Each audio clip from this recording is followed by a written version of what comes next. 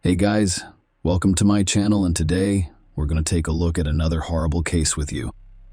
The summer of 1985 in London was sunny and warm, with a strong sense of nature and tranquility. However, at 3:30 a.m. on August 7, Jeremy Bomber, heir to the White House farm, received a sudden phone call at his home.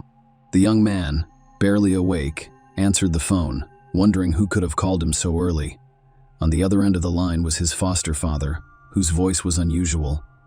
He was clearly in panic, and Jeremy couldn't understand his father's words. He tried to concentrate and figure out what had happened. However, his son's efforts proved futile. And then there was an eerie silence on the other end of the line. The last thing Jeremy heard from his father was, "Your sister has gone crazy. She has a gun and an alarm."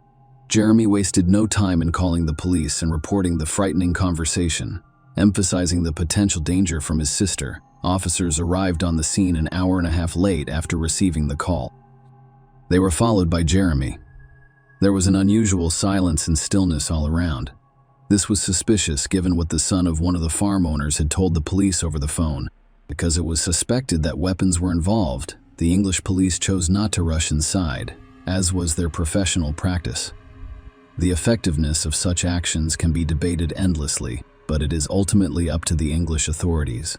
When they arrive on the scene of call, they are usually unarmed and do not interfere with the situation, instead waiting for it to resolve itself or for a special unit to intervene. The police officers kept their distance from the house, while Jeremy remained close by. They asked him to tell them what had happened at the Bumper house the night before. According to Jeremy, they had sat around the dinner table as a family the previous evening.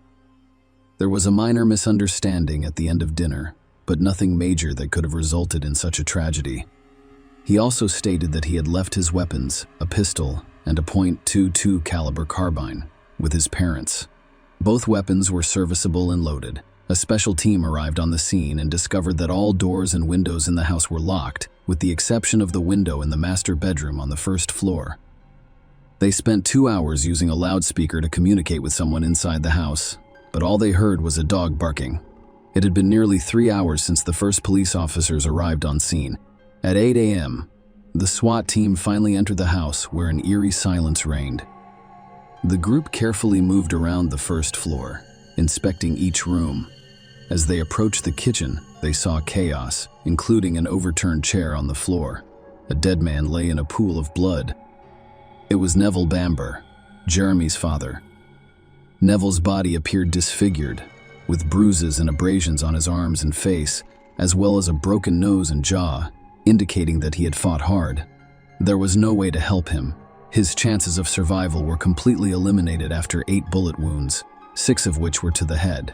On one of the kitchen surfaces, there is a telephone with its receiver removed, as well as several rounds of .caliber ammunition. The image shocked the police officers, but they had to proceed to thoroughly investigate the entire house.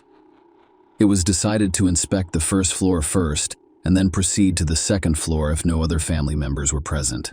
Every step had to be carefully controlled to avoid creating unnecessary noise. However, the creaky floor of the old house made this a difficult task. There was nobody else on the first floor. However, on the second floor, there are 2 bedrooms. 4 more bodies were discovered. June, Sheila, and 2 young boys, Daniel and Nicholas, were all killed by gunshots. June had been shot 7 times, while Daniel and Nicholas had 5 and 3 shots, respectively. Sheila lay on the doorstep of her parents' bedroom with 2 bullet wounds under her chin and a gun in her hands. A total of 25 bullets were used to kill 5 family members. The number of bullet points prompted questions.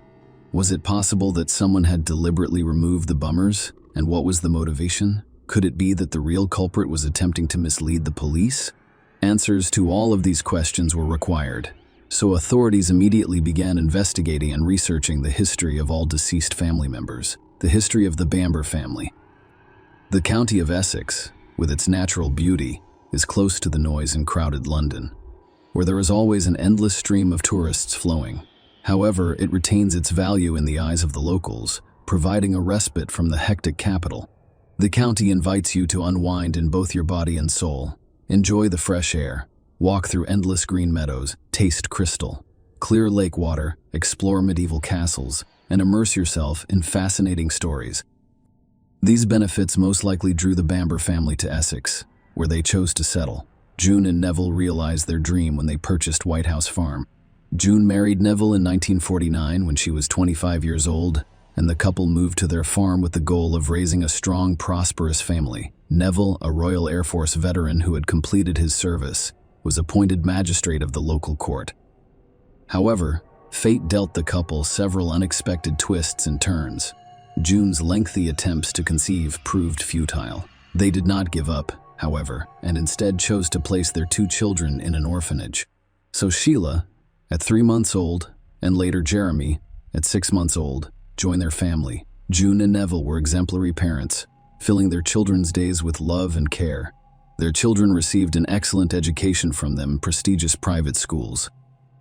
The Bummers' financial situation was extremely prosperous, allowing them to give their children every opportunity. Despite his brilliant education, Jeremy had a withdrawn personality and preferred solitude since childhood. His tendency to rebelliousness was evident in elementary school, where he performed poorly, prompting his parents to send him to boarding school in 1970. When Jeremy was 9 years old, English boarding schools were rigid, and he quickly realized that he would face strict discipline. The years at boarding school were difficult, but they may have helped shape Jeremy's character for the better. After excelling at university, he became more relaxed, and his parents were proud of him. After graduating from university, Jeremy's father, Neville, offered him a job on a farm in England. The young man accepted the offer right away, and in 1982, he returned from his journey that began after completing his studies. His parents provided him with comfortable living conditions, including a cottage, a car, and a decent salary. They also expected him to help them in their old age. Despite outward success within the family, Jeremy experienced tensions due to religious differences. June, a deeply religious woman, experienced intense emotions because her children did not share her religious beliefs. Her attempts to lead them to faith were futile. She became depressed as a result of difficulties in her family relationships and frustration. She received treatment that included the use of electroshock, which was then considered a method of dealing with mental illness. Sheila Caffell, and Neville's daughter, had a significant impact on her mother's depression. Unlike her calmer brother Jeremy, she was fascinated by the fashion industry and wished to become a model. But June flatly denied the idea, saying she didn't want to hear about her daughter getting involved in show business. These were just a few of Sheila's many surprises for her parents. When she announced she was pregnant at the age of 17, June was faced with a difficult decision: either forbid her daughter from having a child out of wedlock, which was religiously unacceptable, or force her to have an abortion, which is also forbidden in the Christian world. In the end, June absolved herself of all responsibility and instructed Sheila to make the decision herself, but in such a way that no one in their family would ever know she had terminated the pregnancy. As a result, the mother and adopted daughter's relationship deteriorated. In 1977, despite her parents' objections, Sheila married Colin Campbell, the father of her first unborn child. The young men formed a family and had twins, Nicholas and Daniel. However, after a while, Sheila began to suspect her husband of infidelity and filed for divorce. This had a significant effect on her mental health. Sheila spent several months in a psychiatric hospital where she received electroshock therapy just like her mother. Meanwhile, Sheila's sons were sent to an orphanage where they spent nearly 2 years. Sheila's health only deteriorated. She became anxious, frequently expressing a desire to end her and her children's lives, claiming that they were under the influence of Satan. She had paranoid schizophrenia, and Jeremy used to cause a lot of problems for his parents. He settled down and was content with his life on the farm. Sheila reunited with her ex-husband Colin in 1985, and the two took their sons from the orphanage. In August, Sheila and her children were invited to meet her parents at the bamboo house. They planned to stay for a week, after which Colin and the boys would travel to Norway. He brought Sheila and the kids to the farm, and on Tuesday, August 6, 1985, everyone congregated at the lovely White House farmhouse. It ended up being the Bamber family's last dinner. The Bummers' funeral took place a few days after the tragedy, and Jeremy, of course, attended. It was a difficult and bitter situation for him. He cried a lot and was stunned by what had happened. But it was on this day that the investigation took a new direction. Jeremy's strange behavior was noticed, and relatives of the Bomber family reported it to authorities. During breaks between bouts of grief and tears, he would say ridiculous phrases about himself as the boss. Those around him noticed a smile on his face, an unusual smile, but one typical of a contented winner. All of these observations and remarks were reported to the authorities, who decided to conduct a more thorough investigation. On this ill-fated evening, everything seemed perfect. A family dinner, a cheerful atmosphere, and a delicious meal. However, one comment made by Neville in June changed everything. The parents suggested that Sheila return the children to the orphanage, emphasizing her inability to provide them with a proper upbringing. This provocative suggestion irritated Sheila, who reacted angrily, stating that she was already thinking about it and would make her own decision. The warm atmosphere of the evening was disrupted. At 9:30 p.m., Jeremy went home. At the same time, Barbara Wilson, the Bamboo Farm secretary, called about a work-related issue. When Neville answered the phone, Barbara noticed he was irritable. There were several loud voices in the background. People appeared to be arguing excitedly. Barbara was taken aback by the atmosphere, as such occurrences were uncommon among bummers. She was unable to determine the cause of the conflict. However, Neville abruptly terminated the conversation and hung up the phone. The next morning, all of the family members in the house had been shot. Jeremy was the only surviving member of the family, and he couldn't hold back his tears. The investigators were sensitive to Jeremy's emotions and gave him time to recover before beginning interviews. Before leaving the house, Jeremy shared all of the available information, including his sister's life difficulties and the dinner conflict on the evening of August 6. Given her mental state, Sheila's crime appears to be a desperate and most likely unconscious act. Under the influence of a parental remark, she couldn't take the new invasion of her privacy and lost her mind, so she turned to gun violence, shooting the bummers, her children, and herself. Investigators were certain that was what occurred. During an inspection of the house, it was discovered that the crime that destroyed almost the entire family was committed by the Bambers' mentally unstable adopted daughter, Sheila. This was demonstrated by the weapon discovered lying on her body, pointing upwards toward her chin.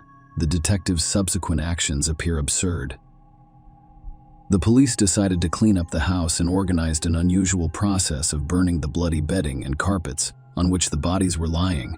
The police wanted to rid Jeremy of the horrible memories of what had happened, and the weapon found at the scene, which could be used as evidence, was picked up by the officer with his bare hands.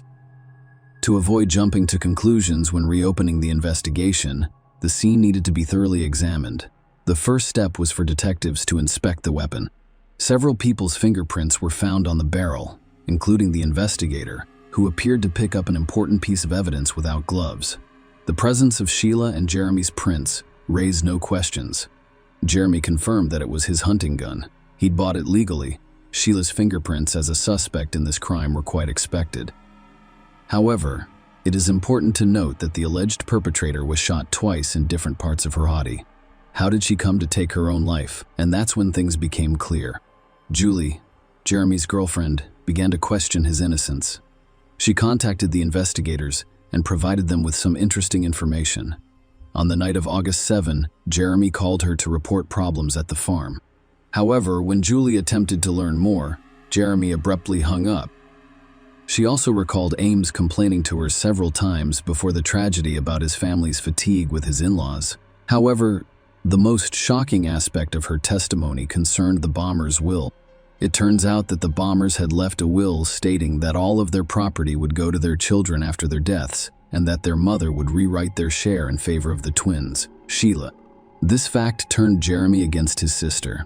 He did not like this prospect, and he openly discussed it with his friend. Furthermore, Neville's will stated that Jeremy would have to work on the farm to receive his share of the inheritance. But the worst part was when Julie overheard him say that Jeremy fantasized about murdering his family and blaming it on the mentally ill Sheila. He showed some acting talent by portraying himself as a witness to the tragic drama in front of the police officers. According to Julie, she told the police about it not only to assist with the investigation, but also out of a desire for revenge. After learning about Jeremy's mistress, Jeremy gave the police the name of a possible suspect in an attempt to cover his tracks and divert the detectives' attention away from him.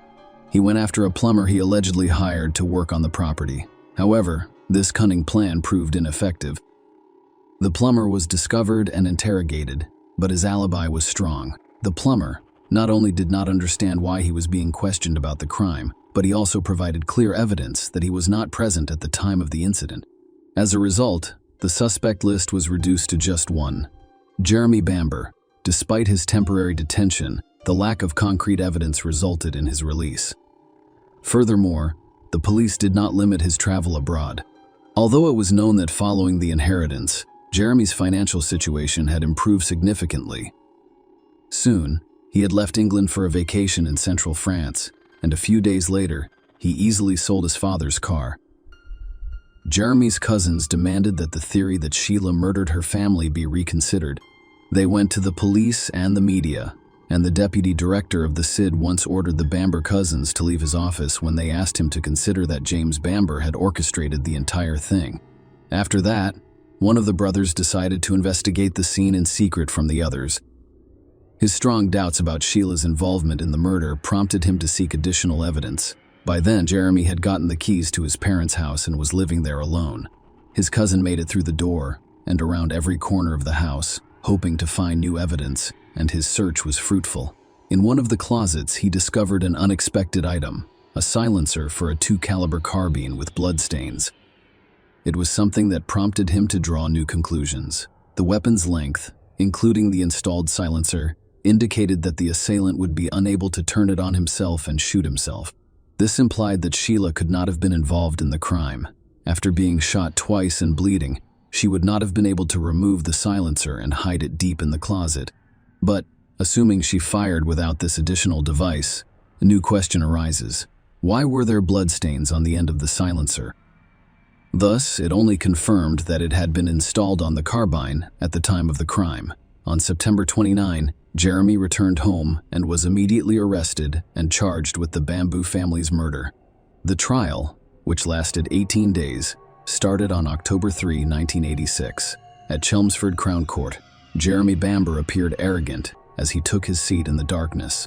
Throughout the trial, prosecutors charged him with lying. The station's telephone technicians confirmed that Bamber's home phone line was busy that night. The medical examiner testified at trial that key injuries on Neville's body discovered by experts included several bruises, indicating that the elderly man resisted blows. The medical examiner concluded that Neville had been beaten with the same point by a .2 carbine. However, given Sheila's frailty and short stature, it is unlikely that she could have caused such severe injuries to her father before his death. It is more likely that Jeremy was capable of such an action.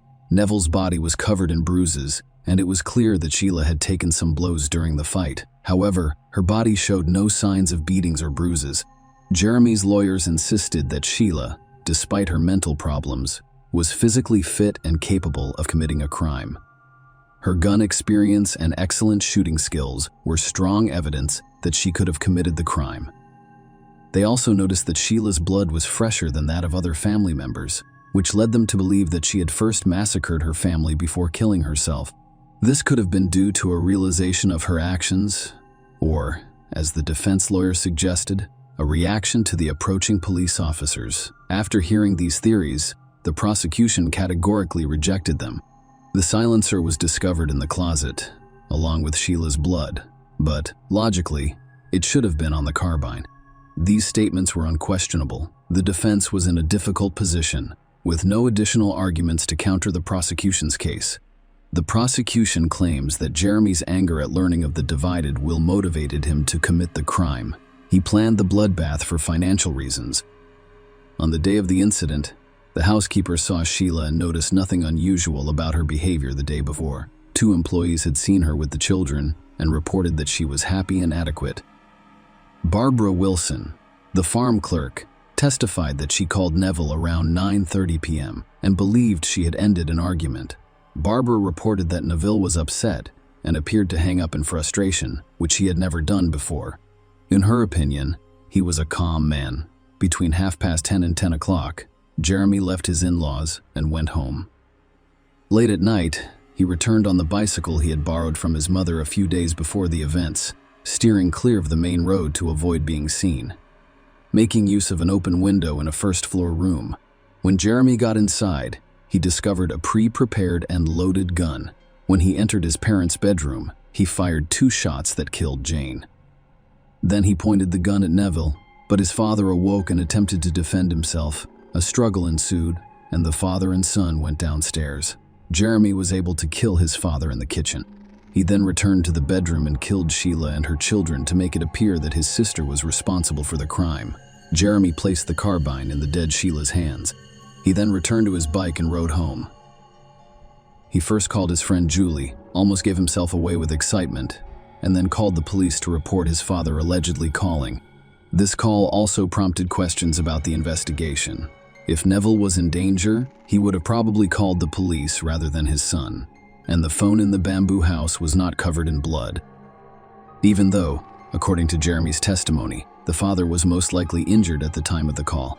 This indicated that the telephone receiver in the house had been removed for staging. Jeremy's own actions also raised suspicions. Why didn't he rush to the scene after his father called him? After all, this was his family. Based on all of the known facts and assumptions, the jury retired to deliberate on its decision. Before doing so, the judge asked the jury 3 main questions. Who should be believed, Julie Mugford or Jeremy Bamber? It was also important to determine whether they were convinced that Sheila had not committed the crime. The judge emphasized that this issue was related to another critical question. Was the second fatal shot fired at Sheila with a silencer? If the answer is yes, it eliminates the possibility that she committed the shooting. Finally, Neville Bamber called his son in the middle of the night. The lack of such a call undermined Jason's entire version of events. On October 28, after more than 9 hours of deliberation, the jury unanimously found Jason Bamber guilty by a majority vote that was close to the minimum required for conviction. He received 5 life sentences in prison without the possibility of parole. Douglas Hurd, the Home Secretary, ruled in 1988 that Bamber should not be released. The case remains a source of contention, despite the lack of direct evidence proving Jeremy Bamber's guilt. He is serving his sentence, and there is speculation that a miscarriage of justice occurred, with his sister Sheila Bamber insisting on his innocence through appeals. His lawyer claims that the judgment was skewed due to Jeremy's aggressive behavior in court. Jeremy Bamber believes there is no evidence of his guilt, and there are numerous unexplained points in the case. Tests on Sheila's hands were not performed. There was police misconduct at the scene, and Jeremy's ex-girlfriend may have retaliated. Bamber requested a trial, which was held in 1991, but much of the physical evidence was destroyed by a police officer in 1996. Jeremy's defense team described it as a disgrace. In 1997, a DNA test revealed the presence of Sheila and June's blood in the silencer, but the results were complicated and ambiguous. In 2012, gun experts from the US and UK argued that the injuries on the bodies were inconsistent with the use of a silencer.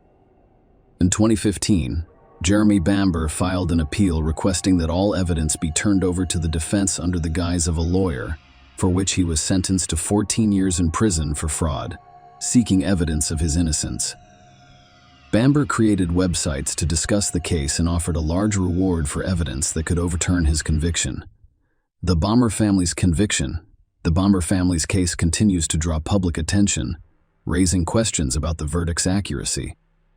Share your opinion with us in the comments and subscribe to the channel for more.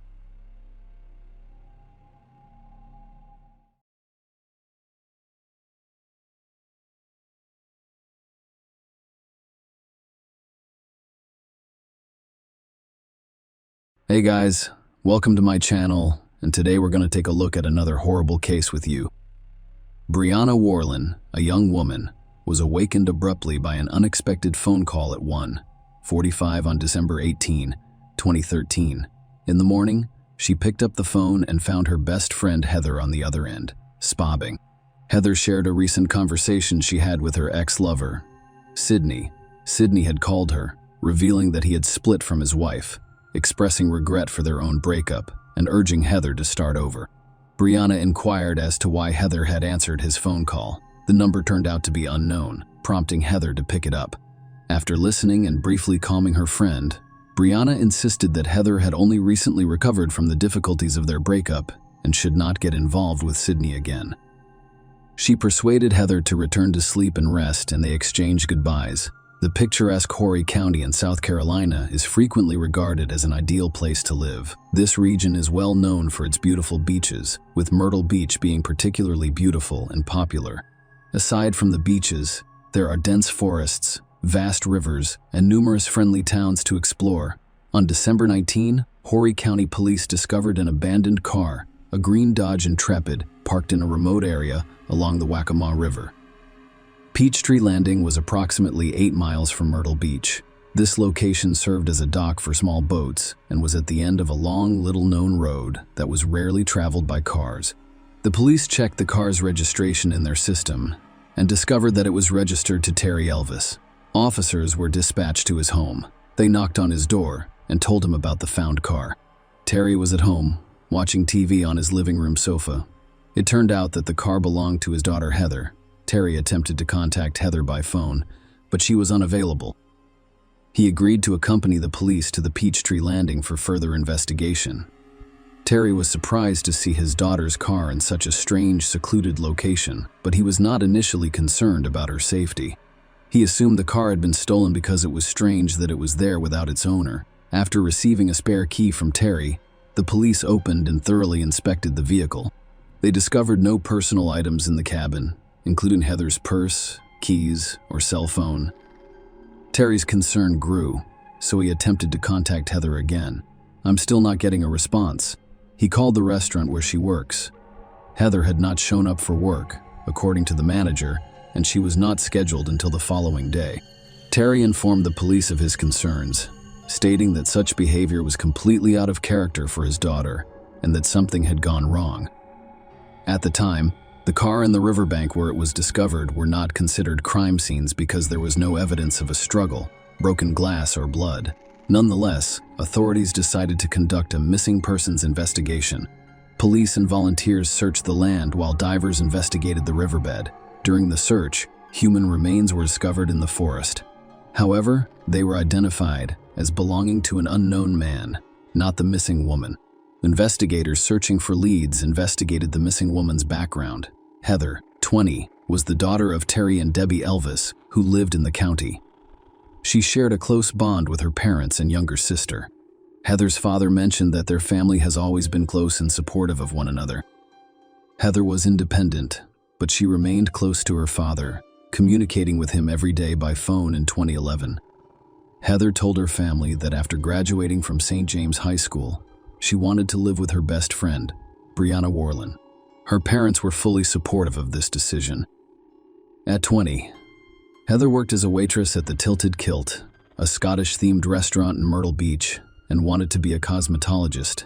Heather's younger sister Morgan revealed that her interests included makeup and working in front of the camera, and she was known for her creativity and ambition. Heather was also well known in her town for her kindness, carefree attitude, and positive outlook. Her friend Brianna observed that when people remember and talk about her, they smile because she always had a positive attitude. Heather was described by another friend as sociable, free-spirited, and enthusiastic about life. She was always determined to live life to the fullest. Heather had spent the previous year in Myrtle Beach with her best friend Brianna.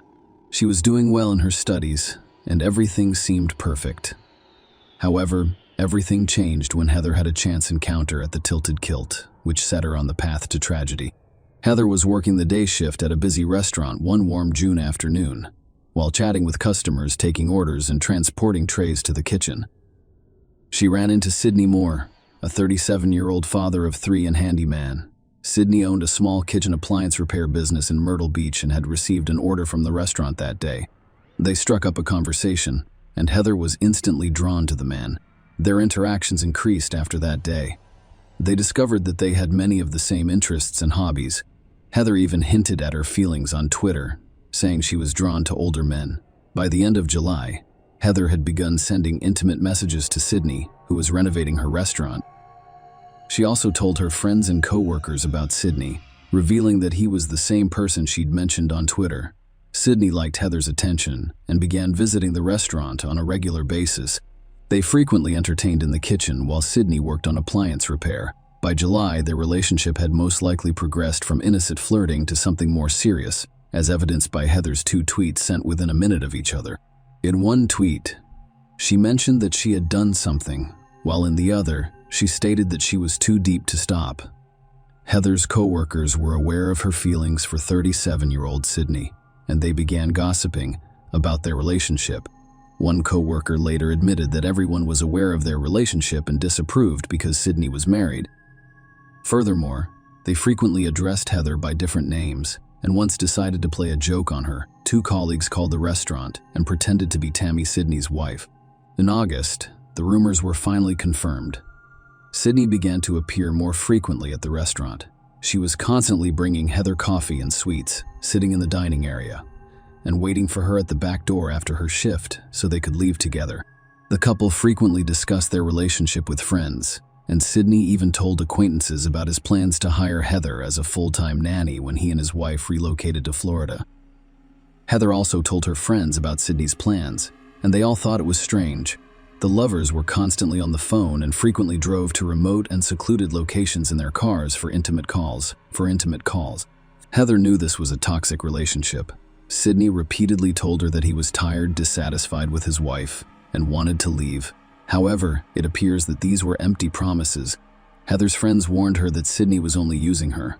By mid-September, Heather appeared to be aware of her situation. On September 21, she tweeted that an angel and a demon fell in love, but it did not end well. Perhaps that was the day she attempted to end her strange relationship with Sydney. The turning point came when Tammy Sydney, 34, discovered her husband's secret affair after 34 years of marriage. She called Heather and started humiliating her on the phone. Heather's roommate, Brianna, witnessed the conversation and later told investigators that Heather had tolerated the insults for a long time. Tammy once claimed that Sydney was only using Heather for his fantasies, and she even had Sydney tell her this over the phone. Sydney echoed his wife's words, telling Heather that she is unimportant to him and an easy target. Naturally, this upset the girl. Sydney and Tammy made her feel terrible and almost completely destroyed her identity. Prosecutor Chris Helms later determined that Tammy held a commanding position in the Maurier household, dictating where and when Sydney should work and controlling all of his activities. Helms also stated that Tammy was enraged by the betrayal and could not forgive Sydney and Heather, so she decided to ruin the young woman's life. After the truth was revealed, Tammy began handcuffing Sydney and tying him to the bed at night, preventing him from leaving while she slept.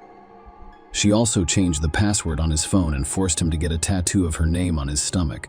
Sydney agreed to everything in the hopes of preserving his marriage and family. Brianna Tammy claims that her attacks went beyond phone calls and turned into systematic acts of hatred. Tammy began making repeated phone calls to Heather's workplace, demanding that she be fired. She continued to call Heather from Sydney's phone and send pictures and videos of the two of them together, including intimate moments. Heather wrote Sydney a letter begging him to stop Tammy's harassment, which was causing problems at her job. She was saddened and upset by how the man she loved treated her. Heather tried everything she could to get her life back on track, including starting to attend church with her best friend in early November. Tammy sent Heather new threatening messages, demanding that she provide her address. Tammy warned Heather that if she did not comply, she would find her and impose severe consequences. Tammy also stated that she had been monitoring Sydney since January 2012 and that Heather could no longer influence him. Heather was completely exhausted, both physically and emotionally, and couldn't understand why Tammy wouldn't let her go, especially since her relationship with Sydney had ended and she wanted to forget everything. Heather told her friend that Tammy appeared to be obsessed with her. Things finally settled down by the end of November.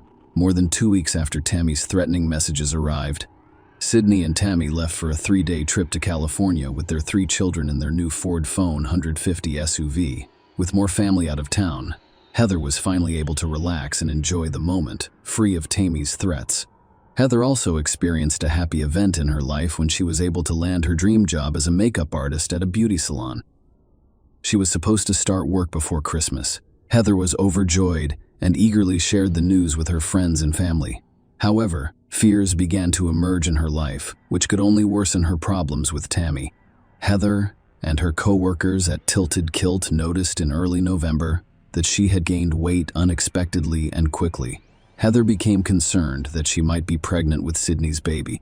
Angered and terrified, she decided to take a pregnancy test at the restaurant. Heather's manager, Jessica Cook, later told police that she was desperate about the situation and feared Tammy would do something terrible to her. However, the test turned out to be incorrect. Heather had no idea if she was pregnant with Sydney's child at the time. Heather's best friend also stated that when Heather took a pregnancy test at work in early November, she had not been intimate with anyone other than Sydney. Despite her concerns about a possible pregnancy in the winter of 2013, Heather remained optimistic. She decided it was time to move forward and make a new start. She hoped for a new, happier, and healthier relationship and agreed to go on a first date with Steve Gerald, a man she had met briefly but was genuinely interested in. Heather and Steve met on December 17 at around 10 p.m. and decided to drive around Myrtle Beach to see the Christmas lights. They eventually stopped at a nearby parking lot, where Steve taught Heather how to drive his manual transmission car. Excited, Heather sent her father a picture of herself behind the wheel of the car with the caption, "I just learned to drive like a true professional." Steve later stated that they had scheduled a second date and he dropped her off at her Carolina Forest apartment. Detectives struggled to find specific clues or leads around 1:15 a.m., so they decided to create a timeline of events preceding Heather's disappearance on December 17 and 18. The prime suspect was Steve Gerald, with whom Heather had spent the evening before her disappearance. However, after questioning, no evidence of his involvement was discovered and suspicions were dismissed. Heather's family and friends were surprised to learn that, while they were working hard to find the girl, they were also reaching out to the general public and offering a reward for information about her whereabouts. Tammy Moore, at the same time, became active on social media and continued to insult Heather. On December 20, Brianna and her restaurant colleagues told police about Sydney and Heather's affair, causing outrage and drawing the attention of investigators leading the investigation. Detectives summoned Sydney for questioning. Sydney was evasive and reserved throughout the interrogation, claiming that he was not near the Peachtree Landing on the night of December 17-18. He also claimed that he had no contact with Heather and was traveling with his wife Tammy at the time. Detectives suspected he was lying but needed proof. That's when investigators looked into Heather's call history and phone records, and they discovered the first clues. By reconstructing Heather's movements on the day she vanished, they attempted to establish Sydney's connection to these events. According to Brianna, Heather received a call from an unknown number on December 18 for only 5 minutes. Heather then repeatedly attempted to call the number back. Starting at 1:35 a.m., she dialed the number 9 times, indicating her desire to speak with someone she knew. The police were able to determine the exact location where the call was made. There was a payphone near a gas station in Myrtle Beach. Surveillance footage revealed that an unknown male was entering the phone booth at the time Heather received the call. All of this evidence was presented to Sydney, who initially denied making the call before admitting that he called Heather to request that she leave him alone. Tammy Moore was also called in for questioning, where she discussed her marriage and the situation but denied any involvement in Heather's disappearance. She also stated that Heather led an inappropriate lifestyle and that her behavior was abnormal. Tammy contended that the issue was not only Heather's infidelity, but also her overall behavior. Based on their suspicions, detectives decided to check all of the neighborhood's security cameras, which quickly yielded evidence. Shortly before Heather's call, Sydney was caught on video purchasing a pregnancy test at a local supermarket.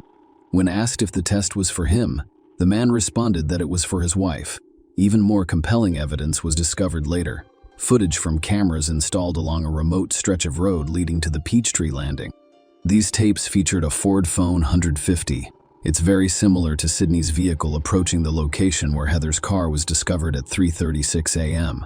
After about 10 minutes, they leave the area. Experts later confirmed that the SUV seen on video belonged to Sydney. He was the last person Heather spoke with, and investigators believe he was the last person to see her at the Peachtree Landing. Using Heather's phone records, investigators were able to create a timeline of her recent movements. At 2:30 a.m., Heather's phone called the payphone number Sydney was using, but there was no answer. She then went to Longbeard's Bar and Grill in Carolina Forest, which is not far from her apartment.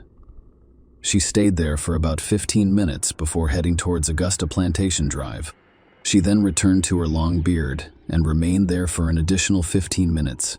Heather tried calling Sydney again but received no answer, so she went to her apartment and stayed for 5 minutes. Sydney's phone received another call at 3:25 am, which he answered, and they spoke for 4 minutes until 3:37 am. Heather's phone was at Peachtree Landing, and she attempted 3 times to call Sydney, all of which went unanswered. The last call to Sydney was made at 3:41, and by 3:42 the phone had been disconnected. Security footage of Sydney's vehicle served as incriminating evidence. However, additional compromising evidence was discovered during a search of the Moores' home after investigators obtained a warrant. Suspiciously, the Moores removed their home video surveillance system on December 20 and replaced it the next day. Although investigators were unable to obtain footage from the previous system, they did seize recordings from the new one. The video shows Sydney and Tammy thoroughly cleaning the interior of their car and then burning the rags they used to clean it all on the day the new surveillance system was installed. In 2014, months after Heather Elvis's disappearance, police made a breakthrough in the case. On February 21 that year, Sydney and Tammy Moore were arrested on charges of kidnapping Heather. They were later charged with murder, despite the fact that Heather's body had never been found. However, while in jail, the Moores refused to testify. The police continued their search for Heather's body because they lacked sufficient evidence to prosecute the felony charges. Ultimately, the murder charges were dropped. However, the kidnapping charge remained. Debbie, Heather's mother, was disappointed that the charges had been dropped but relieved that she would not have to attend the trial and learn the details of what may have happened to her daughter. Heather's family hoped that it would motivate potential witnesses to testify. Finally, Sydney Moore's 5 months in custody aren't the end of it. In 2017, he was convicted of obstructing justice and sentenced to 10 years in prison. Following this, Sydney and Tammy were scheduled to stand trial for Heather Elvis's kidnapping. The case sparked intense public interest and received extensive media coverage. In 2019, 6 years after Heather disappeared, several lengthy court hearings were held, during which numerous witness testimonies, evidence, and proof of the couple's involvement in the crime were presented. After 2 hours of deliberation, the jury reached its decision, and justice was served. Sydney and Tammy Moore were convicted of kidnapping Heather Elvis. The Moores were sentenced to 30 years in prison, each for their crimes and the associated conspiracy. The husband and wife will serve their terms concurrently. Following the verdict, Sydney requested to speak in court. Despite the conviction, he remained adamant about his innocence. He addressed Heather's parents with understanding and sympathy, saying that their daughter was a wonderful girl and that as a father, he regretted the tragedy that had befallen her. He admitted that he could not undo what had happened between him and Heather. But nothing could change now. Heather's parents gave an interview following the trial, which was extremely difficult for them. They expressed hope that this was not the end, and that Sydney and Tammy would eventually reveal the truth about the crime. They described their daughter as a bright and sincere young lady who suffered at the hands of deceitful and cruel men. Heather's loved ones organized a campaign on her birthday in the public park where her car was discovered. Residents in the area brought flowers and donations to the memorial site. The funds raised were donated to a center for missing persons as a tribute to Heather and to assist her family in their search for their daughter and discovering the truth. Heather Elvis' body has yet to be found. Every year on her birthday, her family posts missing person announcements in the hopes of attracting attention and keeping her and other missing people's memories alive. Debbie, Heather's mother, stated that she could not find peace until she knew what had happened to her daughter. She remains hopeful that her persistence will help uncover the truth and that someone will eventually tell them what happened to Heather. Share your opinion with us in the comments and subscribe to the channel for more.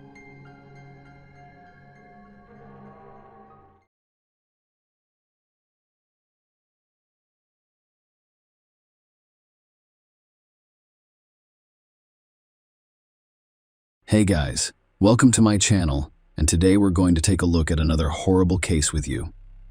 Envy and insatiable greed are powerful and dark emotions that frequently drive people to commit crimes. When combined with unbridled lust and an obsessive need to control others, these emotions can form a horrifying, lethal intent. It's a terrifying concept, made even more sinister when these emotions fester secretly within a family unit. This story takes place in a Sydney suburb and revolves around the Lyne family, a seemingly harmonious and large household.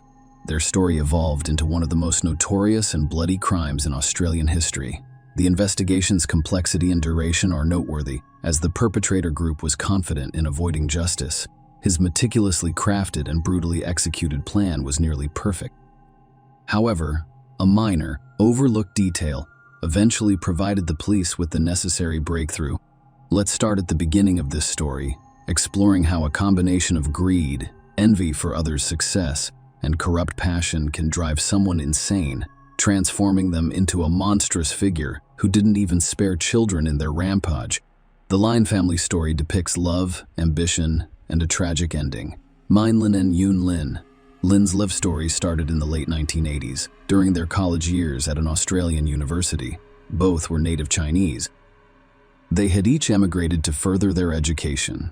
Lily, through an exchange program, and Min, who was 2 years her senior, stayed in the country for a professional internship.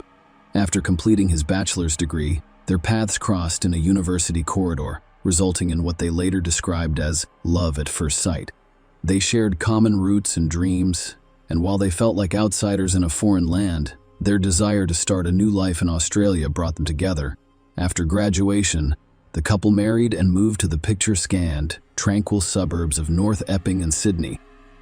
Their love grew into a large, tight-knit family that was deeply connected and committed to one another. In August 1994, they welcomed their first child, a daughter named June Brenda Lin, who was mostly known by her middle name, Brenda Henry. Their son was born in 1997, and Terry, their youngest child, was born in 2000. As the 2000s began, Min and Lin decided to start a business by opening a small newsstand. Their dedication helped transform this modest beginning into a thriving news agency with a publishing arm on Road Street.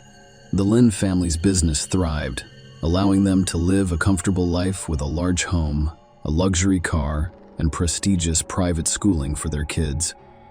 Min concentrated on business matters, while Yoon was dedicated to homemaking and raising their children in their community. The Lins were well known for their hard work, kindness, and generosity. They were known as exemplary, caring parents who never argued. Brenda, their eldest child, was a stunning beauty and an excellent student with a compassionate heart for animals. Henry and Terry were both active and athletic, with a particular fondness for soccer. The siblings had an almost unbreakable bond, moving relatives from China to Australia. As the Lin family settled in Australia and their financial situation improved, they began to invite relatives from China to visit, live, or even stay permanently. During the early 2000s, Min's parents were the first to relocate to North Epping, living nearby and caring for the children. Min's father also worked at the newsstand on weekends. A few years later, Min and Yun's parents moved to the Sydney suburb, where they purchased a small house. Irene, the Lin's younger sister, moved in with them and helped with housework and childcare. By this point, the Lin family business was reportedly generating close to $1 million in annual revenue. Their venture was more than just a shop or a publishing house. By the end of 2007, it had evolved into a local hub where people gathered over coffee to read and discuss the news. Min Lin's younger sister, Kathy Lin Nanashi, and her husband, Leon bin Robert Jai, also moved to Australia in search of better opportunities in the bustling city of Sydney. They had previously visited relatives in Australia and spent a short time in Melbourne before returning to China.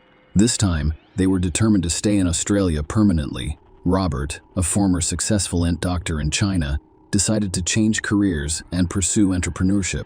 The Exies opened their own restaurant in Sydney, investing all of their savings, but the business struggled and eventually closed.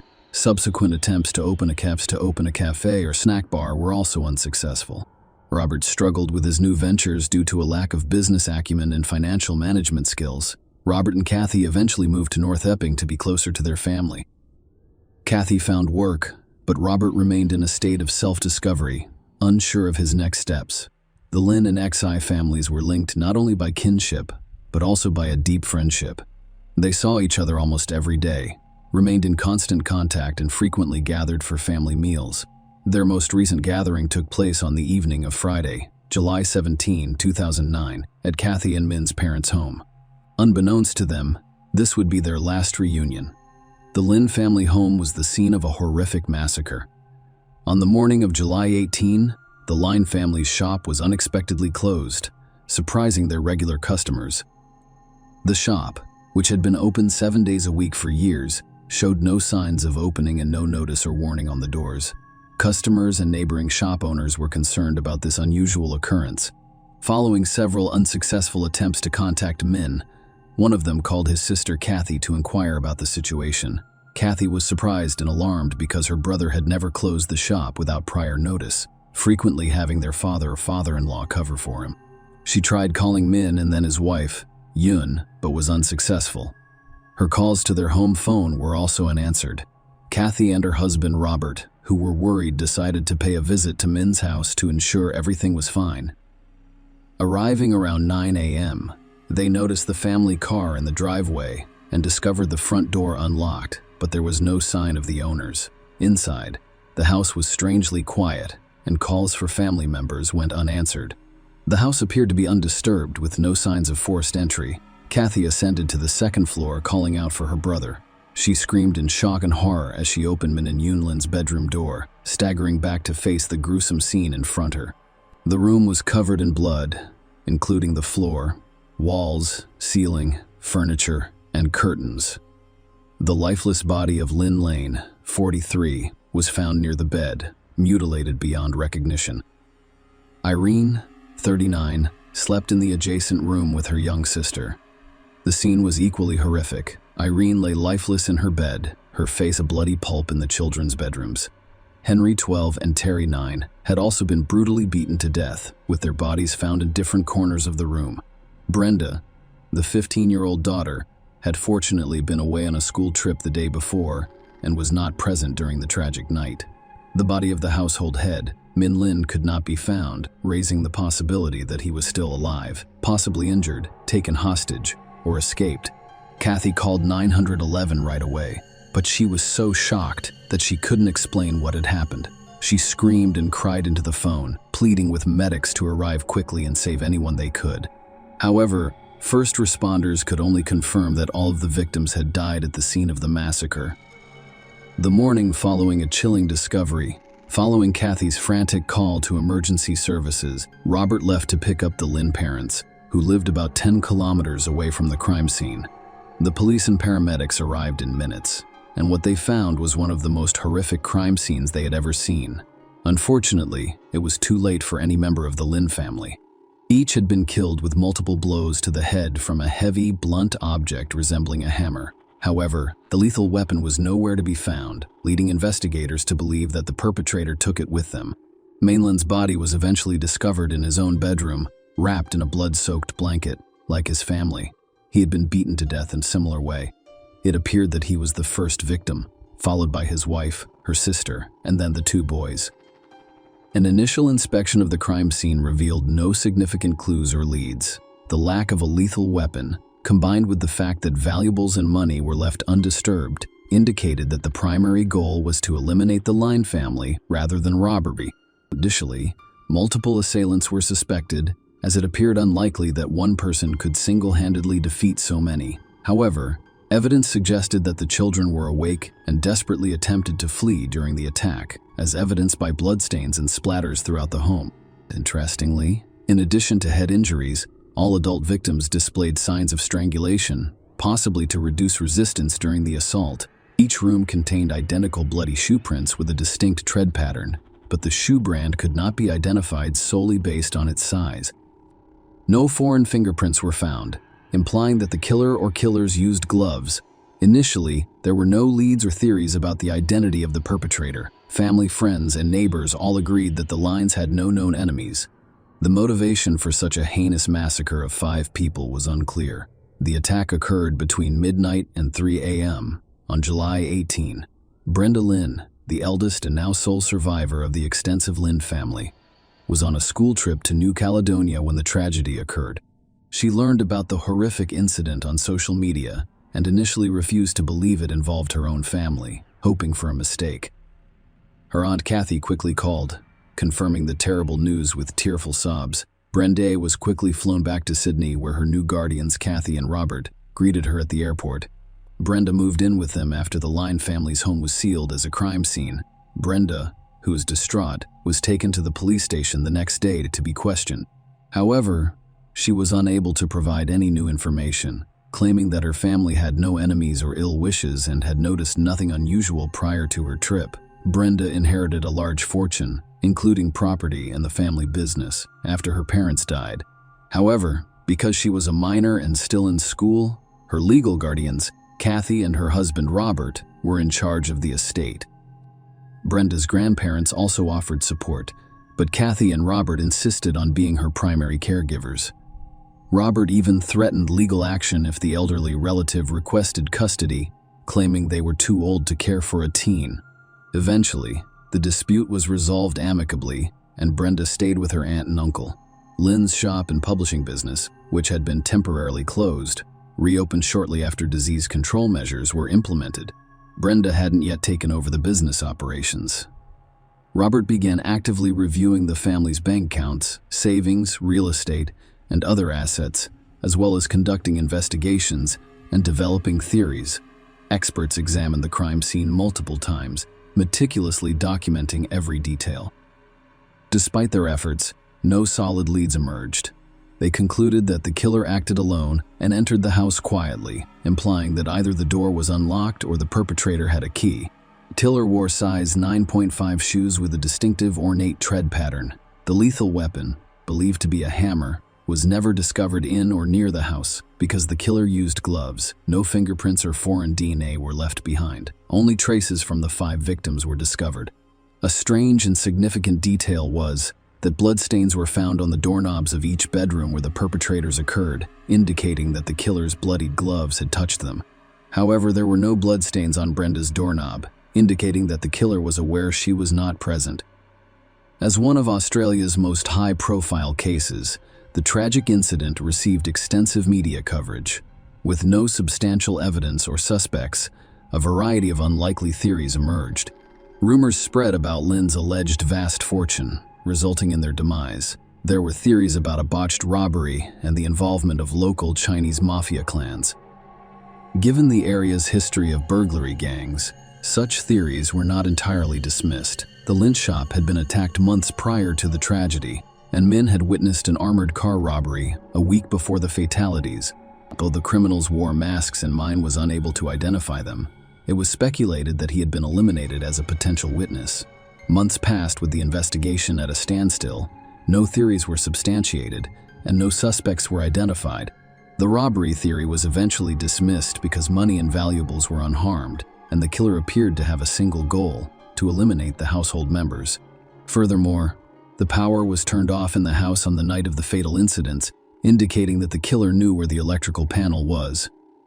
The assailants' familiarity with the house in complete darkness indicated that they had been there before and knew the layout, possibly even obtaining a key in advance. While reviewing the perplexing case, an investigator listened to Kathy's emergency call for the 100th time, looking for any overlooked clues. Surprisingly, a significant hint was discovered in the recording. The recording captured Kathy's hysterical attempts to explain the situation. Her words were jumbled, punctuated by cries and sobs. When the operator confirmed that emergency services were on their way, Kathy unexpectedly mentioned her husband's name, adding something in Cantonese and addressing him directly. This detail piqued the investigators' interest, so they translated her words. Kathy had pleaded with her husband not to leave her alone in the house. This was significant because Robert had decided to pick up the Lynn parents on his own, leaving Kathy at the grisly crime scene before the cops arrived. Robert's behavior appeared highly suspicious. 5 people had just been brutally removed from the house, and the killer could still be hiding inside, making Kathy a possible target. However, Robert appeared calm and simply left, as if he was confident that nothing bad would happen to his wife, the primary suspect in new evidence. After several unproductive months, the police finally identified Robert Dye as the primary and sole suspect. He was discovered to have a key to his brother-in-law's home, which Min had given him just in case shortly before the tragedy. Curiously, Robert never mentioned this during interrogations, and Kathy had no idea her brother had given her husband a key. Brenda unknowingly revealed this critical information to the investigators. Further investigation revealed that Robert's claim to be a successful ent doctor was a ruse. While he did have a medical degree, he had never held a steady job in the field. Rumors suggest that he fled to Australia to avoid prosecution in China for alleged bribery. In Australia, Robert struggled to establish himself professionally, spending the last of his savings on failed business ventures. After moving to North Epping, he became largely inactive, relying on his wife's income and occasional financial assistance from Kathy's family members. Once Brenda's guardianship papers were finalized, Robert pretended to inherit the Line family estate. His first move was to drive Yoon's parents out of the house Min had purchased for them. Despite the fact that it was legally in the deceased's name, Min and Kathy's parents remained in the house purchased for them. Given these facts and circumstances, investigators hypothesized that Robert was motivated by intense envy of his wife's more successful and wealthy relatives, with a long-standing plan to seize their property, money, and profitable business. Brenda and Kathy, despite living under the same roof as the perpetrator of the crime against her family, were not deemed immediate threats. Brenda was unaware of the true nature of her cohabitant, whereas Kathy was required by Robert to maintain control over the family's assets. However, the police were unable to arrest Robert because there was insufficient concrete evidence against him. The investigation team obtained permission to install several hidden cameras in the XEI household through interrogation, surveillance, and arrest, with the goal of gathering evidence to prove Robert's guilt. The breakthrough happened sooner than expected. Kathy made an unexpected revelation during an interrogation, mentioning her husband's preference for a specific brand of shoes. A few years ago, Robert bought 2 pairs of sneakers from a limited edition series that he really liked. He had worn out and discarded one pair, but the other was still neatly stored in its box at home. Notably, Robert wore size 9.5 shoes, which were the same size as the killer's. The key evidence was captured on one of the hidden cameras as Robert meticulously destroyed the box containing the aforementioned shoes. This footage prompted a warrant to search the suspect's home, where a new pair of size 9.5 sneakers was discovered. The tread pattern of the shoes matched the prints discovered at the crime scene. In addition, a small smeared trace of blood was found in his garage. Forensic analysis confirmed that the blood stain contained the DNA of all 5 Lin family victims, linking it to the crime scene. This evidence led to Robert's arrest, which provided the police with the concrete proof they needed to take action. An arrest, a trial, and shocking revelations in May 2011, 2 years after the tragic events, evidence led to Robert Xe's arrest. He vehemently denied any involvement, claiming that the blood in his garage appeared after they returned from the Lint house. He also dismissed the significance of the sneakers with matching tread patterns discovered in his possession, claiming they were brand new and that he had discarded the previous pair. While awaiting trial in prison for 3 years, Robert unknowingly shared cells with several informants. During one of these conversations, he confessed to meticulously planning the crime and carefully covering his tracks. He described purchasing the lethal weapon from a remote store without surveillance cameras and drugging his wife with sedatives and tea to keep her from waking up and discovering his absence. He disposed of the hammer, sneakers, gloves, and clothing in a way that ensured they would never be discovered. Robert denied everything during the trial, and the only evidence against him was the statements of his cellmates and the previously mentioned indirect evidence. As a result, the jury failed to reach a unanimous decision, and Robert was released on bail in December 2015. The trial resumed in June 2016 with testimony from another informant who claimed Robert admitted to having an obsession with Brenda since she was 13. This prompted a re-examination of Brenda, who tearfully admitted that Robert had coerced her into a sexual relationship shortly after moving in with them. She had remained silent about the abuse for years, fearing retaliation. Robert Xe was found guilty of all charges and sentenced to 5 life sentences, 1 for each fatal crime, with no possibility of parole.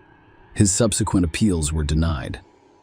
Share your opinion with us in the comments and subscribe to the channel for more.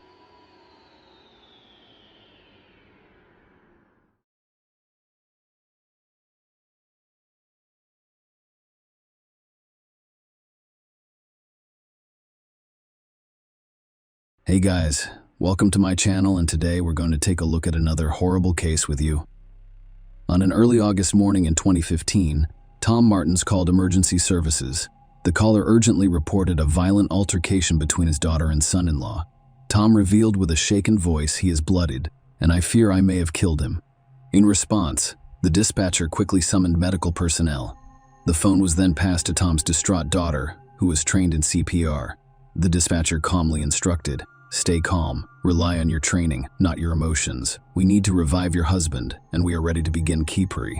Meanwhile, first responders rushed to Winston-Salem's upscale neighborhood.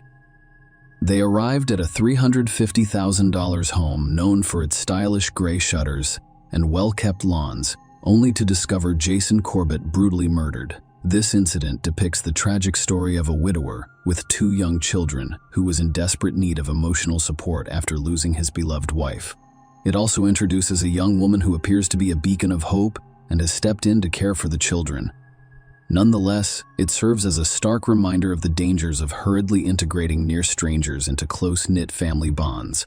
If Jason had been more aware of Molly's mental health history and had known her better, he might have reconsidered her close relationship with his children. Molly's meeting with Jason represented a new beginning, complete with a loving family and the children she had always wanted. Unfortunately for Jason, this relationship became a one-way trip with no return. Molly Martin's life was the embodiment of the American dream. She was born into a wealthy and educated white family and grew up in Farragut, Tennessee. Her early years were spent in a lavish mansion where she was the beloved little princess. Her neighbors remember her as a reserved, somewhat introverted girl who excelled at swimming despite frequent absences from school due to illness. Molly continued her education at Farragut High School, where she was a member of the swim team after her family relocated to the more upscale Fox Run neighborhood. Molly felt like a champion in her own world, even though she lacked the skills of her peers.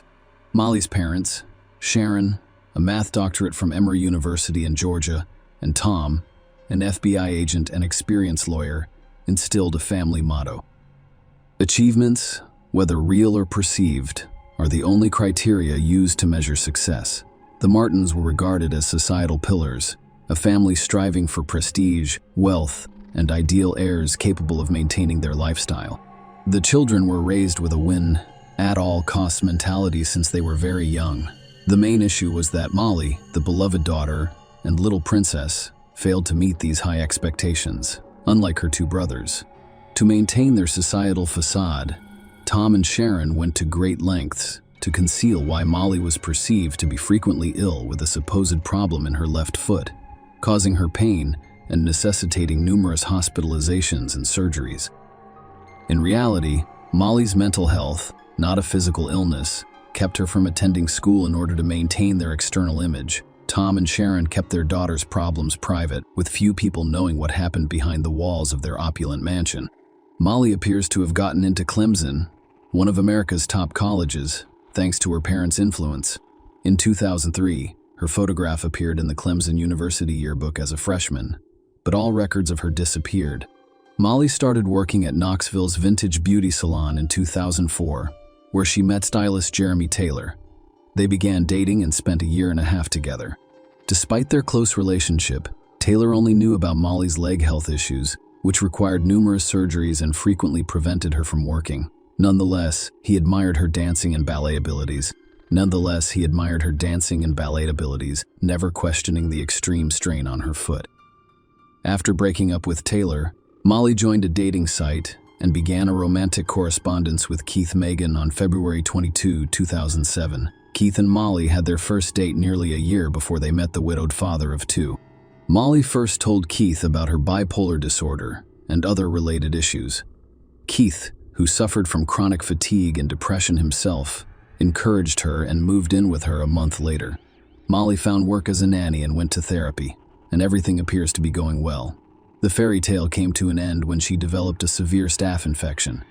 The infection medication interfered with her bipolar medication, causing a dramatic shift in her behavior. According to Keith, Molly used to take 16 pills prescribed by her psychiatrist daily, plus an additional 10 as needed. The majority of these were for her bipolar disorder and manic depressive psychosis.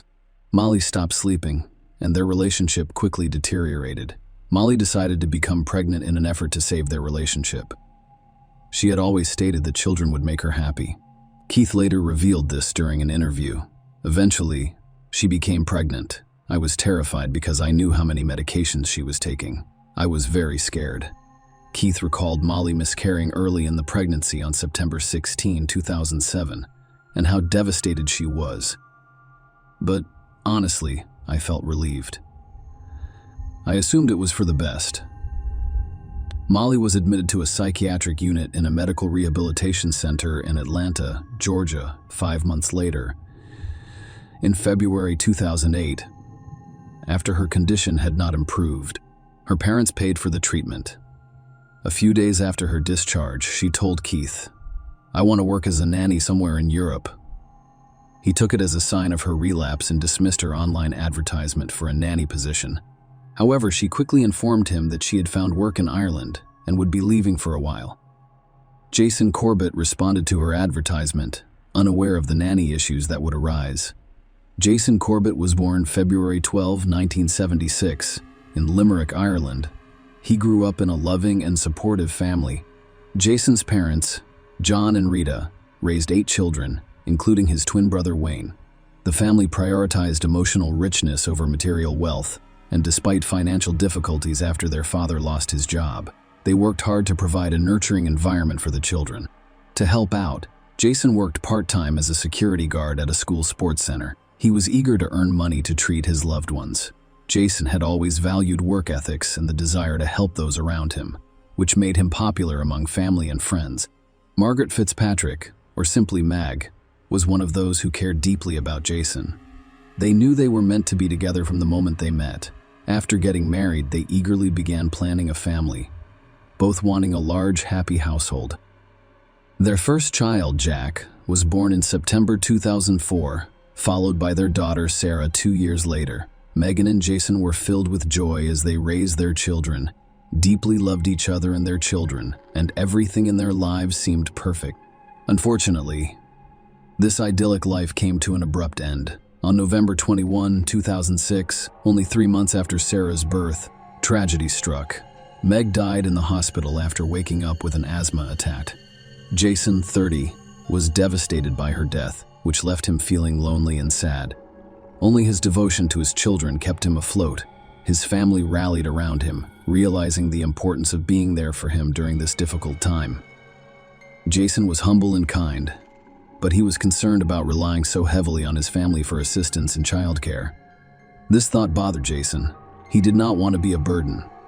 Although his family never saw him that way, in 2007, he decided to hire a housekeeper. The first candidate, a Czech woman, did not click with Jason, so he let her go. Then he hired a Spanish woman, but the language barrier caused issues. Both women were looking for temporary work and did not want to stay in Ireland long-term, which frustrated Jason, who was looking for a dependable long-term helper. He eventually decided that the best option would be to find an English-speaking nanny looking for long-term employment. In early February 2008, he emailed 20-year-old Molly Martins. She sent a resume that, as it turned out, contained inaccuracies. Molly claimed to have graduated from Clemson University, but she had actually dropped out. She also claimed she'd been approved as a foster parent, which was incorrect. She didn't mention her recent psychiatric hospitalization or mental health issues. Jason thought he'd finally found the right nanny. The prospective housekeeper agreed to relocate to Ireland and look after the children. She lived in Knoxville, Tennessee, and flew to Ireland on March 10, 2008. The plan quickly fell apart. At customs, Molly encountered difficulties because of her one-way ticket, raising issues with immigration services. She couldn't say how long she'd be in the country and didn't have a work visa. However, she was able to resolve these issues and was granted entry after living in Ireland. 2 weeks later, the cheerful American called Keith and told him she would not be returning. They broke up on the phone. Sarah and Jack quickly became fond of and loved their new nanny. Jason was relieved to see that his life was becoming more stable. Molly took excellent care of the children, giving Jason peace of mind. Their relationship developed over time, and Jason began inviting the nanny out on dates. Jason and Molly, who started their relationship under unusual circumstances, encountered difficulties. The initial honeymoon period quickly gave way to reality. Jason, recognizing the flaws in the situation, found comfort in Molly's skilled interaction with his children. The couple became engaged in 2010. Jason adored his new partner. Most importantly, he believed his children had grown to love the caring Molly. Molly suggested moving to America after their engagement, citing a desire to return to her homeland. Jason agreed, knowing that the children would miss Molly. A year later, he moved to a factory in Lexington, North Carolina, and sold his home in Ireland. That same year, they were married in a lavish ceremony in Molly's hometown of Knoxville, Tennessee. Molly's father, Tom Martins, escorted her down the aisle, while little Jack and Sarah served as ring bearers and flower girls. Jason purchased a luxurious home in a popular neighborhood that included an 18-hole golf course, a club pool, tennis courts, playgrounds, and parks. He paid $58,350 cash for the house. The peculiarities began during the wedding ceremony itself. For some reason, Molly told her friends that she and Jason's first wife, Meg, were friends before Meg died of cancer. However, Meg died in 2006. Molly was not acquainted with Jason and therefore could not have known his wife. Meg died from a respiratory illness, not cancer. Unfortunately, the happy groom paid little attention to these conversations. Years passed, and the family continued to live in North Carolina. Jason joined the local golf club and got involved in the community. Molly worked as a swim coach. Men were drawn to Jason because of his friendliness, while women admired Molly's baking abilities and supermodel figure. They appeared to be the ideal couple, an attractive and sociable husband and a well-groomed and athletic wife. They were the most in-love couple you'd ever seen, constantly holding hands, kissing, and laughing. They just seemed extremely happy. A neighbor later claimed that Molly had been trained since childhood to present a prestigious image to the public, regardless of what was going on behind closed doors. In reality, the marriage was fraught with difficulties, and Jason refused Molly's repeated attempts to adopt his 2 children. While it appeared to be a normal desire for a woman who had taken on the role of mother, her insistence grew so intense and obsessive that Jason became terrified. According to his sister, Molly convinced neighbors that she was the children's biological mother and even told acquaintances about her pregnancy with Sarah. The couple was constantly arguing about the adoption issue. Jason felt unhappy because he missed his home, his friends, and the warm family evenings with his brothers and sisters. He seriously considered divorcing and returning to Ireland with his son and daughter, something he openly discussed with Molly. Her response was immediate and intensely emotional. After the argument, Jason even hid the children's passports, fearing Molly would dispose of them and prevent their departure.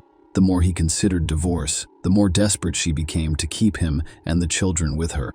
Jason lost his zest for life and began to gain a lot of weight, which irritated his younger wife. A husband who was overweight harmed their perfect public image. The night before the murder, the couple went to a neighbor's house for dinner, where Molly loudly criticized Jason for the amount of food on his plate in front of everyone.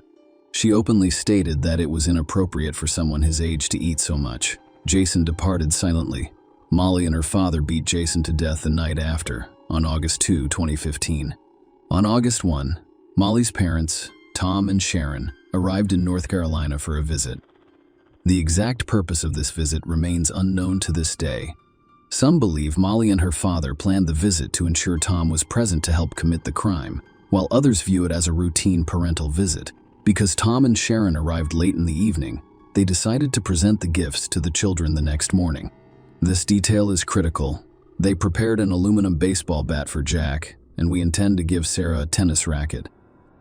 After dinner, Tom and Sharon retired to the basement guest bedroom, Molly and Jason to their first-floor bedroom, and the children to their second-floor rooms. Molly claims Sarah woke her up at 3 a.m. After a nightmare, Molly calmed her down and returned her to bed. By the time she returned, Jason, she claimed, was awake and enraged, resulting in a fight that ended in his death. As the alleged altercation began, Tom, a former FBI agent, reported hearing strange noises from his daughter and son-in-law's bedroom. Concerned, he grabbed the baseball bat intended for Jack and went to his room. When he entered, he claimed to see Jason choke Molly. Jason, noticing his father-in-law, tightened his grip and dragged Molly to the restroom, threatening to kill her. Tom pleaded with Jason to release Molly, but when his efforts were futile, he intervened to protect his daughter. Tom claimed that his initial bat strike did not prevent Jason from strangling Molly, so he continued to hit him. Jason eventually released Molly and attempted to grab the bat. A struggle ensued, with Jason ripping the bat away and knocking Tom to the ground. Tom claimed Molly was terrified, grabbed a brick from the bedside table, and instructed Jason on the head. Fearing for their lives, The father and daughter continued to attack the enraged man until they realized he no longer posed a threat. By calling the rescue service, Tom described the incident as a fight in which his son-in-law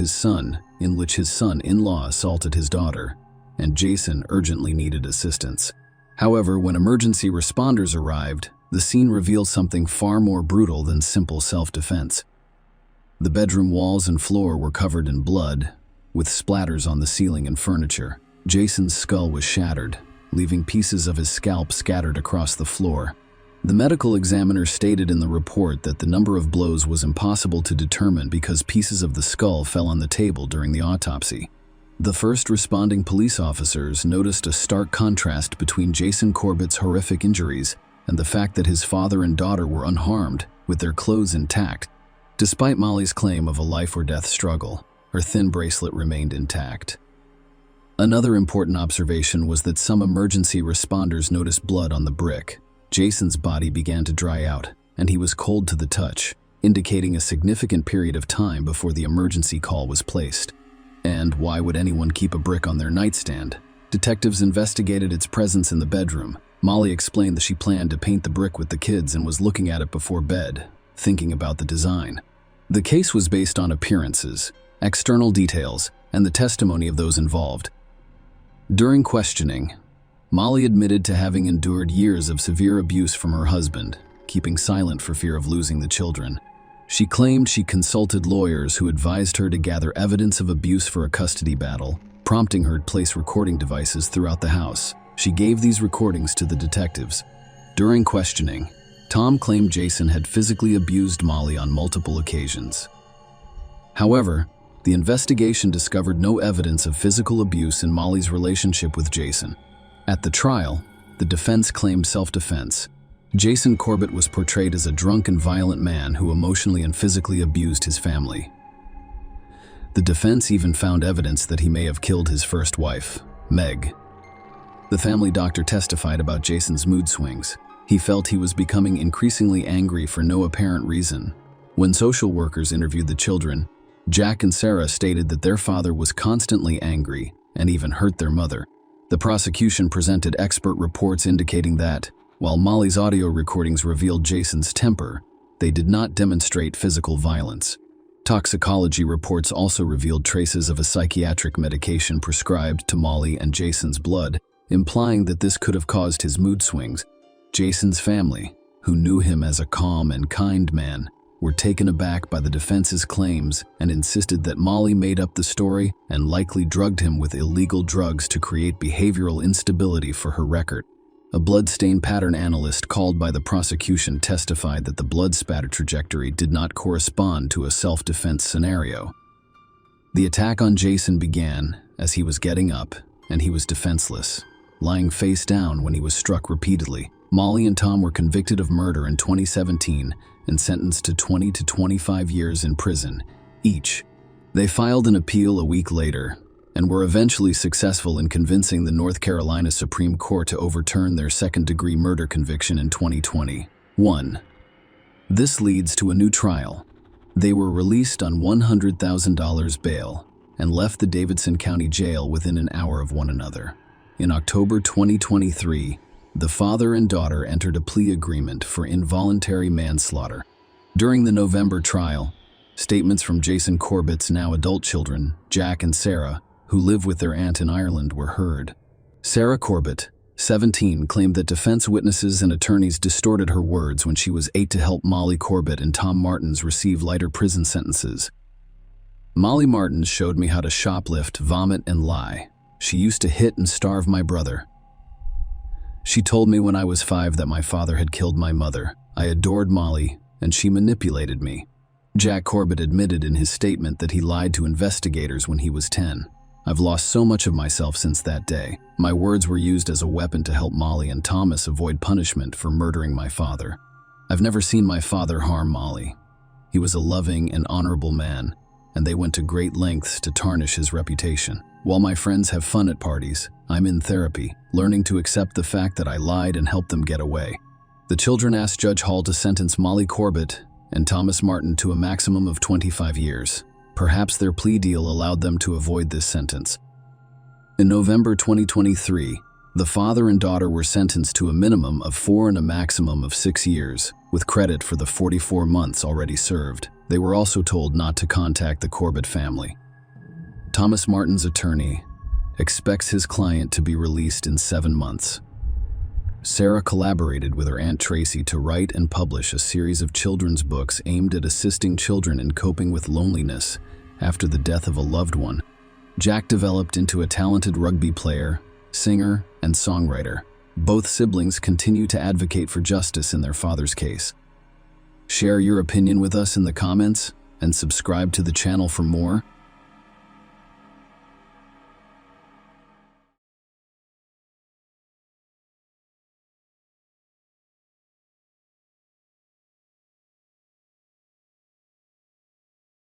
Hey guys, welcome to my channel, and today we're going to take a look at another horrible case with you.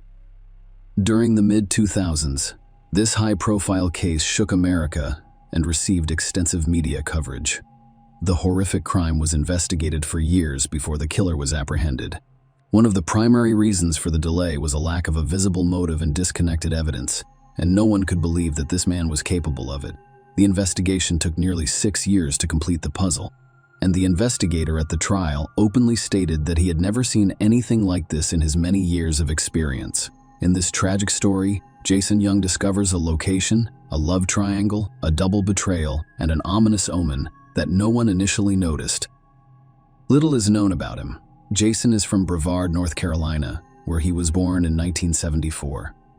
He grew up in a normal family.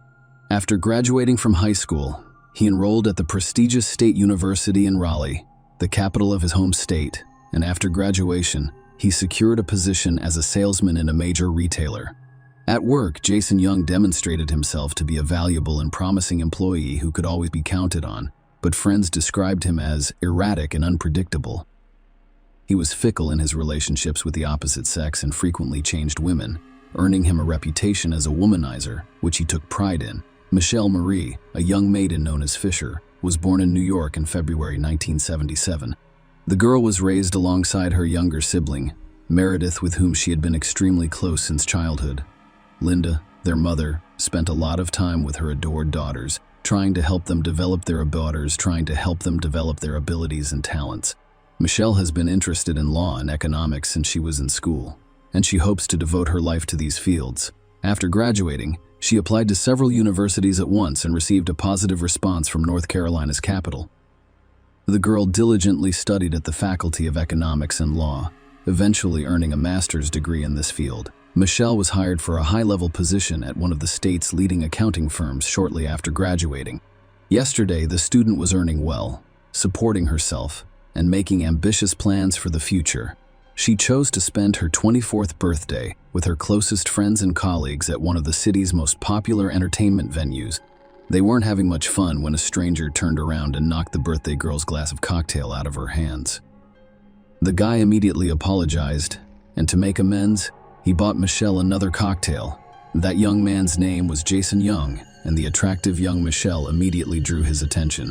He sat down at her table, struck up a casual conversation, joked a lot, attempted to be witty and interesting, and at the end of the evening, asked her out on a date. Michelle liked the casual acquaintance, so she gladly accepted his invitation. Deciding that fate had sent her a gift on her birthday, the couple began communicating, and they soon realized they had a lot in common. They both attended the same university. Although Jason received his degree 3 years earlier, he supported the same hockey team, and we both enjoy the same music group. Young people quickly developed romantic relationships, but living together, let alone getting married, was out of the question. Jason was still living at his parents' house in Brevard when he began his relationship with Michelle. He would only see his girlfriend in Raleigh on weekends or during work trips to the state capital. During one of these meetings, his sweetheart told him she was pregnant. This news came as a complete surprise to both of them, as neither was prepared for childbirth.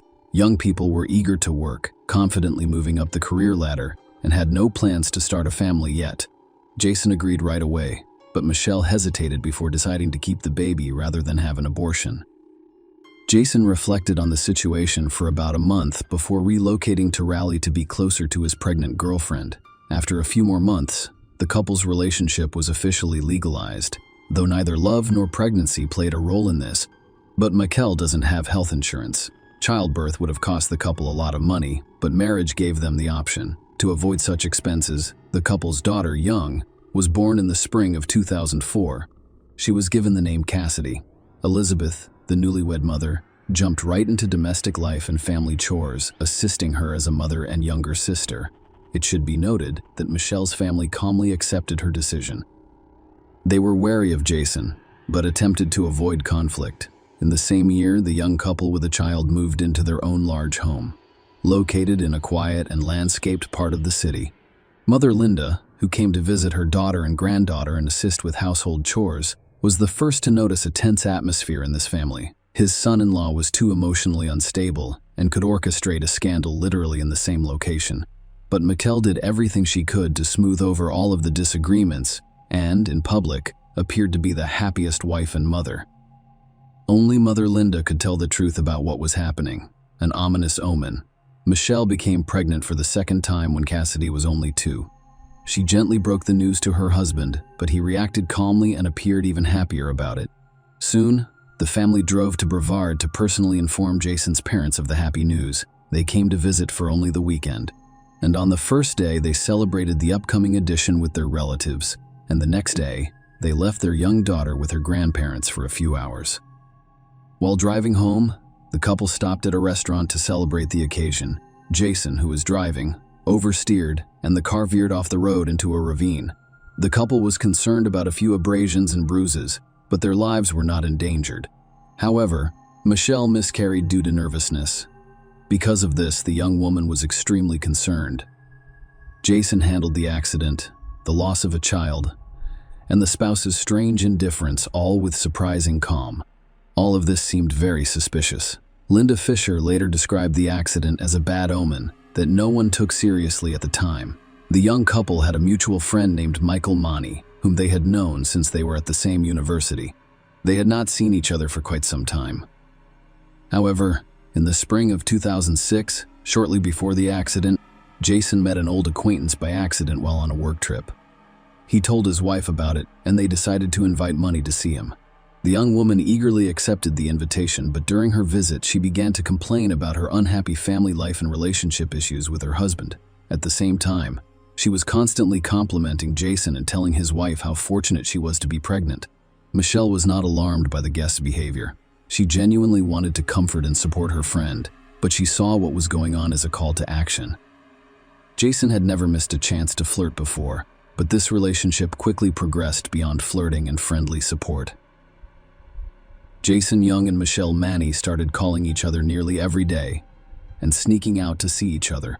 Jason always justified his absence with business trips, and his wife never suspected anything. Michelle told her husband in the summer of 2006 that she was pregnant again. This time, however, Jason was not pleased. The wife didn't understand what was going on. She felt the beloved was away from her, but she assumed this was due to the miscarriage a few months prior. Jason was constantly thinking about how to break free from marital bonds with the least amount of himself.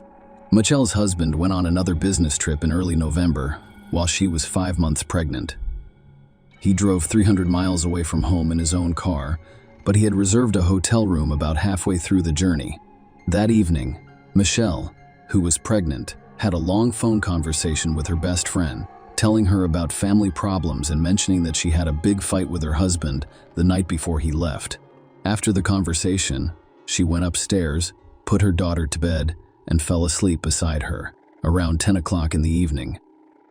Jason arrived at the hotel and went straight to bed, claiming to be exhausted from the journey. In reality, he was scrutinizing all of the hotel's entrances, exits, and security camera locations, planning how to leave and then return undetected. Jason was preparing an impenetrable alibi for what he thought would be the ideal crime. During the early morning hours, Young called his wife's sister and asked for help. He explained that he wanted to give his wife a piece of jewelry for their wedding anniversary, but he had accidentally sent a page from an online store to the home fax machine. He was concerned that Michelle would discover his gift and be unimpressed. Meredith agreed to help her son-in-law, despite her dislike for him. When Meredith arrived at her sister's house, she entered through a secret door in the garage that only family members knew about. and it was never locked. The house was unusually quiet, although the landlady's papers, keys, and wallet were still in the hallway, indicating that she had not gone anywhere. Meredith went upstairs and noticed that the bedroom door was wide open, but neither her sister nor niece answered her call. When she entered the room, she witnessed a gruesome scene. Michelle lay on the floor by the bed, her skull fractured, in a pool of her own blood. Blood was everywhere. Blood was everywhere. Bloody footprints were visible on the walls, furniture, and the baby's body. Unfortunately, nobody could help the pregnant woman. She'd been dead for hours. Her sister rushed to call 911 when she heard rustling under the bed, looked down, and saw a small Cassidy staring at her in confusion. Cassidy was not harmed, but she was terrified. The girl witnessed her mother's death and then spent many hours near her body, as evidenced by the marks on the floor and the toys she brought her mother. Later, forensic experts discovered numerous bruises, abrasions, and fractures on the deceased's body, indicating a prolonged and brutal beating. Michelle had her teeth knocked out and her skull fractured with a blunt, heavy object. This instrument of crime was never discovered. A bloody pillow was found next to the body, with marks indicating that the victim had been smothered with it. Nothing was stolen from the house, implying that the night visitor had only one intention: murder. Furthermore, the locks had not been broken, and there were no signs of forced entry, implying that the perpetrator either had a key or was aware of the secret door, which was only known to family members. In such cases, the main suspect is always the deceased's spouse, but he appears to have a perfect alibi. He claimed that he checked into his hotel room, stayed until the morning, and then attended a scheduled business meeting. A check revealed that Young used his room key card to enter in the evening and leave in the morning. But a thorough investigation quickly revealed a slew of anomalies and inconsistencies. For example, a hotel employee discovered early in the morning that the emergency exit was not only open, but also propped up with a cobblestone to keep it from slamming shut. When the investigation decided to check the surveillance camera pointed at that door to find out who had done it, it was discovered that the same camera had been deliberately turned off on the night of the crime. Furthermore, it stopped recording about 30 minutes after Jung checked into his room. The weirdness did not stop there. It turned out that during the night, a man who resembled Jason was getting gas at a station between the hotel and the crime scene, but he was asked to provide identification as required by the rules. He refused to pay with cash and left without waiting for change. The gas station attendant at the inquest identified Jason as Young, but he continued to deny everything, insisting that he had slept in his hotel room that night. Another oddity was that on the day before the tragedy, young Jason called Michelle more than 24 times, and closer to the morning, he called his mistress 5 more times, with each conversation lasting no more than 15 seconds, implying that Jason was probably panicked. All of these calls were made outside the hotel, where, according to him, he had spent the entire night. He was also late for a scheduled business meeting with his partners and appeared confused. Despite years of investigation and a long-awaited verdict, none of this evidence, whether individually or collectively, proved that Young had indeed murdered his pregnant wife. For nearly 3 years, Jason lived the same life he had always known. Furthermore, he gained custody of his young daughter, which dealt a significant blow to his late wife's relatives. By that point, he had stopped concealing his relationship with Money, who had previously been friends with the murdered Michelle, heightening suspicion that she was responsible for this heinous crime. Jason was only arrested near the end of 2009. Despite overwhelming evidence, the jury failed to reach a verdict. However, the case was reopened in 2012 after more evidence was gathered and the testimony of witnesses who saw Jason Jung that night outside the hotel in various locations, including his rather conspicuous white car, which was seen parked on the night of the murder not far from his own house in an unlit lot. The case also included testimony from a child psychologist who described little Cassidy's strange doll play, during which the girl demonstrated how her father spanked her mother and then refused to get up from the floor.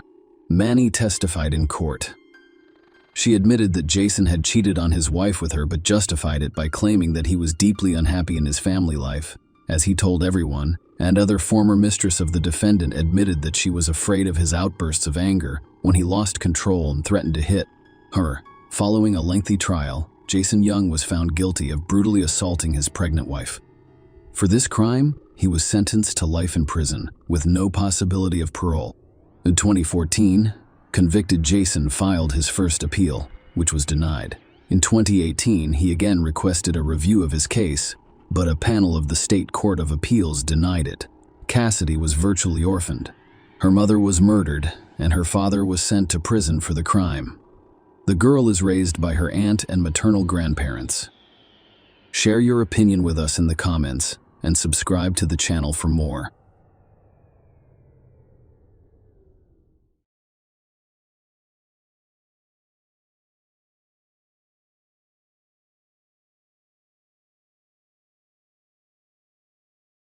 Hey guys, welcome to my channel, and today we're going to take a look at another horrible case with you. The love quadrangle has sharp corners. If Dave Krupa had known how his online dating would turn out, he would not have registered on a dating site. He would have continued to live his old life with his girlfriend Amy Flora and their 2 children. Maybe he would have legalized the 12-year relationship after all, especially since Amy and Dave remained close friends after their breakup. They took periodic vacations with their children, fulfilling their parental responsibilities to perfection. That was in 2011. And by the summer of 2012, Dave was ready to begin a new relationship. Only the man was not looking for a commitment and preferred to remain single. He wanted to meet women who were open to a casual relationship and did not have long-term goals.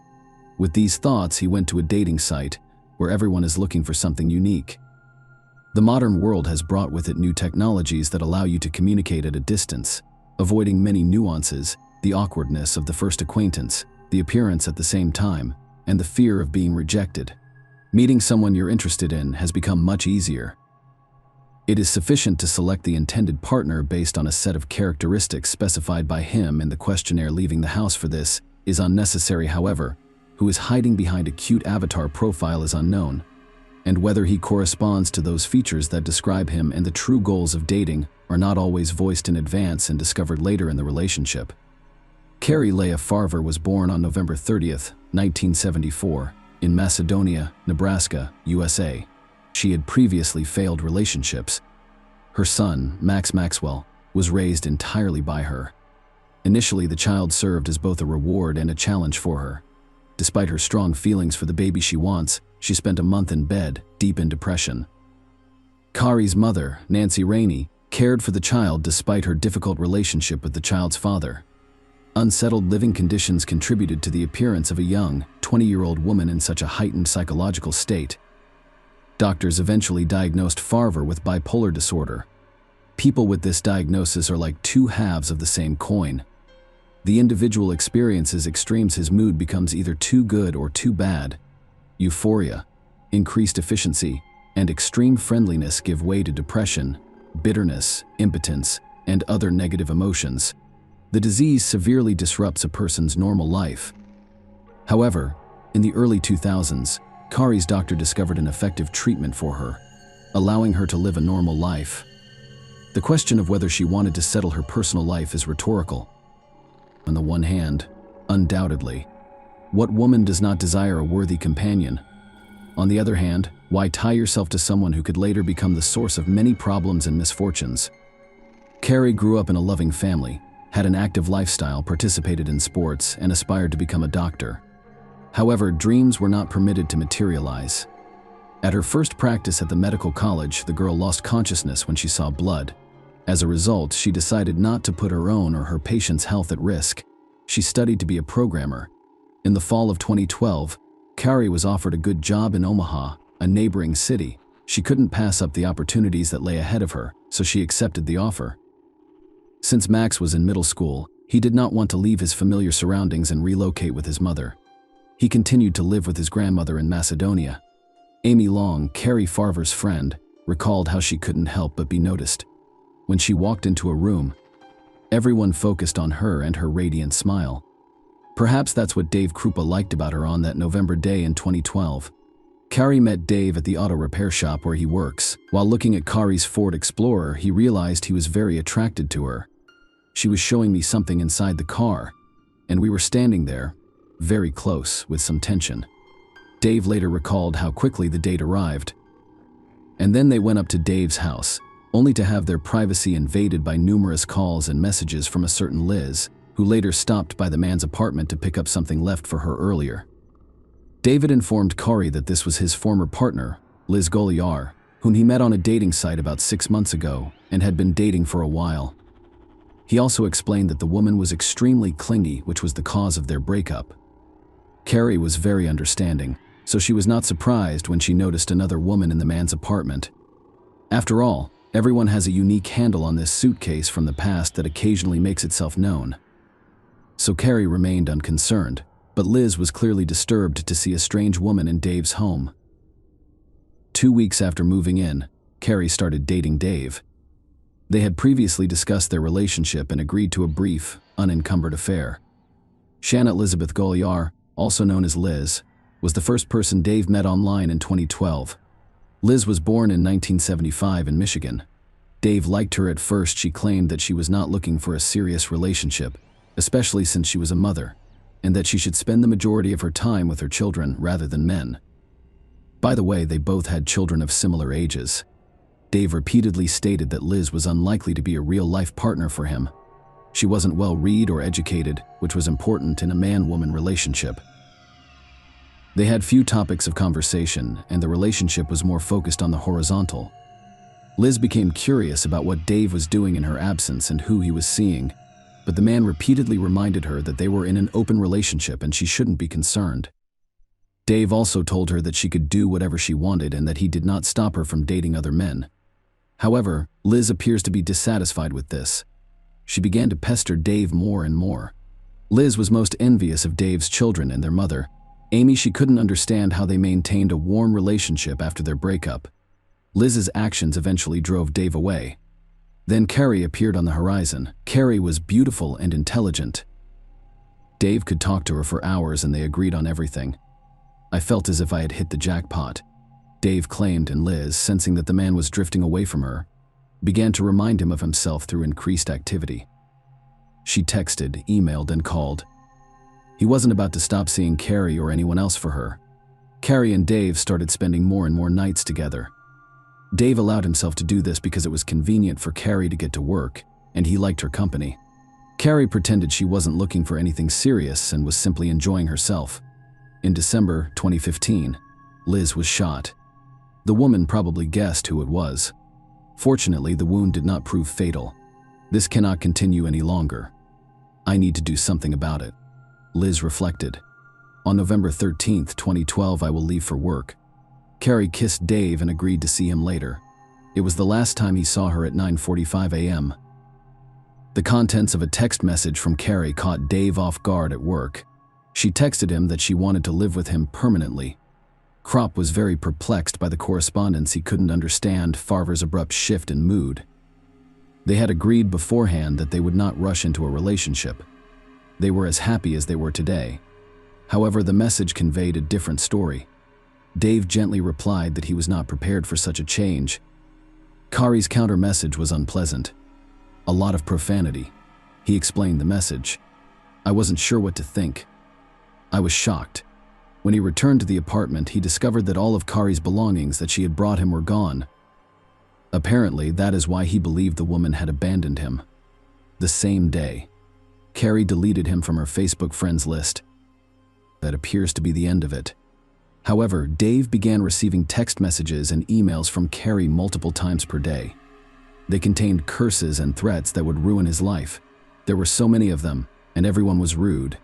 Carrie also failed to show up for work, which was unusual given her reputation for punctuality. Kari Farver sent strange messages to Dave Krupa, her mother, and her 15-year-old son. She wrote that she had found a job in Kansas and planned to take Max with her, but she wants to be alone right now because she is worried about her failed romance. In May 2013, Carrie in her Facebook profile published a lengthy post titled, "I've answered enough questions to prove to everyone that I've had enough. You can either believe I'm your daughter, mother, sister, and lifelong friend, or just leave me alone. I left of my own free will, and all I can think about is how everyone was criticizing me for doing what I had to. I do not miss it. I really don't want to go home right now. I am a grown woman, and if I want to leave the house, I can.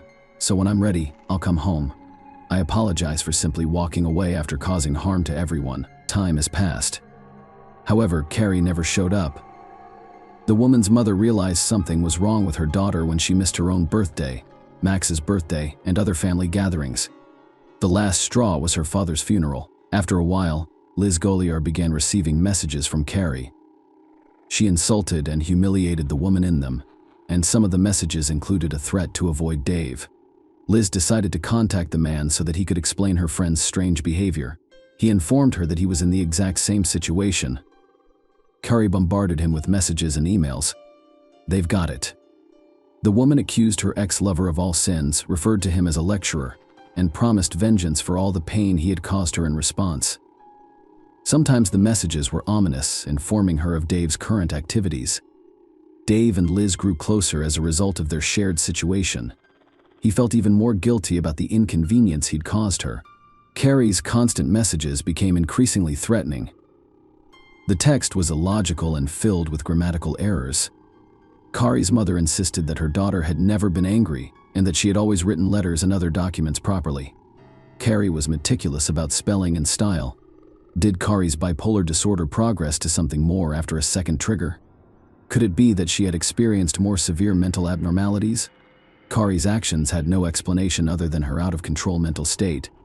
The presence of a separate self-consciousness and ego is the most obvious sign of dissociative identity disorder, also known as split personality.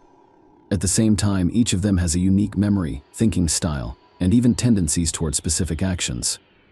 Could this explain Carrie's strange behavior and altered writing style? Everything indicated the woman's instability. This is why the police did not consider Carrie Farver missing. Liz and Dave's pursuit was the primary concern. They attempted to track Carrie using her cell phone. However, it was all in vain. The signals were being blocked. Liz and Dave were still getting hundreds of text messages and emails. Even when they were together, their phones would occasionally receive threatening messages simultaneously. The couple continued to date, but they were uncomfortable around Liz, who became more demanding. Carrie continued to claim that she was fine with their no-commitment relationship, but every time they fought with Liz and ended his relationship with her, she texted more frequently. We were both victims. Liz explains that Dave and I shared something that no one else did. Common problems brought the young people closer together, and they returned to each other time and again. In January 2013, Dave found Carrie's car in his front yard. Surprisingly, the fingerprints on the steering wheel did not belong to Carrie, and the car was generally clean, with no suspicious traces found. The police later handed over the car to Farver's parents. Carrie continued to write to Liz and Dave, eventually sending pictures of their children and threatening to harm them if Dave didn't leave Liz alone. Time passed with no results. Carrie's maniacal stalking continued. As Dave continued to socialize with other women, Liz's jealousy irritated him even more. He grew tired of what was going on in his life and eventually mustered the courage to end his relationship with Liz. Soon afterwards, another tragedy happened. Liz Goliar reported a house fire in August 2013 that killed all of her pets, which included a snake, a cat, and 2 dogs. Liz informed the police that she suspected Carrie was to blame for what happened. The woman had repeatedly threatened her through texts and emails. The incident was a watershed moment in the investigation into Carrie's disappearance. Carrie Farver was placed on a federal wanted list, and it was determined that each of the tens of thousands of messages would be thoroughly investigated. Dave and Liz's cell phones were seized by law enforcement. Krupa believed he was in danger, so he purchased a gun for protection. There was a reason why someone broke into the auto repair shop where he worked and threw a brick through his window. Carrie seemed to be angry at everyone in Dave's life. After a while, Carrie began sending threatening messages to his children's mother, Amy Flora. Because the man spent so much time with his children, he also saw Amy frequently. The police grew suspicious. Why would a man who had only dated for less than 2 weeks and 3 years now stalk him and his ex-girlfriends? It didn't make sense. Carrie Farver's relatives were also relentlessly searching for the missing woman, using every resource available to them. And eventually, in the spring of 2015, the efforts paid off. Detectives Ryan Avis and Jim Doty offered to help solve Carrie Farver's disappearance. They discovered no evidence that Carrie was alive. Here's what one of them told ABC News: "It's not normal for adults to simply pick up and leave without spending anything. Nobody noticed her, and no one heard her voice. It simply doesn't make sense. She had a good income and a nice home. I've concluded that I cannot prove she is alive." Detectives worked with Anthony Kawa, the Pottawatomie County Sheriff's Office's digital forensics administrator, to review content downloaded from Krupa and Goliar's phones in 2013. According to Kawa, Kari Farver sent Dave over 50,000 texts and 15,000 emails over a 3-year period. Kawa went on to say that whoever was impersonating Kari became increasingly sophisticated in their efforts to hide their IP address and their true identity. Someone obviously knew what they were doing, as they were either familiar with or had access to a variety of computer programs. In December 2015, Liz Goliar contacted the police again, reporting that she had been shot in the leg on the doorstep of her own home. She said it was Amy Flora, not Kari. She was the person she recognized as her attacker. Dave was also missing a gun that Amy might have had access to. Could this woman be responsible for Kari's disappearance? There was a lead in the investigation. It clarified why everyone connected to Dave Krupp was being harassed. It's possible that Amy, who hasn't settled her personal life since her breakup with her children's father, decided to exact revenge by eliminating all competitors. This is especially true given Dave and Amy's long-standing positive relationship. The joint children brought them closer together, while foreign women clearly prevented them from reconciling. Amy was questioned by the police, who responded quickly. But to everyone's surprise, she had an alibi. She had not been at Liz's house during the shooting. This was confirmed by multiple people, so no arrests were made. The investigation became increasingly confusing. At the same time, new information was obtained from specialists who were processing data from Liz's cell phone. Kawa discovered fake email addresses with variations of Farver's names from Goliar's phone, revealing valuable information. Investigators also discovered an app she used to schedule text messages to be sent at specific times. This could explain why she and Dave were receiving messages from Kari around the same time. Kawa became suspicious of Liz Goliar. When Liz's fingerprints were compared to those found on Kari's steering wheel, the puzzle began to fall into place. They were the perfect match. It was clear who the culprit was. The killer had been around for years, and no one knew who else had been affected by her actions. One thing was clear: the case needed to be closed as soon as possible. The only thing left to do was avoid scaring Liz away, or better yet, catch her red-handed. Something had to be done to knock the woman off balance. The detectives decided to fabricate a story about allegedly believing Liz. Amy is still the primary suspect. Liz took the bait. She was overjoyed that she would finally be able to get rid of another rival who was interfering with her relationship with Dave. Shortly after, Liz Goliar handed the police an email she claimed was from Amy. Amy admitted to kidnapping Kari in that email, which also included details about the crime. According to the confession, Kari was stabbed in the stomach or chest before being disposed of. The letter also included information about Kari's car and home, which was not made public. The details were chilling because they were graphic, and an investigative spokeswoman claimed Liz gave detectives information that only a true criminal could have. Thus, she inadvertently confessed to Kari Farver's murder. The letter clearly stated that the crime had occurred in the car. As a result, it was decided to conduct another examination of the victim's car. After the specialist removed the seat covers and fabric, they discovered a blood stain belonging to the missing Kari Farver. How did Liz manage to poison messages on Kari's behalf while avoiding suspicion? According to some sources, Liz Goliar led a double life, dating both Dave and a man named Garrett. The latter lived on an IP address that was identified as the origin of messages bearing Kari's name. During our conversation, we discovered that he had been dating Shanna Goliar, also known as Liz, for quite some time. Out of kindness, the man invited Shanna to live with him and his children after the fire. However, the two's relationship became complicated and deteriorated significantly after they started living together. Garrett would watch over Goliar's children while she secluded herself in her room or went elsewhere. The man was astounded by what the police told him. Goliar spent 40 to 50 hours per week pretending to be the missing woman. Her room was a mess, but no significant evidence was discovered. However, investigators discovered several cell phones and electronics in her last apartment in late December 2016. Shanna Goliar is charged with first-degree murder. The county prosecutor discussed the complexities of the court investigation. The majority of murders are dark. This crime was so bizarre that it would take some convincing to believe it happened. There is no way anyone would have let their dog die in a fire they started themselves. There is no way anyone would have shot themselves in the thigh. However, Shanna Goliar did it to avoid suspicion. James Martin Davis, Shanna Goliar's attorney, hoped the case would fall apart because it relied primarily on circumstantial evidence.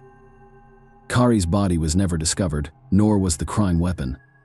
Goliar never confessed. There was no evidence that Kari died at all. The defense team chose a mistrial, which means that a judge, not a jury, will determine Shanna's guilt. Mountains of complicated electronic evidence were presented alongside physical evidence. However, the prosecution insisted that the amount of blood found on Kari's car's passenger seat was consistent with a stabbing confession obtained from the IP address where Shanna lived. Investigators were able to establish Shanna's direct involvement in Kari's murder. Deleted images, including a photo of a human foot with a Chinese symbol tattooed on it, were recovered from a tablet in Dave's possession after analyzing the memory card she was using at the time Kari went missing. The foot clearly belonged to a man who had died many years before. In addition, Kari had a similar tattoo. Later, the woman's mother confirmed that the tattoo actually belonged to her daughter. The photograph confirmed Shanna Goliar's conviction. The judge convicted her of first-degree murder and sentenced her to life in prison with no possibility of parole.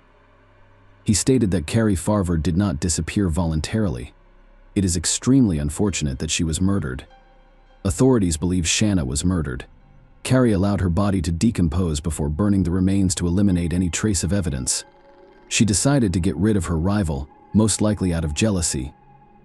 After disposing of her, she purposefully took her cell phone to make Farver look insane and regain Dave's trust. When her plans were successful, Shanna wanted to free her lover from Amy as well.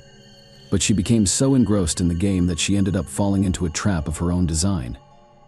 It's a bloody love square, to say the least. Goliar was also found guilty of setting fire to her own home in August 2013, which she tried desperately to blame on Kari, because the fire not only destroyed the house but also killed pets. She received another 20 years in prison. The woman is currently incarcerated at the Nebraska Correctional Center for Women. Shanna maintains her innocence. Dave admitted to receiving thousands of emails and text messages signed by Kari over the years. However, he never noticed her stalking him while they were together, which Shanna cannot claim. He also stated, "I want her to leave and not do this to anyone else." Justice has been served. For a long time, Kari Farver's name was on everyone's mind. She was innocently accused of stalking people and burning down Shanna's house. Kari is now recognized as a victim, and her good name has been restored. Kari's mother wanted her daughter to be remembered as a fun, intelligent, and talented woman. So what happened to Kari's son Maxwell Farver of Macedonia? According to his LinkedIn profile, he followed in his mother's footsteps and became a computer programmer. He graduated from the University of Iowa with a degree in software engineering and data science before marrying. It's unlikely that he was able to forget what happened, but he could have found solace in the family he built as a result of his past. Dave Krupa has now decided to live away from the limelight. In fact, he does not have a public account on any social media platform. The chilling crime story is a brutal reminder of the tangled complexities that can arise in human relationships as a result of various forms of manipulation, which can sometimes go to extreme lengths to maintain control of the situation. It is a story about how vulnerable we can be in our familiar surroundings without understanding the true nature of humans. Share your opinion with us in the comments and subscribe to the channel for more.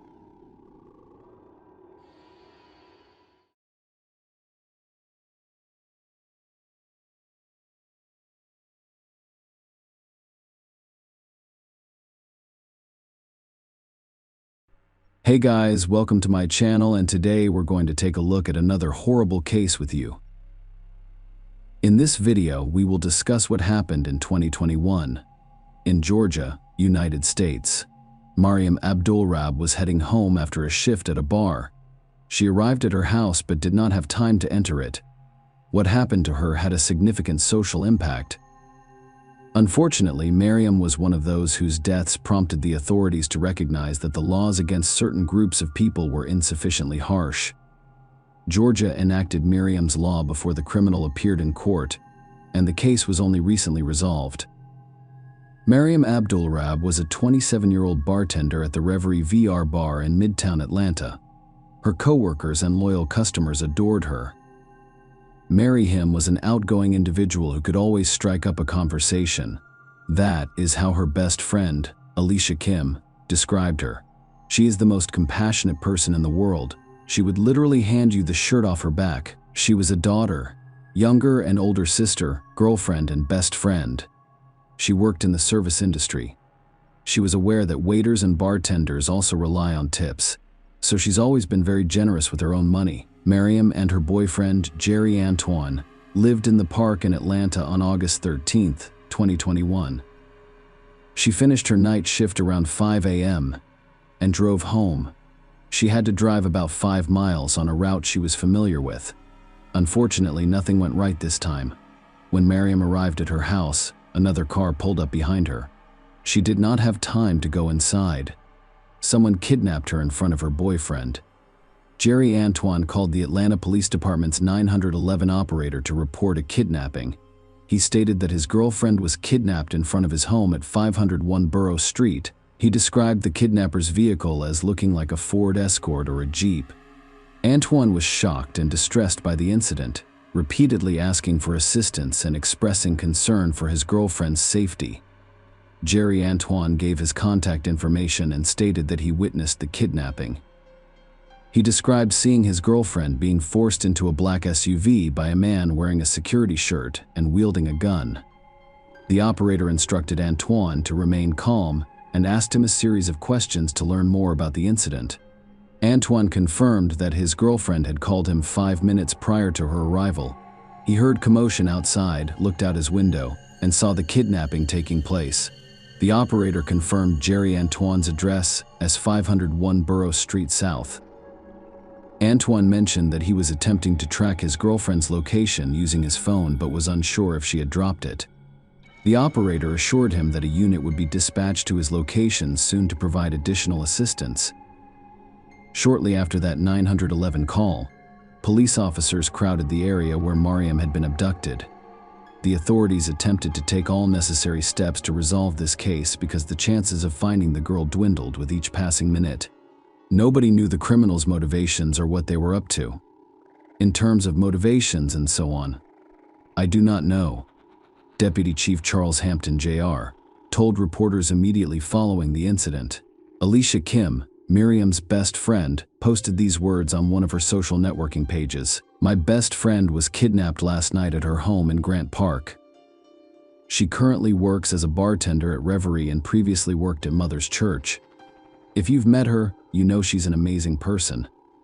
After her shift, she went to a gas station and someone followed her home. And as she approached her door, she was taken. Please send me any videos you may have of her from last night. If you see her in any vehicle, please contact the authorities." Detectives attempted to identify the abductor. According to one version, Miriam was a random victim who the perpetrator encountered at a gas station. Investigators discovered CCTV footage that captured the moment of the abduction. Miriam arrives at her home and exits the car, as seen in the video. A moment later, another car approached the house. The driver exits, grabs Miriam, and leads her to the vehicle. The car then disappears, backing away. Everything happened in a matter of seconds, and it was terrifying. Miriam was practically at the door of her home when she was kidnapped in cold blood. While the police were speaking with Miriam's boyfriend, 911 received 2 additional phone calls from the same area. The woman informed the operator that she had heard at least 4 loud bangs, which she believed were gunshots. About 5 hours after Miriam's kidnapping, another man called 911 and gave critical information. About 5 hours after Miriam's abduction, the woman who called 911 reported hearing what she thought were 4 gunshots.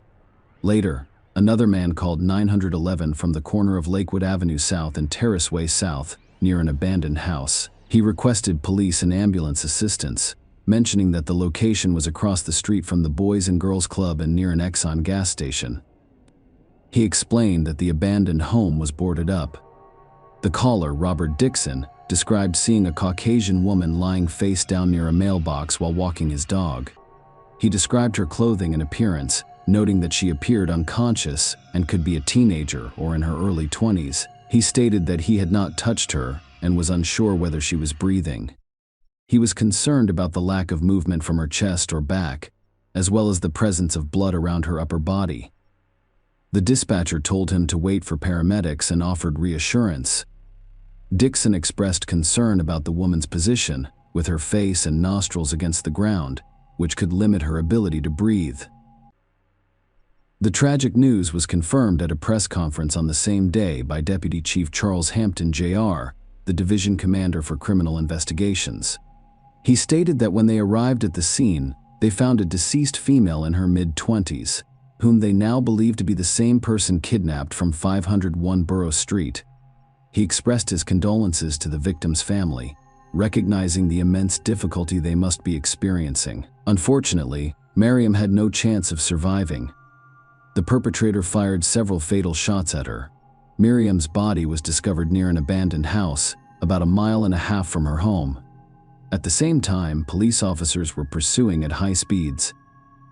The driver broke traffic laws and refused to stop when officers ordered him to do so. The chase ended when the driver rammed another car, and an ambulance transported him and 2 passengers from the second car to the hospital. The driver, who attempted to flee the police, was apprehended after receiving medical attention. Investigators believed he was responsible for Miriam Abdulrab's abduction and death. Miriam had her entire life ahead of her, but now her family and friends must mourn her.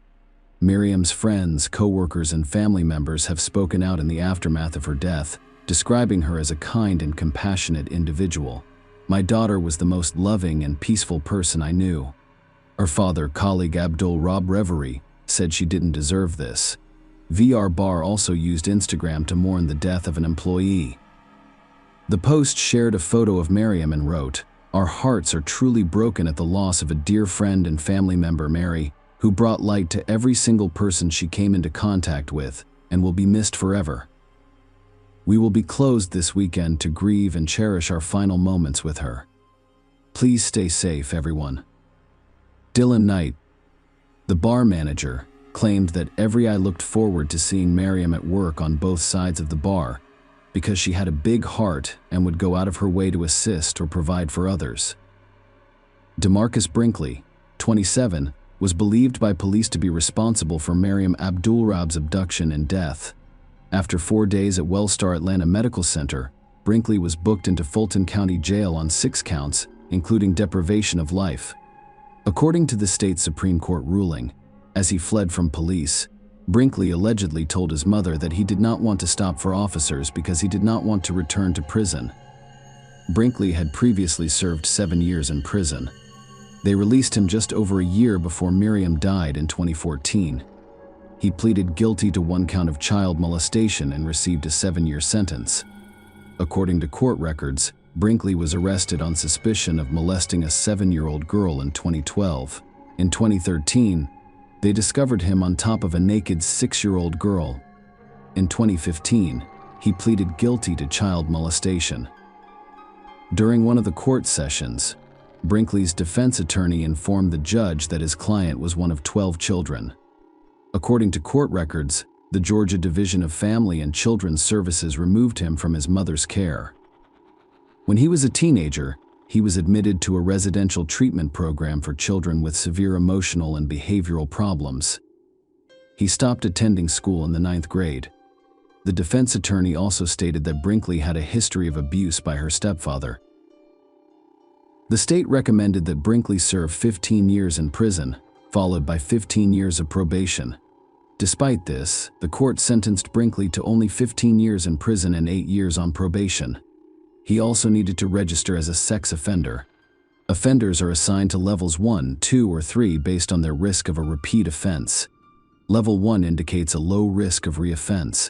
Level 2 indicates a moderate risk of reoffense. Level 3, or sexually dangerous predator, has a high risk of reoffending, whereas some states level sex offenders on the day of sentencing and Georgia levels sex offenders after they are released from prison. Thus, after being released from prison in 2020, Brinkley was required to register as a sex offender, but he never received a risk level assessment. That's why Miriam's brother, Ali Abdulrab, thought there were ways to prevent what happened to his sister. "What happened to my sister was avoidable." Ali stated that it had broken my family. "She was simply overjoyed. She always had a way of making people feel special. She was finally becoming the woman she aspired to be, and everyone around her could tell she was getting ready to live her dream life. Ali Abdulrahab stated that it still does not appear real. It's still difficult to talk about. Brinkley has dealt with a wide range of state officials throughout his life, from judges in the courtroom to mental health counselors. Ali Abdulrahab believes that his sister would still be alive today.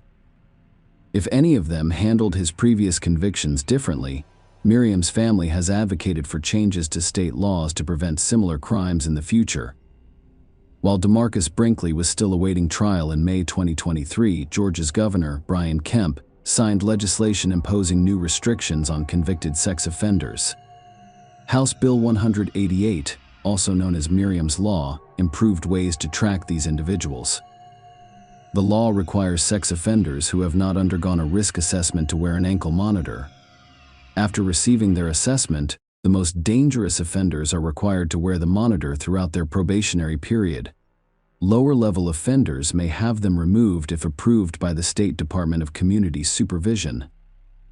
Her brother, Ali Abdulrahab, stated that love always wins.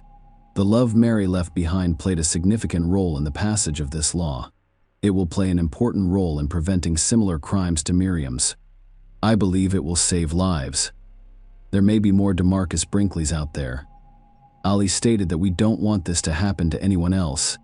We immediately wondered why this guy was out walking freely in the first place, and we hear he works in security.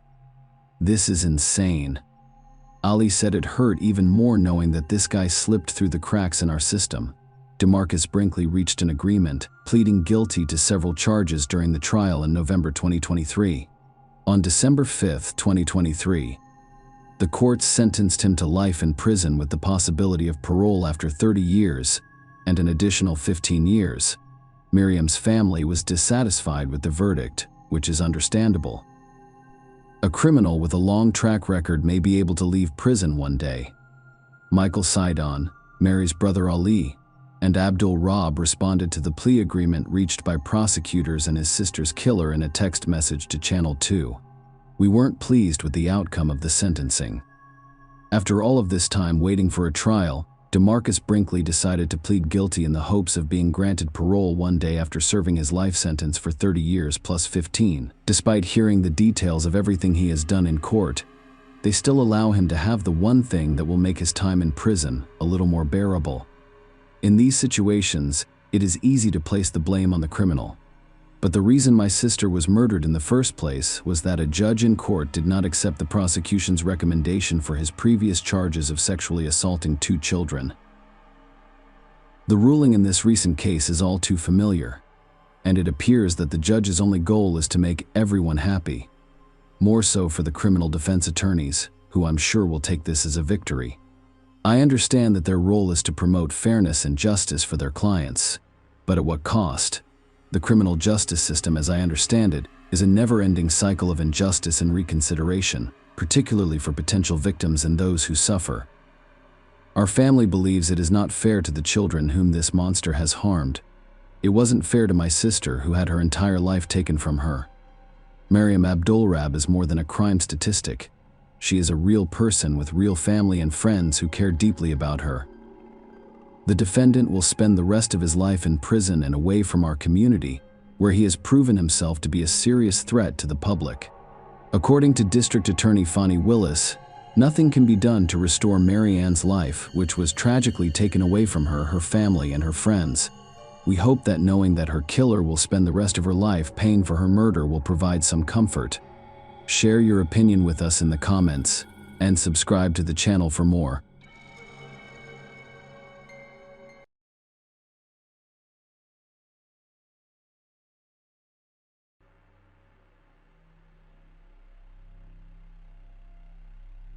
Hey guys, welcome to my channel, and today we're going to take a look at another horrible case with you. The family of a well-known Australian businessman was found dead in their family mansion. From the very beginning of the investigation, detectives faced a nearly complete absence of evidence and suspects. However, soon unexpected details emerged in the investigation, altering the course of the case and revealing a truth that not only shocked the relatives of the deceased but also stirred public outcry. The Min and Yun lines had immigrated to Australia from China to pursue higher education. They met during their time at the University of Sydney and later got married, establishing their permanent residence in Newcastle. In 1994, their daughter Jun Lin, commonly known as Brenda, was born, and she was soon joined by two sons, Henry and Terry. In 2002, the Line family opened a kiosk on Rose Street, selling various news publications, newspapers, and magazines. Gradually, their small business began to prosper and generate a substantial income. The family was highly respected within the community, known for their hard work as their store operated 7 days a week, and they were seen as loving and caring parents. Their eldest daughter Brenda grew up to be beautiful, intelligent, and kind. Henry was very sociable and had a strong interest in sports. While the youngest Terry kept up with his older siblings, the strong family bonds were reflected in their outward success as their business thrived. The family's income from the store had already reached around $1 million per year, making the Line family one of the most prosperous and respected in North America. Having achieved success in their business, Min Line and Yun Line assisted relatives from China in relocating to Australia. Lily's sister had been living in the same house as her sister and her family since she moved to Australia, helping to raise the children. Min Line organized the relocation of his parents, and the elderly couple settled in Maryland, located a 30-minute drive from North Ephesus. He also helped his sister Kathy and her husband Liam bin Ai, known as Robert, with their move. Kathy and Robert, after an unsuccessful attempt to start their own restaurant business, settled in North Epping, living just a few minutes' walk from the Line family's home, and both of them worked at Min Line's store on the morning of July 18, 2009. The store's regular customers were alarmed to find it closed without any prior notice. This was highly unusual since the store had always been open 7 days a week. Concerned about this, one of the store's loyal patrons contacted Kathy to inquire about the reason for the store's closure. Kathy was unaware of why her brother hadn't shown up for work and failed to notify anyone suspected that Min Line might be ill. In response, Kathy and her husband went to her brother's home upon approaching the house. They discovered the front door unlocked inside the house. When they reached the second floor, they were met with a gruesome crime scene involving the Line family.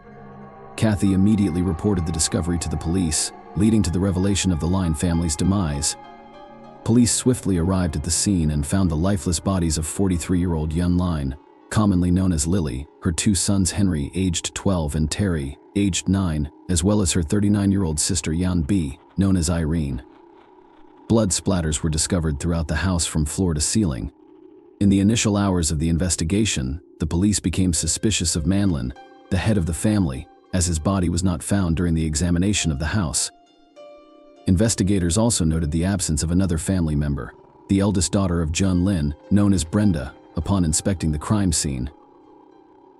It became apparent that the assailant had not entered her room as there were no traces of blood and the room remained untied.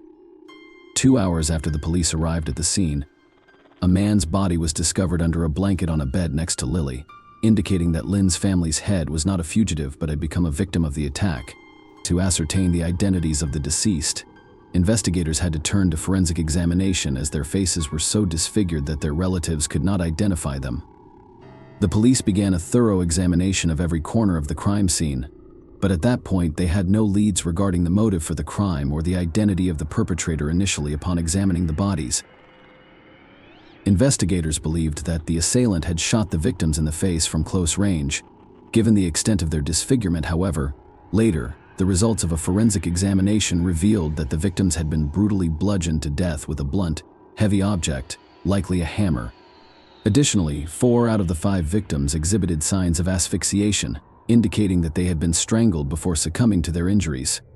The time of death was estimated to be between 2 a.m. and 5 a.m. Police learned that on the evening of Friday, July 17, 2009, a large family dinner had been organized at Min Lin's parents' home, attended by the entire family, including Kathy and Robert. According to the parents' accounts, the dinner proceeded in a warm and pleasant atmosphere, with everyone enjoying their time together. The only family member absent was Brenda, who was 15 years old at the time she had left on a school trip to study the French language in New Colonia with Cheltenham Girls High School, and had learned about the brutal murder of her entire family through Facebook. This incident created a media frenzy and shocked the community. Many North Epping residents were personally acquainted with the Line family and were deeply saddened by their tragic demise. The public funeral for the Line family took place at Olympic Park on August 8, 2009, with over 1,000 people coming to bid farewell to the family after the funeral, despite Lan's parents offering Brenda to live with them. Kathy and Robert insisted on taking custody of the girl, citing their advanced age and swiftly formalized guardianship. Brenda returned to school, and Kathy and Robert took over the management of the store. The police continued their investigation, which was filled with rumors and speculations. One theory suggested that the initial intention of the perpetrator might have been a robbery gone awry. Another theory implied a connection to the Chinese mafia, as a few days prior to the murder, Minnan had witnessed an armed robbery of a cash and transit vehicle near his store. It was believed that he was killed to prevent him from testifying, and the rest of the family became unintended victims. However, the investigation could not find any evidence linking the crime to the robbery witnessed by Mine. The idea of a home invasion was also swiftly ruled out, as there were no signs of forced entry and nothing had been stolen from the house during the investigation. It became evident that the murders had been meticulously planned, and the absence of any foreign fingerprints in the house, except those of the family members, led investigators to believe that the killer likely wore gloves, given that the murder weapon was not found at the crime scene. Investigators concluded that the perpetrator had carefully planned the crime and had taken steps to dispose of the murder weapon. Detectives hypothesized that to maintain control and prevent the hammer from being dropped during the attack, the assailant likely had it attached to their wrist in some way at the crime scene. 24 bloody shoe prints were discovered, which were determined to correspond to a shoe size of 9.5 in American measurements, indicating that the assailant acted alone. Investigators speculated that the crime was most likely committed by someone close to the family, who had access to the house, was familiar with the layout of the rooms, knew the location of the circuit breaker and alarm system, and was aware of Brenda's absence from the house. This idea was supported by the fact that the killer did not enter Brenda's room, as no traces of blood were found in there. The brutality of the crime led investigators to consider that it was driven either by intense hatred or overwhelming passion. Despite their suspicions, investigators still had no concrete idea of who might be involved in this crime. Extensive interrogations of potential witnesses yielded no valuable information. Mel's parents, as well as Kathy and Robert, were questioned multiple times, but no significant information regarding potential wrongdoers was obtained. Kathy and Robert held a press conference organized by the police, urging the public to share any information they might have about the case. However, for several months, the investigation seemed to be at a standstill. The immense public pressure on the police demanded a swift resolution to find and punish the perpetrator. Consequently, a special task force was established within the police department, consisting of the most experienced investigators. They decided to re-examine all the evidence in the case that had not been thoroughly analyzed before. During the review of a recorded phone call between Kathy and the emergency services operator, towards the end of the call, the police noticed some unintelligible muttering in the Cantonese dialect.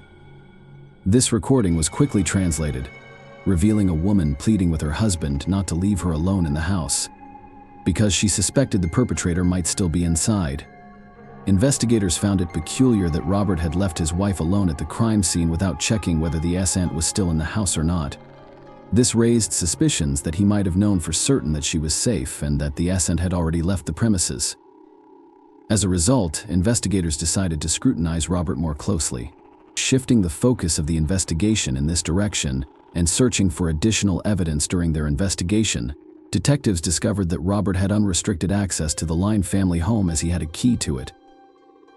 Furthermore, he had a motive for committing the crime. After moving to North Epping, Robert struggled to establish himself in a business and had to work as an employee for Line. Following the Line family's death, all of their assets were transferred to Brenda, but as she was only 15 years old at the time, the legal guardianship of the girl meant that Kathy and Robert had control over all the family's assets, and business police learned that almost immediately after taking custody of Brenda, Robert pressured Min's parents to vacate the house that Minlin had purchased for them. Police suspected that Robert, humiliated by his own failures and driven by jealousy, harbored a plan to seize the fortune accumulated by the Lin family through years of hard work. Despite Robert being the primary suspect in the case, the police only had suspicions against him in the hope of obtaining more substantial evidence. Investigators installed surveillance cameras in his residence as part of a covert operation that continued for 6 months in May 2010.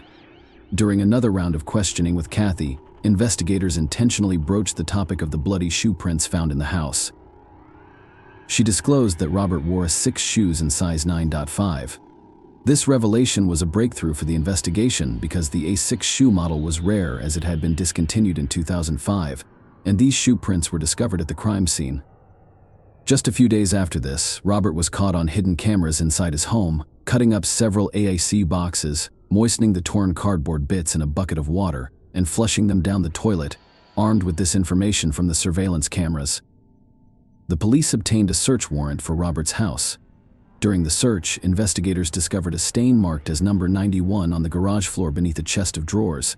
Subsequent laboratory analysis revealed that this stain was human blood containing a complex mixture of DNA, including at least 4 out of the 5 victims. Experts also determined that the composition of this stain matched the blood found in the victim's house on May 5, 2011, almost 2 years after the crime was committed. Robert was arrested and charged with first-degree murder. He was remanded in custody without the possibility of bail. His trial did not begin until May 2014, and he pleaded not guilty to the charges against him. The prosecution presented a wealth of new evidence against Robert. One of the most crucial pieces of evidence in the case was the testimony of an informant from prison, who revealed that while awaiting trial, Robert had confessed to him. He admitted that on the night of the murders, he left his house without his wife, noticing he had given her a large dose of sedatives.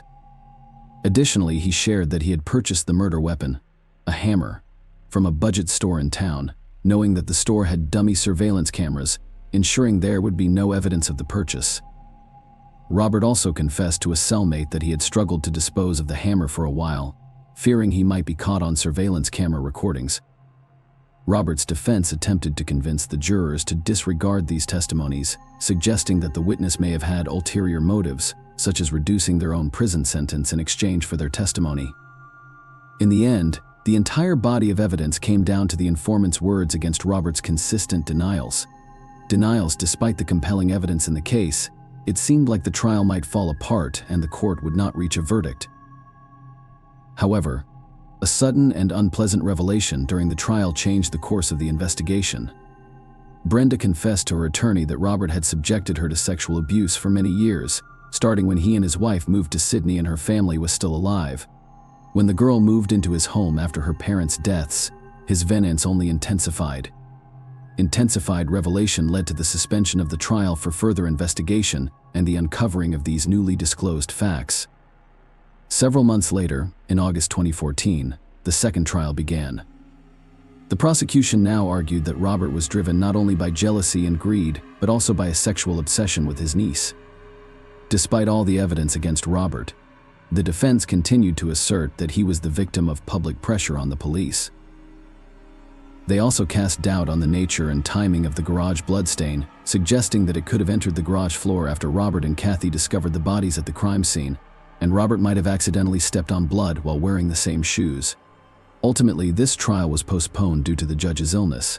In February 2015, the third trial began, which again led to no conclusive verdict as the jurors failed to reach a unanimous decision. In December of the same year, Robert was released on bail after spending nearly 5 years in prison without a conviction. The fourth trial began in June 2016, and once again, the jurors could not reach a unanimous decision. It wasn't until January 12, 2017, during the fifth hearing of the case, that the court delivered a guilty verdict, sentencing Robert to 5 consecutive life sentences without the possibility of parole in June 2020. Robert filed an appeal, which was denied on February 21st. He is currently behind bars but has never admitted his guilt in committing this crime. Share your opinion with us in the comments and subscribe to the channel for more.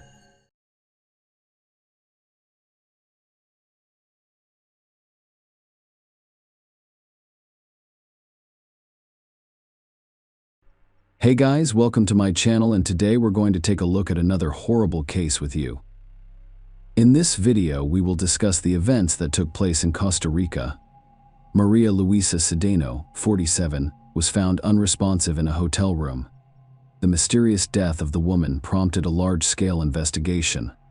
Maria Luisa's body had bite marks from several different people.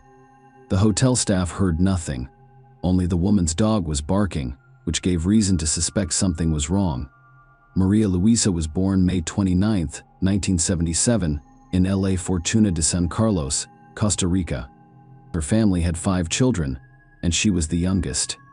She graduated high school in 1994.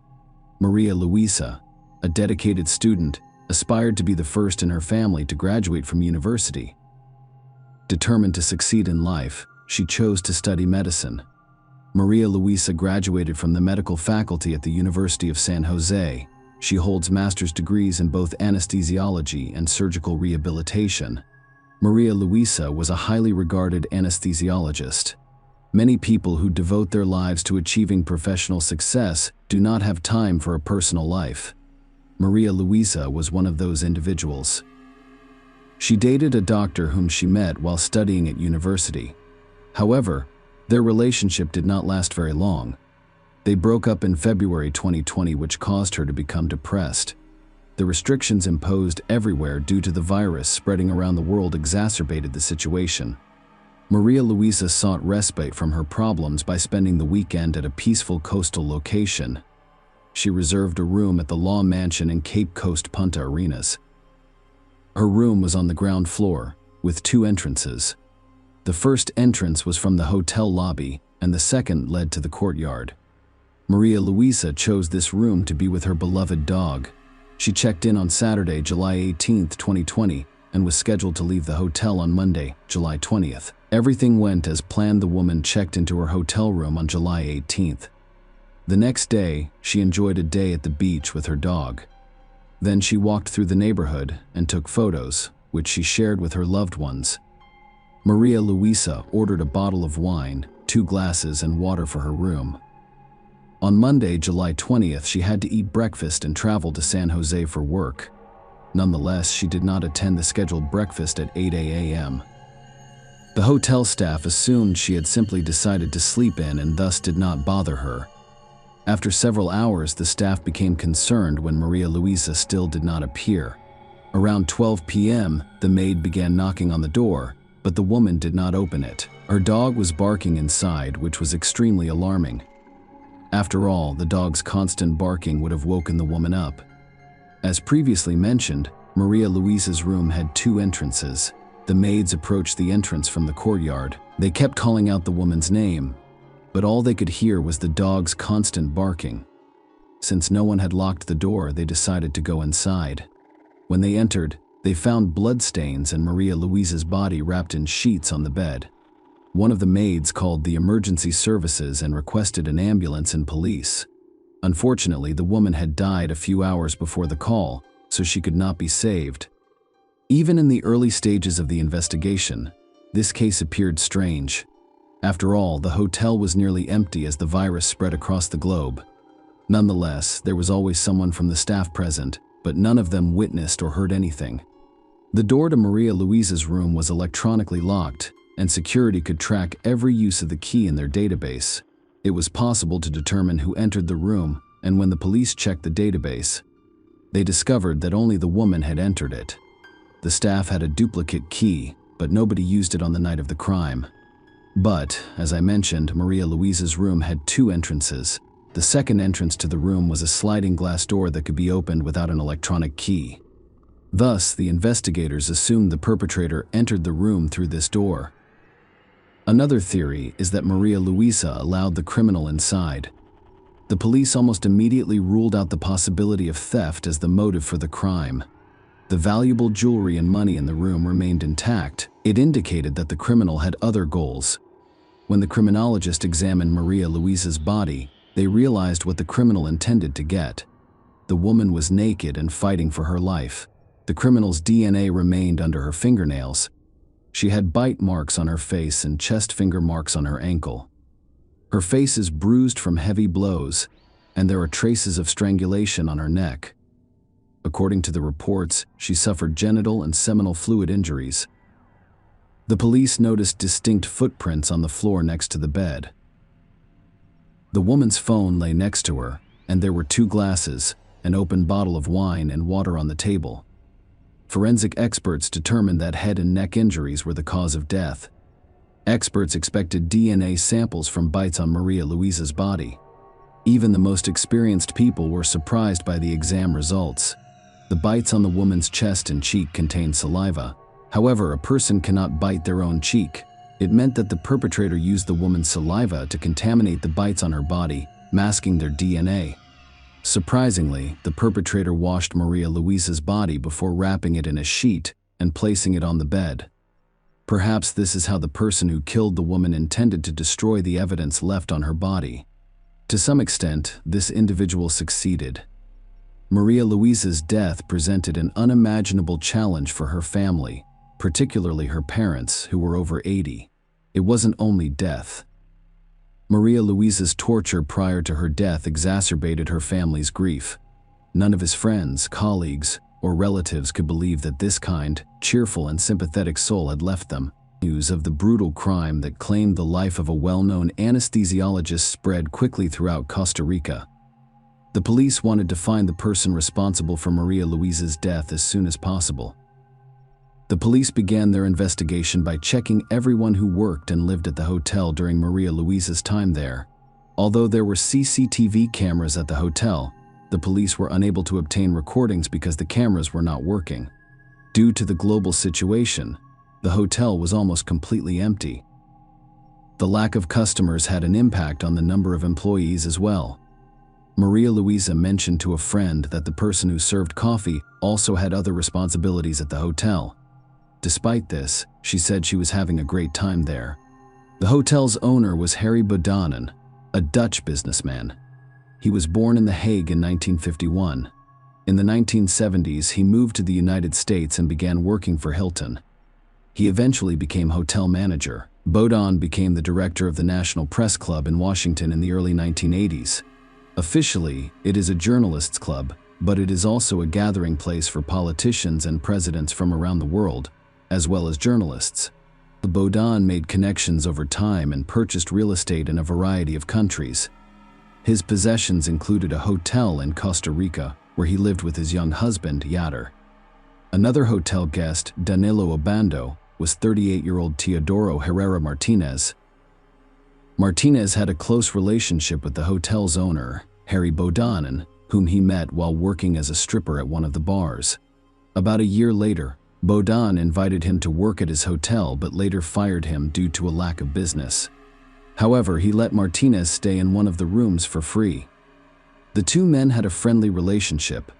Martinez completed personal assignments for Bodan as well as hotel maintenance work on occasion.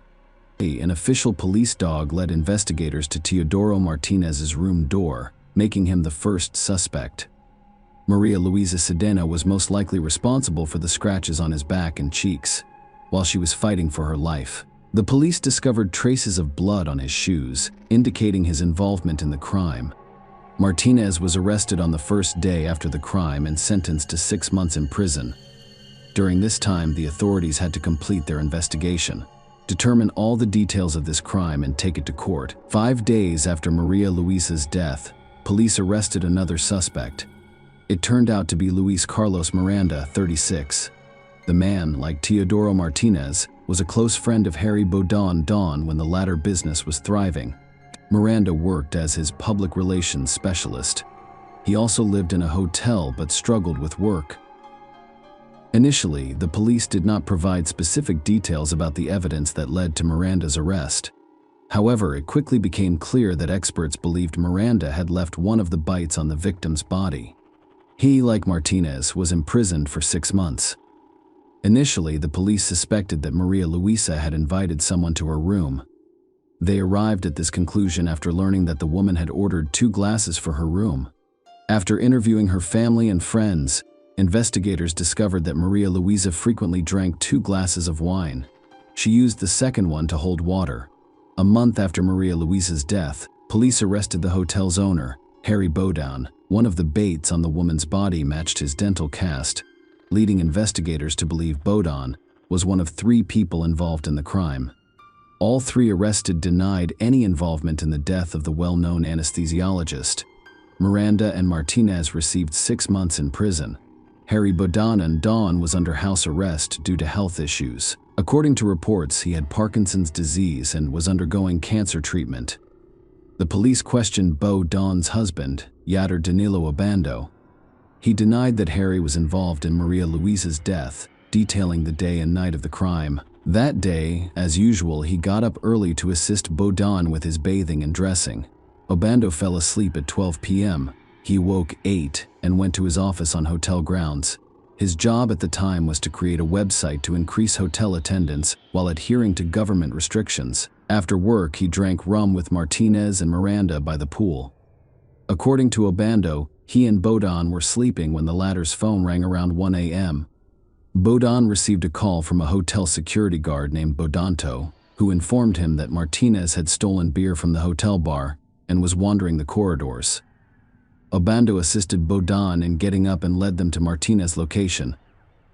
They discovered him in shorts and shirtless, holding a beer in his hand. Bodan snatched the beer from his grasp and tossed it on the floor.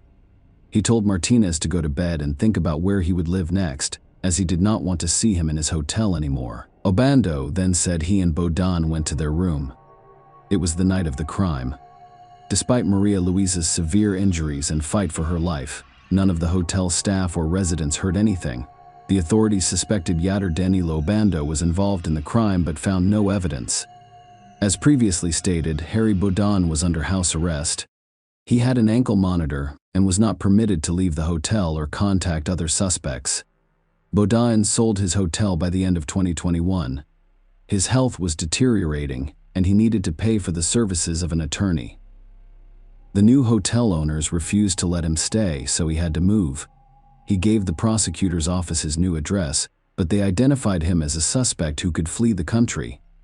As a result, they lifted his house arrest and placed him in a prison hospital in March 2022. He did not like the care he received there. He criticized it and claimed human rights violations. The trial began in September 2022. The case became more detailed with each new court session. The prosecutor's office suspects Teodoro Martinez, who had scratches on his body and DNA found under Maria Luisa's fingernails. Martinez also left traces of seminal fluid at the crime scene.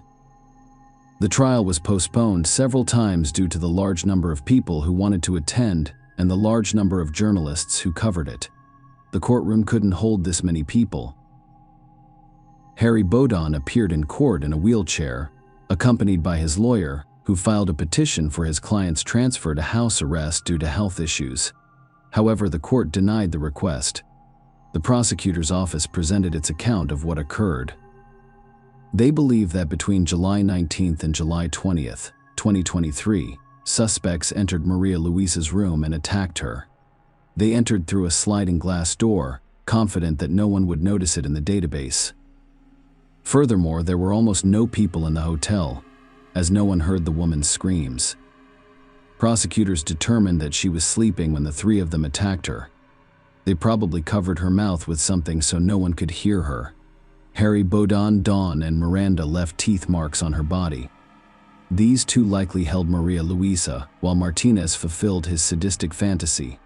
The exhausted woman fought for her life, but the forces were unbalanced. They severely beat her before strangling her, eventually breaking her cervical vertebrae. All three men realized they had enough time to cover their tracks. They washed her body, placed it on the bed, and covered it with a sheet.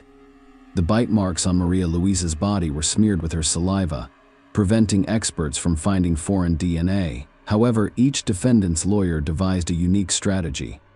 Bodan's defense claimed he had knee surgery prior to Maria Luisa's death and struggled to walk, making it difficult for him to commit the crime.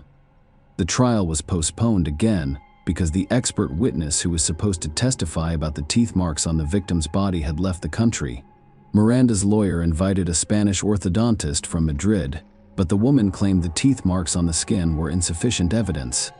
Her testimony was supposed to last 2 days, but she left for Spain a day later because she felt intimidated by the prosecutor's office. The latter questioned her competence and sought to bring her to justice because she was not accredited by a Costa Rican professional association and thus illegally posed as an expert. The Ministry of Justice and Peace concluded that the crime could not have been committed by a single person. As a result, They insisted that all three men were involved in the incident. Miranda's defense challenged the idea that more than one person was involved in the crime. The lawyers criticized the judicial authorities' examination and pointed out inconsistencies that should have resulted in Miranda's acquittal.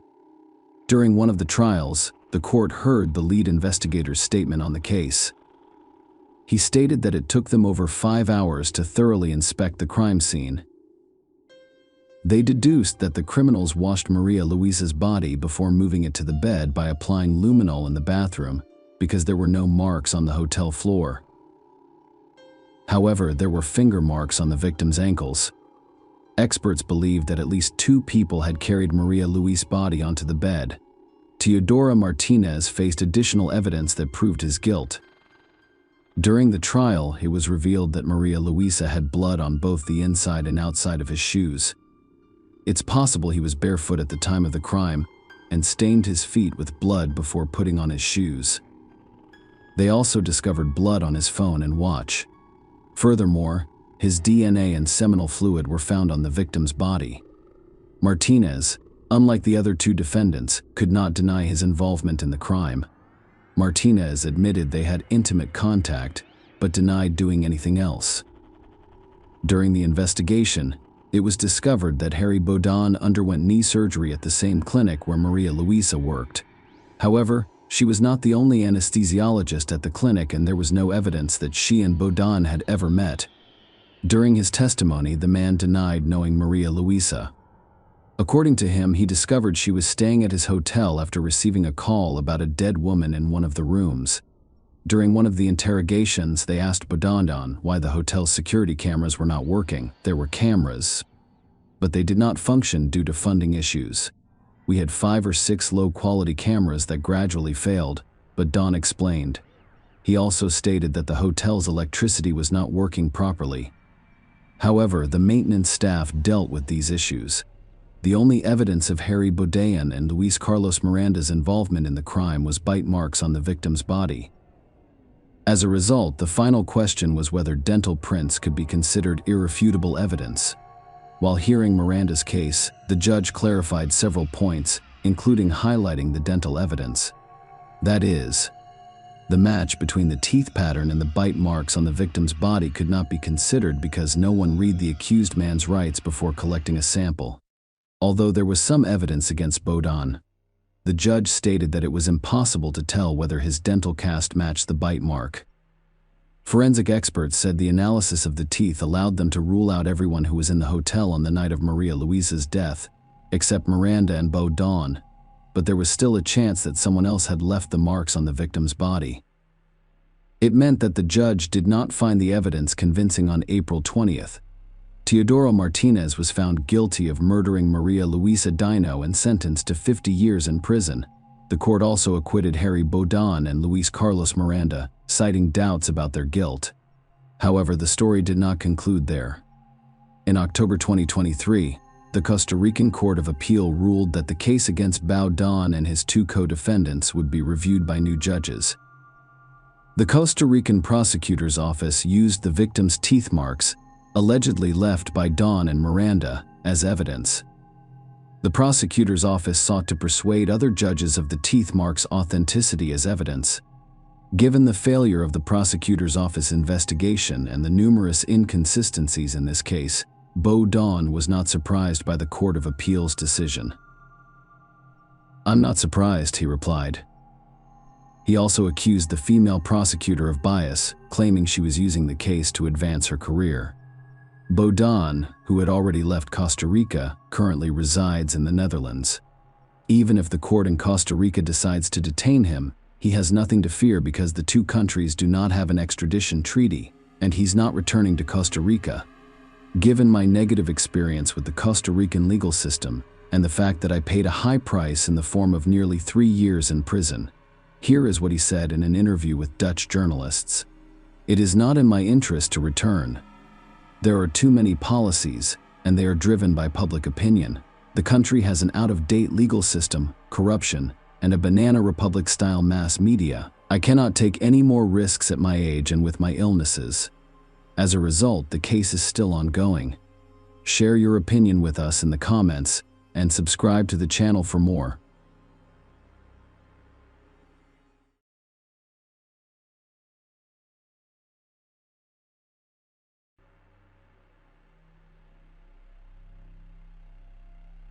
Hey guys, welcome to my channel, and today we're going to take a look at another horrible case with you.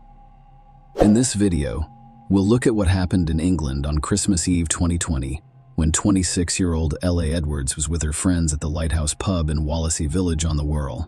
Rather than a Christmas miracle, Ella had to confront real evil.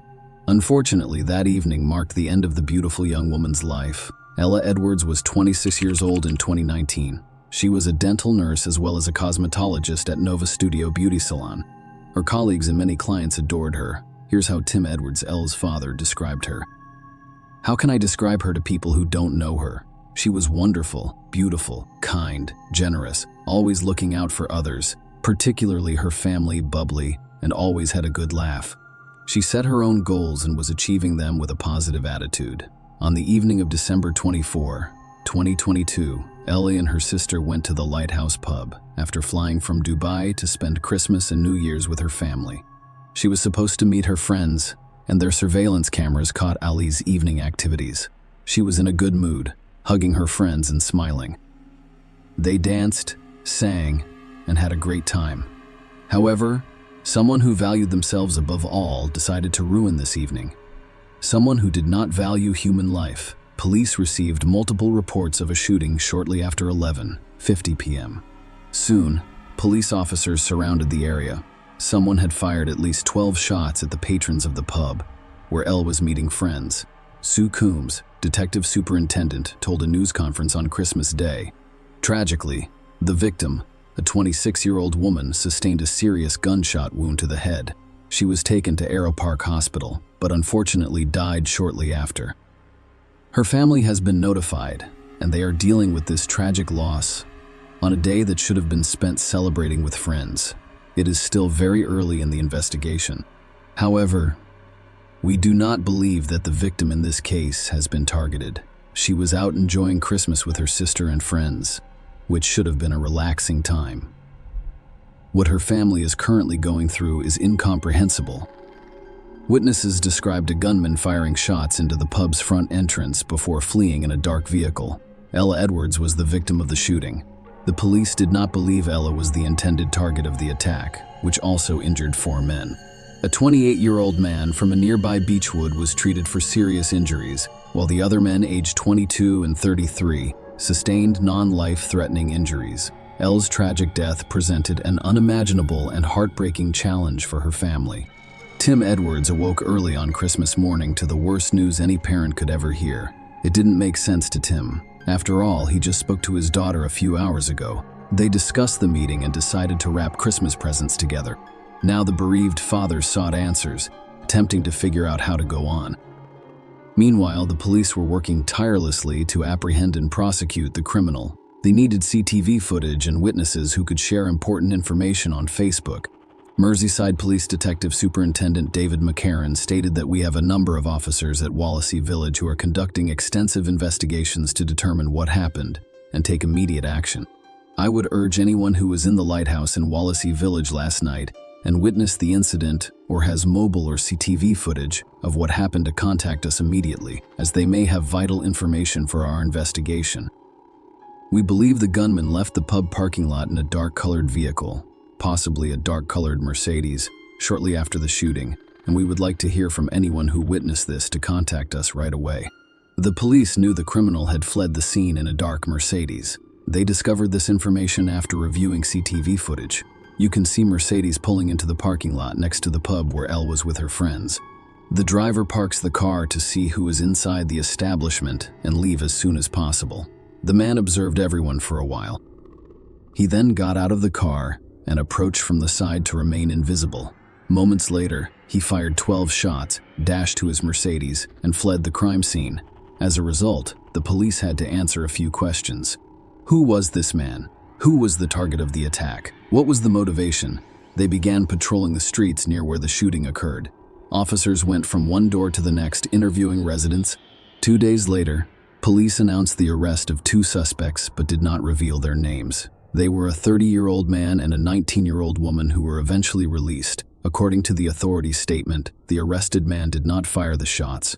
The police spokesman stated unequivocally, "We will not rest until the offenders are brought to justice." And by that I mean the person who pulled the trigger of the gun in the most indiscriminate manner, anyone who was responsible for arranging, facilitating, or harboring this individual, and anyone who continues to withhold information on who did this or where the weapon is. We will work tirelessly to find justice for LA and her family. The shooting was reportedly the result of a feud between two local rival gangs. It confirmed LA was a random victim and asked if he could directly link the shooting to a gang feud in Whirl. Critchley stated that there has been some escalation in this area over the last few months. The detectives determined that Jake Duffy and Kieran Salkeld were the intended targets of this attack, but we'll discuss them later, on December 29. The police arrested a third suspect in this case, but he was not the one who fired shots at the Lighthouse Pub's patrons. The man whose name was kept public was charged with conspiracy to commit a crime. The police were also able to locate the criminal's dark Mercedes, which he used to flee the crime scene, but the vehicle had some issues. Let's look at the CCTV footage from the evening of December 31. A week following LA's death, the bright, flashing light you see now is fire. The criminal knew that the police were only a few steps away from apprehending him, so he burned the Mercedes to destroy any evidence that the police might find there during a search. The Mercedes had become a pile of burned metal, but the police were able to identify it. It turned out that the criminals stole this car, most likely to use it to commit a crime. Almost 2 weeks later, on January 11, police announced the arrest of 2 additional suspects. They arrested a 22-year-old man and a 23-year-old woman in Central Wales. The man was named Connor Chapman, and he had a lengthy criminal record. These 5 photos show him at various times. In a matter of years, Chapman went from petty criminal to the main suspect in Lee Edwards' death. Here are a few of the offenses for which he has previously been arrested: aggravated carjacking, threatening behavior, burglary, disorderly conduct, and a high-speed chase that ended with him hiding in the bushes and telling officers he was waiting for his mate. Growing up in the woods, he spent most of his time in Birkenhead with his grandparents. Chapman went to Woodchurch High School, but left before taking his exams. He first appeared in court in 2014 when he was around 14 years old for shoplifting. In 2016, the young man faced criminal charges for being on enclosed property and driving a stolen car. Next, he violated his conditional discharge by driving without a license or insurance. Then, in 2017, he was charged with car theft, illegal substance possession, and violating a criminal behavior order, which barred him from traveling to certain parts of the world. In 2018, the police detained him again for possessing a prohibited substance and carrying a cold weapon in public. During the same year, the general public became aware of Chapman's name after he first appeared strangely on the pages of local newspapers. After an unsuccessful attempt to flee a police chase, officers noticed the stolen Audi and attempted to stop it, but the driver disobeyed. Chapman, who was 18 at the time, was speeding at 60 mph in a 30 mph zone while attempting to escape. He flew into oncoming traffic and then crashed into a curb, forcing him to abandon the car and flee. When the police discovered him hiding in the nearby bushes, he stated, "I'm waiting for my mate." Chapman's lawyer claims he is influenced by older peers and has struggled with his own health issues, such as ADHD and other medical diagnoses. Chapman admitted to reckless driving, aggravated vehicle theft, driving while disqualified, and violating a criminal behavior order. The court sentenced him to 8 months in a Young Offenders Institute and a 2-year and 4-month driving ban, passing the sentence. Recorder Mary Lauren told him poignantly, "You have a bad record despite your youth, and you have been given every opportunity. You show no regard at all. Other people with this diagnosis do not behave in the same way that you do. They do not cause a nuisance to the public in the same way that you do." By the age of 18, he had 14 convictions for 30 offenses. As a result, it is reasonable to assume that this man had no intention of improving his situation. Unfortunately, there were no legal grounds to keep him isolated from society for a long time. In January 2020, the court sentenced him to 10 months in prison for possessing stolen goods and carrying a cold weapon in public. According to records, Merseyside police issued public appeals for information on his whereabouts on 5 separate occasions while he was a wanted man. Chapman once claimed that he was in custody more than he was out. By the age of 20, Chapman had 19 convictions for 43 offenses. In summer 2022, he got out of prison. Edwards passed away after about 6 months. His first child was born while he was still in prison, and a second daughter was on her way. He told the jury that he wanted to start over and become a better person, but these were empty words. Chapman turned out to be a member of a local gang. He sold illegal drugs, robbed another home, and stole 2 electric motorcycles. But his most heinous and devastating crime was yet to occur. On December 24, 2022, during a dispute between organized crime groups based on the Wood Church and Beechwood Estates, Chapman armed himself with a Scorpion submachine gun. He waited for Kieran Salkeld and Jake Duffy, members of the rival gang outside Wallasey's Lighthouse pub, for 3 hours. Chapman fired 12 shots just before midnight. Both Salkeld and Duffy were seriously injured, but they survived. Unfortunately, when Chapman fired the gun, Lee Edwards, who was enjoying the evening with close friends, was next to Sol when 2 bullets struck her in the head. She didn't know Salkeld or Duffy. She just happened to be present during an attack on them. On January 25, 2023, family, friends, and hundreds of others attended Lee Edwards' funeral. Locals lined the streets in the rain as mourners arrived for the 12:30 p.m. service. The funeral procession was led by a hearse with a floral tribute stating that Ella's coffin was transported in a carriage pulled by 4 white horses. Pallbearers, including her heartbroken father Tim, carried it into the church, topped with a floral display. Her grandfather George delivered a message to the mourners, encouraging them to leave the church with hope. The Lighthouse pub was closed that day as a mark of respect. According to a statement posted on the pub's Facebook page, Ellie and her family have been on our minds for several weeks. This is especially true right now. May she rest peacefully. Tim stated that he hoped to establish a foundation in his daughter's name to help reduce gun violence. He stated that there are no winners in gun crime. If you pick up a gun, your future and the futures of those around you are over. It's dead simple. It's completely pointless and solves nothing. I want to see a positive outcome from this.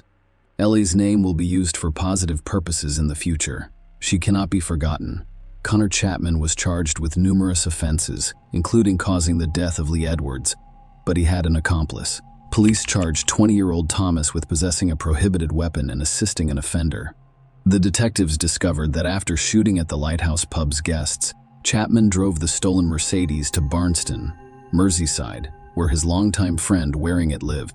The surveillance camera there captured Chapman walking down the road and picking up the crime scene weapon after it had fallen to the ground. Although the crime weapon was never found, police discovered Chapman's DNA in a mixed sample on a bullet casing discovered at the scene and a red glove recovered from Waring's home, which matched one worn by the gunman in a taxi ordered under a false name. Around 5 a.m., Chapman returned home to Woodchurch, Merseyside via a vague pickup point. On Christmas morning, to cover up their heinous crime, the men drove to a remote location on New Year's Eve and set fire to a stolen Mercedes. Thomas Waring was found guilty on all charges. In July 2023, the court sentenced him to 9 years in prison. Now I'd like to say a few words about Jake Duffy and Kieran Salkeld, who were the targets of the attack. They were both wounded but survived. In this case, they were the victims. However, a closer look at their way of life reveals that they were on a dangerous path. They were part of the Beechwood gang on December 23, 2023. Chapman had injured them the day before at the Lighthouse pub. Duffy and Saul killed and beat up another criminal affiliated with a group that included Connor Chapman. While Chapman was awaiting sentencing in the shooting case, the two were already imprisoned for their crimes. Salkeld received a 27-month sentence for assault and 9 months for being afraid to run concurrently. Duffy was sentenced to 2 years for assault and 9 months for a fray that would run concurrently. The court has also issued injunctions against them, the full list of which is displayed on your screen. Commenting on the injunctions, Chief Inspector Tom Welch stated that gang-related activity has a profoundly negative impact on those who live or work in areas where these criminals conduct their business, often recklessly and with complete disregard for others. The gang injunctions served on Duffy and Salkeld are part of our ongoing and relentless efforts to combat serious and organized crime in Birkenhead. Our local officers are well aware of the prohibitions detailed in these injunctions, and they will strictly enforce them. If either man violates the law, we can act quickly to arrest him and return him to court, where he may face prison time. We are using all available powers and legislation to disrupt and deter gang activity, but we can't do it alone. We need communities to report any criminal activity in their area so that we can get criminals off the streets. Together, we are always stronger. However, before the story of the shooting began, the court prohibited Chapman from entering the area surrounding the Lighthouse pub. Nonetheless, he chose precisely this location to commit the crime that resulted in the death of the innocent young woman. Perhaps many countries around the world should have stricter laws and more effective methods for influencing people who pose a threat to society. This is my subjective opinion. However, you can express your personal opinion in the comments section. Connor Chapman denied everything. He claimed that the camera at the Lighthouse pub captured another man, not him. He claimed he was at home wrapping Christmas presents, but the evidence suggests otherwise. During the 3.5-week trial, the jury heard about events leading up to the incident, including a feud between Chapman's Wood Church, a state-based gang, and a rival group centered on the Beechwood estate, which is home to Saul and Duffy. Investigators discovered that after committing the crime, Chapman planned to flee to Spain by car ferry. Before he could do that, the police searched his grandparents' home, and the man knew they were close to catching him. As a result, he chose to flee to Wales, rather than risk his life on a car ferry. That is where the plainclothes officers later arrested him. During the trial, Chapman admitted to having access to the Mercedes seen on CCTV footage, but stated that it was primarily used by him and other gang members to trade illegal drugs. He claimed other people had access to the Mercedes and that he wasn't driving it that evening. He admitted to burning the car, but said he did so after realizing someone from his gang had used it in the shootout. Outside court, LA's father, Tim, expressed his hope that his daughter's killer would never see Christmas again. If I'm lucky enough to be around for a long time, I'll do everything I can to ensure that he never leaves jail.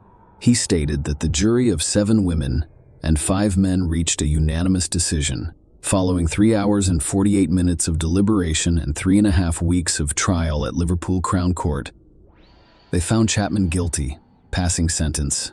Mr. Justice Goose informed him about what you did. Connor Chapman was both wicked and shocking. You murdered Ellie Edwards, ending her young life. You spent the days following the incident removing or destroying evidence that could identify you as the gunman. It's absolutely shocking. You meticulously planned a revenge attack in a gang rivalry. You had no regard for anyone else. The risks of what you did were both obvious and high. On July 7, 2023, the court sentenced Connor Chapman to life in prison with a minimum of 48 years before he could seek parole. During the verdict announcement, Ellie's family breathed a sigh of relief and whispered yes. Her father, Tim Edwards, also went on air to answer questions from journalists. Tim said some crucial words. I believe Elle's legacy will hopefully inspire people to be more positive. She was a caring person who would devote more of her time to others than to herself. If she can be remembered for that, as well as her warmth and the happy-go-lucky life she was leading at the age of 26, she would not want you to sit around moping and going downhill. She would not want that. She would not want that. She wants you to live your best life. That was how she approached or interacted with others. She would uplift your spirits. I was lucky to be her father, but we were also close friends. So there are a lot of good memories of laughing and doing stupid things together that you can't print. Share your opinion with us in the comments and subscribe to the channel for more.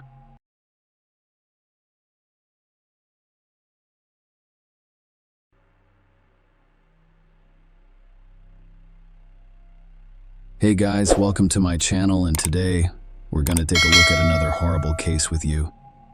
Today we'll look at a story that occurred in 2022. This case involves multiple countries, and the sentence was issued less than a month ago. What began as a fairy tale ended as a horror film. Ekaterina Bauman was born on May 13, 1989, in Leningrad, one of Russia's largest cities, which was later renamed St. Petersburg. The chain of events that resulted in something horrific began in Turkey in 2009, when Ekaterina, 20, went on vacation with her family. It was here that she met Walter Bauman, a German citizen, 13 years her senior. Walter was fluent in Russian because he was born in Kazakhstan, which, like Russia, was a part of the USSR until 1991. Walter completed his education in Germany and made a good living, But his personal life was not going so well.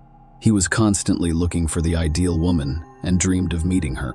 But he didn't meet the definition of a perfect man. He lived with his parents, didn't care about his appearance, dressed sloppily, and looked repulsive overall. He met many women on the internet, and almost all of them were Russian. He spent a long time chatting with one of them before deciding to travel to Russia to see her in person. But when she met Walter in person, he did not leave a good impression on her, and she no longer wanted to communicate with him.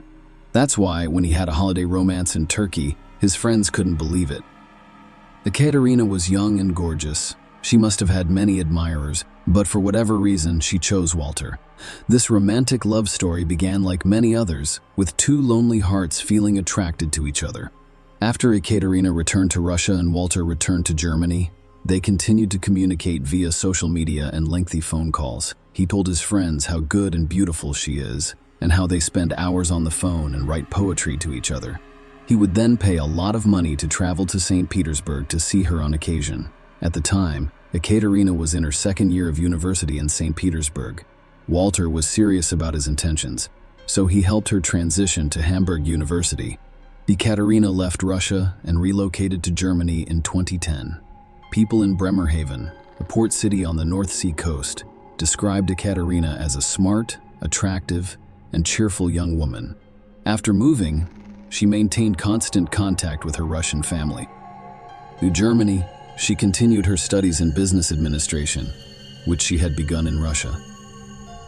She enjoyed running and practicing yoga, and she was always looking for quiet places. A few months later, the lovers were married.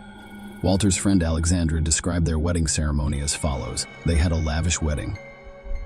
I used to be a wedding photographer, so I've seen a lot, but Ekaterina was the most beautiful and happy bride I'd ever seen. They undoubtedly spent a lot of money on their celebrations. The registration took place at a lighthouse, from which they took off in a massive white horse-drawn carriage.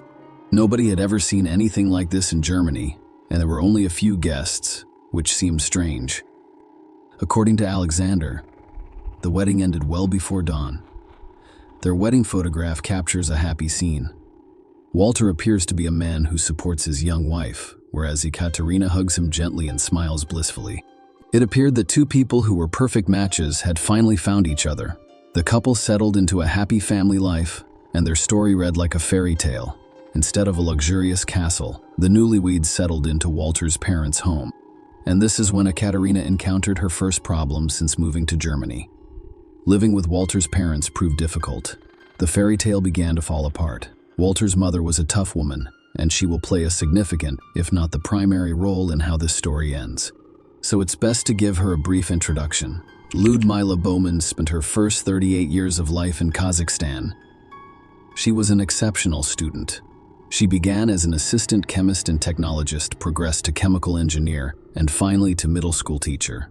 She married when she was 18 and had her only child, which may explain why he was the most important person in her life.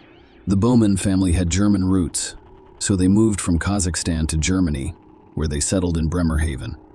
Ludmila spent many years working at a marine institute, researching the problem of global warming. She was in a good position. They would frequently go out to sea and participate in about 25 expeditions, including those in the Arctic.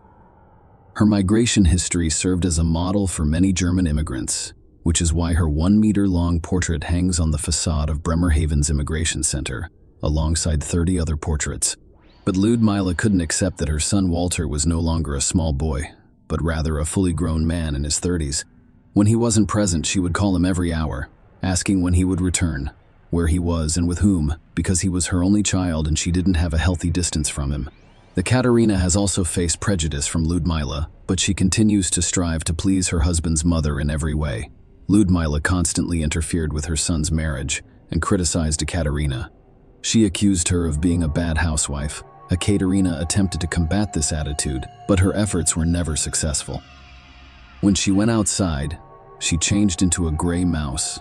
Otherwise, she'd have to hear from her mother-in-law about how she dressed like a prostitute. Walter worked in a port, earning approximately 4,000 euros per month.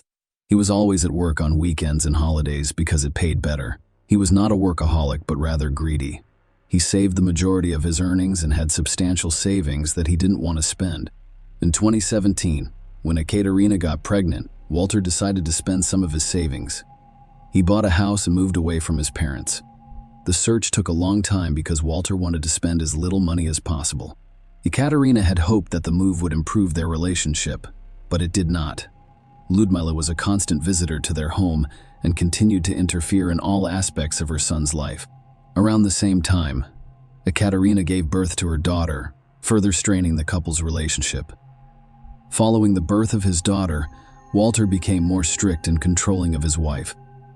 He spoke down to her and forbade her from learning to drive a car, as well as from communicating with her daughter in German, because he wanted her to know only one language, Russian. Ekaterina had no idea what the changes in her husband's behavior were about. He developed even more resentment, jealousy, and control than before. It was becoming increasingly difficult to predict his behavior. He could lose his temper over trivial matters. The couple's relationship deteriorated, and Walter went so far as to use his physical superiority against his wife, beating her.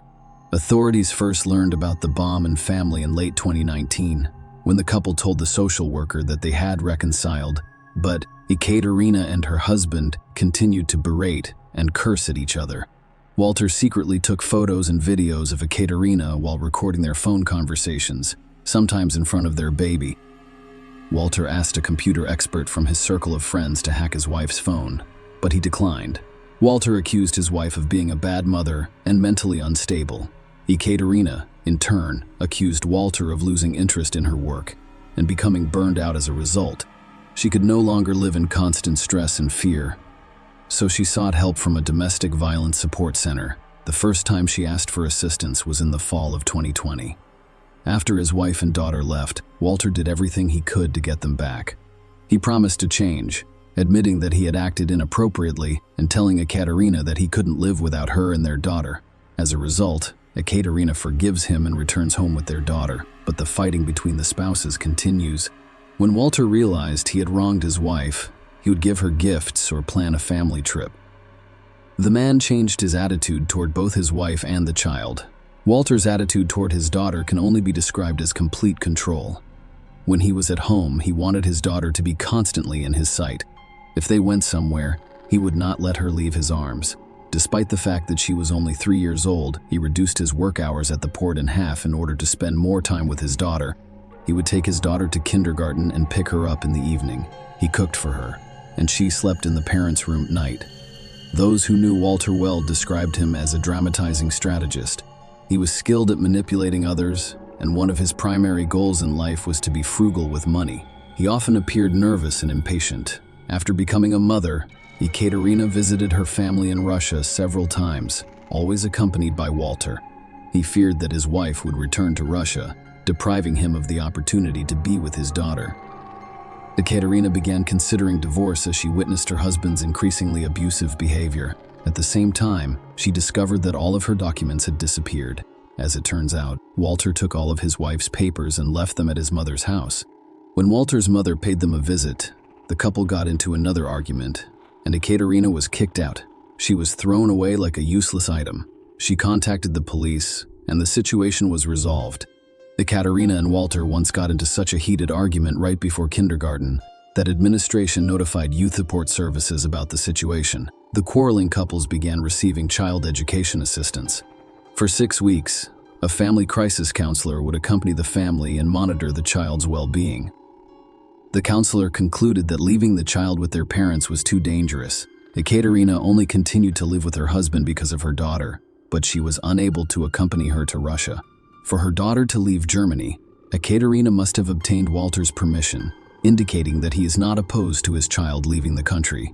In August 2021, Ekaterina took the daughter for the second time and reported to a women's crisis center that her husband had threatened her life. Social services wanted to place a 5-year-old girl in an orphanage, and the Youth Affairs Department's psychologist described the situation as severe. Ekaterina agreed to the Youth Affairs Service placing her daughter in foster care, but Walter and his mother opposed it. That's why both parents had to care for the child. The girl lived with her father for a few days before moving to a women's shelter with her mother. always alternate and under the condition that the couple's daughter attend kindergarten to learn German. In a few weeks, the family was reunited again. According to some Russian sources, Ekaterina had bad roommates at the women's shelter, and the kindergarten that the daughter must have visited was too far away. As a result, she returned home, but the couple has begun the divorce process and lives in separate rooms. Ekaterina's desire to return to Russia was increasing. Walter wasn't against it, but only if his daughter stayed with him in Germany. That is why Ekaterina only visited St. Petersburg in 2021 and 2022. In Russia, she went on a date with a man she met online. He came from the Siberian city of Omsk and was a pilot. Ekaterina returned to Germany in mid-January 2022 and communicated with the Russian pilot on a daily basis. They exchanged many love messages, but a few weeks after returning to Germany, on February 4, 2022, the 32-year-old woman stopped communicating with her family and new lover. When Ekaterina ran away again, she only took an empty suitcase and 13,000 euros from her husband's stash. She left behind her phone, keys, clothes, and, most importantly, her 5-year-old daughter. This is what Walter told the police on February 6, 2022. When Ekaterina's parents couldn't reach her for 2 days, they contacted the German police and requested a welfare check.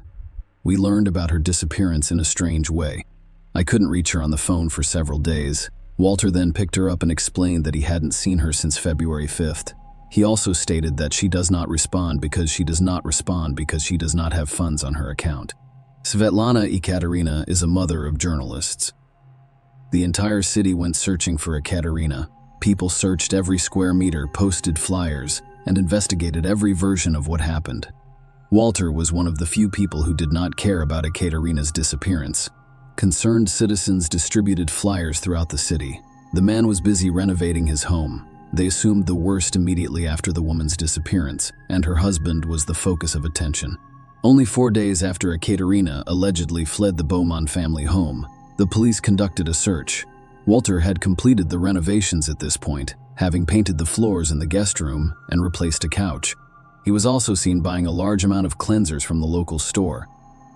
The police discovered that the surveillance footage from the house's video cameras had mysteriously vanished. Officers searched the house for 3 hours for evidence of the crime, leading a detection dog through the garage and into the house. In the garage, the dog became agitated but did not give a signal. The first tests conducted by criminalists revealed no evidence within the house or garage. Police discovered a knife and an electric shocker in the littered car and seized them as potential evidence. Officers noted that Walter was unconcerned about his wife, who had gone missing. Instead, he wanted to know if he would be granted sole custody of his daughter, aged 5. If his wife did not return, the search for Ekaterina continued day after day, but nothing was discovered. It's as if she disappeared. Officers recognized that the chances of a young mother fleeing and leaving her daughter's documents and phone behind in a foreign country are extremely low. Walter had the police's suspicion, as evidenced by his statement that Ekaterina fled with an empty suitcase. Ekaterina's mysterious disappearance alarmed people throughout the city and beyond. Women who didn't know Ekaterina organized a search. "We'll keep looking for her until we figure out what happened," said one of the organizers. 2 weeks after the young mother went missing, approximately 400 volunteers from across North Germany searched for her in Bremerhaven several times, aided by rescue dogs. This incident elicited a massive response on social media. Ekaterina's family brought attention to her disappearance in Russia, and the story aired on the major Russian channels. "My daughter was with this man for 12 years, but for a year and a half, their marriage was nothing but fights, and he hit her several times," according to Ekaterina, a journalist's mother. "He kept my daughter in isolation and confiscated her IDs and bank cards. He didn't let her meet anyone." On March 1, 2020, 25 days after Ekaterina's disappearance, shocking news spread first in Bremerhaven, then across the country, and eventually in Russia. During a walk along the Weser River, an ordinary passerby noticed a strange suitcase that had washed ashore. He was horrified when he opened it. Inside were fragments of a woman's body, packed in garbage bags. It is important to note that not all fragments were contained within the suitcase. Several of them were missing. Sadly, the victim was 32-year-old Ekaterina Beaumont. By a strange coincidence, the suitcase was discovered near the lighthouse where she got married. The suitcase washed ashore, which was a stroke of luck for the investigation. According to experts, it could have swum to the North Sea, leaving Ekaterina missing indefinitely. This is how her hopes for a happy resolution to her relative's mysterious disappearance were dashed. They could only say goodbye to their dear daughter, mother, and friend. The city residents organized a small impromptu memorial. Their neighbors, who were not unconcerned about what happened, left flowers, lit candles, and even wrote letters. Walter Bowman was arrested as the primary and sole suspect. After discovering the body, the family home was searched a second time. This time, experts worked for several days. The police discovered a bottle containing a strong sedative in Ekaterina's blood. The police also discovered single-use gloves, foil, and adhesive tape, as well as a large supply of garbage bags and cleaners. Furthermore, canisters containing acetic acid solvents, bleached suitcase keys, and the pink scarf worn by Ekaterina in her most recent selfie were discovered in the garage and shed. Investigators also noticed that Ekaterina has few personal items. The majority of her clothes were discarded, and her wedding photograph, a memento of happy times, was hidden behind the piano. The police have also discovered the white jacket that Ekaterina was wearing in her last selfie. The jacket was discovered in a trash can at the workplace of Ludmila Baumann-Walter's mother. While in custody, the man frequently wrote letters to his mother, confessing his love for her and referring to her as his son. The letters contained urgent appeals, such as "Help us all," "Mother, save us," "You can do it," "You represent my only hope for the future," and "Please save me." 8 months later, it became clear what he meant. Ekaterina died on Friday, February 4, 2022. At 4:30 time, she took a 10-minute walk wearing our light-colored jacket and yellow skirt. Neighbors' video cameras captured the event. In the evening, the family ate dinner, which included tuna, halibut, mashed potatoes, and olives. It was a bottle of wine. According to Walter, Ekaterina drank only 1 glass while he consumed the remainder. That's why he fell asleep at 8 p.m. According to court documents, Ekaterina's phone was last connected to the network at 7:41 p.m. At 8:25 p.m., she called her new lover via video chat on her computer. She was in a good mood and promised to call him again as soon as she put her child to bed. But she did not call him that evening. She did not call anyone. 2 hours later, the Russian pilot sent a message wishing her a good night, but it went unread. A forensic examination revealed that Ekaterina had died 2 hours after dinner. This was confirmed by an examination of her stomach contents. Forensic experts discovered strong sedatives and alcohol in her blood, as well as a broken hyoid bone. The cause of death was determined to be strangulation. Experts claim that everything else done to the body was done with extremely sharp tools. Walter opened his car briefly the next morning, at 7:22 a.m. At 10:20 a.m., the car drove away and returned at 4:49 p.m. 3 days later. Walter called his wife's phone number, most likely to confirm his legend that she had run away. He also messaged her a few times, asking the most obvious question: "Where are you, Ekaterina?" Prior to Ekaterina's disappearance, Walter and his mother communicated frequently via WhatsApp, but after February 4, they went silent, which is completely unusual. In the middle of February, Walter drove his car to auto service, where he informed an employee that the interior needed to be thoroughly cleaned from top to bottom. On August 26, 2022, the trial began. The prosecutor claimed that Walter slipped sedatives into his wife's drink and strangled her after she fell asleep. Walter planned out what he was going to do with her body. The prosecutor's office cited the husband's fear of losing custody of his daughter in the event of divorce, as well as financial losses, as motivators. It was also revealed that traces of blood were discovered in the garage, which Ekaterina's husband intended to clean in accordance with online advice. They were found beneath the shelf, on the floor, on the stairs, and in the seams. Traces of blood were also discovered on the carpet in his car's trunk. Despite thorough cleaning, experts from the Institute of Forensic Medicine determined that Ekaterina had blood in all of the places mentioned above.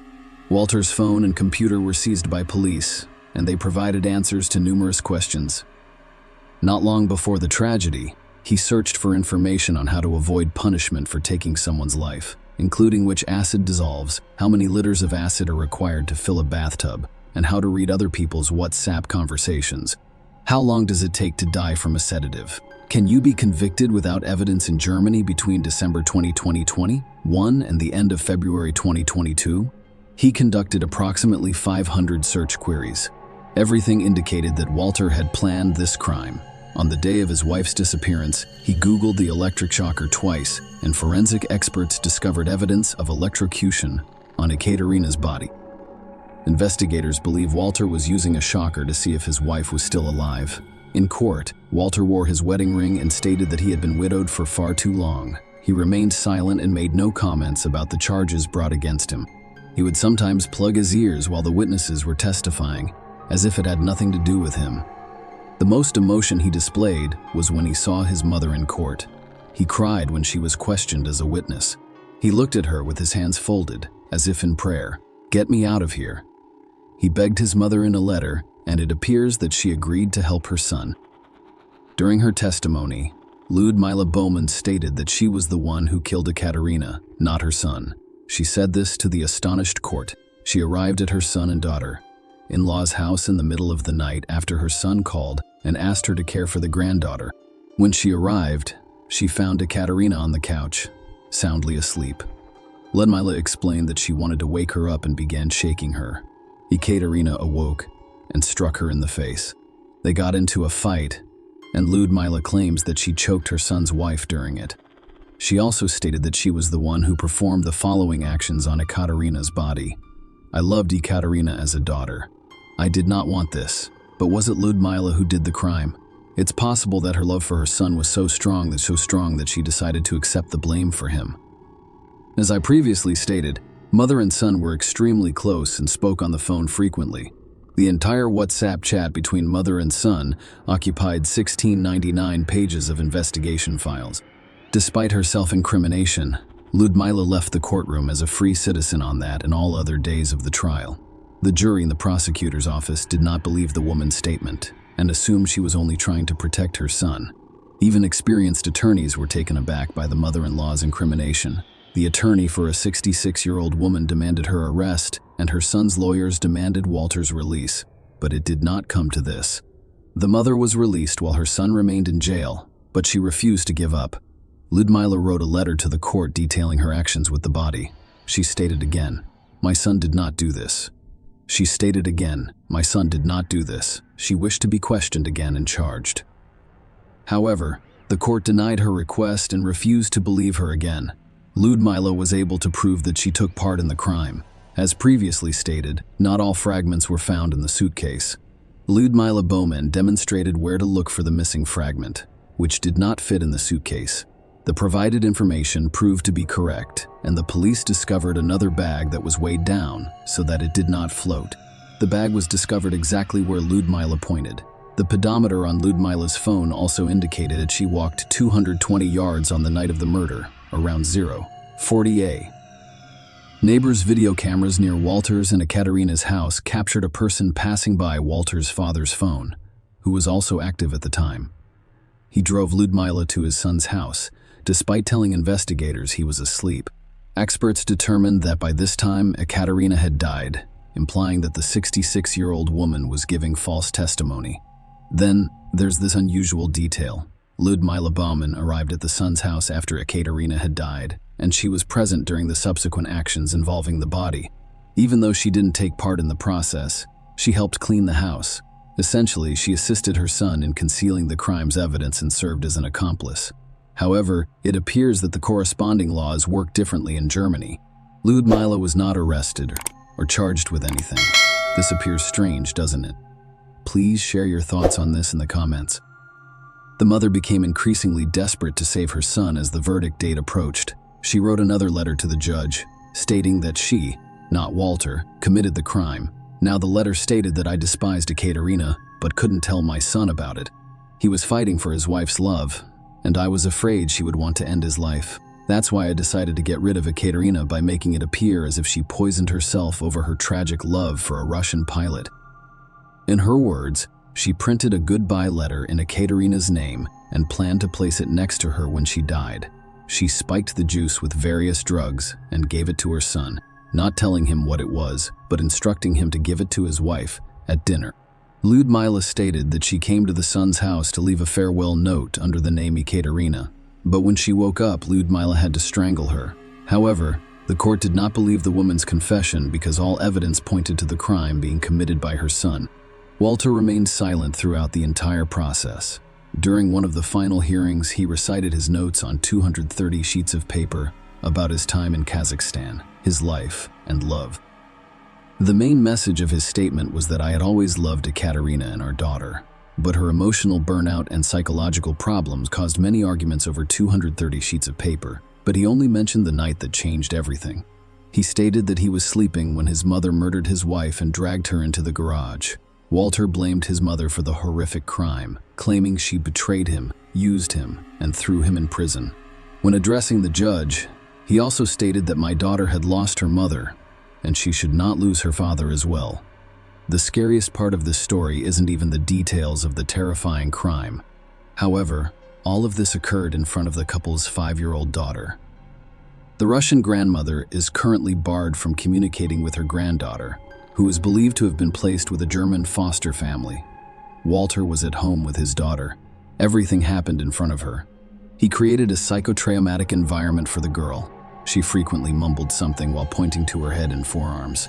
She saw everything that indicated that Ekaterina was Svetlana's mother. The girl is currently living in a traumatized children's facility and has been given a new name so that she does not learn the truth about her real family. Svetlana is attempting to obtain guardianship for her granddaughter, but German authorities will not even allow her to speak with her on the phone. The verdict was announced on May 23, 2023, when Ekaterina's daughter was 6 years old. Walter Baumann was handed a life sentence. Under German law, he is eligible for parole after 15 years. The urn containing Ekaterina's ashes was buried in her hometown of St. Petersburg. The case of Ludmila Baumann remains open. The prosecutor's office may charge her as an accomplice, but so far, this has not occurred. Share your opinion with us in the comments, and subscribe to the channel for more.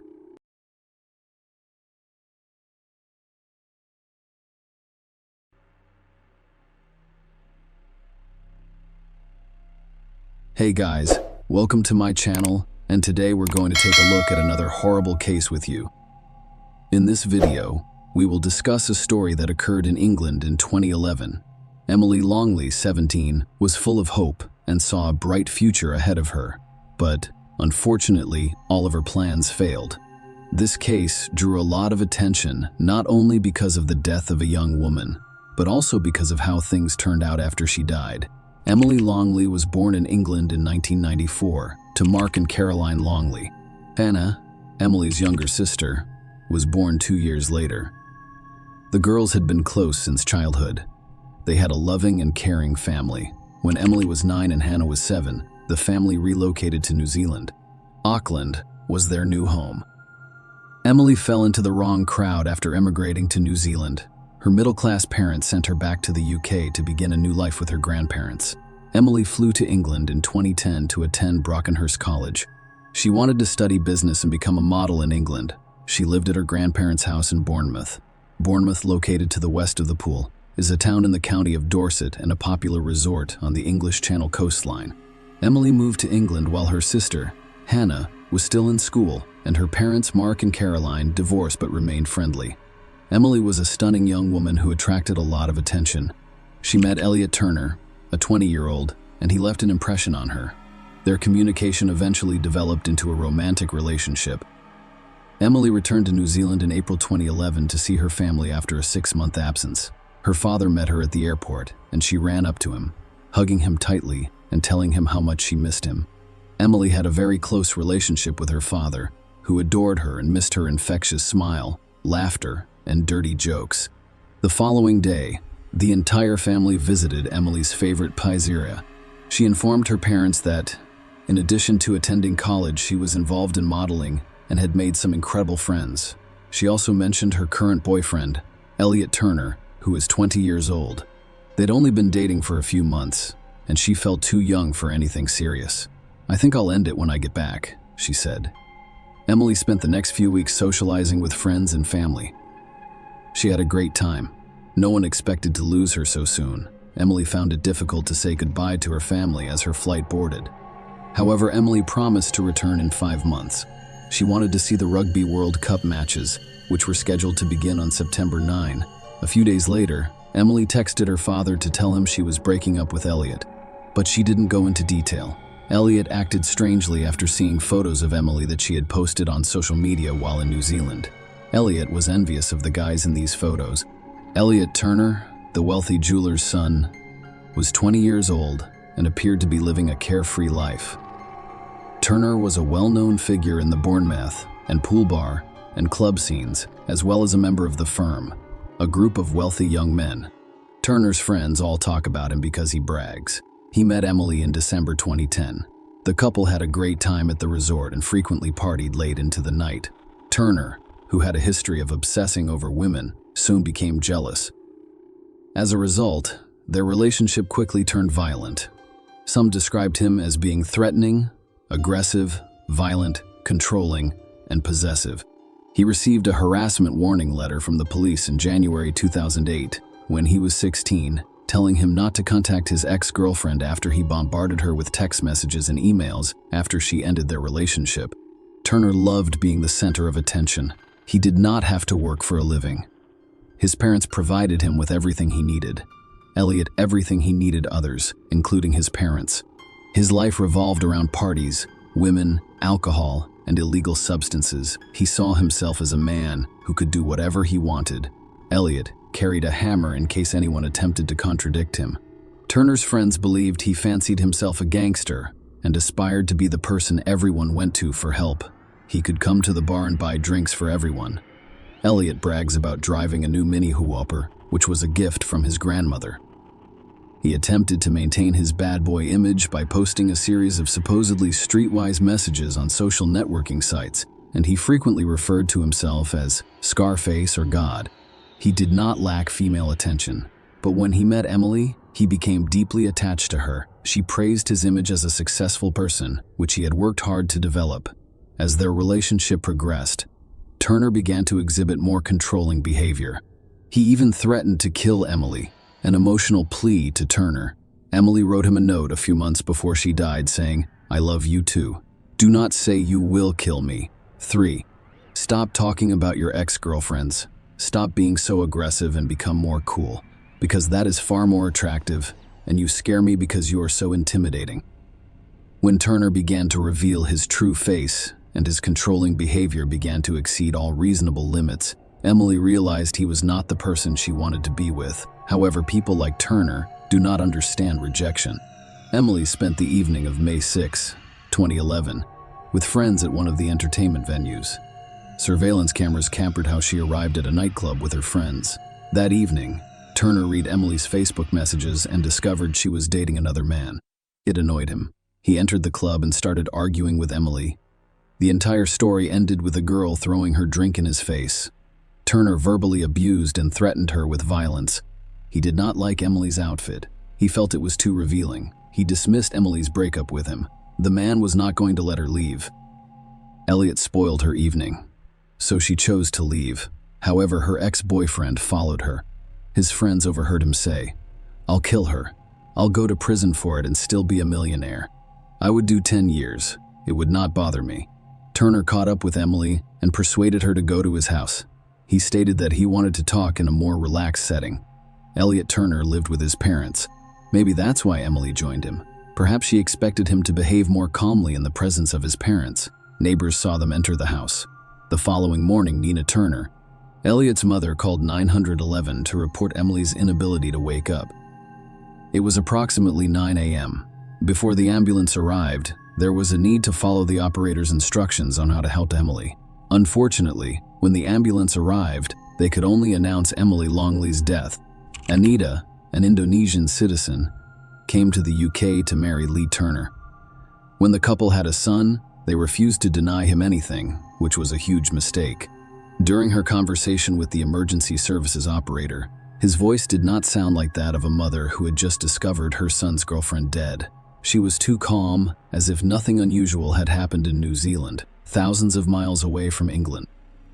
Emily's father, Mark, awoke at 2 in the morning to find a slew of missed calls from his ex-wife, Caroline, and younger daughter, Hannah. Hannah also left a voice message, which Mark could barely understand. Then he heard Caroline scream in the background, followed by her words, "Emily has died." Mark refused to believe it. He phoned his mother in England. When she responded, his entire world fell apart. His mother was crying uncontrollably. Moments later, one of the cops grabbed her phone. "I'm sorry to inform you that your daughter Emily has died," he said. Mark could not believe it. After all, Emily was sitting on his couch, smiling, just a week ago. Even after flying to the United Kingdom, the bereaved father refused to accept that his daughter had passed away. Unfortunately, it was not a dream. Emily's parents faced a heartbreaking challenge when their eldest daughter passed away. The police informed them that Emily had died in her sleep. It did not make any sense. She was young and healthy. The police gathered some evidence, but it was unclear what had happened to Emily. They needed to wait for the autopsy results. Elliot Turner's parents, Anita and Lee, told investigators that they had been home all night and had heard nothing suspicious. Elliot publicly mourned Emily by sharing photos of them together on his Facebook page. The police had no evidence to refute Turner and his parents' claims that Emily mysteriously died in her sleep. The most important aspect of any death investigation is determining the cause. When investigators discover the cause of the victim's death, they have a better understanding of the situation and how to proceed with the investigation. While awaiting the autopsy results, the investigators discovered that Emily had posted something strange on her Facebook page just a few days before her death. "I have a stalker." She added that someone had just called me, and I was like, "Who is this?" And they said, "You don't know me, but I know everything about you." And I was like, "How did you get my number?"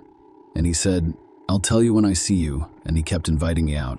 So I hung up and they haven't stopped calling. Emily posted on Thursday, May 5. Simultaneously, the police discovered that Emily had a fight with Elliot Turner in front of other nightclub patrons before dying.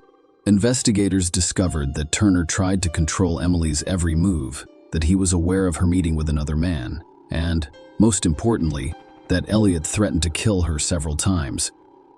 However, his friends dismissed this as meaningless, believing that Turner's words were simply meant to strengthen his image as a gangster. The autopsy did not reveal the exact cause of Emily's death.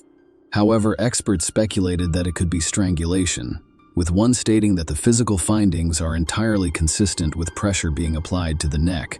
Investigators suspected that one of the Turner family members was involved in Emily's death, so they installed listening devices in their home. The police were right to investigate whether they were hiding anything. They overheard Elliot instructing his mother on how to interact with the police and what she should say. His father, Lee Turner, appeared to be the only one who recognized that what he was doing was wrong. He eventually submitted to his son and wife's will. While listening to the recordings, investigators also learned what happened to Emily Longley. Elliot Turner admitted to causing her death. They arrested Elliot Turner a week after Emily died. He, of course, denied any guilt. His lawyers attempted to challenge the authenticity of the audio recordings. However, after reviewing all aspects of the case, the judge permitted the prosecution to use the recordings as evidence. Not realizing the police were listening, Elliot admitted that he was angry every day, and no one had ever irritated him more than Emily. During the trial in May 2012, his lawyer claimed that his client acted in self-defense. Elliot Turner claimed that the chorale in his bedroom became violent, and he had to grab Emily by the neck. He said he did not strangle her. He discovered her dead in his bed the next morning. During the second day of the trial, Turner expressed disgust with his actions that night, allegedly after discovering Emily's death. He wrote a letter to his mother telling her how ashamed he was and that he was leaving for Spain. One can assume Elliot Turner intended to leave the country on the day Emily died, but changed his mind for some reason. When the police arrived at Turner's home, following the 999 call, they discovered packed bags. Elliot's passport was in his pocket. He admitted in court that he threatened Emily and felt upset and deceived the night before her death, after discovering false emails on her phone claiming he had smashed her face into a table. When describing their fight before she died, he mentioned that Emily had begun beating him with her hands and feet. He attempted to calm her down before giving up and throwing her a 20-pound note for a taxi. He claimed she simply ignored me at first. Then, 5 seconds later, she went crazy. I'd never seen Emily become so enraged. I wasn't sure what to do. She wouldn't stop. I kept repeating myself, "Stop it. Calm down." At this point, I grabbed her by the neck with my right hand. Defense attorney Anthony Dunn inquired, "Why did you do that?" Turner responded to keep her from going crazy. I didn't know what to do. My right hand came into contact with her neck. When the defense counsel asked how hard he grabbed her turn, she replied, "Not very hard, but quite hard." I grabbed her and pushed her down on the bed. I pressed down on her neck while she was lying down. He claimed to have held her for 5 or 6 seconds before releasing her and storming out of the room. When asked if he intended to kill Emily Turner, he said no. He said he thought Emily had fallen asleep. He allegedly realized Emily was dead only after she failed to wake up the next morning. Emily's father, Mark, told the Herald newspaper how difficult it was for him to lose his daughter. "The truth is that death is unpleasant. It doesn't matter whether it's your child, your partner, or your 99-year-old grandmother. It stinks that someone is present one day, but not the next. Well, it is not something we can handle easily. Every anniversary is difficult. Birthdays are difficult. Christmas is difficult. Easter is also difficult because it marks the last time I truly spent time with her." Mark Longley said the most difficult part was that he would never see the woman she could have become. "I miss witnessing the life she was denied. We caught a glimpse of the woman she was becoming, and I was so proud of her. I am her father. Of course I am biased, but the world was a better place with her in it. It was certainly a lot more enjoyable." During the trial, they portrayed Elliot Turner as a spoiled, wealthy child whose parents wanted to help him avoid punishment. The court heard that he was given full control of the family's home in Bournemouth's affluent Queen's Park neighborhood, where he would host parties for his middle-class friends. His father, Lee, described him as wild.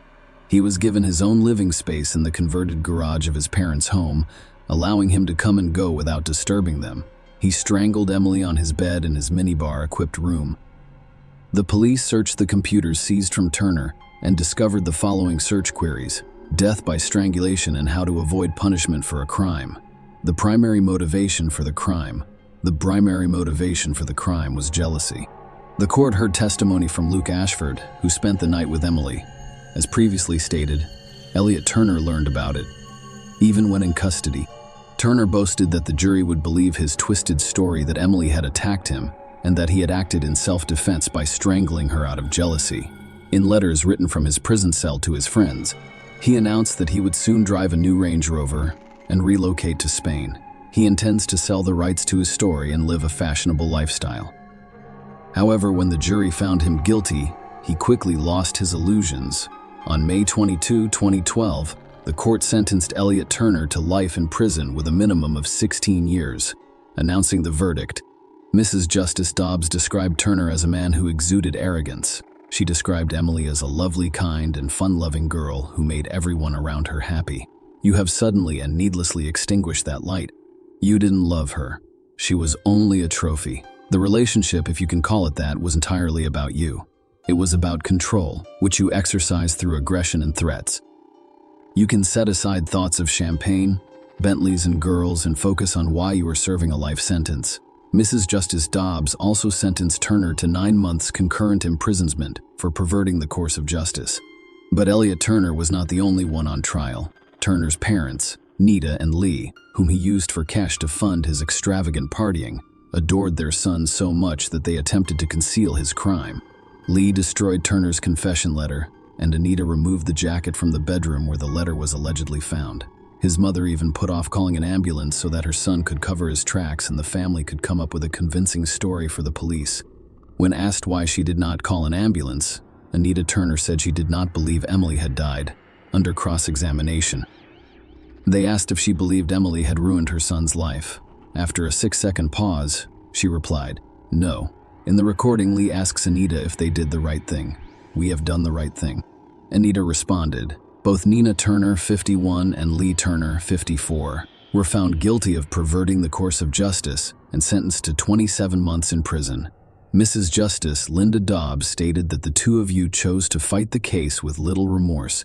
"Mr. Turner, you claimed you were unaware of the letter's contents when you destroyed it.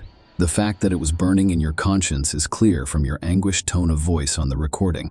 They were released in 2013, having served half of their sentence, and they continue to live in the house where Emily Longley died. Emily's father, Mark, burst into tears as he discussed the verdicts following the trial. Supported by former wife Caroline and daughter Hannah, he stated, "What we have heard over the last 5 weeks has shocked and disgusted us. That a man so evil as Turner could treat a gentle and loving girl like Emily so violently is beyond belief. We are so proud of her for traveling halfway around the world to improve her life. This is the life Turner chose to end." Mark stated that there was a lot of discussion about Turner's boasting, and that no one took his threat seriously until it was too late. He went on to say that even his mother didn't believe him when he texted her that he was going to break Emily's neck.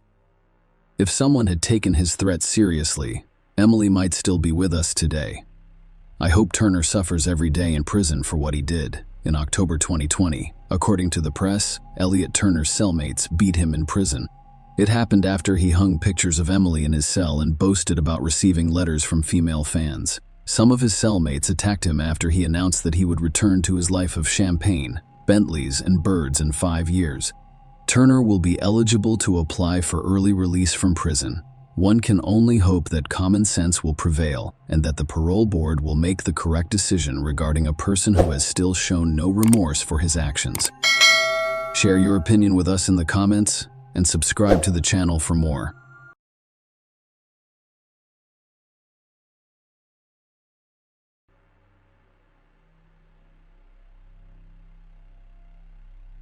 Hey guys, welcome to my channel, and today we're going to take a look at another horrible case with you. A 17-year-old young woman and her friend went on a trip to Australia and, at one point, disappeared. Without a trace, despite an extensive search and many witnesses, her fate remained unknown for 18 years. When this terrible mystery was finally solved, one shocking fact surfaced: the police had everything they needed to close the case in a matter of days. But their negligence and unprofessionalism stretched it into nearly 2 decades. In this video, we will tell you what happened to Haley.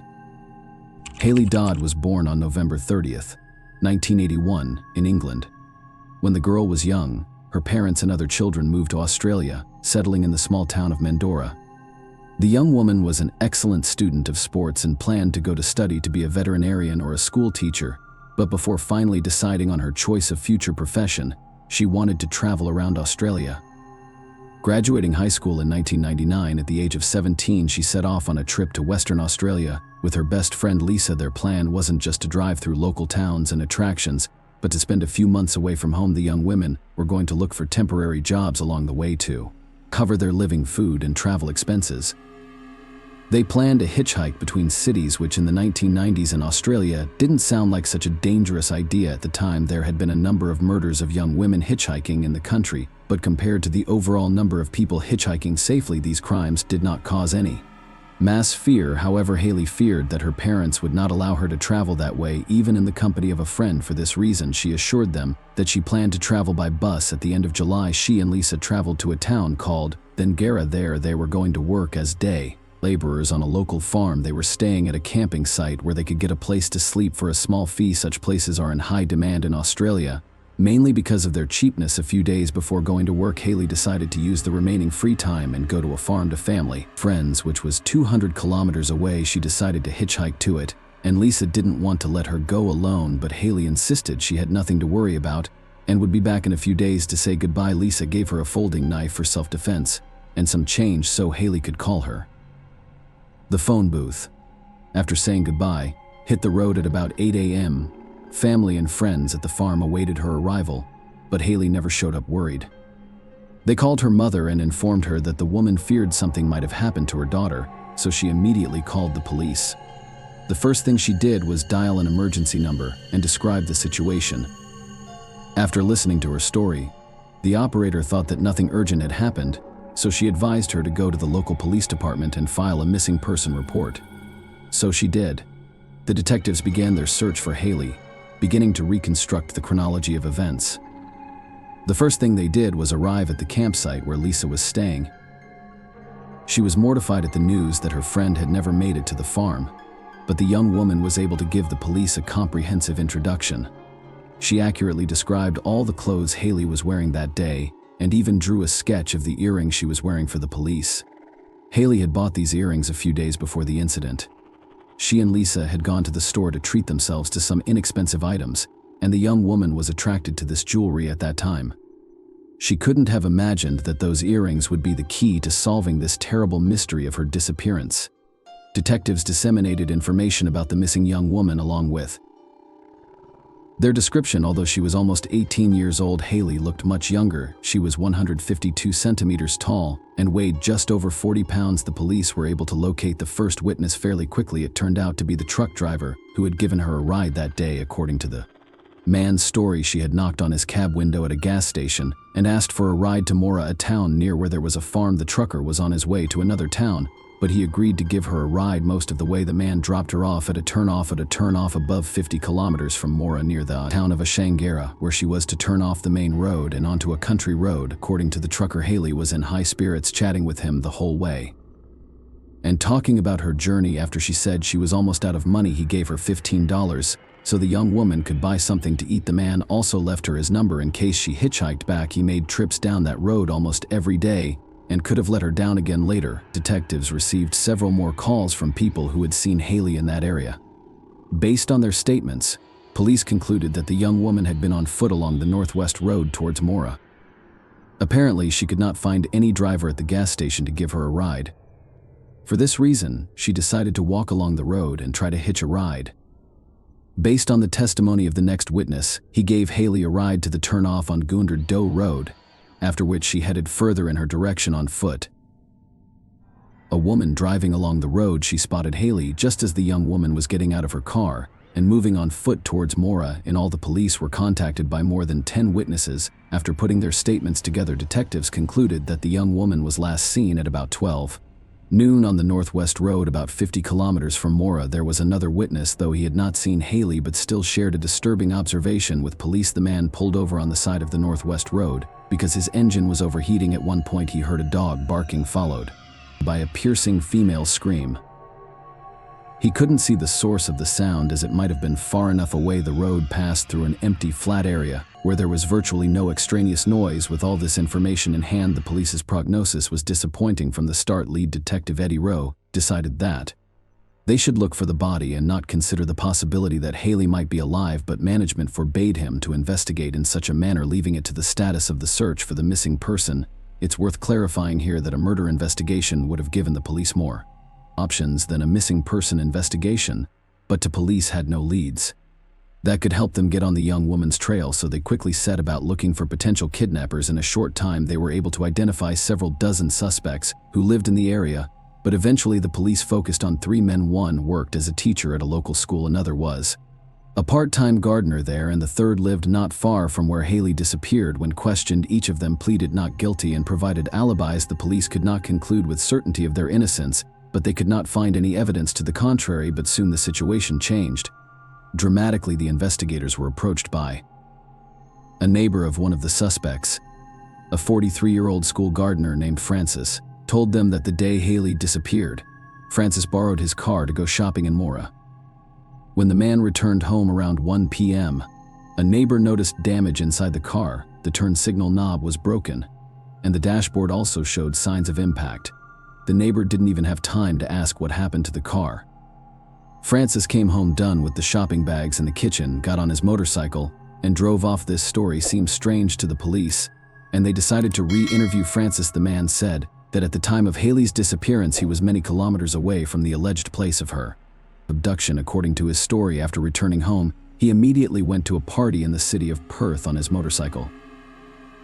But he was not supposed to get there that day. On the way there, he exceeded the speed limit and had a serious accident that took him to the hospital. The information available was enough for the detectives to ask the perfectly logical question: where was he going in such a hurry? His own testimony seemed very strange, and investigators decided to apply for a search warrant of his home. The officers searched his residence, but they were unable to find any potential evidence. They also searched the car and removed the seat covers so that experts could examine them in the lab. Unfortunately, none of this yielded any results, and Francis was left alone. Almost immediately after that, he moved to the other side of the country, to Queensland, and the detectives were left empty-handed, and the case went into a long drawer. They tried to find new witnesses and evidence to move the investigation forward, but to no avail. This went on for 8 whole years until Francis came back on the police radar in 2007.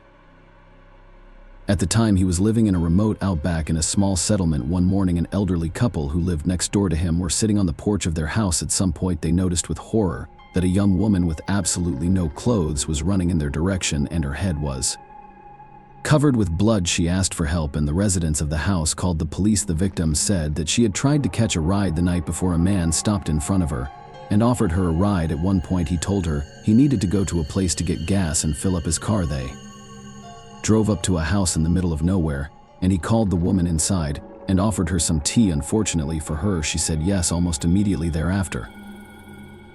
He attacked her, and after a brief struggle, tied her up. For the next few hours, the victim was subject to indescribable torture and violence. Her assailant also tore off one of her earrings and took it for himself. As you may have guessed, this man was Francis. By morning, the woman realized that she could get the rope off her hands and then free her legs and run. She loosened the rope, waited for the right moment for Francis to move as far away as possible, and rushed to the back door of the house. Before she left, she removed her pendant and tossed it under the bed. The woman feared that the police might not find any corroboration of her story, so she decided to leave some personal item in his house, and it really worked. The police searched Francis's house, found the very same pendant, and arrested the man. At the trial, he quickly realized that he could not get away with it and decided to confess to what he had done. He was sentenced to 12 years in prison. The police in Western Australia, who handled the Haley Dodd case, were notified of Francis's arrest, but they did not appear to be at all interested. No action was taken by the detectives to revive the 8-year-old case, which was so closely resembling the circumstances of Francis's crime.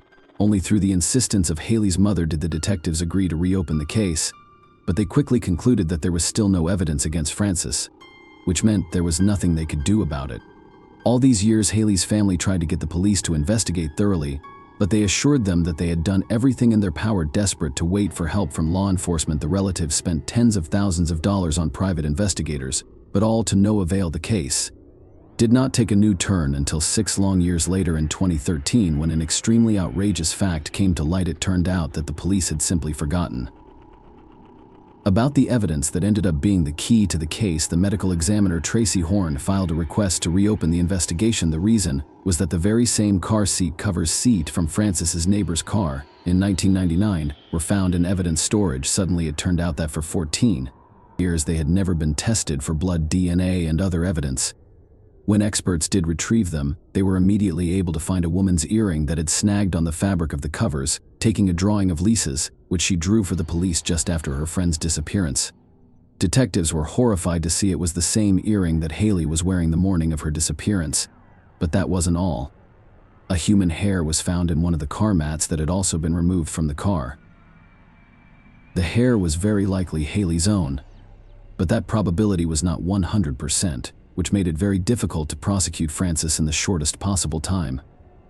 As soon as the news leaked to the media, a wave of criticism poured in against the police. For 14 years, as evidence lay literally under the noses of the investigators, but in all that time they never remembered it. Of course, such a find instantly changed the course of the case, and the detectives went to the other side of the country to interrogate Francis again. At the time, he was still in prison for assaulting a woman in 2007. The man gave them the same story he had told them 14 years earlier. He denied his involvement and assured them that he was shopping in Mora at the time of Haley's abduction. The interrogation, which lasted nearly 4 hours, was inconclusive, so the police had to prepare the case to go to trial. It wasn't until 2015 that he was formally charged with Haley's murder and deported to Western Australia. 2 more years later, in late 2017, the trial began. Francis's defense insisted that all the evidence presented was circumstantial. The earring Haley bought at a local store was very cheap and popular, so it could have been left in the car by another woman. The hair found in the car showed an almost 100% match to Haley's DNA, but not an absolute exact match. Although a mistake here would have been highly unlikely, that was enough for the lawyers, but all these arguments seemed unconvincing to the judge. Perhaps Francis would still have had a chance to get away with it if not for his crime in 2007.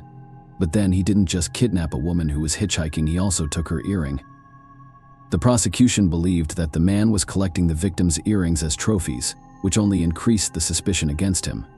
In the end, as a result, the judge found him guilty of kidnapping and murdering Haley Dodd, sentencing him to 21 years in prison. All of this took place while his previous sentence was still pending. Francis was 62 years old at the time of his sentencing, but the story did not end there. The court believed Francis kidnapped and killed Haley, then hid her body, but it was never found, and the man himself refused to plead guilty. Haley's mother repeatedly asked the killer to tell her where he hid the body, but to no avail, and in 2018, she helped pass a new law that says murderers are not eligible for parole if they refuse to reveal the location of their victims' bodies.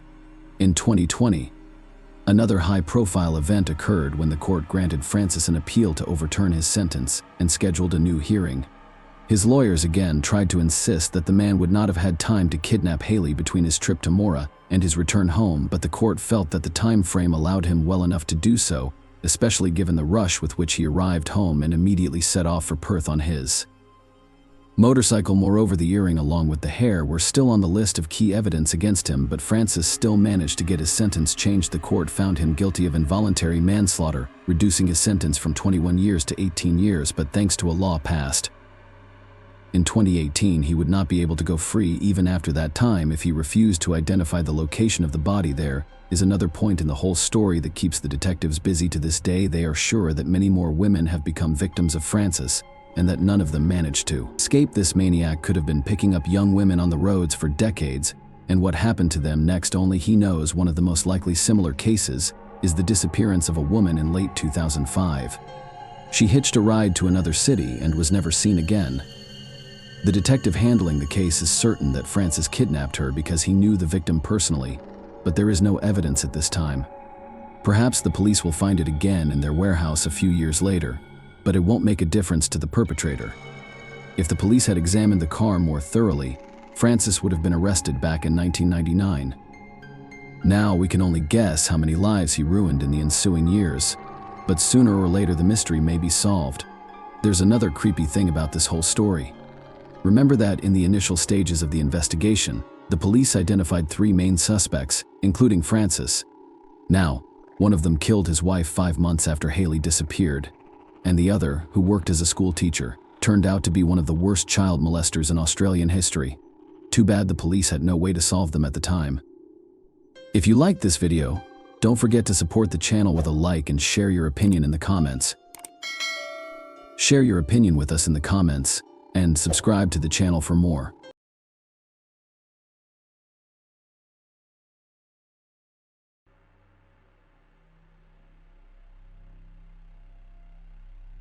Hey guys, welcome to my channel, and today we're going to take a look at another horrible case with you. In this video, we will look at what happened in the US state of Georgia. Nobody has seen the 31-year-old Indiana lawyer since 7:17 p.m. On February 24, 2022, a surveillance camera captured her outside her mother-in-law's home in Johns Creek. The police and her family have made significant efforts to determine where Sierra went and what happened to her. Sierra Locklear of Cleveland, Georgia, was a cheerful and ambitious woman.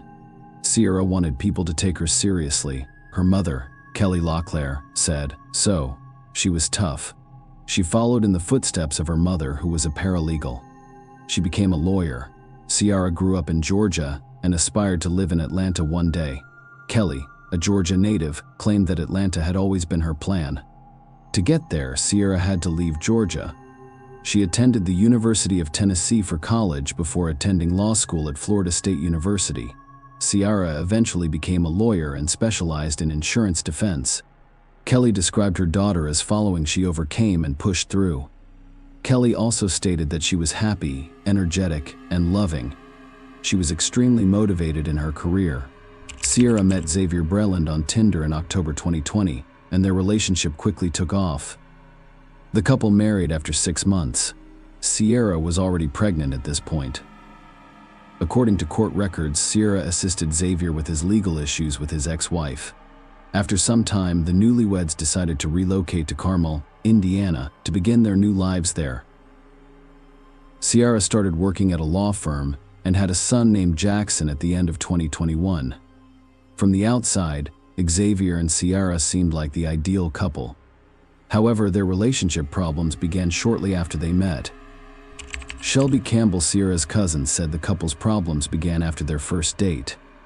Sierra informed Xavier that she did not want to continue communicating with him. but her future husband was not the type of person who could handle rejection. Instead, if Xavier showed up uninvited to her apartment and sat near her door, he began sending her threatening messages because he noticed her with another man. Ciara threatened to contact the authorities if he did not stop. Finally, she gave him another chance. 6 months later, they were married. Shelby and Ciara were best friends who texted each other daily. Ciara expressed her feelings to her, stating that she was afraid of her husband. For example, one of her messages read, "Well, I'm struggling with it in a big way. I don't want to give up on someone I love and abandon him and our family. However, I believe that the behavior is deteriorating. So, if this is how things are now, how will it be in the future? Furthermore, he used to feel bad when he said ugly things. And lately he's not even sorry for his actions. He's blaming me for it, as if I did it because you forced me to." Ciara stated that her husband would be held responsible if anything happened to her. Shelby claimed she often told Ciara to leave her husband, but Ciara understood that if she was going to leave, she needed to do so strategically. Here is another screenshot of Shelby and Ciara's text conversation. Ciara was obviously afraid of her husband. Shelby Campbell stated that the texts she shared were only a few examples of what was going on between Ciara and her husband. She called the police several times. The police were called to her home in both Georgia and Indiana several times. Campbell stated that by the time the police arrived, she would have calmed down enough to tell him where she was lying. Shelby claimed that after one of those incidents, an investigator called Ciara's mother and informed her that he knew she was lying about what was going on when she called 911, and that he had seen the same pattern many times before. He was worried about what would happen to her. Ciara was preparing to leave her husband. She opened a secret bank account and transferred money there. The messages had a strong impact on the woman. Ciara stated that she loved her husband but couldn't afford to stay in the relationship. Her parents, Kelly and Nick Locklears, were aware that their daughter's family situation was far from ideal. They wanted Ciara to break up with Xavier and assured her that she could always return to a safe place, i.e., her home. Ciara's fateful trip to Georgia began when she and Xavier loaded their baby and large dog into Ciara's 2017 white Volkswagen Tiguan and drove 11 hours south. According to her family, Ciara arrived at her parents' home on February 19th. She spent the night with family members who hadn't seen her since she moved to Indiana. It seemed like a quick trip to see her family. However, Ciara decided that she would no longer return to Indiana. Xavier was also interested in the trip because his mother lived in Georgia. However, he was unaware that Ciara would not return. She informed her mother that she was going to find work in Georgia. She had also informed her parents that her husband's abusive behavior was escalating and that she was getting divorced. Ciara showed up at Nick and Kelly's home in Cleveland, Georgia, on Saturday, February 19th. The woman remained at her parents' house until Sunday. It had been a long time since we had seen each other. She reiterated that she wanted to divorce her husband and would not return to Indiana. On Sunday, February 20th, Ciara left her parents' house to pick up her son Jackson from her mother-in-law's house in Johns Creek, Georgia, which is about an hour away. Shelby Campbell stated that one of the last texts she received from her cousin read, "I'm at Xavier's mom's house. He won't give me Jackson, so I'm waiting for him before I leave." On Monday, February 21st, at 11:17 p.m., Ciara texted her father, Nick, "I'll be back in the morning if that's okay, of course." "It's okay. You don't need to ask," Nick responded to her. Nick stated that the next day, when he had not heard from Ciara, he attempted to contact her again, and she said everything was fine. She mentioned that she had felt a little sick. Nick said he contacted her again on Wednesday to see if she was feeling better. He did not get a response. He texted her again on Thursday, February 24th. No one replied. By Friday, the Locklears were concerned because Ciara had not responded, which was unusual. Then, on Saturday evening, February 26th, Nick received a call from an unknown Indiana number. "I didn't immediately panic because I assumed they were still in Georgia," Nick said. "So I responded, and they said it was the police, and that's when they informed me she was missing." The policeman stated that Ciara's husband had reported her missing. The family was shocked. They assumed Sierra was still in Georgia, even though she had not responded to their messages, which was unusual for her. Shelby Campbell is perplexed as to why he did not contact anyone to inquire about her safety. He did not contact anyone. He did not make us aware at all. After speaking with the Carmel police, Sierra's father called her, and Xavier answered. That is how Nick described his brief conversation with his missing daughter's husband. I asked, "If Xavier, tell me the truth. What is going on?" Sierra told me that if anything happened to her, you were responsible, so just tell me the truth. He then hung up, telling me to go to hell. Nick then called Xavier's father, who lived next to Sierra and Xavier in Carmel. The father responded, "No, I never saw her," as Nick had said. According to a press release issued on March 2nd by the Carmel Police Department in Indiana, Xavier Breland reported Sierra as missing to their office on Saturday, February 26, 2022. During the investigation, detectives discovered a video recording that showed Sierra's last known location. On February 24th at 7:17 p.m., she was at her mother-in-law's house in Georgia. Nothing unusual happens during the video. According to the official missing person report from the Carmel Police Department, Sierra left their home in the Brookstone Park of Carmel subdivision in Carmel, Indiana, shortly after 10 p.m. On February 25th, walked to the nearby store. She was reportedly wearing a black top and purple shorts in temperatures nearing 20 degrees that night. According to police, Sierra never arrived, and there is no surveillance video of her entering the store. They were also concerned because she had left her phone, work phone, and burner phone behind, along with her ID, credit cards, and 5-month-old son. Family members stated that she had a burner phone to contact them in an emergency. There was no evidence of Sierra's return to Indiana. Her family knew she wanted to stay in Georgia.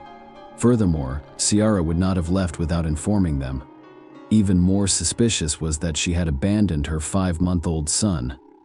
Her mother thought it all sounded absurd. Kelly LaClaire stated that her daughter confessed to her that the couple was having serious financial problems and accused her husband of being abusive to her and using their child as leverage to get her to stay with him. Kelly said she and her husband knew their daughter was dead after police called to report Sierra had gone missing, leaving her child behind. "She is definitely gone," Kelly said. "That was the first thing my husband said when police called after Xavier reported her missing, and the officer said she had left without bringing the baby. She refused to take a shower or let anyone else watch the baby."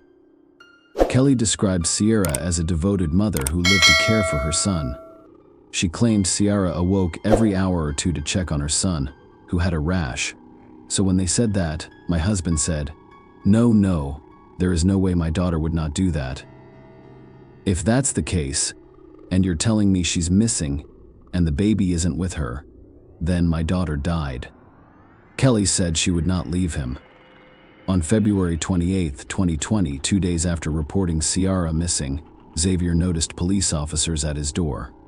According to court documents, a firearm was accidentally discharged at a home on Baldwin Lane. Xavier told investigators he was moving a Christmas tree in the garage when he heard a gunshot and bolted out. He then returned to the garage, found the gun, and unloaded it. He called the police and reported the incident. The investigators discovered 2 different guns in his home. The police did not reveal whether there was any evidence that Xavier was involved in Sierra's disappearance. However, his criminal background was quickly revealed. According to court records, Xavier was convicted on felony burglary charges in 2005. It was also unusual that Xavier reported his wife's disappearance only the next day, after she allegedly failed to return home after going to the store. A few days after the police received a missing person report, Xavier was identified as a person of interest in his wife's disappearance. They arrested him on unrelated charges. Police discovered that he had an outstanding warrant for aggravated stalking in Kuwait County. He was extradited to Georgia to face the charges. According to court records, he placed a tracker inside his daughter's stuffed animal to track down her mother, his ex-wife. The case arose from a custody dispute between the former couple. On Friday, 2 weeks after Sierra went missing, police volunteers, family, and friends searched several Johns Creek neighborhoods.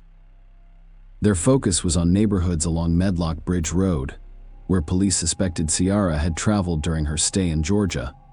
In addition to handing out flyers, the Johns Creek Police Department installed electronic signs at 2 locations along Kimball Bridge Road, requesting public assistance. They've also contacted several commercial electronic sign companies to help spread Sierra's image and information throughout Metro Atlanta. The family asked anyone who saw the white 2017 Volkswagen Tiguan with the Georgia plate RMB 5869. During that time, contact the police. The license plate of the vehicle was framed by the Florida State University Law School. The police said that forensic investigators searched the car for evidence and then released it. Sierra's last known location was at her mother-in-law's house in Georgia, so the police assumed her disappearance was related to something that happened in this house. They traced Xavier's route back to Indiana, but couldn't confirm Sierra was in the car. Xavier was the only one who stepped out of the white Volkswagen at gas stations and shops. It is unclear how much cooperation Xavier Balin's mother provided during the ongoing investigation. However, law enforcement officials confirmed that evidence was collected from the residence using a search warrant in their pursuit of answers. Investigators from Johns Creek used forensic professionals and cadaver dogs to conduct the search. The emphasis was on finding potential bloodstains, signs of a struggle, or any other clues that could shed light on the events surrounding the couple's visit. Despite the use of a canine unit, authorities reported that the search yielded no discernible scent trail at the residence. The specifics of the evidence gathered during the search remain unknown as the case is still being investigated in March 2022. Investigators obtained a jailhouse video that shows Xavier Breland telling his children that Sierra would not be returning home because she had been kidnapped. It contradicts his statement to the Carmel police about her disappearance. "Someone kidnapped my wife." He told one of his children at the end of the call, "You know what it means to kidnap an adult, she isn't coming home." However, Xavier was booked into the Coweta County Jail in Georgia on March 16, 2022. After being extradited from the Hamilton County Jail for aggravated stalking, the case was unrelated to Sierra's disappearance. The charge stemmed from an incident in Georgia in March 2021 in which he hid a tracking device to stalk the mother of his child. At the time, the woman he stalked had a restraining order against him. In August 2022, he was found not guilty. However, he was arrested again and extradited to Indiana. This time, the charge was for unlawful possession of a firearm by a serious, violent felon. At Brooklyn's initial hearing, he pleaded with the judge to reduce his bond to a level his mother could afford.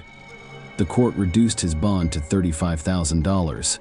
While prosecutors wanted it increased to $50,000, all I needed was an opportunity to get my life back on track, Breland informed the judge. Breland stated that he could get a job as a truck driver if he was released from jail. After reviewing the case, the judge set the bond at $100,000. In February 2023, Xavier Breland was released after posting bail. This court decision had consequences, which I will discuss later.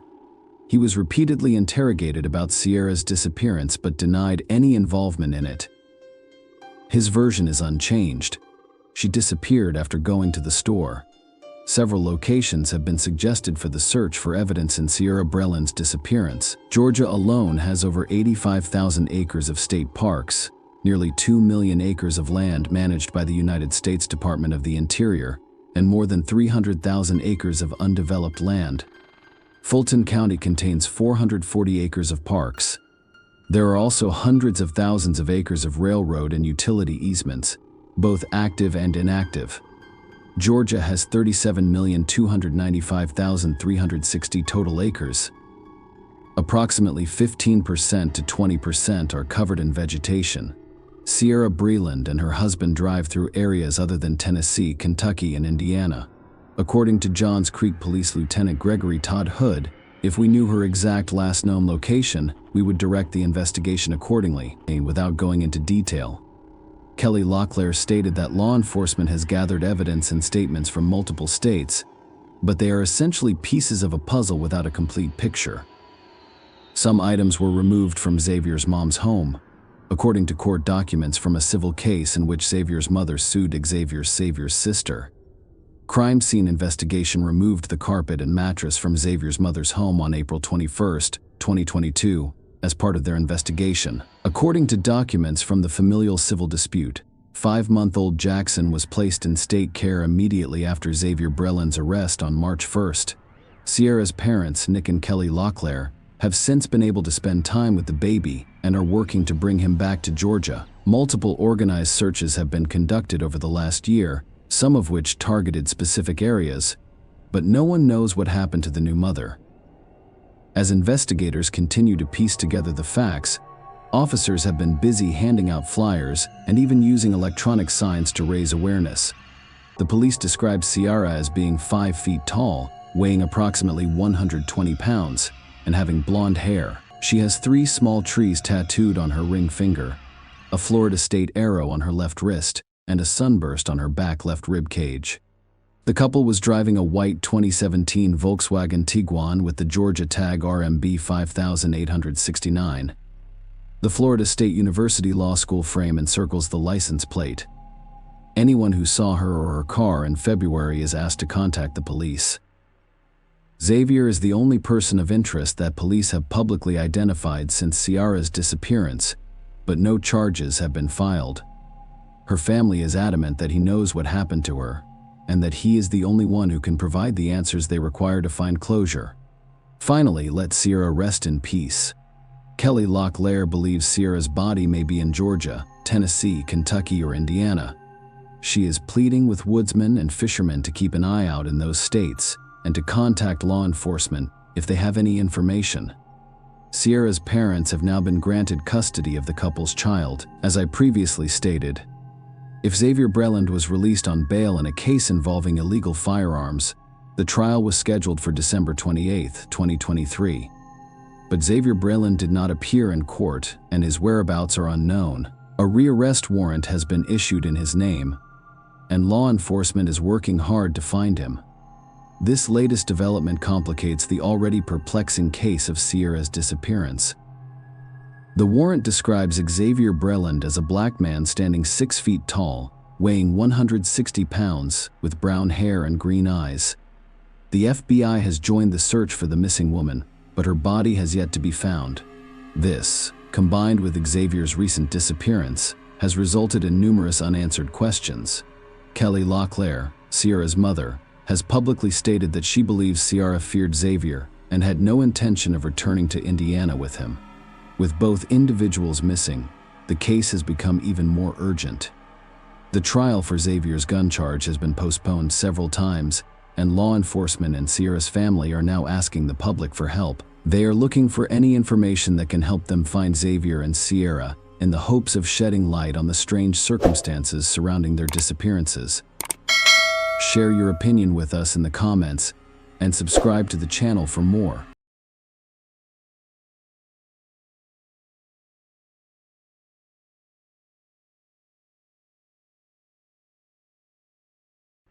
Hey guys, welcome to my channel, and today we're going to take a look at another horrible case with you. In this video, we will discuss what happened in Germany in 2016. The story of Maria Lodberger, a 19-year-old Freiburg resident, sparked widespread outrage in German society, raising concerns not only about the work of local police, but also about Germany's entire government. Maria was born on December 6, 1996, to Clemens and Friederike Lodberger. According to the German press, her parents were both lawyers. Furthermore, her father was a senior official in the European Union. In 2016, Maria was a medical student at the University of Freiburg. In her spare time, she worked part-time in an urban center that assisted immigrants. Maria attended a medical faculty organized party on the night of October 15 to 16, 2016. She had a good time with her friends, and when she started getting ready to go home, it was around 2:30 a.m.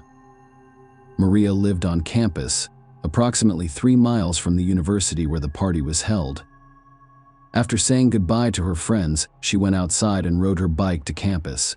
It was 2:37 a.m. At 8:20 a.m., on the same day, someone jogging along the river discovered a woman's body in the water near the shore. Witnesses called the police and an ambulance. However, there was nothing the medics could do to assist. They identified the victim as Maria Lodberger, who was 19 years old. She never made it to her dorm. A jogger discovered her body about a mile away. During the forensic examination, experts determined that Maria died from drowning. At the same time, someone attempted to strangle her with a scarf, which police discovered on the scene. That scarf contained a sample of male DNA, presumably belonging to the perpetrator. The police also determined the most likely motive for Maria's attack. The forensic medical examination determined that someone forced the girl into intimacy prior to her death. The police established a special commission of 68 investigators to investigate this case. In addition to the DNA on the scarf, police discovered several black hairs with bleach stains 7 inches long in the bushes near the crime scene. Importantly, this strand of hair contained the roots, allowing authorities to collect another sample of male DNA. This sample matched the one found on the scarf used to strangle Maria. The police were unable to determine the identity of the person to whom the DNA samples belonged because there was no information about him in the databases. On November 8th, the police offered a €6,000 reward for information that could help solve this case. Thanks to several individuals, the reward amount quickly grew to €35,000. The police questioned over 1,000 people, including those who attended Maria's last party. At the same time, over 100 people voluntarily donated DNA samples for comparative analysis. The majority of those who provided DNA were partygoers. However, none of the samples matched the DNA found at the crime scene. The residents of Freiburg were shocked when news of Maria's death surfaced in the media. People purchased all of the pepper spray in the city, knowing that the criminal was still at large. Furthermore, cases of harassment against women have increased in the city. A few days before Maria Lodberger's death, several refugees harassed a young woman in the same neighborhood. A similar incident occurred 2 weeks prior.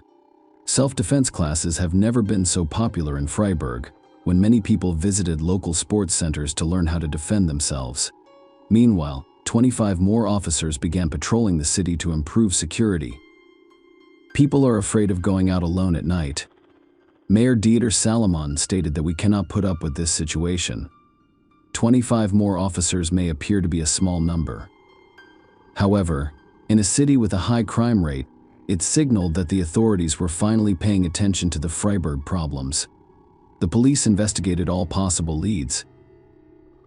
However, the hair and scar discovered at the scene proved to be the deciding factor in identifying the perpetrator.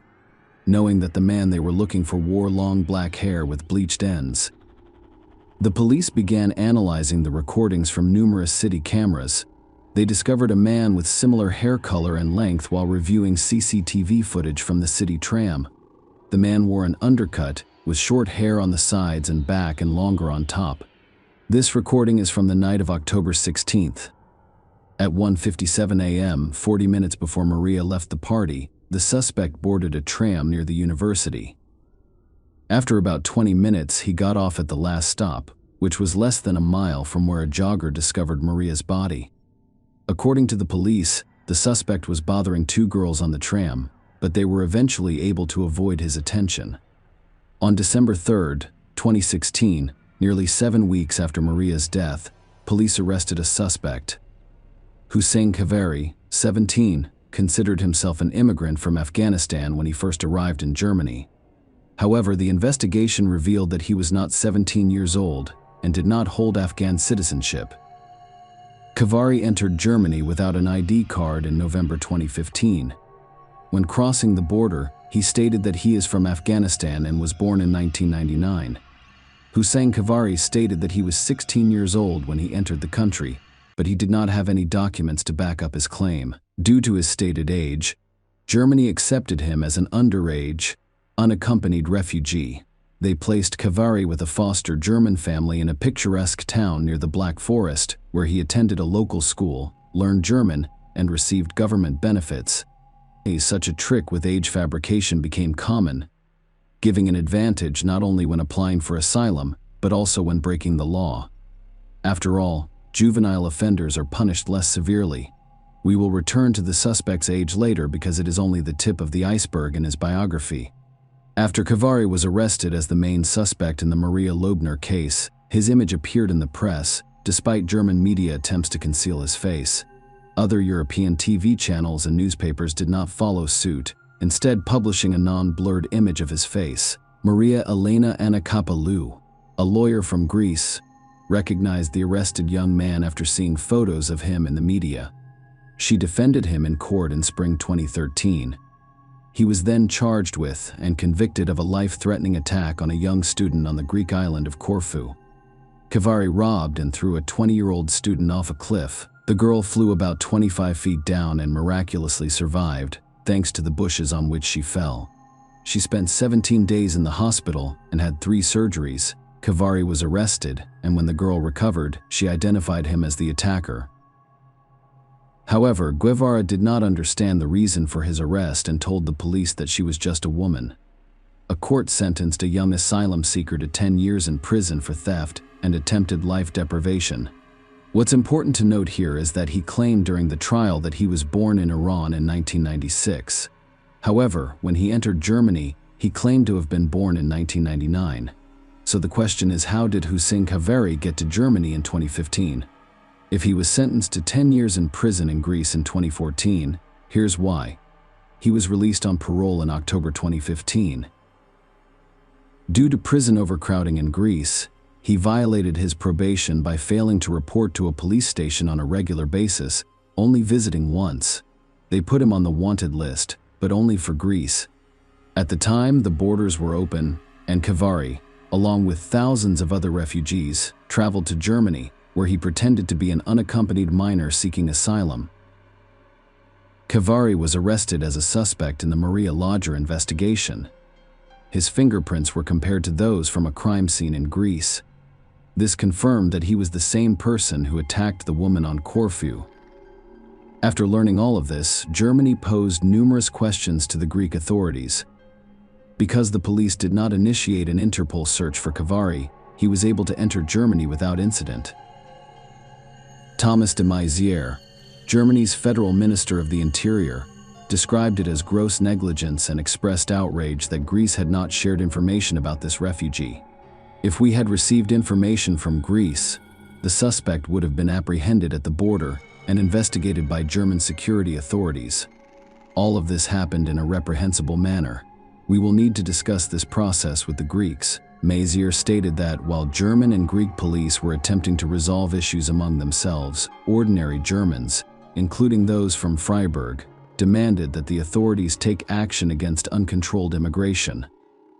In response to residents' discontent, Freiburg Mayor Dieter Salomon stated that they should not use Guevara's origin as a case against immigration policy. Instead, he proposed treating it as a separate incident. At the same time, the Alternative for Germany party contacted Maria Lodberger, a victim of Angela Merkel's welcome culture.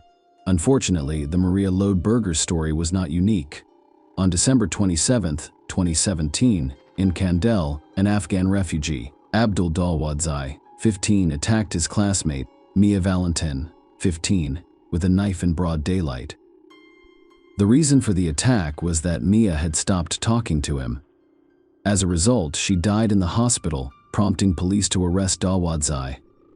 The girl's parents doubted that I was 15 years old and demanded to know his age. They determined his age using X-rays of his arm, collarbone, and teeth. The expert concluded that Dalwadzai was at least 17 years old and probably around 20. Nonetheless, he was tried as a minor, which meant the maximum sentence was 10 years in prison. On September 3, 2018, the court sentenced him to 8.5 years in prison, causing outrage not only among the girl's parents but also throughout society. It is worth noting that Dalwadzai died in his prison cell a year after being convicted. He had self-harmed, and doctors did not have time to treat him. On March 12, 2018, Ahmad, an underage unaccompanied Afghan refugee, attacked 17-year-old Maria Bold in her Flensburg apartment. Maria and Ahmad dated for 2 years, but when he began controlling her every move, she ended the relationship and began dating another man. As a result, she died of 14 stab wounds. At the trial, Ahmad claimed that he was 17 years old at the time of the attack and that he should be tried as a minor, which implied a maximum sentence of 10 years. However, the examination revealed that Ahmad was approximately 29 years old, not 17 as he claimed. The judge agreed with the exam results and decided to try Ahmad as an adult. The court sentenced him to life in prison.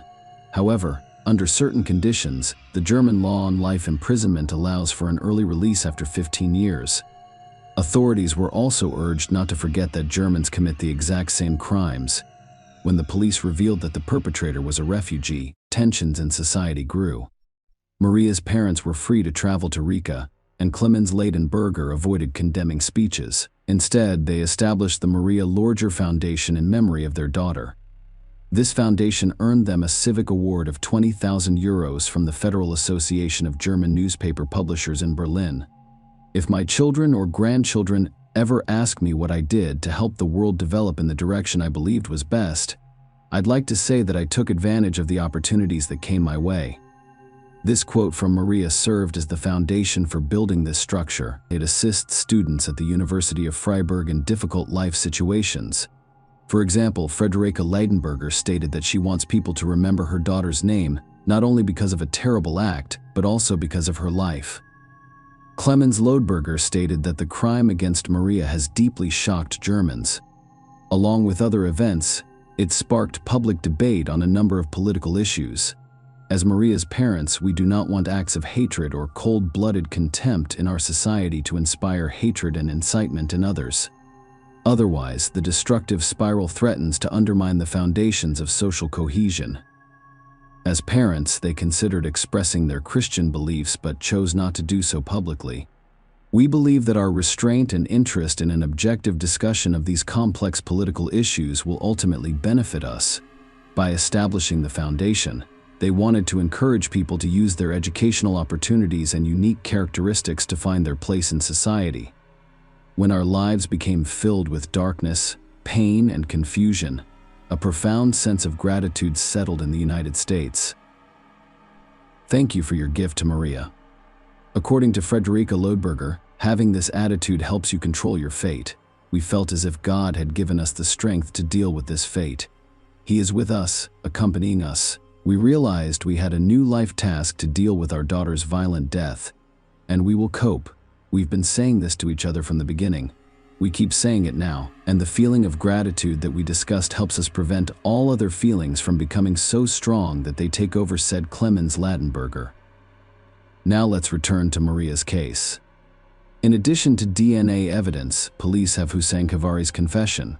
The trial began in September 2017, and Guevara admitted to forcing Maria into intimacy before killing her. Furthermore, the man admitted that he lied about his age. He did not tell the court how old he was, only that he was of legal age. Under oath, the forensic dentist stated that the defendant was probably between the ages of 22 and 29. Kavari had his tooth extracted 8 months before the attack on Maria Ladenburger during a routine dental procedure. He kept it as a souvenir after the police discovered it while searching his apartment. According to the expert, the annual rings in a person's tooth root can be used to determine their age. That is how the forensic dentist came to know Hussein Guevara, who was between the ages of 22 and 29. The method is safe and produces accurate results.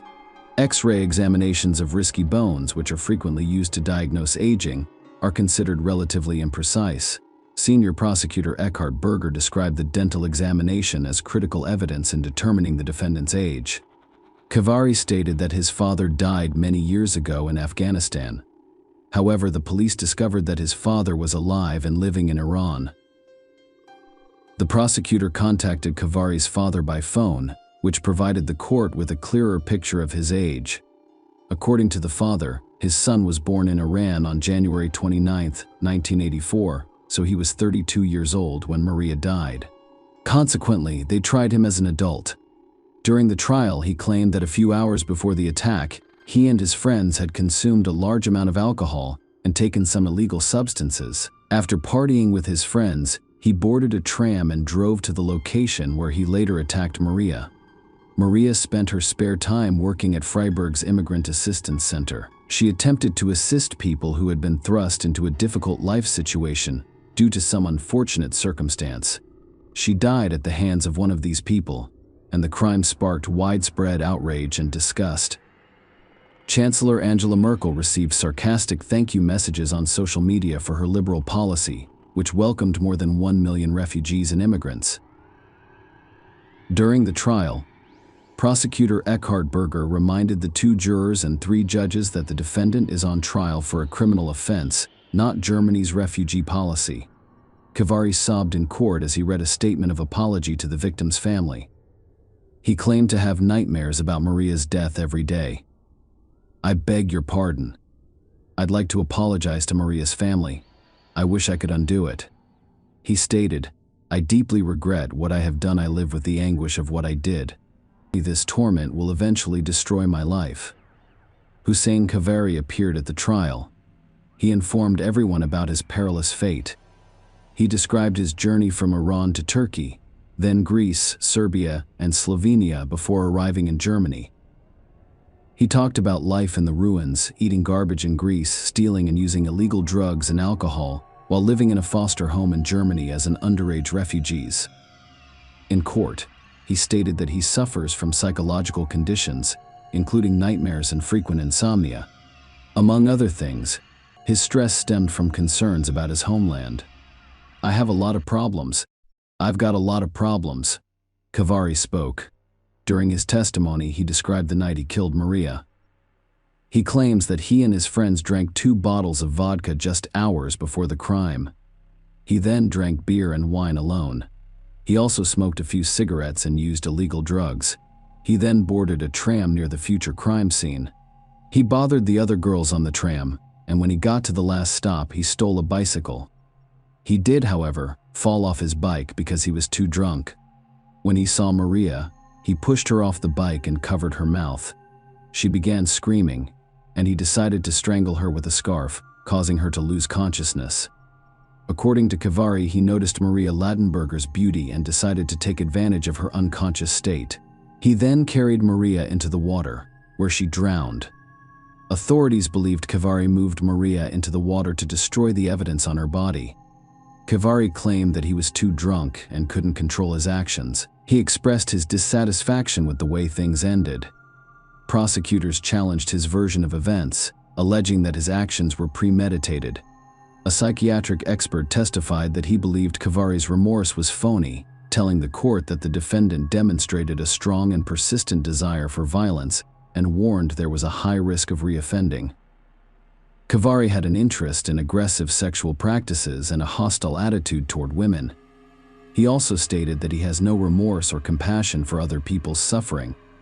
Maria's parents chose not to attend the trial. They hired a lawyer to represent their interests. Maria's father, Clemens Leidenberger, stated that we wanted the most constructive objective possible, but without any additional media hype, political statements, or impact on the course of the trial as a result of emotional statements made by the victims. When asked by a journalist if they wanted to meet face-to-face with the criminal, Maria's father replied, "We left this question open in any case. It was unclear from the start whether we would remain absent from the process from beginning to end. However, during the discussion, we asked each other if Maria wanted us there, and we concluded that she did not.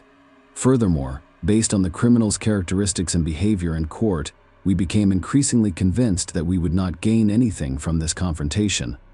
We knew it wouldn't help us." On September 22, 2018, Hussein Khavari was found guilty. Presiding Judge Catherine Schenk condemned Khavari's extreme lack of empathy, who was handcuffed and dressed in a black hooded jumper. Before I read the verdict and sentence, many in the courtroom applauded. The court sentenced him to life in prison. As previously stated, the German law on life imprisonment provides for the right to early release after 15 years if the parole board determines that the convict does not pose a threat to society. However, during the sentencing, the judge emphasized the gravity of Hussein Khavari's guilt. It means that his early release from prison after 15 years is legally feasible but practically impossible. Share your opinion with us in the comments and subscribe to the channel for more.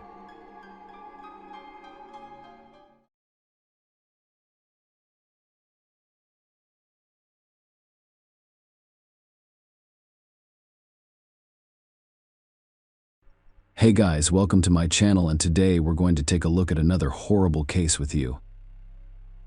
Today, we will look at a case that occurred in Minnesota. In 2013, Kira Steger, 30, worked as a store clerk at a mall-based clothing store. She was enthusiastic about her job and never missed a shift. So, on February 23, 2013, she did not show up for work. Her coworkers became worried. They attempted to contact Kira, but she did not return their calls or text messages, and the police were quickly informed that she was missing. Kira K. Steger was born on November 19, 1982 in Des Plaines, Illinois. She was Marcy and Jay's daughter. Steger described her as a lively, dedicated, and affectionate daughter.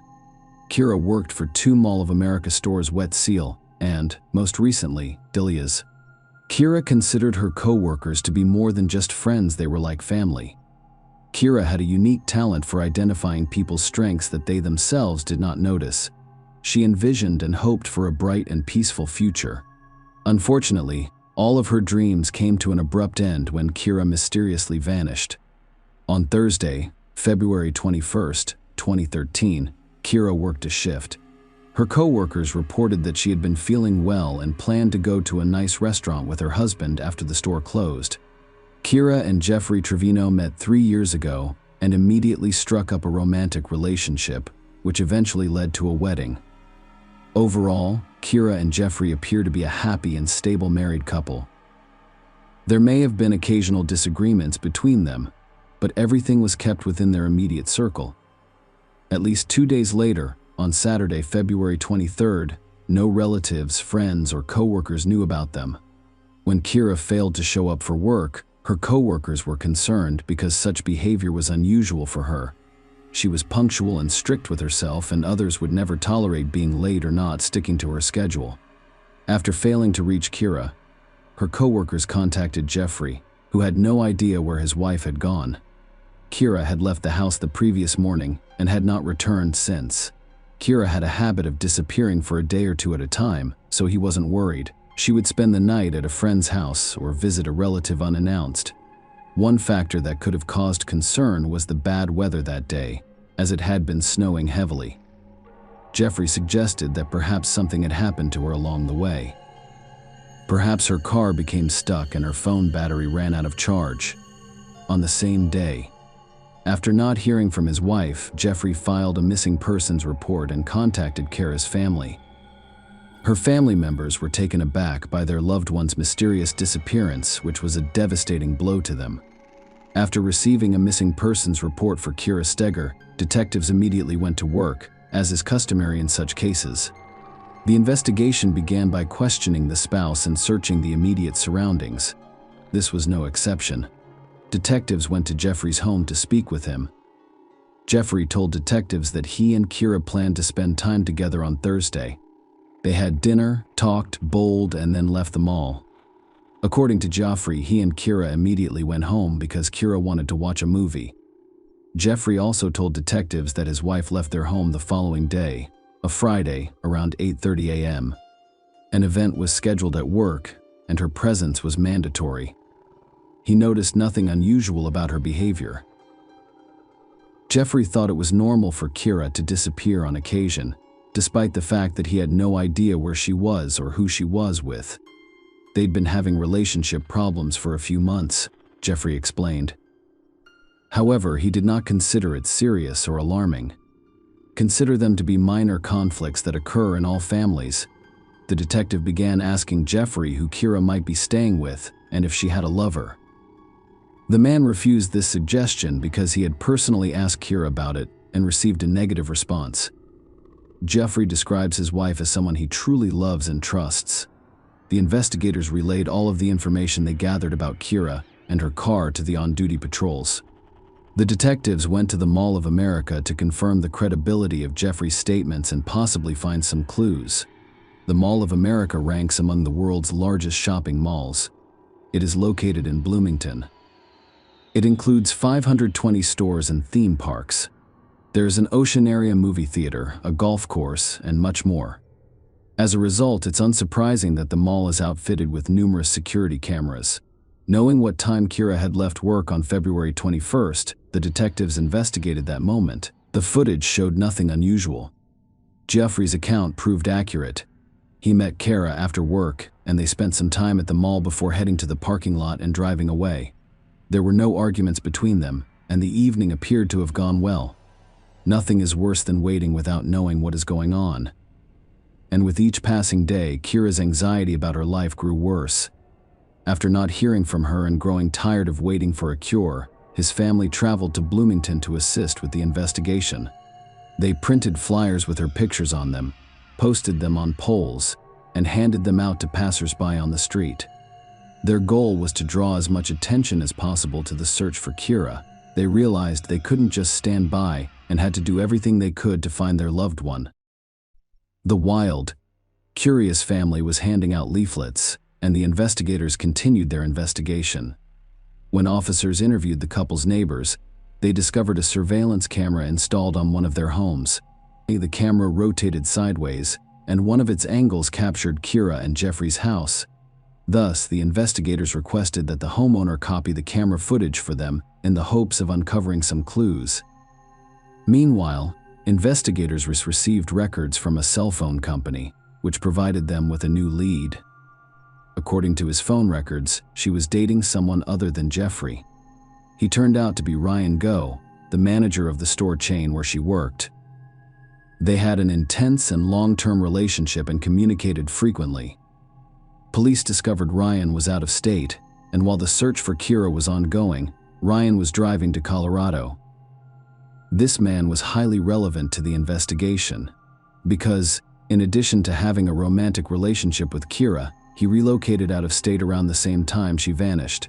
Maybe it was just a coincidence, or perhaps things were completely different, and his escape concealed something. The investigators would be responsible for determining the answer to that question. Regardless, the detectives were able to reach Ryan, who agreed to appear for questioning in Colorado, where he was asked numerous questions.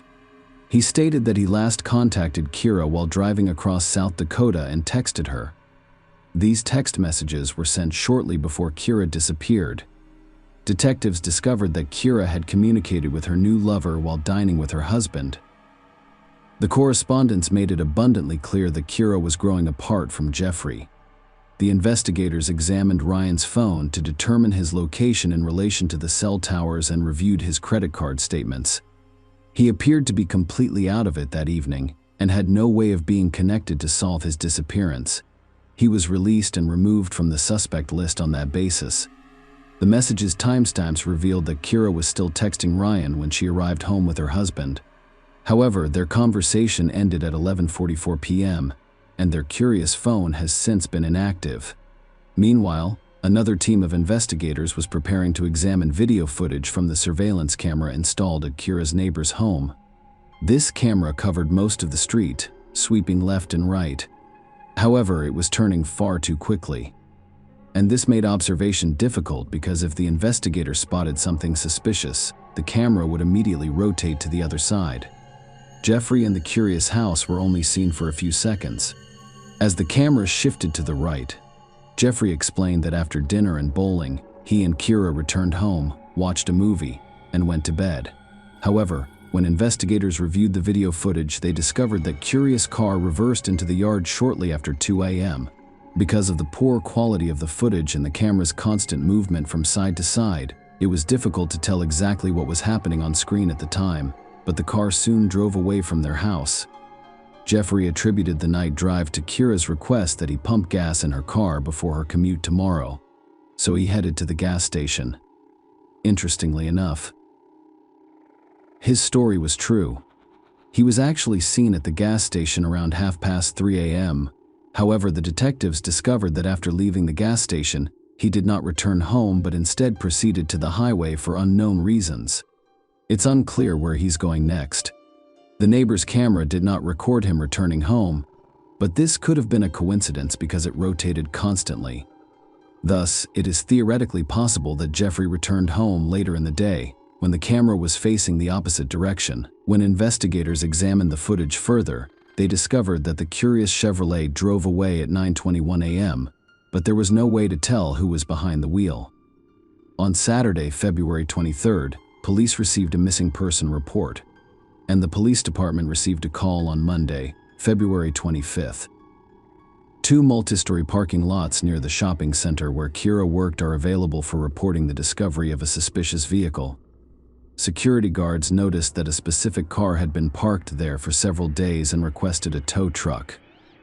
The tow truck driver examined the car before picking it up and discovered suspicious-looking red smudges on the trunk lid. He then called the police. It turned out to be a white Chevrolet. There wasn't much blood, just a few minor stains, but it was present. That was an extremely bad sign. Kira's purse, which was recovered from her abandoned car, contained divorce court forms that appeared to have been downloaded from the internet. In addition, the investigators noticed a small, dark item lying in the snow behind the car. When they got closer, they noticed a rolled-up trunk mat with dark stains on the reverse side. DNA testing revealed that it was Curious Digger's blood. With regret, the investigators realized Kira was most likely no longer alive. Her family and friends were devastated by this horrific discovery. Their last hope of seeing Kira again was dashed. But this sparked a slew of questions in their minds. How did she die? Did she suffer? Who could have resented her enough to take her life? The absence of care in his body exacerbated the situation, as it was much more difficult to bear the grief that had befallen them without it. The detective's top priority was now to identify the person who had abandoned the vehicle in the parking lot. The car left the house at 9:21 a.m. About 20 minutes later, the mall's cameras caught it. There were no cameras in the lot where the car was found, but there was a camera pointed at the path leading to the car. The camera was near Kira's car. After reviewing the camera footage, the detectives noticed that a few minutes later, the white Chevrolet drove into the parking lot. The footage showed a man with a hood covering his head. It was fairly cold, and the man's hoodie didn't seem unusual, but the detectives wanted to know where he was going. The hooded man was seen crossing the street and walking to a taxi stand, where he spoke briefly with one of the drivers before getting into the car and driving away. Based on the time the hooded man interacted with the driver, the police were able to determine which company owned the cabs parked in the shopping center's parking lot. The police were able to easily identify the license plate number of that particular vehicle. All of the cabs were outfitted with GPS tracking devices, revealing that the hooded man finished his trip a block away from Kira and Jeffrey's house and then exited the vehicle after paying cash, as it left the neighborhood. The cab was caught in the lens of the same camera that had captured some of Kira and Jeffrey's home footage. After 2 minutes, a hooded man entered the scene. The low resolution of the video made it difficult to see his face, but what stood out was the white logo on his hoodie. As the investigators continued to watch the footage, they noticed the hooded man walk into the house where Kira and Jeffrey lived. Kira had gone missing, making it almost certain that the hooded man was Jeffrey. After obtaining a search warrant, law enforcement officers proceeded to the house. At first glance, it appeared to be an ordinary, unremarkable house, but this was only the first impression. Under closer examination, the criminalists discovered dark red stains in the spouse's bedrooms. There were a few stains on the wall beside the bed, and approximately 100 on the mattress. It was clear that the bedroom had recently been rearranged and cleaned. When the forensics team sprayed luminol, the floor carpet practically glowed. It had many bloodstains that could not be seen with the naked eye. Those stains originated in the bedroom and spread to the other side of the house. Forensics confirmed that the blood was unusual, which convinced investigators that she was no longer alive. Aside from searching the inside of the house, police examined Jeffrey's car. Despite the fact that there was no blood in the car and no evidence of a struggle, they were able to discover something interesting. Jeffrey's car contained a gas station receipt from an hour and 40 minutes before Kira's car was left in the mall parking lot. The receipt indicates that the purchase was made with Jeffrey's card. Detectives went to the gas station to review the security footage. The video shows Jeffrey filling up his car, then going inside and withdrawing money from an ATM. This footage provided a glimpse of Jeffrey's face and revealed that he wore a logo on his jacket in the chest area that resembled the logo on the man seen earlier. Jeffrey Trevino, 39, was arrested based on this recording and other evidence discovered in the house. He was brought to the station for questioning and became the primary suspect, directly from the interrogation room. Jeffrey contacted his attorney, who advised him to exercise his right to remain silent. The police had enough evidence to charge him, but the body provided the most compelling evidence of his guilt. Nobody had any doubts that Kira had died. In late March, as the snowdrift began to clear, the police, Kira, his family, and some volunteers searched for her for months. Volunteers discovered a strange bag by the roadside at Keller Lake, a few miles from Trevino's home, and contacted the police. The bag held a bloodied pillow, a shirt, and a bra. The forensics team linked the discovery to Kira because her DNA was found on the items. The lake was still encrusted with ice, which hampered the search, but divers continued to survey it. They still found no remains in it.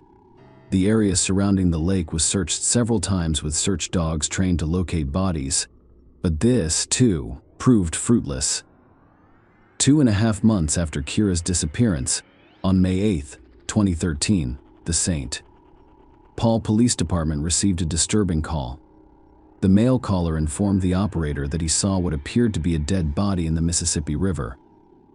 What police recovered from the water turned out to be a body. There was no clothing on it. Kira Steger's body was identified through dental records. She sustained severe blunt force trauma to her forehead and a fractured index finger on her left hand. Due to the level of decomposition, the medical examiners were unable to determine an exact cause of death. Using the new evidence, investigators attempted to reconstruct the timeline of events leading up to his death and what happened afterward. They speculated that when Kira and Jeffrey returned home, he became aware or noticed that she was texting someone else. Kira refused to show her husband the correspondence, so he violently snatched her phone and broke her finger. After seeing the romantic correspondence, Jeffrey became even angrier and, in a fit of rage, took his own life before attempting to conceal evidence of the crime. He drove her car to the house, put the body in the trunk, and then went to a gas station before disposing of it in the river. He then drove back home, dumping the bag with the pillow and clothes along the way. The next morning, he went to a gas station and took out cash from an ATM because he knew he'd have to pay for a cab after leaving his car in the mall's parking lot, and he'd rather do so in cash. After disposing of the curious car, Jeffrey returned home and spent the rest of the day cleaning the house. Jeffrey's trickery was intended to give the impression that Kira had driven away in her car by herself that morning and was fine. However, due to surveillance cameras, his plan failed. In October 2013, a jury convicted 39-year-old Jeffrey Trevino, agreeing with the defense that his actions were not premeditated and that the crime was the result of a heated and unexpected argument after discovering his wife's infidelity. Before the judge announced the sentence, curious family members made statements. Carrie Ann Steger, a curious sister, described the monster as a calculated criminal who deserves no mercy. Marcy stated that Trevino showed no mercy to her daughter and dumped her like trash into the nation's most polluted body of water. She said. But her father Jay insisted that no punishment would ever compensate for the pain Trevino had caused their family. No amount of time spent with Mr. Trevino will suffice. Never enough, he said. In November 2013, Jeffrey Trevino received a 27.5-year prison sentence. He will be eligible for parole in 2031. Share your opinion with us in the comments and subscribe to the channel for more.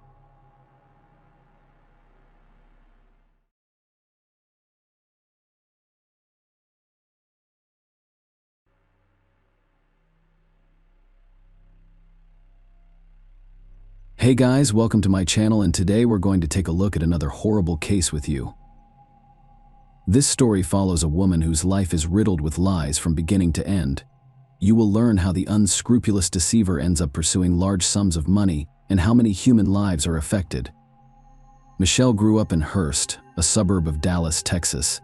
She had a younger sister, Laura, and her mother left home in search of a better life. So the father was responsible for his children's upbringing. It was difficult for a man to raise 2 daughters alone. He survived on occasional earnings from a construction site and frequently drank alcohol, in search of easy money.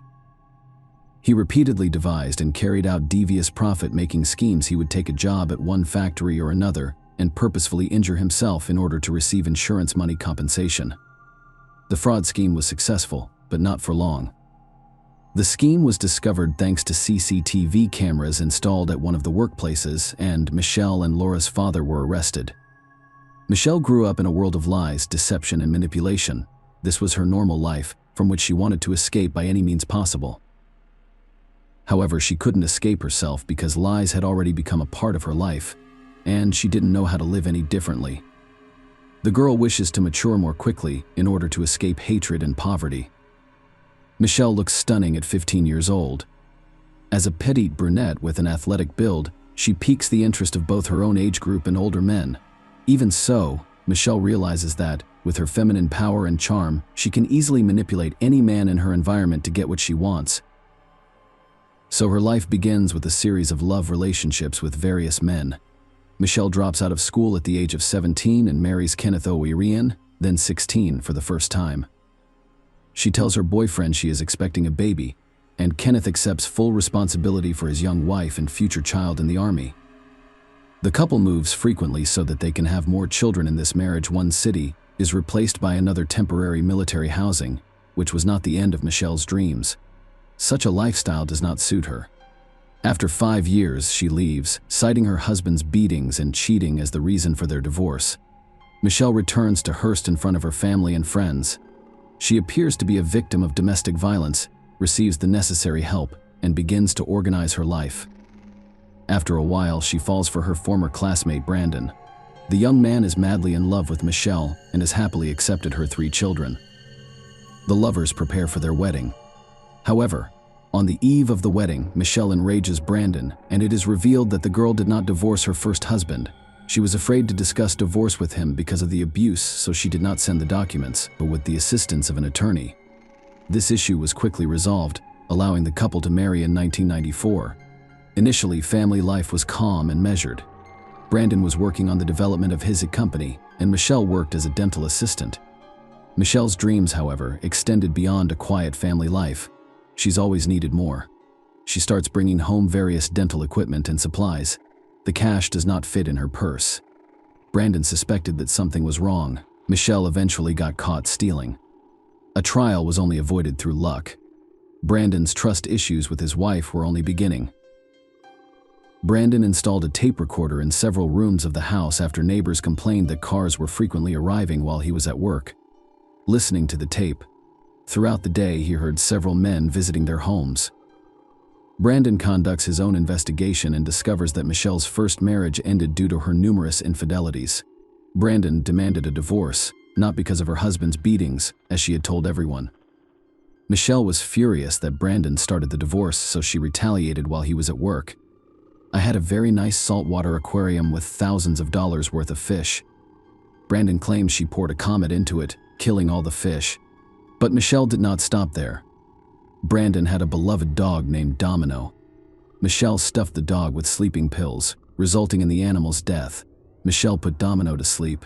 "If you are shocked at this point, we have only scratched the surface." Brandon describes it as an unending nightmare. You cannot make that girl leave.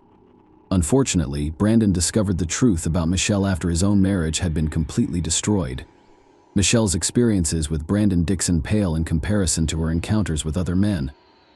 It was later revealed that Michelle's first child was fathered by John Paul Ray, a fellow Hearst high school student. Instead of disclosing this information to John, she told Kenneth O'Rian that the child was his, forcing him to marry her. For 13 years, Kenneth believed the eldest son was his own. John later told police that Kenneth paid child support from the age of 5 to 18 and was unaware that he was not the father. They had a common-law marriage for 8 years. Their relationship ended abruptly when John suspected his wife of cheating. Michelle did not deny it. She acknowledged the affair on the side. John moved out, leaving the majority of Michelle's belongings. Michelle's next love was Greg Williams. They weren't so young anymore. Both had a history of failed marriages. He was married twice and has a daughter. After Greg and Katie divorced in 2003, they agreed to share custody of their daughter, Taylor. However, there was no formal agreement on child support because the ex-spouses had a good relationship. Wealthy, successful, and generous, Greg was the perfect match for Michelle. Michaela, Greg and Michelle's daughter, was born in 2007. A year later, they were married. Their marriage embodied the American dream: money, children, and love. Everything was in abundance. Michelle appeared to have made it through the thorns to the stars, achieving the life she had always desired. Greg Williams held his family in high regard. He grew up in a family with strong values and accomplished everything on his own from an early age. He loved sports and held a black belt in martial arts. Greg, in addition to his love of exercise, enjoyed guns.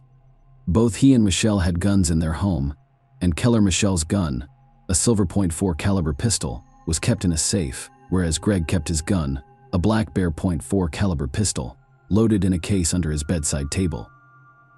The couple was determined to make their marriage successful. They host birthday parties for their children from previous marriages in Keller. Michelle's adult children would host barbecues and swimming parties. Frequently, the house was full of friends. Despite the picturesque suburban home and a precocious daughter, Greg and Michelle were not your typical American couple. They met through an online community dedicated to bondage, domination, sadism, and masochism, and their wild adult house parties drew numerous complaints from neighbors. Without making it public, the couple decides to move out. Michelle and Greg had been unable to sleep for several hours the night before. They were planning to purchase a new house for $4.5 million. They had an emotional discussion about the upcoming event. Greg remained in the bedroom alone. On October 13, 2011, Michelle went out to comfort her crying daughter and fell asleep in her room. At 4:40 a.m., an emergency call arrived, and a crying woman screamed into the phone that she and her husband had been attacked by a robber. She was injured, and her husband had been shot. Within minutes, police had arrived on the scene of the tragedy. Inside the home, detectives discovered a television on full volume and a baby sleeping on the couch. Michelle's daughter was sound asleep, unaffected by the attack. The woman's behavior tipped off police officers. She was acting strangely, and it did not appear that she had just been burglarized. The gated community quickly filled with police cars, detectives, and forensic experts. The lot was cordoned off, and officers searched every inch of the nearly 5,000 square foot house. Michelle was fully dressed, with her hair styled, and appeared calm. She told the cops she was asleep, but her clothing and demeanor suggested otherwise. Michelle, the only witness, was taken to the Keller Township Police Station for questioning. After several hours of speaking with police and investigators, Michelle's story began to unravel like a house of cards. According to the woman, the intruder, dressed entirely in black, hit her on the head with a wrench. She collapsed from the blow but remained conscious and heard a gunshot. The stranger then escaped through the back door of the house. Michelle Williams' account did not match what the police saw on the scene. Greg Williams was shot in the head while he lay in bed. A .45 caliber handgun, likely used by the intruder, was discovered near the back door, alongside a wrench. No fingerprints were found on either weapon. Neither was found to have signs of forced entry. The family's valuables and money remained unharmed, and CCTV footage from a neighbor's camera revealed that only one car had entered the gated community in the hours preceding the crime. Police confirmed that the vehicle belonged to a newspaper deliveryman. Michelle invented a version of the attack to throw off the investigation. She hit herself with a wrench and decorated their large house to resemble the scene of the attack.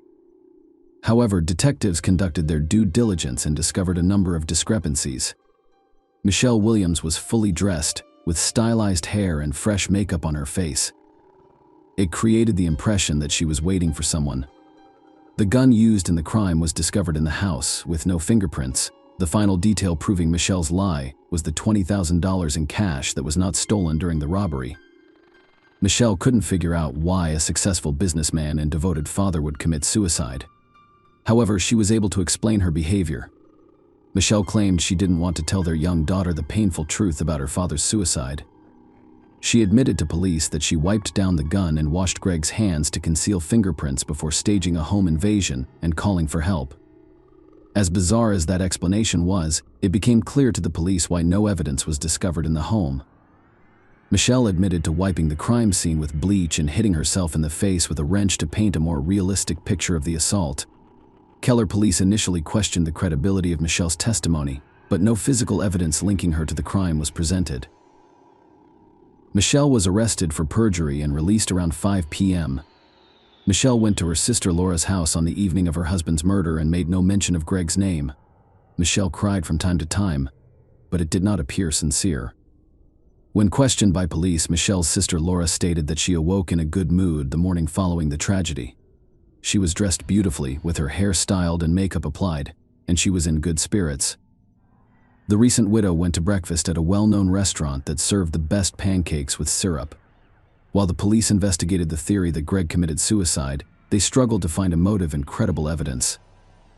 Michelle presented the investigation with emotion first, followed by evidence of her guilt. Going through the documents from the first interrogation, the investigators were drawn to Michelle's claim that she didn't care about a single penny, but her actions proved otherwise. Following Greg's death, Michelle quickly began liquidating family assets and spending large sums of money. She cashes checks through Greg's company. The amount of checks cashed is not made public anywhere. Most likely, we're talking about a large sum of money. Michelle made one of her most serious mistakes after receiving cash from the sale of the Blueberries frozen yogurt store in Keller. Michelle was the sole beneficiary of Greg's life insurance policy, which was purchased on August 12, 2011, almost exactly 2 months before his death. But the woman overlooked an important fact: the terms of the insurance policy. Greg's death was not covered by insurance because he chose to die. And at the last minute, she was denied the funds. The main motive for the crime was to obtain the insured sum of $600. Later, another important aspect of financial fraud is revealed. Casting suspicion on the widow, fictitious financial documents for a mortgage loan were used to purchase the house that Greg and Michelle had been planning to buy on the eve of his death. The account numbers were deliberately changed, and the lender was not immediately aware of the elaborate fraud. When Greg died, Michelle canceled a meeting with the mortgage company, and the fake account went unnoticed until the police discovered it. Michelle, convinced of her innocence, writes a $18,000 check to attorney Kenneth Winterkorn and takes a week-long vacation to Grapevine with her children. During the 3-month investigation into Greg Williams' death, police were able to uncover his wife's web of deception. An autopsy on Greg revealed that he was shot from a distance of 12 to 18 inches. Furthermore, the toxicology examination produced a report indicating that Greg had a large dose of sleeping pills in his system at the time of his death. Additionally, the police determined that there was no assault on the house. Mrs. Williams sedated her husband and shot him from a foot away after increasing the volume on the television. Michelle, who was sleeping in her room, had not heard anything. According to the Tarrant County Medical Examiner's report, Greg Williams' death was officially ruled a homicide on November 3, 2011. Michelle Williams was arrested on January 9 while on her way to a fitness center. She was charged with murder, tampering with evidence, and providing a false statement to police. Michelle was both the only witness to the crime and the sole suspect. Bail was set at $522,000 for release from custody pending a court hearing. Michelle, on the other hand, was held in custody for a week before being released on $85,000 bail. Dressed in gym clothes, Michelle walked out of jail wearing a GPS monitor and under the arm of attorney Kenneth Winterkorn, who is now officially representing her. Kathy, Greg's first wife, was furious when she discovered that the money she paid Korn to defend Michelle was part of Greg's estate and should never have gone to pay the legal bills of the woman accused of killing him. Kenneth is listed as Katie and Greg's divorce attorney in online court records from 2003. In 2008, Winterkorn's name and signature appear on legal documents regarding the custody agreement for their shared daughter, Taylor. However, providing evidence will exonerate Kenneth Winterkorn's defense of collusion with Michelle Williams. The divorce was handled by his company, and he never personally represented Greg. Kenneth Korn claimed he first learned of Greg's murder from an company employee. It was shocking when Korn revealed that Michelle later sought his assistance. After her plan to profit from Greg's death is foiled, Michelle Williams changes her name to Shelley and appears as a fitness guru, hoping to start a new life. On Facebook, Shelley publicly announced her relationship with Jean Wallace, a friend of her oldest son who is nearly 15 years younger than her. Shelley and Jean established a fitness club in Bedford and promoted it extensively online. Michelle, armed with an ankle bracelet and a GPS tracker, spent the next few months enjoying her new boyfriend, fitness classes, and court hearings. She frequently appeared in court dressed for a night on the town, in miniskirts, knee-length boots, and deep-cut blouses. She never lamented Greg's death for a moment. Greg's ex-wife, Kathy Robb Conover, had been friends with Greg Williams for over 20 years and attended many of Michelle's hearings. He recalls how she deftly manipulated police officers at the courthouse, convincing them that she was an innocent woman in need of protection. Michelle Williams, 45, entered into a plea agreement with the county on October 9, 2013, and pleaded guilty to tampering with evidence and deadly conduct. She will serve 18 years in prison for tampering with evidence and engaging in deadly dangerous conduct, a third-degree felony found in only a few states. Although Michelle admitted to cleaning the gun in Greg's body, the absence of her DNA at the scene cast doubt on whether the first-degree murder charge would stand. Things can turn out differently: play big, win big, or lose big. Michelle stated this in an interview regarding the plea bargain. "I expect to serve a few years and then be released on parole." However, in a February 2014 interview, Michelle Williams abruptly changed her testimony, claiming she was not guilty of the crime. The judge immediately rescinds the plea bargain and schedules the first trial. The trial of Keller's Black Widow, a Texas woman accused of intentionally targeting her husband in 2011, has begun with opening arguments. For an insurance payout, prosecutors described the crime as a well-planned series of acts to profit from Greg's substantial life insurance policy. In their opening statement, prosecutors told jurors that Mrs. Williams shot her husband in the head after first drugging him with sleeping pills in order to collect on his life insurance. The motivation was money. Money and greed have stood the test of time. Assistant District Attorney Jack Strickland stated in court that, while Michelle admitted to cleaning the gun in Greg's body, the absence of her DNA at the scene cast doubt on whether the first-degree murder charge would be upheld in response to an interview request. Michelle's attorney has issued a statement on her behalf. Attorney Kenneth Winterkorn described the difficulties in the case caused by the immaculately clean crime scene. The prosecution struggled to prove a premeditated crime, ignoring the fact that there was no DNA from the suspect in repeated searches where cleaning products were discovered. However, it stands to reason that Michelle's fingerprints were on them because the products were in the house where she lived and cleaned. If the jury finds that Michelle tampered with evidence of Greg's death, making it appear as if the man died of natural causes, and then cleaned up the car I'm seeing by hiding evidence and then lying about it, she will receive a life sentence. However, if Michelle is sentenced as scheduled on April 21st, no jury will have the opportunity to hear the entire story and determine the appropriate punishment. Careful questioning of the Williams couple's friends and acquaintances revealed information about the unfavorable environment that had existed in their family for a long time.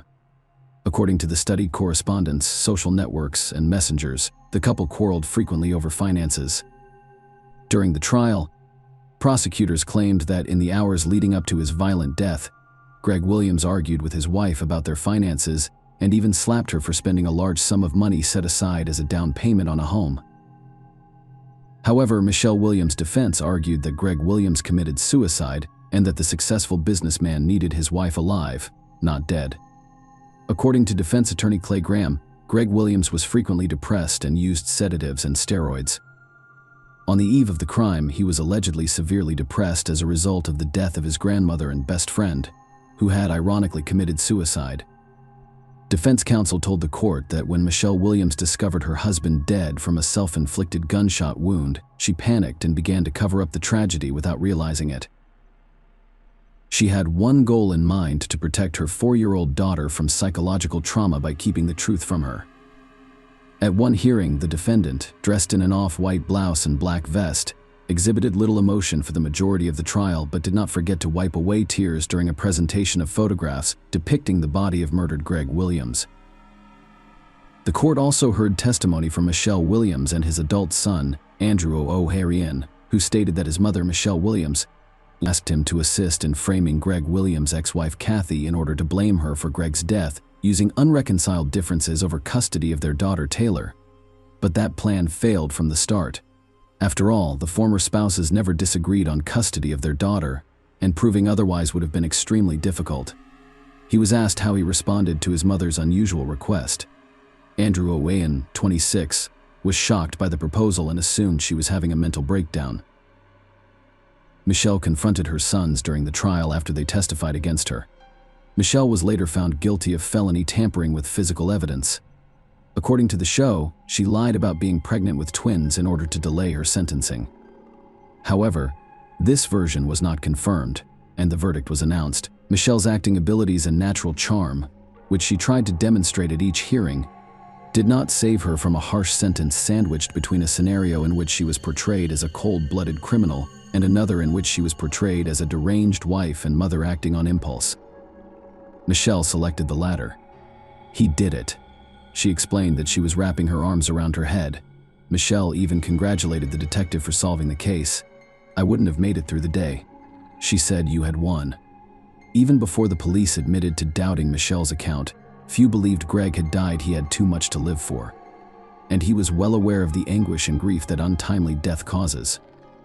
Kathy Williams believes Michelle's relationship with Gian Wallace began while Greg was still alive and could be the elusive motive for this crime. If Greg had discovered she was sleeping with her little boyfriend, he would have dumped her, and she would have received nothing. Katie claims Greg was willing to put up with a lot, but not with cheating. She's ruined more lives than you can imagine. Brandon claims she's a professional manipulator. If the courts had interviewed all of us, things could have turned out differently. Michelle was sentenced to 60 years in prison. The judge also determined that she would have to serve at least 30 years before being eligible for parole. Michelle is currently incarcerated at Mountain View Prison in Gatesville, Texas. Michelle Williams is a felon and a fraudster who is currently serving time in prison for all of her intentional actions. She has never expressed regret for her actions and still refuses to accept full responsibility for her crime. Share your opinion with us in the comments and subscribe to the channel for more.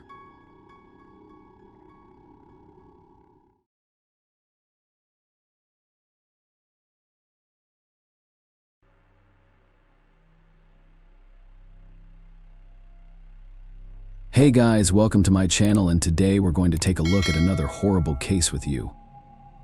A first-year student went out dancing with her friends and disappeared. Without a trace, several days later her car was found abandoned under a bridge. The police started an investigation, which eventually became one of the most high-profile and iconic cases in the entire state, although they did eventually uncover the truth. The case continues to haunt detectives to this day. 42 years later, Gina Renee Hall was born on August 24, 1961. In the American state of Virginia, she had an older sister named Vienna and loving parents. However, tragic events followed her in childhood. When she was 2 years old, she and her mother were involved in a serious car accident. As a result, Gina was seriously injured and suffered third-degree burns. She had to undergo a long course of treatment, but it was impossible to completely get rid of the burns. Her mother blamed herself for the accident, and over time things only got worse. The woman developed serious psychological problems, which eventually led to her leaving the family. Gina and her sister struggled to deal with this event, but their father did an excellent job of raising the children. Later, he remarried, and the girls gained his stepmother after finishing high school. Gina decided to attend a local college to become a nurse, but after the first semester she thought about changing schools. Her older sister was studying at Radford University, and Gina transferred there. This university offered more in-depth education in her chosen field, and was generally more prestigious. In addition, the young women could spend a lot of time together as they had been very close since childhood.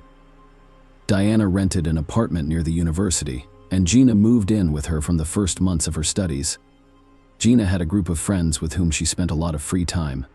She was thrilled with the university and especially happy to be living with her sister again. Diana was finishing her final year at the time, while Gina was only in her first year during the summer break of 1980. Both young women decided to stay at the university and attend additional classes. Gina also wanted to spend more time with her sister before she graduated on June 28th. Gina took her last exam to finish her first year and decided to celebrate. She planned to go dancing at a club with her friends and sister, but Diana decided to stay home at the last minute. Gina was upset about it, but still went to the club with her friends around 10 p.m. She took Diana's Chevrolet Monte Carlo and drove to a nearby city where the club was located at 1 a.m. Diana woke up from a call on the home phone. It was Gina, and from her voice, her sister seemed slightly concerned about something. The young woman said that she was at a lake house with a guy named Steph, and she soon hung up. Diana thought it was strange at 18.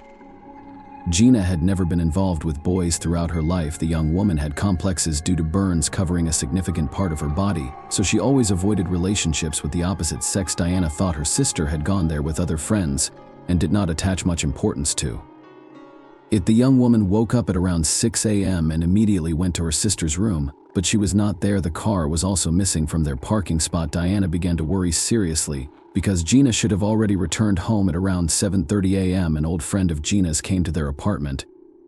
He served in the army and returned home for a few days to see his friends and family. A few days before this, he and Gina agreed to meet this morning. Diana became even more worried. Her sister was irresponsible and punctual person, and she could not imagine her setting up a meeting with someone close and not showing up. Diana called several of Gina's friends with whom she was that evening, but none of them saw the girl after the club. Then, with this young man from the army, they decided that Gina could have had an accident or someone kidnapped her.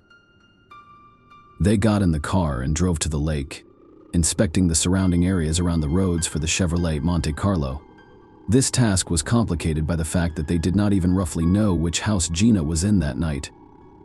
After driving for several hours on different routes, they returned home, and Diana decided to contact the police as usual. In those days, the police were in no hurry to accept reports of a missing person. Gina was 18, so the operator advised waiting until the next day to file a report. In the evening, Diana also called her father and reported her sister missing. The man arrived the next morning, and they again turned to the police. This time, the report was accepted, but they still did not rush to conduct the full-scale search. The police still thought that the young woman had just gone out and no danger threatened her. Then Diana, her father, and some of Gina's friends decided to go on their own search again. This time they were met with an alarming discovery. Driving near the bridge on the edge of Radford, they saw Diana's car next to the railway viaduct. The trunk was open, and the doors were unlocked. The first thing Diana noticed was that the driver's seat was pushed all the way back, which seemed very strange to her. Gina was just over 150 centimeters tall, and she always had to move the driver's seat as close to the steering wheel as possible. Physically, Gina wouldn't be able to drive with the seat pushed all the way back, which led everyone to a very alarming thought: someone else must have been behind the wheel. In addition, inside the car, relatives noticed several broken handles, and a red mark resembling blood was visible on the trunk lid. They reported their findings to the police, and detectives examined the car more thoroughly. Hairs were found inside that matched Gina's hair color and length near the location of the car. They also found one of Gina's shoes and a blue towel. In 1980, DNA analysis was not yet practiced, so the police could not determine whose blood was on the trunk door. Despite this, the detectives finally started to properly investigate the case because they believed that Gina was dead. However, at the same time, a mass shooting occurred nearby, and most of the police were transferred to that case. As a result, a simple road patrolman with no experience in such matters was appointed as the lead detective. Soon after the car was found, another interesting fact emerged. It turned out that two different police officers saw the car while driving by. The first noticed that around 5 a.m. on the night of Gina's disappearance, despite the car being parked with an open trunk, he did not suspect anything and thought the car belonged to a fisherman. They really liked to park in that spot because it was close to the riverbank. The second police officer drove by a few hours later. He did not approach the car, but only ran its plates over the radio. Hearing that the car was not in the system as stolen, the officer left. The lead detective spoke with Diana and learned that Gina called her at 1 a.m. and said she was at a house by the lake. At the time, they did not know which exact house she was referring to or whose staff was there, for the officers went there and knocked on every door. Unfortunately, this did not yield any results. Most of the houses were only used on weekends, and the residents of the others did not see Gina. Meanwhile, divers began inspecting the river next to where Gina's car was found. It looked as though an unknown person had killed Gina, brought her to the river, and dumped her in the water. However, the divers encountered strong currents and almost zero visibility underwater, leading them to speculate that if Gina's body was thrown into the water more than a day ago, it could have been carried far away. Meanwhile, Gina's father and sister held on to hope that she would be found alive. They didn't rely solely on the police and went to the local radio station to report her disappearance, hoping that someone in the community might have information or be a witness. The detectives focused on finding that Stephen, who was with Gina in the house by the lake, he planned to question all of her friends who were at the club, but before he could do so, Stephen himself called the police station and showed up for questioning. He turned out to be 28-year-old Stephen Epperly. Stephen explained that Bill, one of Gina's friends and a member of their group, invited him to the club that evening. They danced and had a good time. And then Stephen suggested going to Bill's parents' house by the lake. Bill's parents were away for a few weeks and asked their son to look after the house. Gina agreed and they drove to the house in her car. Stephen drove, and after arriving at the house, Gina called her sister. Then she and Stephen went swimming in the lake. When they returned to the house, Stephen tried to kiss her, but Gina refused, saying that she wasn't ready because they had only met a few hours earlier. They spent more time in the house before leaving at around 4 a.m. Gina drove Stephen to his house and then went home. When Stephen heard about Gina's disappearance on the radio, he decided to go to the police station and tell them about that night. The detective asked Stephen to show him the house by the lake, and they went there together. On the way, the detective tried to get as much information as possible from Stephen about that evening to understand what might have happened to Gina. Stephen recalled that she had planned to meet an old friend who just returned from the army. That morning, he also remembered that shortly before they left the house, Bill and his girlfriend arrived. The four of them talked briefly before Stephen and Gina left. The detective also questioned Gina's other friends, who confirmed Stephen's story that she left the club with him after midnight. Bill told the detective that Steph approached him in this club and asked for the keys. Bill's friend warned him that Steph was planning to come to the house later with his girlfriend, and Steph left. However, something interesting happened next. The detectives asked Bill if he saw Gina when he arrived at the house, and Bill denied it. According to him, when he and his girlfriend arrived, Steph was standing in the laundry room, drying himself with a towel. He said that he and Gina would leave soon, and Bill and his girlfriend went to another room. The last thing they heard was the front door closing. None of them saw or heard Gina. The detective found this strange, as Steph had mentioned that Gina was talking to Bill and his girlfriend, but Bill denied it after checking Steph's criminal history. The detectives found nothing serious. There were only a few traffic fines, but when he asked his colleagues at the station if they were familiar with this name, several officers told him a number of troubling stories. Staff often got into fights in bars, and the police had to intervene regularly, but he was never charged in any of these cases. When Stephen was around 18 years old, the police visited his home several times because the young man attacked his younger sister and even his mother with his fists. In these cases, the family refused to press charges, so these incidents did not make it into his criminal record. But that's not all. The detective called several police stations located in other counties where Steph used to live. In one of them, he was told that once the guy broke into his ex-girlfriend's house and beat her and subjected her to violence, but the woman managed to escape. When her little child cried in the next room, Steph let the victim go to calm the child down. Instead, she ran out with the child to the police station. Despite all this, the young man somehow managed to avoid punishment. Sometime later, he deceitfully lured another young woman to his apartment, saying that they're going to a party with friends. Instead, when the young woman entered the room, he closed the door and subjected her to violence. The victim went to the police. But again, Steph somehow avoided punishment. With all this information in hand, the detectives began to suspect Steph. The police went to the house by the lake to conduct a search where they found several disturbing discoveries. When Bill spoke with the investigator, he said he did not notice anything strange in the house after Gina's disappearance, but as soon as the forensic team arrived, they found many troubling signs of a heinous crime. There was a large blood stain on the living room floor that had clearly been attempted to be cleaned. Blood stains were also found throughout the house, including on the refrigerator door, a dustpan, some shoes, and so on. In addition, the broken ankle bracelet Gina always wore was found in the house. Bill and his parents noticed the disappearance of several items from the house, including 2 blue towels, one of which the police found next to Gina's car, a bath mat, and a large number of paper towels. But the most interesting thing was that almost all of the cleaning supplies had disappeared from the house, which had previously been well stocked with them. The police found an empty bottle of bleach in the garbage container, along with long hair of the same color. As Gina's experts examined blood samples from the house, DNA analysis was still unavailable at that time, but they matched Gina's blood group. Learning all this, Bill shared additional information with investigators. He told them that he heard about Gina's disappearance on the radio and immediately thought that Steph might be involved. In addition to being with her that night, all their friends knew about his criminal tendencies and aggressive behavior. Bill went to Steph's workplace and started asking him about that evening. Steph insisted that he had nothing to do with the young woman's disappearance, but then something interesting happened when Bill asked him to contact the police. Steph agreed but asked his friend not to tell anyone that he was with Gina that night. He also wondered how many people saw him leave the club with her. Bill also told something else about that night.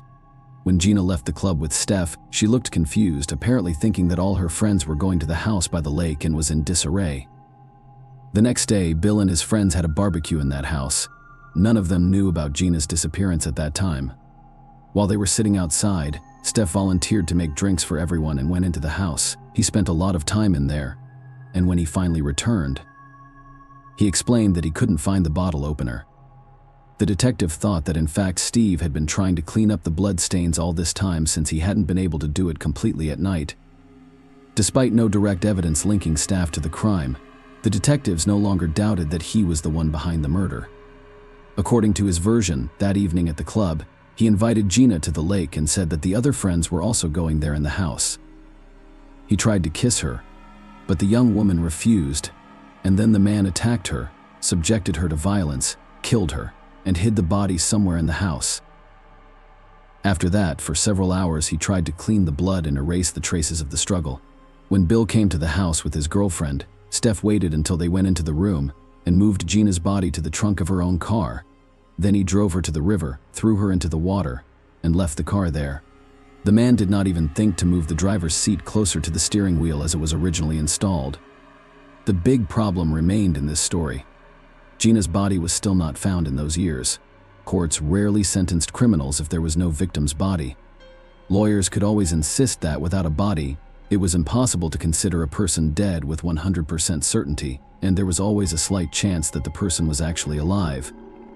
Investigators continued to search for additional evidence, and 2 weeks after Gina's disappearance, they decided to re-examine the place where her car was found. This time they brought more officers and it paid off. They found the young woman's clothing nearby covered in blood. Experts found several hairs on it, one of which matched Steph's hair. In addition, they found small particles of foreign fabric. After conducting a series of necessary analysis, they determined that these particles completely matched the carpet in the house by the lake. In addition to the clothes, they found a second towel missing from the house. However, the police admitted that all these things were thrown by the killer after the car was found, as this particular place had already been inspected that day. The detectives did not stop there. In an attempt to obtain more evidence, he contacted a dog handler, and he came with his search dog to the place where the car was found. Then something that shocked all the present officers happened. The dog took the trail and headed across the river on a bridge. Then it walked through the streets of Radford, almost circling the entire city, when suddenly the dog approached one of the houses, climbed down to the porch, and gave the signal to the dog handler. It was a house where Stephen Epperly and his relatives lived. Even the dog handler did not expect such a result. He did not know who Steph was or what he was suspected of. The detective had hoped at best that the dog would lead them to some additional evidence or a body, but in the end, the dog led them to the porch of a possible suspect. Later that day, Steph was called in for questioning with the use of a polygraph. He continued to deny his guilt, but the polygraph operator repeatedly detected that he was lying. After the questioning, the investigators told him that their trained dog had just led them to his home. Stephen covered his face with his hands and said something like, "What a good dog." However, without Gina's body, he still couldn't be charged with murder, and Steph remained free. When the whole town learned about his previous crimes and the evidence against him in Gina's case, no one doubted his guilt. People came to his house and wrote threatening letters, and the man decided to move to a small town in Ohio. 5 days later, a 25-year-old woman disappeared not far from where Steph had settled, and a month later, her body was found in a cornfield. Local detectives knew that Stephen was suspected in Gina's murder, and he immediately became the prime suspect. However, his guilt could not be proven due to the lack of evidence. Bill continued to talk to staff and tell the police about their conversations. When Stephen found out that Bill had a good lawyer, he asked if he could represent him, and even more disturbingly, he asked Bill to ask him if the police could arrest him. That the chances of a guilty verdict in court were slim, but after the other young woman's murder, he decided to risk his career and arrested Stephen. He was charged with murder, and the case went to trial. The situation was complicated by the fact that an inexperienced prosecutor was assigned to the case who had only been in the position for 7 months. Others simply refused to participate in such a complex process where they had to prove a murder without a body. Surprisingly, the prosecutor did an excellent job. The trial lasted more than 3 months, and ultimately the jury found Stephen Epperly guilty of Gina's murder. The prosecutor presented all available evidence, and was able to convince the jury that the victim was dead and the staff was the killer. As a result, he received a life sentence without the possibility of parole. This was not only the first conviction without a body in Virginia, but also the first time a court accepted a search dog's lead as evidence. Unfortunately, investigators were unable to prove Steph's involvement in the murder of another woman in Ohio. They also continued to search for Gina's body, but these efforts were halted in 1994. However, in 2016, 36 years after Gina's murder, a local resident came forward to the Radford police. He confessed that his family had been keeping a terrible secret all these years. In 1980, their grandfather, who lived on a farm outside of town, saw two men in a white van pulling a body out of a car near. A field detectives thought this could be Gina and resumed their search. However, they were unable to find any remains, but the grandson's revelation led to new searches for Gina's remains. Her sister Diana played a big role in this, continuing to hope for closure. In 2019, she met a forensic anthropologist who invented a unique method for finding DNA underground. His tool detected the presence of any human biological material, and investigators used it in their search. After many months, it bore fruit. In 2020, they found Gina's remains in 8 different locations along the river and lake. These were mostly small pieces that would have been impossible to find without special equipment. Only in one case were they able to find a bone fragment that belonged to the young woman. As for Staff, he is still serving his sentence, despite numerous appeals and attempts to be released. Early investigators believe he may have had many more victims, but they have been unable to find the necessary evidence over the years. Their only comfort is that he has been isolated from society and has not harmed anyone else. Share your opinion with us in the comments and subscribe to the channel for more.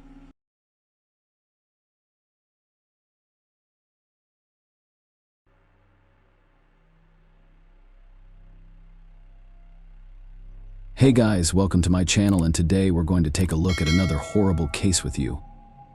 A student who came to visit her family for a holiday went for a run and disappeared without a trace. The residents of the small village were shaken by this event, as nothing like this had ever happened in their area before. Detectives began an investigation that lasted for many years, and it was only after 28 years that everyone learned the gruesome truth that shocked the residents of the small village. Mandy Stavik was born on April 16, 1971, in the American city of Bellingham, Washington. She grew up in a large family with loving parents, 2 brothers and a sister. Soon after Mandy's birth, her parents decided to move to a town called Palmer, Alaska. This place was known for its picturesque nature, safety, and the unity of its few thousand residents. The family lived in this town for several years, but when Mandy was 3 years old, her parents decided to divorce, and she stayed with her mother. Nevertheless, she continued to see her father almost every day. A year later, a terrible tragedy struck their family. Mandy's 17-year-old brother went on a hunting trip and disappeared. The police later found his body, which had almost 20 bullet wounds. Despite all the investigators' efforts to solve the case, they could not find any suspects for Mandy's family. This event was a real shock, but she continued to grow up joyful and active. She excelled academically, participated in many sports, and played various musical instruments. When Mandy was 12 years old, her mother decided to move back to Washington, but this time to a small village called Acme, whose population at that time was less than 300 people, and all the residents knew each other well. There were practically no serious crimes in this place, and the woman decided that she and her 3 children would be better off there. Mandy enrolled in the local school, quickly made friends, continued to play sports, joined the school music group, and became a cheerleader. In addition, she loved the local nature and enjoyed going for runs towards the picturesque river. When Mandy was 17 years old, another tragedy struck her family after the divorce. Her father stayed in Palmer and started a new family with several children. In 1988, Mandy's stepbrother drowned in a river. It was another blow for her and reminded her of her older brother's death after graduating from high school. Mandy enrolled at Central Washington University in 1989, which was 3 hours away from her home. She wanted to become a pilot and strove to get straight A's. She lived in a dormitory, but whenever she had the chance, she visited her family. At the end of November, she came home to spend Thanksgiving with her relatives and planned to stay there for a few more days. On November 24th, the day after the holiday, Mandy decided to go for a run. Usually her mother accompanied her and rode her bike next to her, but this time she stayed home because her sister had come to visit her briefly. So Mandy set off alone, taking the family's German Shepherd with her usual route, started from home and ran along the road to the river, after which he turned around and ran back, totaling about 5 kilometers. Usually the run takes less than an hour, but this time Mandy was clearly delayed. When her brother returned home, he was surprised that Mandy was still not back. He was visiting a friend whose house was located along the road. The brother saw Mandy run back towards home, but after a few minutes she ran in the opposite direction. He thought she decided to do another lap, but even considering that she should have returned home much earlier than him, as time passed, Mandy's relatives began to seriously worry about her, in addition to the fact that she had never run for so long before. She had plans for the evening before heading home for the holiday. She invited her dorm mate, who came with her. They were planning to go to a neighboring town that day to meet with friends. 2 hours later, something happened that made the whole family worry even more. Their German Shepherd returned home without Mandy, which was extremely strange. The mother of a young woman who had already lost a child once decided to immediately contact the police, and despite Mandy being 18 years old, the sheriff agreed to start the search right after the woman's call. Meanwhile, the mother began calling literally every resident of the village and asking if they had seen her daughter. Upon hearing that Mandy had disappeared, many of them went out into the street and quickly organized their own search together with the young woman's relatives. They walked along the route she had run several times, but she was not found. Meanwhile, the police began questioning people close to Mandy. They learned that the young woman had a boyfriend named Rick, whom she'd been dating since high school. The young woman's mother also said that the couple had broken up and got him back together again. The investigators spoke with him but found no reason to suspect the young man. They questioned several other people while combing the area with the villagers. By that time, people on SUVs, horses, and helicopters had joined the search. The local dog handler even tried to work with a shepherd dog, hoping that it would lead them to Mandy. However, the dog was clearly frightened and did not want to leave the porch of its house. The search continued until late at night, but it yielded no results. The next day it continued, and the police managed to find the first worrying clue. Volunteers found women's sports bands on one of the back roads. They were covered in mud, looked old, and had several holes. The pants were immediately shown to Mandy's mother, but she hesitated to say that they belonged to her daughter. Despite this, the police still sent them to the laboratory, where experts found traces of male semen on them. Detectives immediately asked for DNA samples from all the men who were familiar with Mandy and were in the area, but no matches were found. The FBI's general database, which contains DNA of convicted criminals, did not exist yet that year, so investigators could not do anything with this clue. Meanwhile, specialists with search dogs began to participate in the search, and soon they discovered a new lead. They managed to find traces of the young woman on the dirt road as well as the tracks of her sheepdog. But there was one strange moment when their tracks stopped at the same place. From this, only one conclusion could be drawn. Mandy must have gotten into someone's car.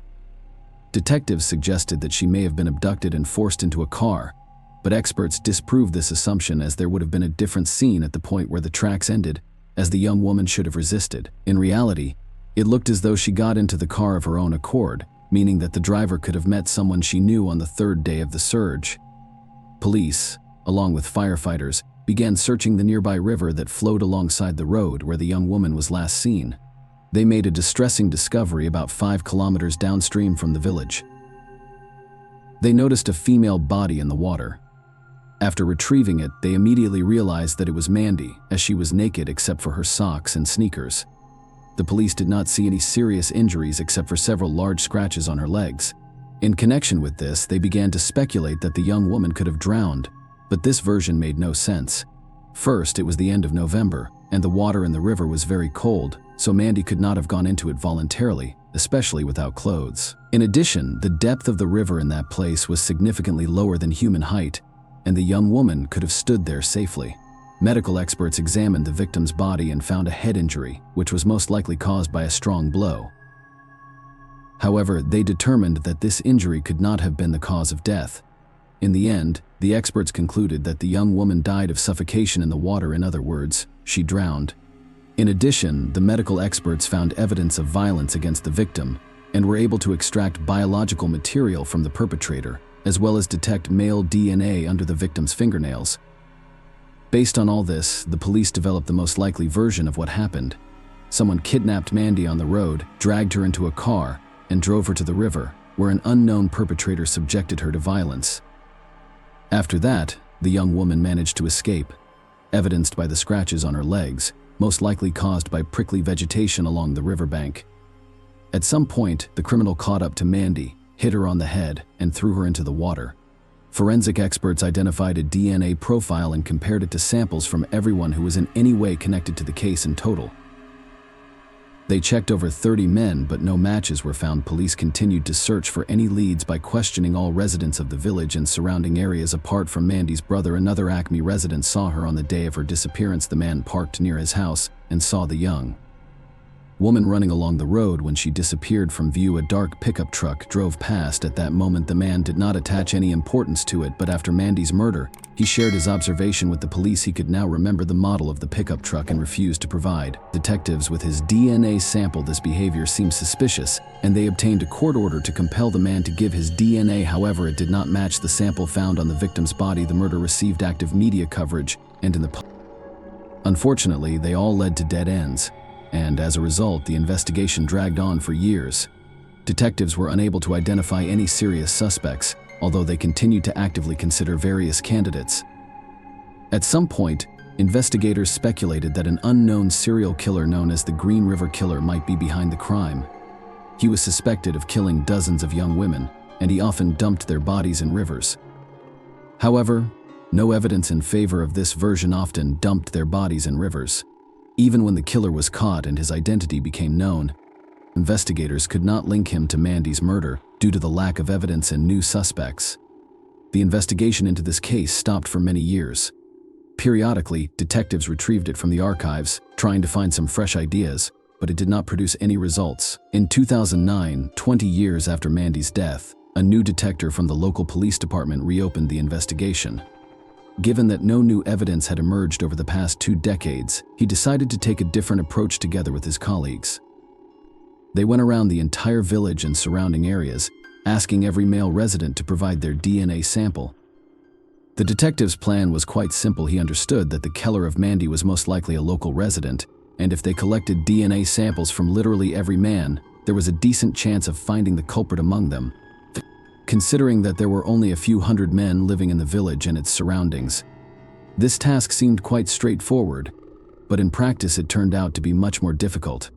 It took the police a whole 4 years to check all the men, and in the end, they didn't get a single match.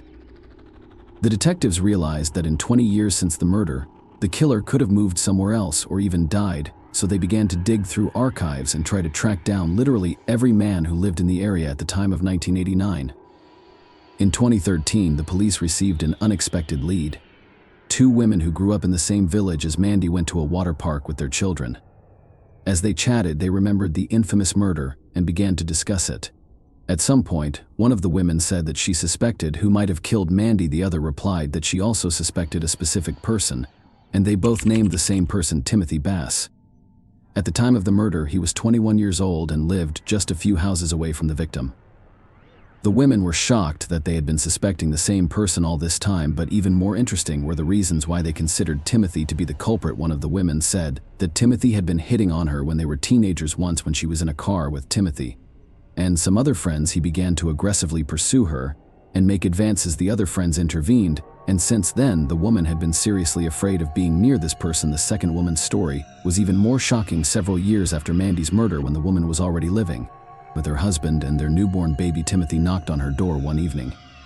While her husband was at work, the woman was not surprised by his visit since he and her husband were friends. Timothy said that he had been passing by after hunting and needed to use the phone. The woman let him in, but Timothy started to behave strangely. Instead of making a call, he stood there with the phone in his hand and then put it down. He then began to tell the woman that he had been in love with her for a long time and offered to engage in a sexual relationship. She refused and demanded that he leave, but Timothy continued to insist aggressively. The woman then threatened to call the police, and only after that did he leave their home, sharing these stories. They decided to go to the police together and talk about their suspicions about Timothy. When asked why they waited so long, the women replied that they were not sure of his involvement in the murder. In such a small community, they would never be forgiven if they accused an innocent person of murder. So none of them dared to share this information. Detectives immediately became interested in this person and noticed something interesting during the initial investigation. None of their colleagues interviewed Timothy or asked him to provide a DNA sample. This was very strange. The young man did not appear in old police reports, despite being acquainted with the victim living nearby and his house being next to the same road that the young woman ran on. Digging deeper, investigators also found that Mandy was friends With his younger brother Tom, another suspicious moment was that Timothy moved to another city less than 2 months after the murder. Perhaps this was the reason why the guy remained out of the police's sight. At that time, they were busy with a huge amount of leads and checking people who voluntarily cooperated with them. Timothy settled in the town of Emerson, located 40 kilometers from his old home. Shortly before moving, he married and eventually had 3 children. Opening his criminal history, detectives found another alarming fact. In 2010, his wife filed a statement with the police that Timothy had beaten their children, but the investigators were most surprised by one small detail contained in this statement. In it, his wife described why Timothy was a danger to their family among the stories of domestic violence. She briefly mentioned her husband's strange behavior while watching documentary crime films. When they watched similar programs together, Timothy constantly criticized criminals for how poorly they commit murders, leaving behind a lot of evidence. The man also loved to say that he would never make the same mistakes and would not have been caught. After studying all this information, the detectives began to seriously consider his involvement in Mandy's murder. They went to his house to ask a series of questions and request a voluntary DNA sample. And that's when the most interesting part began. Timothy claimed that he did not remember the crime and could not even remember who Mandy Stavik was. This statement immediately made detectives doubt his words. First of all the residents of the village, with a population of less than 300, knew each other. Secondly, Timothy lived just a few houses away from the Stavik family, and it was simply impossible to imagine that he did not know her. Moreover, after the murder, this case was talked about not only in the village itself but also in all neighboring towns. It was the first such crime in the area in many years, and for local residents this topic remained number one for many months. Therefore, detectives did not hurry to believe the man's words, and they asked him to provide a DNA sample, but Timothy refused, which aroused even more suspicion. Unfortunately, they had absolutely no evidence that could link him to the murder, so investigators could not obtain a court order that would require the man to provide his DNA. Then they decided to go another way. Detectives found out that Timothy had worked as a courier at a bakery located in a neighboring town for many years. They went there and talked to the manager, asking him to provide them with information about Timothy's routes for the next few days. The police planned to track him and get some items on which the man could leave his DNA. They did not tell the manager which particular crime their employee was suspected of. Detectives only said that an investigation was underway, but the woman refused to provide this information without the permission of higher management. The police contacted them and demanded a court order. Thus, investigators were again at a dead end. They continued to study Timothy's biography and try to find new clues that would allow them to obtain the much-needed court decision, but other attempts led to nothing, and the case was stalled for several more years. In 2015, the police came to his house again, asked a few questions, and requested a DNA sample, but he refused again. It continued until 2017 when something unexpected happened. A woman named Kim Wagner, who was a manager at the bakery, went to a bar with her husband and friends, all of whom used to live in Acme and were around the same age as Mandy when she was murdered. At some point, they started talking about the case, which had haunted the locals for decades. Suddenly, one of the friends mentioned Timothy Bass, who lived near the victim's home, and it dawned on Kim when the police came to her workplace and asked for information about his whereabouts. She didn't even think it could be related to Mandy Stavik's murder, and then Kim started thinking that her colleague was the killer. This thought stayed with her for a long time. At some point, detectives came to her workplace again, hoping that she had changed her position since their previous conversation, and their hope was justified. Kim invited the investigators to her office and asked directly, "Do they suspect Timothy of killing Mandy?" The police were surprised but did not deny it, and then the woman provided them with all the necessary information and interesting observations about her colleague. She had known the man for many years and always found him strange when one of her friends mentioned that Bass lived near Mandy's home. During those years, she began to seriously consider his involvement in the case, so she decided to help the investigators. The detective started following Timothy and new difficulties emerged. He always wore gloves at work, which prevented experts from taking a DNA sample from objects he touched. The also did not smoke, so the police could not even obtain a cigarette butt with his saliva. Bass did not even have a workplace in the bakery since he worked exclusively on delivering products. In addition, another strange fact complicated the investigators' task. Timothy never threw away his garbage at work. He stored it in his van and took it home. The detectives immediately realized that such behavior could not be a coincidence. Evidently, Timothy understood that the police suspected him of Mandy's murder and started making sure that they did not get any items with his DNA. But in the end, the detectives were lucky to find out that they couldn't obtain the suspect's biological material. Kim offered to help laws work in such a way that police officers are not allowed to ask third parties to obtain evidence for them. In such a case, the evidence will not be admissible in art, even if the suspect's guilt is obvious. However, if any person voluntarily hands over evidence to the investigators, they have the right to accept and use it. Thus, Kim offered to obtain some DNA samples from base, and the detectives waited. The suspect was very careful, and it took the woman a long time to achieve her goal. Only after 3 months did she see the man drink coke from a plastic cup and then throw it away in the trash with the can. Waited until Timothy left, took both pieces of evidence, and handed them over to the police. They immediately sent the can with the count to the laboratory, and the experts extracted a DNA profile from them. It fully matched the biological material found on Mandy's body. Having finally obtained the long-awaited evidence, the police immediately went after the man and arrested him 28 years after the murder. The suspect was finally charged during the interrogation. Timothy denied his guilt until the investigators told him about the DNA sample match. Hearing this, the man immediately changed his story and said that he and Mandy had a secret affair. They supposedly started dating many months before her murder and had to hide the relationship from everyone because she had a boyfriend. According to Timothy, on the day of her death, Mandy came to his house during her jog. They had an intimate encounter, and she left. He added that his father was at home at the time, but it was impossible to use him as a witness since he had passed away long ago. The detectives did not believe this story for a second. In their opinion, Timothy made up the whole story about the secret affair just to explain the presence of his DNA on the victim's stone. Proof of his words, he referred to his deceased father, who could not refute this information. Investigators talked to Mandy's relatives and friends, and they all expressed complete confidence that the young woman would never date. Timothy, who was very strange, avoided communication with other people and spent most of his time alone. The detectives decided to speak with Timothy's wife, despite the fact that the woman had filed statements against her husband and lived separately. They were still married, and here the police were waiting for another interesting turn. The woman suddenly said that on the day of Mandy's murder she was with Timothy at his house, and he was there all day. The detectives did not believe her story, but her words created possible difficulties for the court. On the other hand, they contradicted Timothy's version. According to Mandy, who came to his house on the day of the murder and had an intimate relationship with him, the trial began in May 2019. Timothy's lawyer continued to insist that his client was innocent and that his DNA got on the victim's body as a result of consensual intimate contact. The prosecution, however, insisted that there was no evidence to support this version. Timothy never called Mandy, she never wrote her notes or letters, and no one among the witnesses saw them together.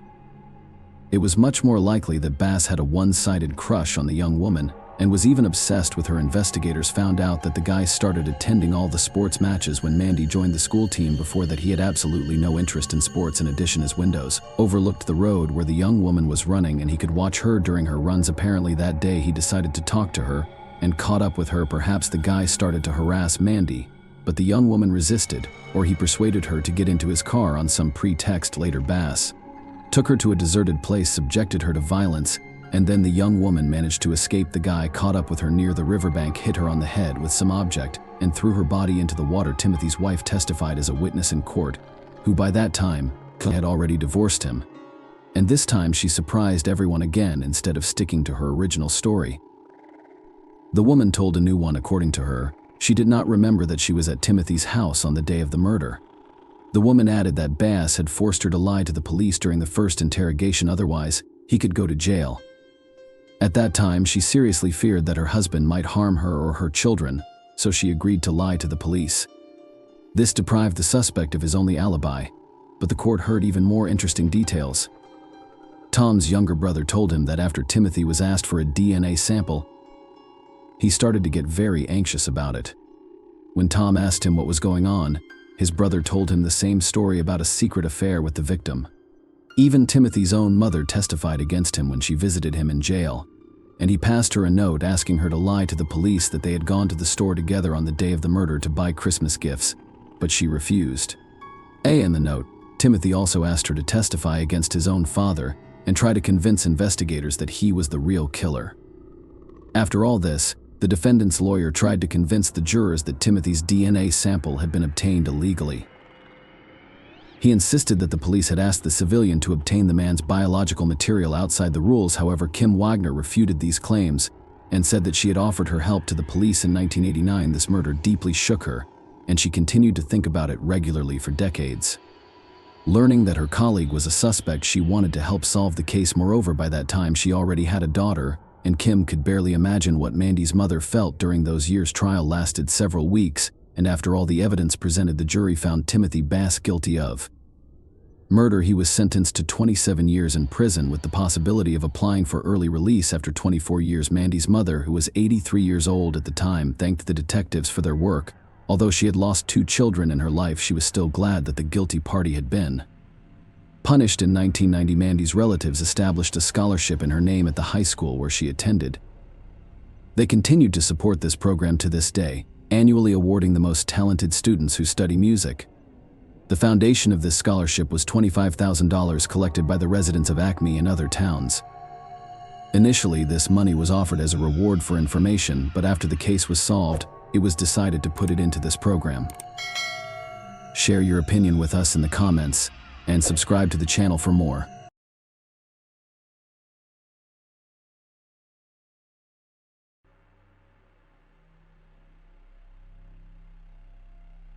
Hey guys, welcome to my channel, and today we're going to take a look at another horrible case with you.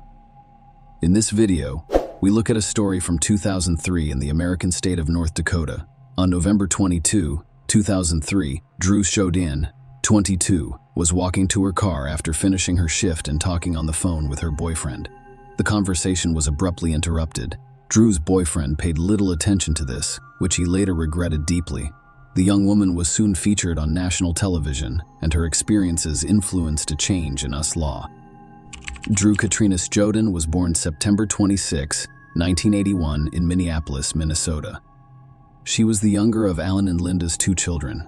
Drew's parents divorced when she was 3 years old, but they remained friends until she was 10.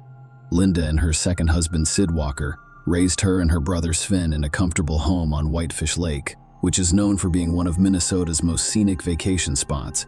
Drew excelled in high school, becoming an honor student, joining the golf team, and being voted homecoming queen in 1999. But her true passion was for art. Her homeroom was filled with sketches of rock star models and friends. After graduating from high school, she attended the University of North Dakota in Grand Forks, a city of approximately 50,000 people. Friends described Drew as someone who loved life and was always willing to help others.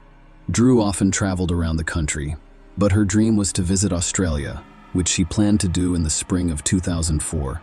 To save money for the event, Drew worked 2 jobs in her spare time: a sales associate at Victoria's Secret and a waitress at a nightclub in Grand Forks.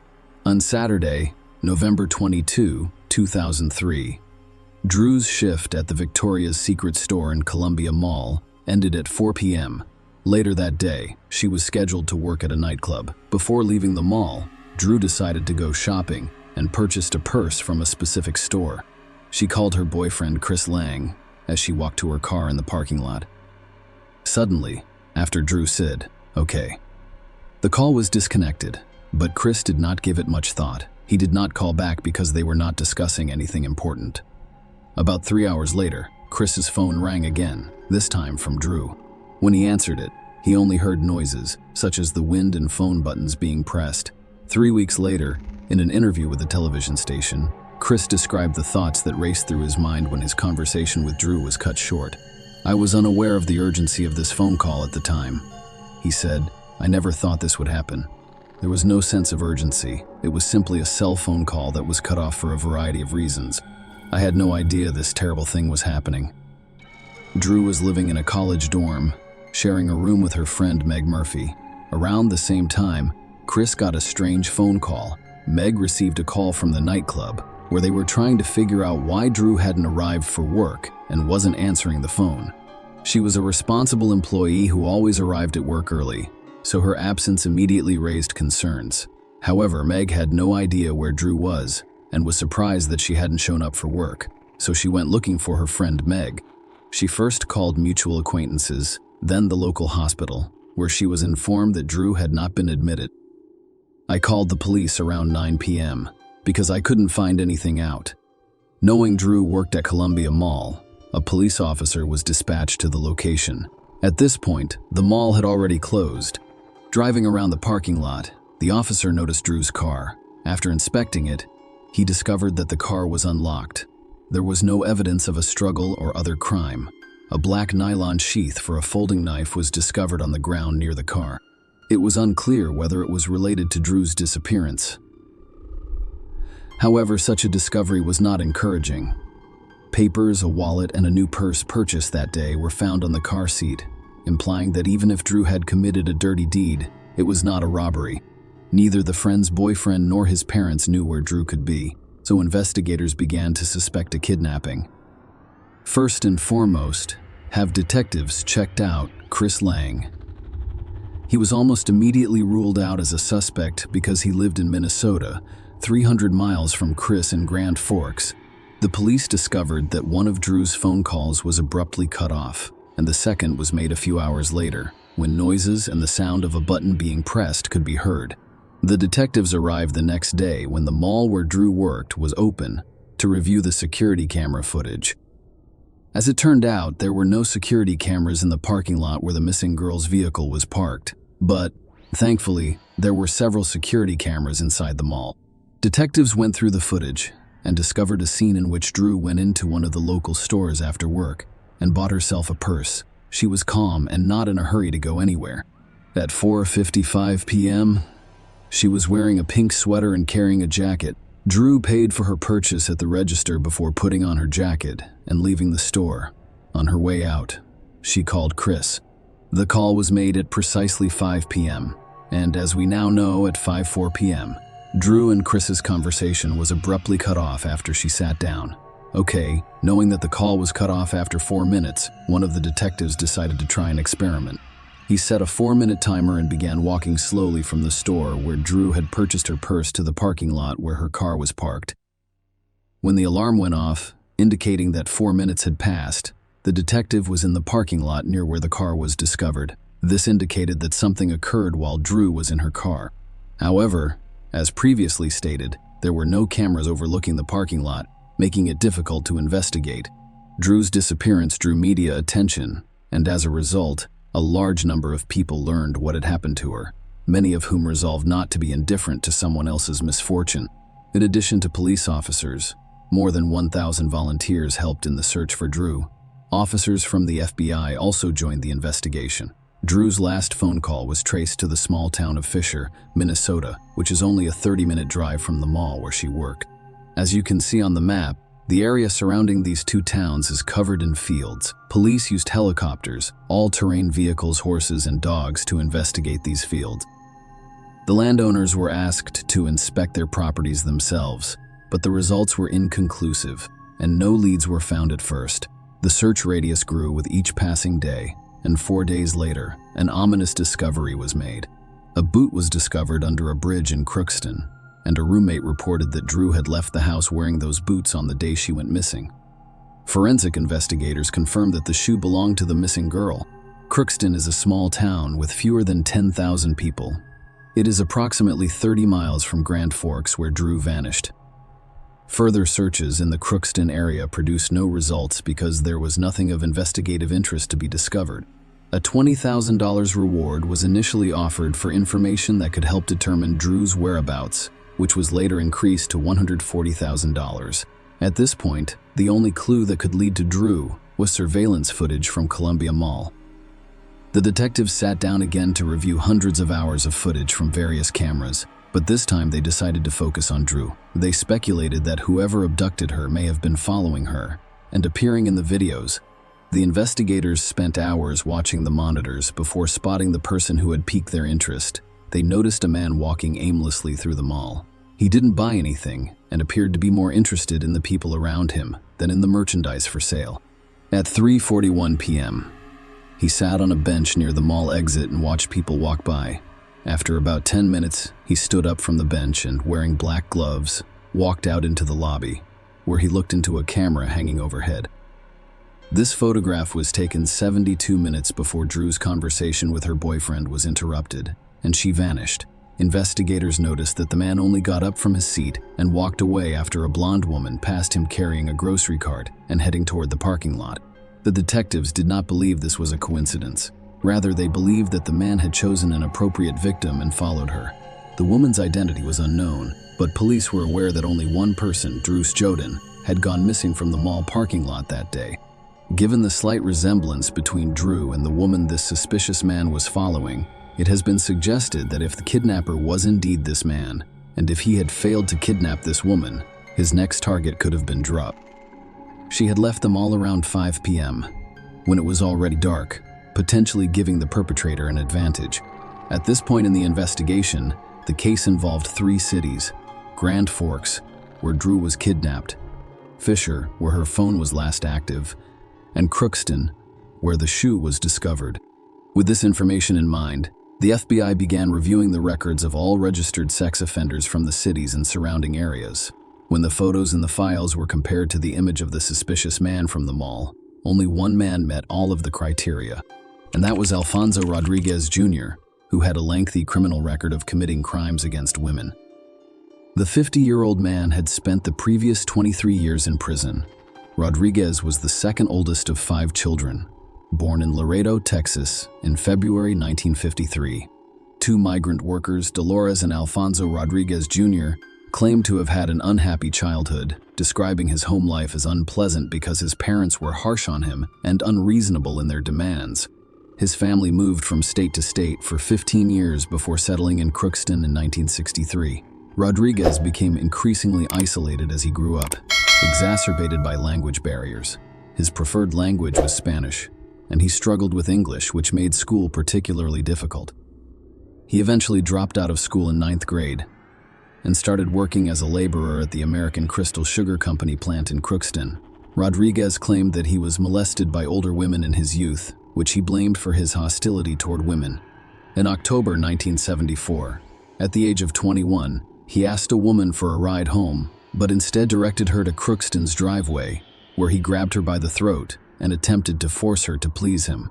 The following month, he approached another woman sitting in a truck outside a Crookston movie theater. He threatened her with a knife and took her to a remote location in the countryside, where he forced her to have sex with him.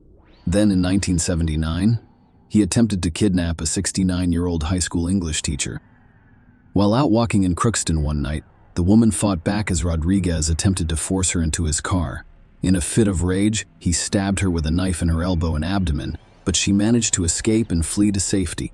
The woman, who was artistically talented, was able to create a composite sketch of Rodriguez that closely resembled him, resulting in his capture. He was convicted of attempted kidnapping and aggravated assault and served a 23-year prison sentence before being released in May 2003. He had been released from prison 6 months before Drew disappeared and was classified as a third-degree sex offender, which meant he was at the highest risk of reoffending. Before being released from prison, Rodriguez and his family expressed their concerns to Minnesota Department of Corrections officials. Even his family feared that he was reverting to his old ways. Despite their fears, Alfonso was released after serving his full sentence. After his release, Rodriguez lived with his mother in Crookston, only a few miles from the bridge that should be recalled. Another disadvantage for Drew was the discovery of his shoe. The detectives decided to speak with Alfonso Rodriguez, who of course denied any involvement in Drew's disappearance. The man confirmed that he was at the Columbia Mall on the day she went missing, claiming that he had gone to the movie theater and seen the film once in Mexico. What he didn't realize was that no movie theaters in Grand Forks were showing the film that day. Police searched Rodriguez's car and realized with regret that Drew was most likely dead. At this point, it appears unlikely that we will find Drew alive. Grand Forks County Sheriff Dan Hill told reporters that he believes the mission is more of a recovery than a rescue at this time. Dark red dried stains were discovered in several locations inside Rodriguez's car, which forensics later determined to be Drew's blood drops.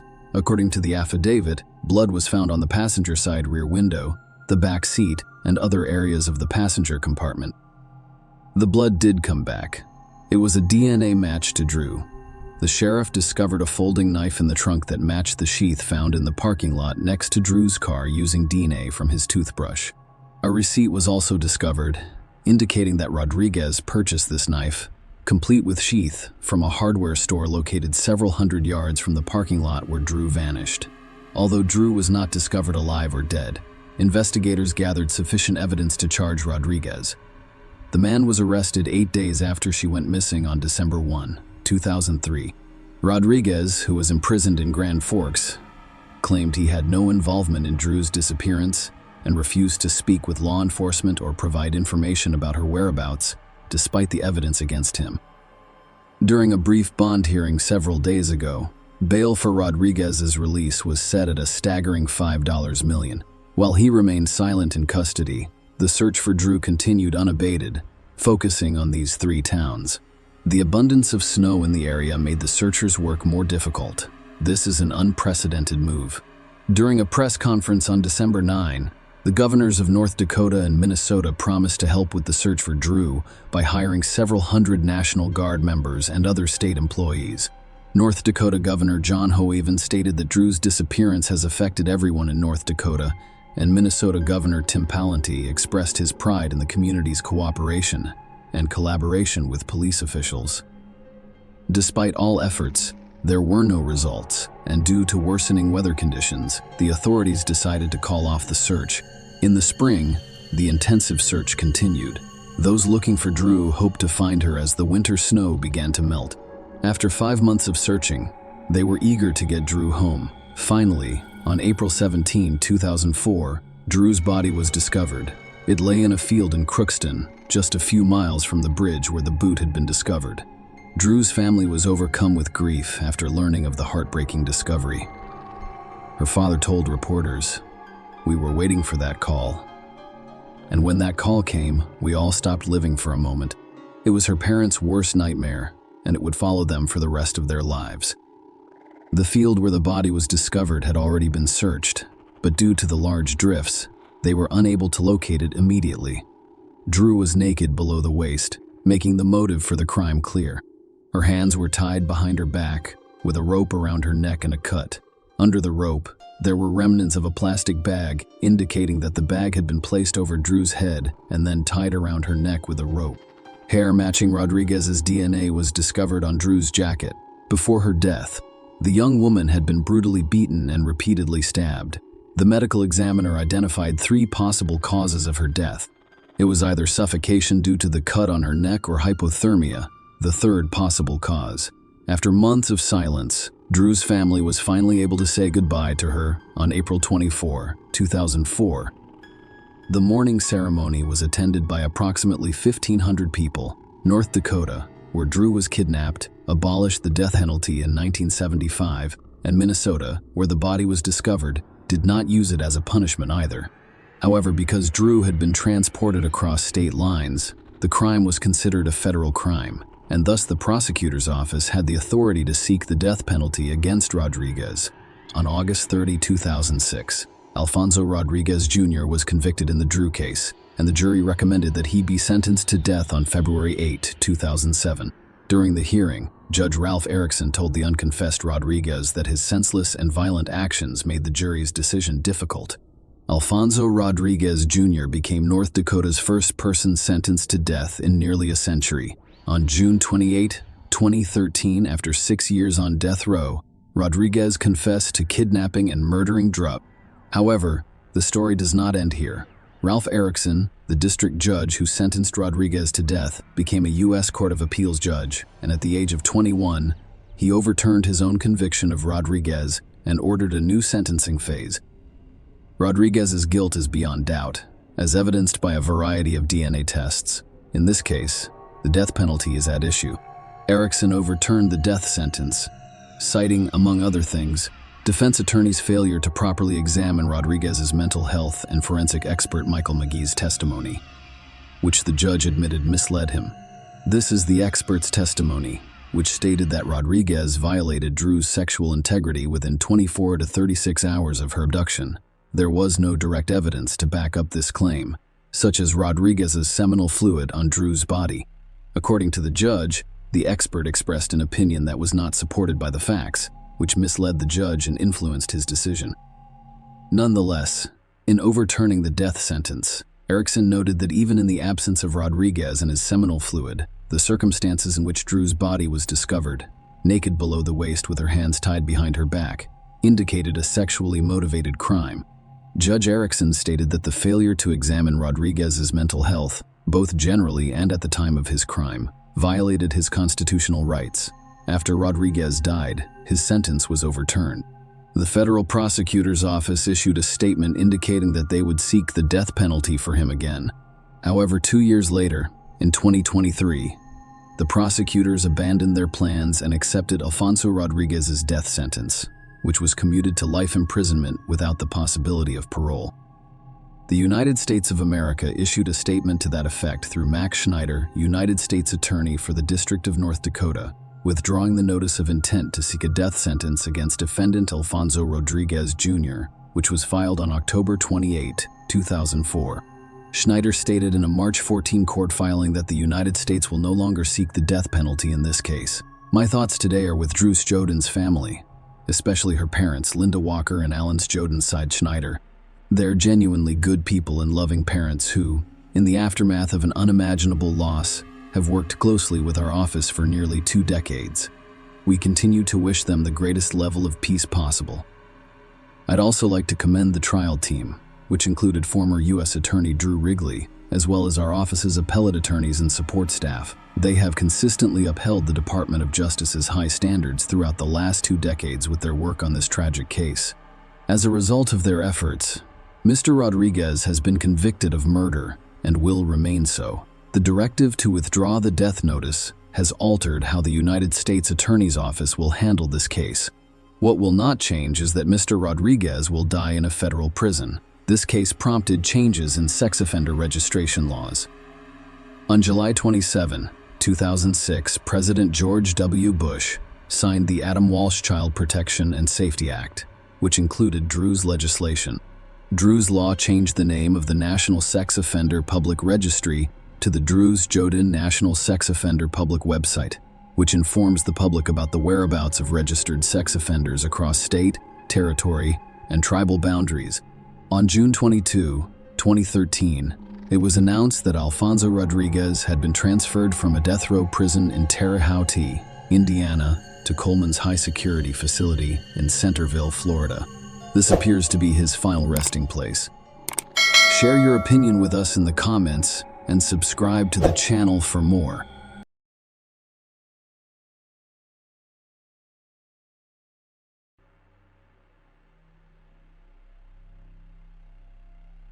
Hey guys, welcome to my channel, and today we're going to take a look at another horrible case with you. The events described in this video occurred 6 years ago. On May 15, 2017, around 1 a.m., the Florida Coast Guard received a distress signal. According to the report, a yacht traveling from Cuba's Varadero resort to Florida collided with something and began to sink. There were originally 2 people on board the vessel, and when rescuers discovered only one of them, many began to wonder where things really were. Louis Bennett and Isabella Hellman met online in 2015. Louis was born in 1977 in England.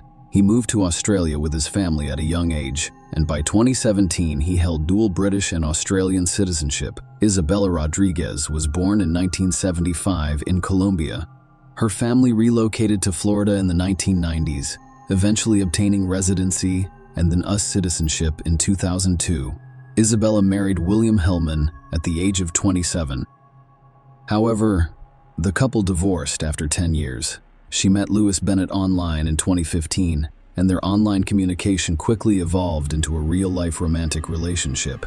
In July 2016, Louis and Isabella welcomed a daughter named Amelia. 6 months after the baby's birth, the couple bought an apartment in Delray Beach on Florida's Atlantic coast. The following month, in February 2017, Isabella married Louis. On April 30, 2017, Isabella worked as a real estate agent, while Louis owned a small solar panel company. After leaving her 9-month-old daughter with family, Isabella flew to St. Maarten, a small Caribbean island where she met Louis. They planned a honeymoon, returning to Florida on a sailing catamaran Louis had purchased prior to meeting Isabella. On April 30, the couple departed St. Maarten.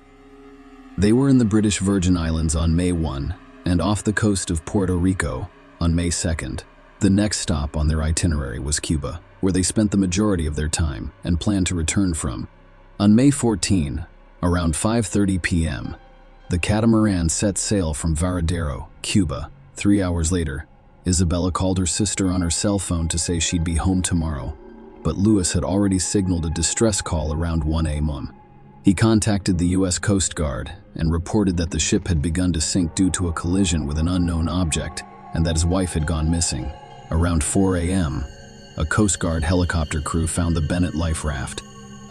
A catamaran was also discovered floating upside down at dawn, but it had not yet sunk. Bennett was taken to Key West Island, the southernmost point of Florida.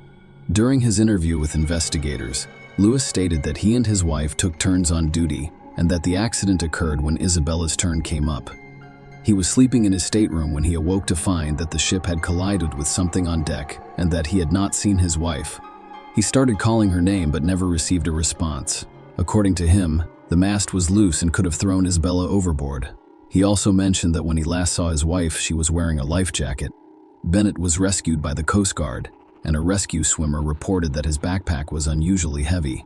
While inspecting the items he had loaded onto the life raft, the officers discovered 225 collectible coins whose origins had yet to be determined. The same day, May 15, Isabella Hellman was reported missing. A search and rescue operation took place in both the water and the air. However, on May 18, after 4 days of searching and no sign of the missing woman, the Coast Guard officially ended the rescue operation. Authorities suspected something was wrong when, less than 24 hours after the search for Isabella concluded, Louis Bennett requested a letter from the Coast Guard stating that his wife was presumed dead. His request was denied because issuing such a certificate is not within the Coast Guard's jurisdiction. Bennett told a television station on May 24 that he was leaving for Cuba, where he planned to rent a boat and continue his search for his wife alone. 3 days later, on May 27, he met Isabella's sister and informed her that he had just returned from Cuba. He stated that I met with authorities there and checked every hospital, but there was no sign of her. She has now been missing for 2 weeks, so I'm not holding out much hope for seeing her, so I have to accept that. This is completely devastating to me. She's my soulmate. I thought we would be together forever. The next day, May 28, Lewis and the police arrived at the house where his wife's family lived to pick up their daughter, but Isabella's family refused to give her up. With scandal and the assistance of the police, Bennett took his daughter after all. Throughout the argument, Isabella's sister Elizabeth insisted that Lewis was to blame for Isabella's death. Bennett's quiet demeanor and behavior following his wife's disappearance piqued the interest of Isabella's family and the police. Detectives repeatedly heard during interviews with the missing woman's family and friends that quarrels between Isabella and Lewis had become more frequent since the child was born. The couple's neighbors also testified. Isabella told loved ones that Lewis insisted on moving to Australia, despite her desire to remain in the United States. Bennett denied any involvement in his wife's disappearance during an interview on May 30. He claimed that he and Isabella had planned a wonderful life together, but now he was alone, and their daughter would grow up without a mother. In parallel with the investigation into Isabella Hellman's disappearance, police began to investigate the origin of the gold and silver coins discovered among Bennett's possessions. Bennett had served as first mate on a yacht a year prior, and the captain had a stash of 617 collectible silver and gold coins worth approximately $100,000. Someone broke into the yacht while it was docked in the Caribbean and no one was on board, and stole all of the coins. The person who committed the theft could not be located at the time. However, now that the FBI has begun to investigate the origins of the coins, the captain of the yacht has identified the coins discovered on Lewis Bennett as part of those stolen from him. Based on this information, the FBI obtained a search warrant for Bennett's apartment. Remember that when the man was rescued, 225 coins were discovered in his belongings. On June 16, 2017, a search of the apartment revealed an additional 162 gold coins hidden in a closet. Bennett had successfully left our territory and relocated his daughter to England, where his parents lived. The man's financial situation was not ideal, and he was apparently forced to return to the United States because there remained an apartment worth $125,000 and other personal belongings. He was also eligible for insurance payments in the United States for a lost catamaran. On August 28, 2017, Lewis Bennett was arrested in Florida. He was accused of stealing coins and pleaded not guilty. A few days later, a federal judge set Bennett's bail at $250,000.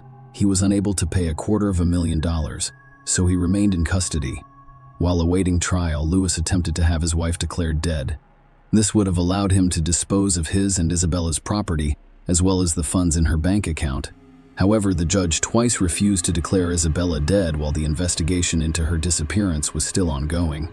Bennett pleaded guilty in November 2017 to both stealing the coins and knowingly transporting them to the United States. Bennett's parents wrote a letter to the judge in the case, pleading for leniency and sentencing because his young daughter had already lost her mother. Bennett received a 7-month prison sentence on February 20, 2018, followed by 3 years of probation. On the same day, the verdict in the stolen coin case was announced. Bennett was charged with second-degree murder.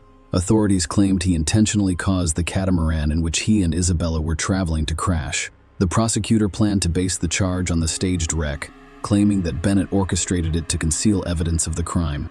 Bennett, according to investigators, wanted to inherit his wife's fortune in order to pay off his own debts before moving to Australia with their young daughter, Amelia. Isabella confessed to being afraid of her husband via text message a few months before she died. Her text messages revealed that she felt Bennett no longer respected her, and when she returned home, she discovered an angry person. Isabella also stated that she was afraid to return home months before Ms. Hellman disappeared. "If you no longer like or love me, please let us work it out as soon as possible, because the way you treat me all the time is pathetic." An inspection of the catamaran prior to its sinking revealed that the portholes below the waterline were open, and the damage to the twin hulls appeared to be caused from within. The waterline is the point of contact between the calm surface of the water and the hole in a floating vessel. An expert hired by the FBI to assist with the high seas mystery determined Bennett's story could not be true after reviewing photos and video taken by the U.S. Coast Guard of the catamaran before it sank. According to the analysis, it does not appear that the vessel sank due to accidental damage. According to court records, an associate professor of nautical architecture and ocean engineering at the U.S. Coast Guard Academy believes the vessel was intentionally scuttled. Coast Guard officers who discovered the sinking catamaran found no evidence of a collision with divers inspecting the vessel. They were hesitant to enter because it could have collapsed at any moment. Eventually it did. The catamaran sank at a depth of over 4,000 feet, and no thorough inspection was conducted. 2 years after her disappearance, Isabella Hellman was declared dead. In a series of orders, the judge confirmed what most people believe happened almost immediately after Isabella Hellman was reported missing at sea. According to Palm Beach County Circuit Judge Scott Scour, Hellman is presumed dead on May 14, 2017. Ms. Hellman has yet to be found and has not been in contact with any of her family members. Ms. Hellman is undoubtedly deceased, according to all available evidence. The statement was issued in January 2019. U.S. District Judge Federico Moreno rescheduled Bennett's February sentencing hearing in Miami for May 28, saying he would not act until Isabella Hellman's family could visit her daughter Amelia, who turned 3 in July 2019. Bennett was charged with manslaughter as part of a plea deal, and the second-degree murder charge was dropped. While he could have received a life sentence for second-degree murder, the plea agreement now limits his sentence to 8 years in prison. Isabella's family described the deal as bizarre, but acknowledged that authorities had consulted with them when making the decision. According to a document signed by Bennett and filed with the court by the prosecutor, he was unsure whether he was looking for or calling for his wife. When he discovered she was missing, he did not send out flares or search for her on the catamaran or in the water. Bennett did not immediately ask for assistance. Instead, he loaded everything he needed onto a life raft, then attempted to stage a collision that caused the catamaran to flood before abandoning the vessel on the raft himself. According to the prosecutor's office, he called for help 45 minutes after coming to a stop and discovering that his wife was nowhere to be found. It is also worth noting that, according to the U.S. Attorney's Office, Bennett has extensive experience sailing in open water, including emergency training, and has previously traveled from St. Martin to Australia. He was aware of the emergency procedures, but for some reason he failed to apply them. The prosecutor stated that he did not require Isabella to wear a life jacket harness or a personal locator. In essence, Bennett admitted to negligence, specifically handing over control of the catamaran to his wife, who lacked the necessary experience, causing her to fall overboard and drown. Bennett is an experienced sailor who's been certified as a coastal skipper by the Royal Yachting Association of the United Kingdom. This training covered emergency procedures such as MAN, overboard protocols, and nighttime sailing safety. The Department of Justice issued a statement confirming this. In contrast to Bennett, his wife had not received emergency sailing training, did not hold a sailing certification, and had significantly less sailing experience. Only Bennett knows what really happened that night on the catamaran, and he is unlikely to reveal it. Following Bennett's guilty plea, Isabella Hellman's family issued a desperate statement through her lawyer, pleading with him to show remorse. Specifically, this statement states that the pain he has caused them is unbearable and will never go away. Lewis can do nothing to alleviate the pain he has caused by removing Isabella from them. However, he has caused additional pain by denying them contact with his and Isabella's daughter Amelia. She was as much theirs as anyone else's, and they adore and miss her. They've only had 3 FaceTime chats with Amelia, and they haven't seen or hugged her in a long time. They want to hug, love, and be with her. She, after all, is an equal member of their family as he is. According to the statement, they want Bennett to do the right thing. On May 28, 2019, Lewis Bennett, 42, was sentenced to 8 years in prison after pleading guilty to manslaughter in the death of his wife, Isabella Hellman. Bennett apologized to Isabella's family at the hearing. I would like to extend my heartfelt apologies to Isabella's family. I know they have endured unimaginable pain as a result of my actions, and for that, I deeply apologize. I made poor decisions that exacerbated a tragedy of such magnitude that I hope no one else ever has to go through it. Bennett stated this in federal court in Miami. He agreed to waive his right to appeal as part of the plea bargain. Bennett requested that he be released from prison early in order to continue raising his daughter. Bennett asked if he could be with his daughter as soon as possible. He wants to raise her in a way that respects his wife's wishes. However, Judge Moreno sided with the prosecutors and sentenced the defendant to 8 years in prison, followed by 3 years of supervised release.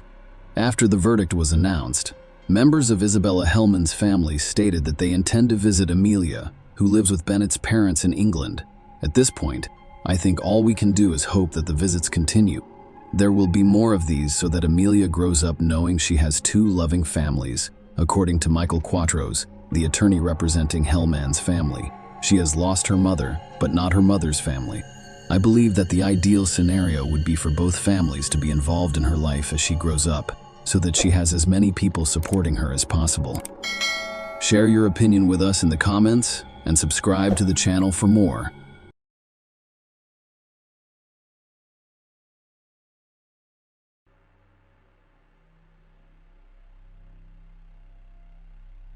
Hey guys, welcome to my channel, and today we're going to take a look at another horrible case with you.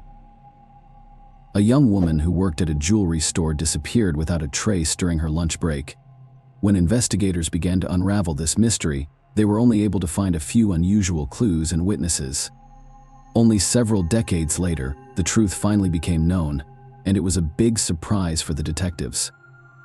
Linda Reed was born in 1962 in the Australian city of Gold Coast. She grew up in a loving family, was a cheerful and energetic child, and had many friends in her school years. Linda met a guy named Robert. The couple began dating, and at 19 years old, the young woman married him. They dreamed of creating a large and friendly family as well as building the house of their dreams. The newlyweds started working on this. Almost immediately after the wedding, they bought a plot of land and began saving a significant portion of their income for construction in order to have the house ready as soon as possible. The couple decided not to spend money on rent and lived in a trailer on Robert's parents' backyard. Linda got a job as a salesperson at a jewelry store located in a large shopping center. She immediately liked this job and found common ground with the team, and the decent income allowed her to save up for her dream home even faster. December 1983 was a tense month, as there was a frenzy in the store due to the approaching holidays. Linda, who was 21 years old at the time, had to work in an intensified mode. December 13th was no exception. From the beginning of her shift, Linda worked diligently, and only at 12 p.m. did she have the opportunity to take a break. Usually she had lunch in the same shopping center and returned earlier than the allotted time, but on that day, it didn't happen. Linda's colleagues were very surprised that she did not return from her break at the appointed time, as the young woman had never been late before the workday went on and Linda still did not show up. Everything looked as if she had simply decided to leave her ship, without informing her colleagues, but they doubted that the young woman could do such a thing as she approached her job with the utmost responsibility. Her husband was also surprised when Linda did not return home after her shift. He waited for some time and then contacted her colleagues. They told the man that his wife did not return from her break, and Robert started to seriously worry. He went to the shopping center and started walking around in search of Linda. After that, he visited several other places that the young woman regularly frequented, but she was nowhere to be found. With each passing minute of searching, he became increasingly concerned that something bad had happened to Linda. So by 7 p.m. that evening, the man decided to call the police. The operator told him that a report of a missing adult would only be accepted after 24 hours had passed since the disappearance.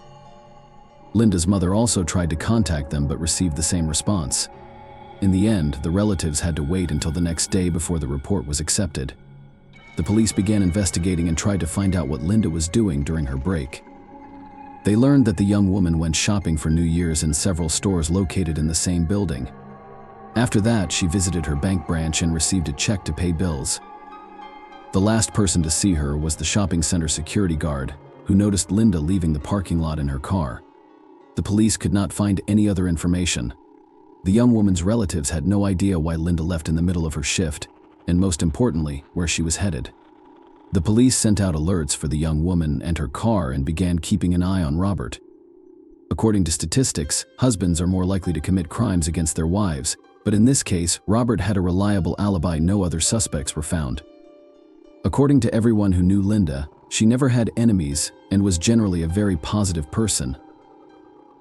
As investigators tried to find new leads, several days had passed since Linda's disappearance. On the third day, the police received a report about an abandoned car that matched the description of the young woman's car. It was located in a suburban area 20 kilometers from the shopping center. Arriving at the scene, the police realized that it was indeed Linda's car. The vehicle was parked on the side of the road next to bushes. In the 1980s, this area was almost undeveloped, with most of it covered in bushes and trees. Inside the car, the police found Christmas presents that Linda had bought before her disappearance. The doors were unlocked and the ignition key was inside. In the salon, the police found an unusual clue. An empty menthol cigarette pack was lying next to the front passenger seat. Linda and Robert never smoked, so investigators came to the most obvious conclusion: the pack could belong to the kidnapper. The police immediately began to search for evidence, and soon they made a sad discovery. About 40 meters from the car, in the stream bed of a small creek, they found Linda's body. Her hands were tied with a bikini and eyeglass cord. The victim's relatives said that she never owned either of these items. Medical experts determined that the cause of death was asphyxiation, and the young woman was also subjected to violence, but at that time specialists could not extract a DNA sample from the criminal. Thus, the investigators presented an approximate chronology of events. In their opinion, an unknown criminal attacked Linda in the parking lot of a shopping center. When she came to put the gifts she bought in the car, he forced her to sit behind the wheel and drive to the place where they later found her body. After that, he subjected her to violence and killed her. There were no leads that could lead the investigators to a suspect. Then they decided to try to interview all the visitors of the shopping center who were there during Linda's lunch break. Of course, this was an extremely difficult task to attract people's attention. The police took the victim's car and placed it in the shopping center, attaching a photo of the young woman and information about her disappearance to it. Investigators hoped that such a visual installation would help visitors who saw Linda that day remember some details. Several witnesses told the police that they saw a teenager with light hair in the shopping center parking lot, but investigators could not identify him.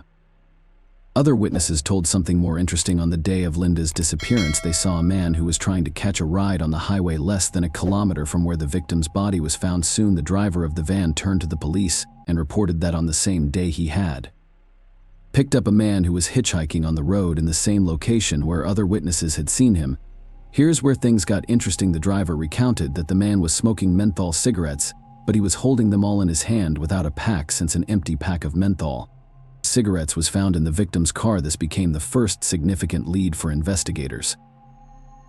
Forensic specialists examined the driver's van and found a fingerprint on the glass near the passenger seat that did not match the owner's prints. Unfortunately, a comparison with existing databases did not yield any results. The suspect's description that the driver provided was also superficial and did not help the authorities find the man. No other evidence was found, and the investigation into this case came to a standstill for many months. A new lead only appeared just over a year later in 1985, when a prisoner in one of the state's prisons who was a police informant gave investigators an interesting tip. His cellmate Craig Andrew McConnell had confessed to him about Linda Reed's murder. According to Craig, he and another man were trying to steal a car from the parking lot of a shopping center. When Linda noticed them, fearing that she would remember their faces and report them to the police, the criminals abducted and killed her.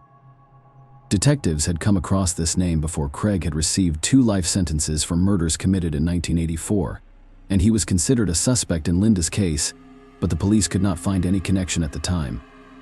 After the tip from the informant, they talked to Craig in prison, but he claimed that he had nothing to do with the murder. He added that his cellmate had made it all up, and they never talked about the case, but the police were not quick to believe him. Craig committed 2 brutal murders just a few months after Linda's death, and the story told by the informant could very well be true. Forensic experts compared the suspect's fingerprints to those found on the van's glass, but they did not match. Despite this, the detectives continued to consider Craig a possible killer, and in 1986 they decided to bring the case to trial. The only arguments against him were the words of an informant. However, he himself did not live to see the start of the trial. The man died shortly before from an overdose of illegal substances. Nevertheless, the prosecution had his entire story. According to the informant, Craig drew him a rough map of the place where he left Linda's body. Experts concluded that it matched the terrain fairly accurately, right down to the location of the trees. In addition, Craig said that Linda told the kidnappers that Rob would seek revenge. The young woman really did often call her husband by his incomplete name. The suspect also told the informant that he ate a cheese and vegetable sandwich that belonged to Linda after her car was found. Experts did find traces of cheese in her purse. Despite such precise details, all of this with circumstantial evidence, and did not provide sufficient grounds for a guilty verdict. For this reason, Craig was not found guilty of Linda's murder. Investigators continued to believe that he was involved in the crime and tried to find additional evidence that would allow them to secure a guilty verdict, but other attempts led to a dead end, and ultimately the case stalled for many years.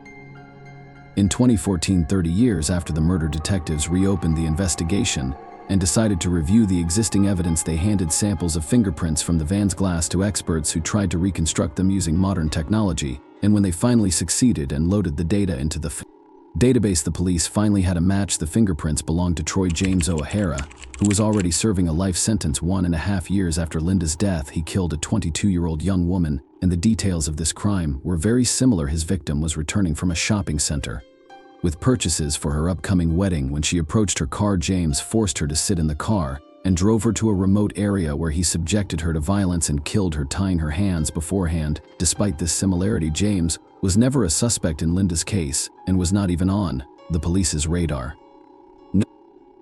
The detectives remembered another fact. During the early stages of the investigation, several witnesses reported seeing a fair-haired teenager in the parking lot of the shopping center, and given that James was only 17 years old at the time, he fit the description. Despite this, the police wanted to find as much evidence as possible, and an interesting turn of events awaited them. It turned out that a DNA sample of the person who assaulted Linda had been stored at the warehouse all this time.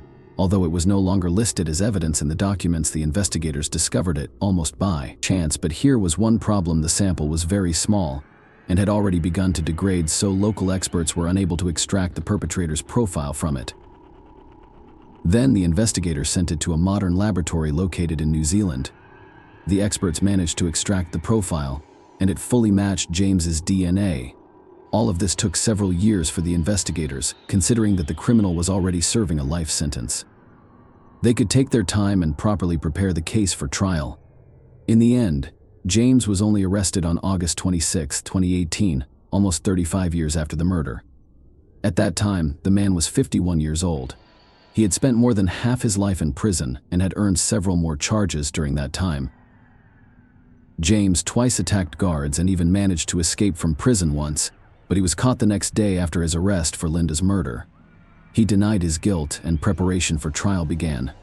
The process lasted for several years, but in March 2021, the criminal decided to confess. He said he ate Linda in the parking lot.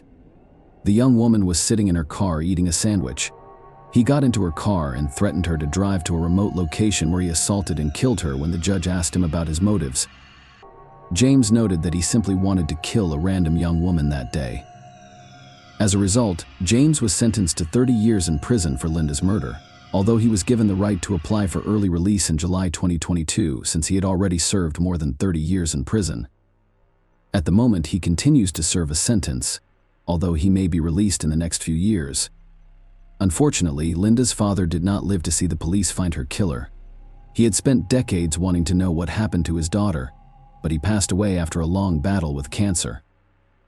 After his wife's death, Robert vowed to never marry again, as his heart belongs to Linda forever. At the trial, after the verdict was given, he thanked the investigators and declared that James had forever deprived him of his family. As for Craig and the informant's story, things are quite ambiguous. It should be noted that the informant was a hardened criminal himself and could have received significant benefits from helping to solve the case. It is possible that he lied to the police, and all the key facts about the case could have been gathered from the newspapers. Share your opinion with us in the comments, and subscribe to the channel for more.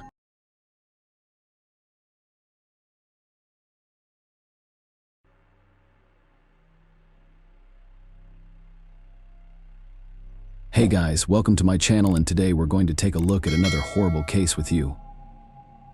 A young woman arrived in the parking lot of her school to go to a sporting event and disappeared. Without a trace, soon a very creepy discovery awaited everyone, and the police got involved in the case. It took detectives a full 28 years to solve this creepy mystery, and none of them had any idea that this case would be the first of its kind. Sarah Yarborough was born on June 12, 1975, in Portland. Her parents soon moved to another state, settling in the town of Federal Way. It is near Seattle, and is essentially a suburb of it. Sarah also had two brothers, helped her parents take care of the younger one, and was very close to him from an early age. Sarah was involved in music and ballet. The girl always strived to do well in school so she could get into a good college because of her academic performance. She flew twice to New Zealand in the school program. Later, Sarah joined her school's cheerleading team. She also had a great many friends. She was a kind and non-confrontational person trying to help anyone in need. On Saturday morning, December 14, 1991, when she was 16, Sarah gathered for an event with her cheerleading team.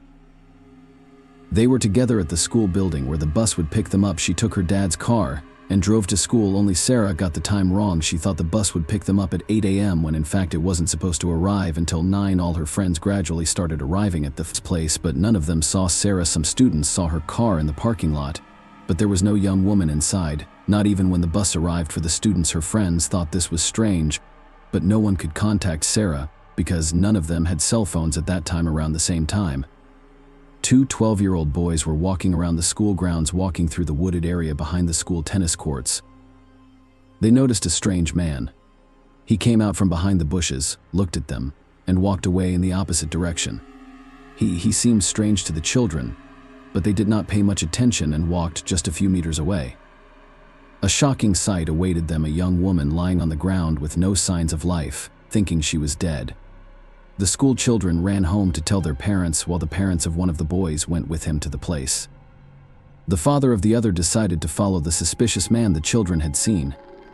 His son told him that he saw a car that looked like a Chevrolet Nova pulling away from that spot. Given that he lived near the school, his father decided to go outside and try to track down that car. At one point, he managed to locate a similar car, but it quickly disappeared from his sight, and the man was unable to find it again. Meanwhile, the other boy's parents came to the school and realized that the young woman on the ground was probably dead. They immediately ran to the school building and called the police offices. They arrived on the scene and confirmed that the young woman was indeed dead. They were also quickly able to determine that the deceased was Sarah. From the marks on her neck, the officers concluded that the victim had most likely been strangled. Next, the body was some of her belongings, including a jacket, underwear, and socks, with no other items near her. The officers found her purse and car keys inside the car in the school parking lot, leading them to believe that the perpetrator may have attacked her directly next to the car and then dragged her behind the trees. The body was turned over to medical examiners, and the police set about looking for clues. The first thing they did was try to interview all the people who were on and near the school grounds. The two guys who found Sarah gave a rough description of the man who had come out from behind the bushes near her body. They said he was a tall man in his early 20s with shoulder-length blonde hair, a dark raincoat, and black pants. Soon the police found another witness, and here a very surprising story awaited them. A man out for a jog noticed a strange picture in the same wooded area. A young woman was lying next to the bushes with a man hovering over her. The young woman was not moving at all, and the witness thought that some couple had just decided to have some privacy.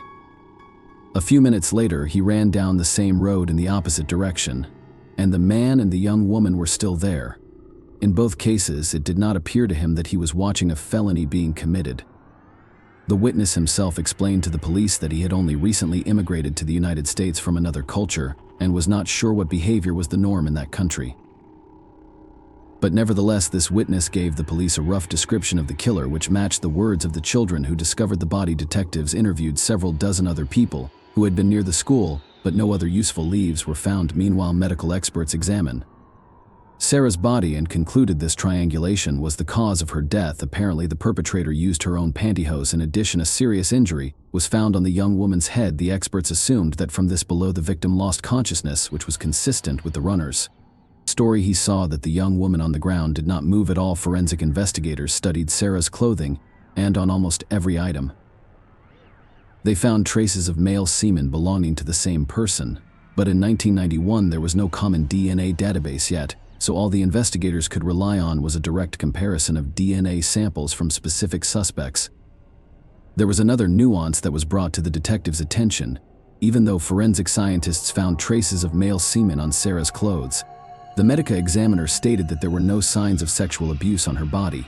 With all this information in hand, investigators formed their own view of what happened. Sarah arrived at the school almost an hour early, and there was no one in the parking lot, but her attacker most likely spotted her there, waited for the young woman to get out of the car, hit her on the head with an object, and Sarah lost consciousness. He then dragged her from the parking lot behind the trees, where her body would later be found. The perpetrator removed some of her clothing and performed lewd acts on her before strangling the victim with her own stockings. When one of the children who found Sarah's body told police about the car in which the perpetrator allegedly fled, the scene detectives put out a search for a Chevrolet Nova, and soon they were able to find her, but here they were disappointed. It turned out that the driver of that car had just been delivering donuts that morning. He provided his DNA sample, which did not match that found on Sarah's clothes. Apparently, the kids just saw the car that drove down the road next to them and thought the perpetrator was behind the wheel. In fact, none of the boys could recall exactly whether they saw a man approaching any car from the bushes. Over the next few days, police continued to search for witnesses and new leads, but no significant progress was made on Monday. School classes resumed even though all the students were horrified by what had happened. In addition to the fact that the murder had taken place only a few meters from their school, the perpetrator was still at large and his identity remained unknown. The young women were afraid to walk the grounds alone, so the boys on the sports teams arranged to walk each student to her car or bus so they would not be left alone on the street. Detectives determined that there were about 70 potential witnesses in and around the school that morning, and they talked to each of them, but no new details could be learned. Based on the accounts of the two children and the jogger, a rough portrait of the killer was compiled and distributed to all local newspapers and television stations. The story received extensive media coverage, and over the following weeks, the police received hundreds of tips. Investigators checked every one of them, but in all cases, they hit a dead end. At one point, they received a tip about a man who matched the killer's description and had a criminal history. But here the detectives encountered a setback. His DNA did not match the perpetrator sample. Since then, the case has been stalled for many months. In total, the police received about 4,000 different leads, and the detectives encountered a setback. His DNA did not match the perpetrator sample. Since then, the case has been stalled for many months, and they tried to work with each of them, but the resources of the local police department were simply not enough to cope with so much information. Time also played against them, even as investigators continued to search for the perpetrator, and each month there were new cases to be investigated. When Sarah's family learned that the police didn't have enough resources to handle all the tips, her grandfather tried to help as much as he could. He worked for a technology company and convinced management to temporarily provide the police department with a very powerful computer for $150,000. It was a colossal sum in the 90s, but management still went along for $150,000. With this computer, police officers could store information about all the leads in one place, process them at an increased speed, and sort them in a convenient form for quick study. Despite all this, every lead led them down a dead end, and they made no progress in the years that followed. 2 years later, Sarah's classmates graduated, and before graduation, they decided to memorialize their friend. They raised an impressive sum of money and spent it to create a memorial. It was a bench on which Sarah's things were cast in metal. Next to these things, there was also a picture of the young woman's dog reaching for her purse. Over the years that followed, the case was periodically reopened, re-examining all the available evidence, but the result was the same. They were still unable to get any closer to catching the culprit. During this time, the police interviewed several thousand people and took DNA samples from nearly 300 possible suspects, but all this was inconclusive. He heard about a company that began working in the field of genetic genealogy. The policeman contacted them and asked if they could try to locate relatives of the person who left his DNA on the victim's body. The experts undertook the task, but unfortunately they failed. First of all, in 2011, genetic genealogy was just gaining momentum, and the experts were very limited in their capabilities. For example, they had not learned to search for male and female relatives in one sample. If they had the DNA of a man, they could only look for family ties with other men, and vice versa. Second, they had another obstacle in front of them in the form of various laws that prohibited the use of genetic data samples to search for relatives of suspects. Nevertheless, it bore some interesting fruit for one thing. The team of researchers approached by the detective had already been working for several years to create a genetic pedigree of the first people who sailed to the United States from Great Britain in 1620 on the ship Mayflower after studying the DNA of the killer Sarah. They discovered that the man was related to one of the ship's passengers, Robert Fuller. However, it was almost impossible to trace him through this chain, especially in those years when there were just over 100 people on the ship. But over the centuries, the number of their descendants has exceeded 25 million, and secondly, the detectives had no idea that he had made the Sarah Yarborough case the first of its kind. Although his idea was not successful, it was the first crime that was attempted to solve. With the help of genetic genealogy, the detective tried to use the information available and tracked down several men with the Fuller surname who were living in the area of his town. At the time of Sarah's murder, he found photos of them and met the only business, a jogger and 2 men who had found the body as children. Unfortunately, neither of them recognized the killer in the photo. Finally, the investigators asked for DNA samples from all Fuller in the area and sent them to the laboratory. None of them matched the DNA of the killer, but something interesting happened here. The experts established that one of those men was indeed a distant descendant of Robert Fuller from that very ship. However, he was definitely not the killer, and also did not know that any distant relatives live near him. The perpetrator may have been so distantly related to him that their families simply never knew of the connection. The detective retired in 2017, and the case was turned over to a new team of investigators who revisited the company, which had taken on the killer's DNA sample in 2011. By that time, the ability to study genetic material had advanced a great deal, and experts agreed to try to trace the perpetrator's lineage. It took 2 whole years.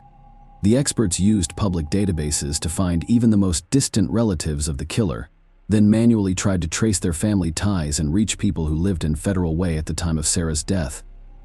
In all, they had to weed out several thousand people before they finally got lucky.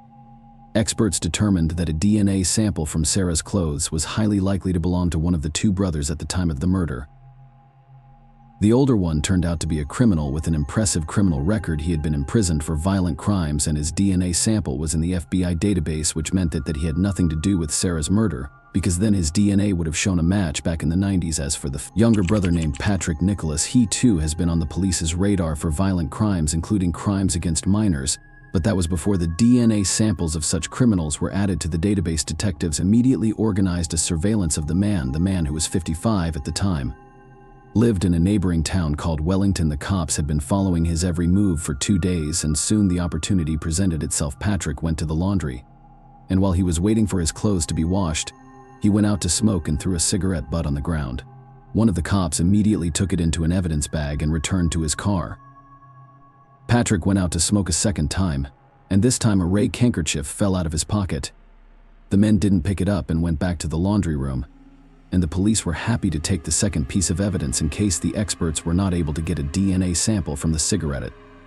However, the experts were easily able to extract samples from all these items, and the very next day they told the detective the long-awaited news: Patrick's DNA was a perfect match for the semen found on Sarah's clothes in 1991.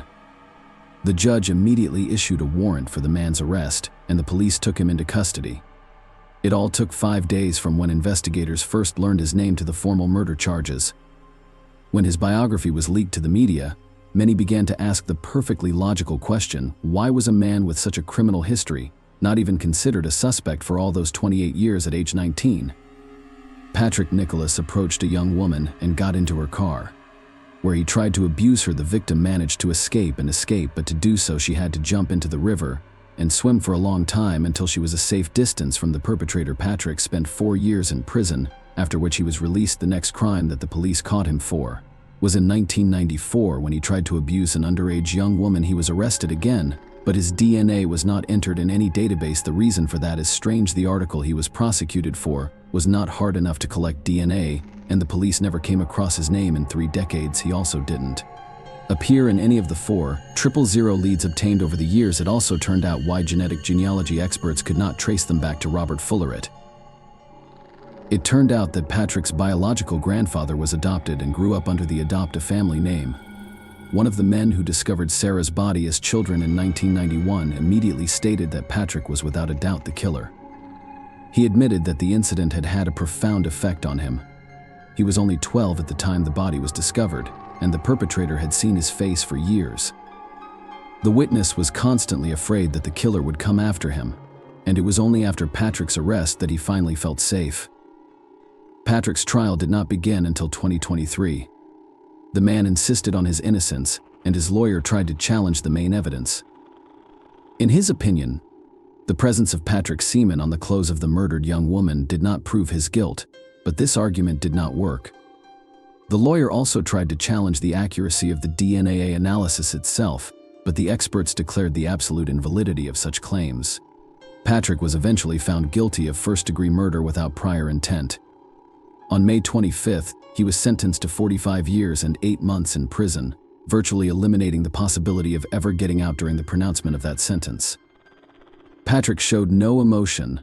Unlike Sarah's relatives, they also spoke before the judge, thanking everyone involved in the trial and the investigators for bringing the killer to justice, even though he had managed to evade justice for 28 years. Share your opinion with us in the comments, and subscribe to the channel for more.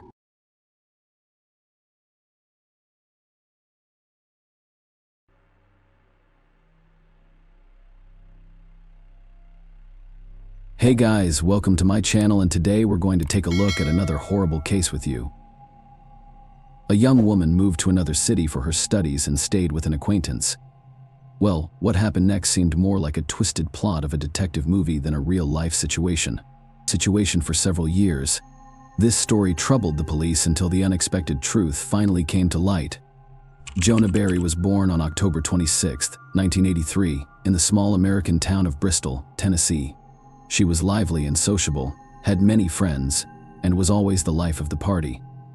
During her school years, she was also part of the local cheerleading team. After high school, Jonah enrolled at East Tennessee State University, where she studied psychology and criminalistics. While studying, she also worked part-time at a children's educational center. During her time at the university, she met a guy named Jason White. They dated for several years, and shortly before graduation, they got engaged in late 2004. When Jana was 21 years old, she decided to pursue a master's degree in psychology, which required her to temporarily move to Knoxville to study at a different university. After working at the Children's Center, she realized her passion for this field and aspired to become a child psychologist. Meanwhile, her boyfriend continued his studies in another state, aiming to obtain a law degree. Despite the distance, the couple communicated every day and started preparing for their wedding, which was only a few months away in Knoxville.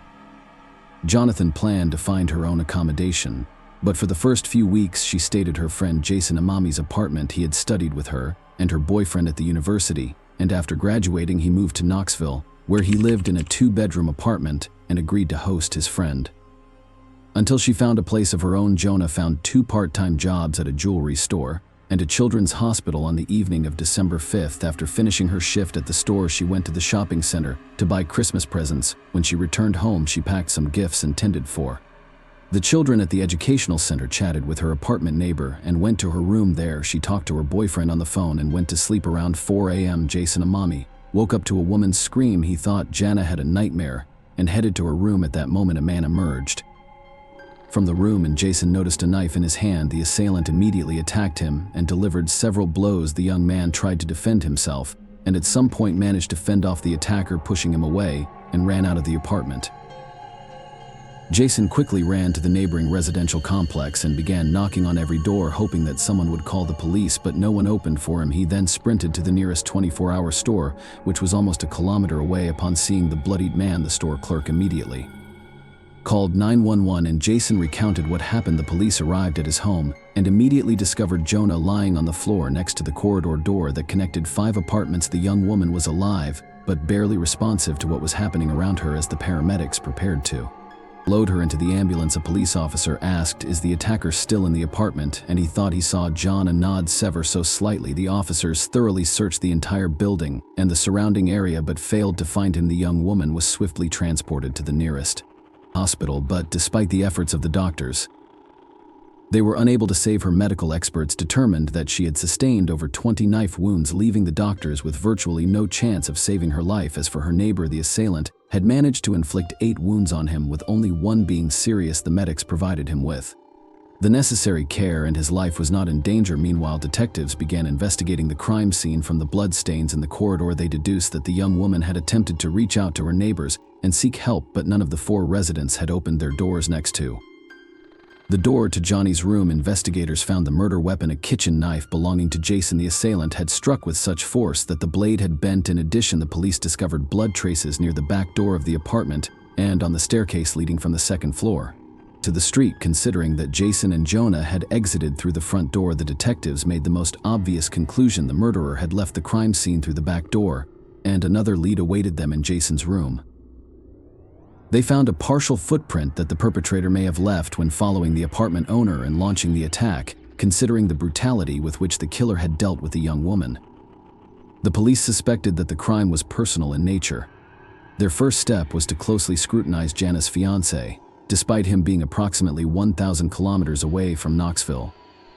All friends and relatives attested to the couple having a wonderful relationship, and there seemed to be no motive for the fiancé to commit such a heinous crime. The young man only learned about his fiancée's death at 10 a.m. when her mother called him. He said that after hearing the news, he fainted and took a long time to recover. He had to ask his neighbor to book a plane ticket for him and pack his suitcase since he was incapable of doing anything himself. Detectives thoroughly examined his alibi and concluded that he physically couldn't have traveled to Knoxville and returned by morning. As a result, he was eliminated as a suspect, and the investigators turned their attention to Jonah's neighbor, unlike the victim's fiancé, whose neighbor had no alibi. Jason was in the same apartment as her and could have committed the crime.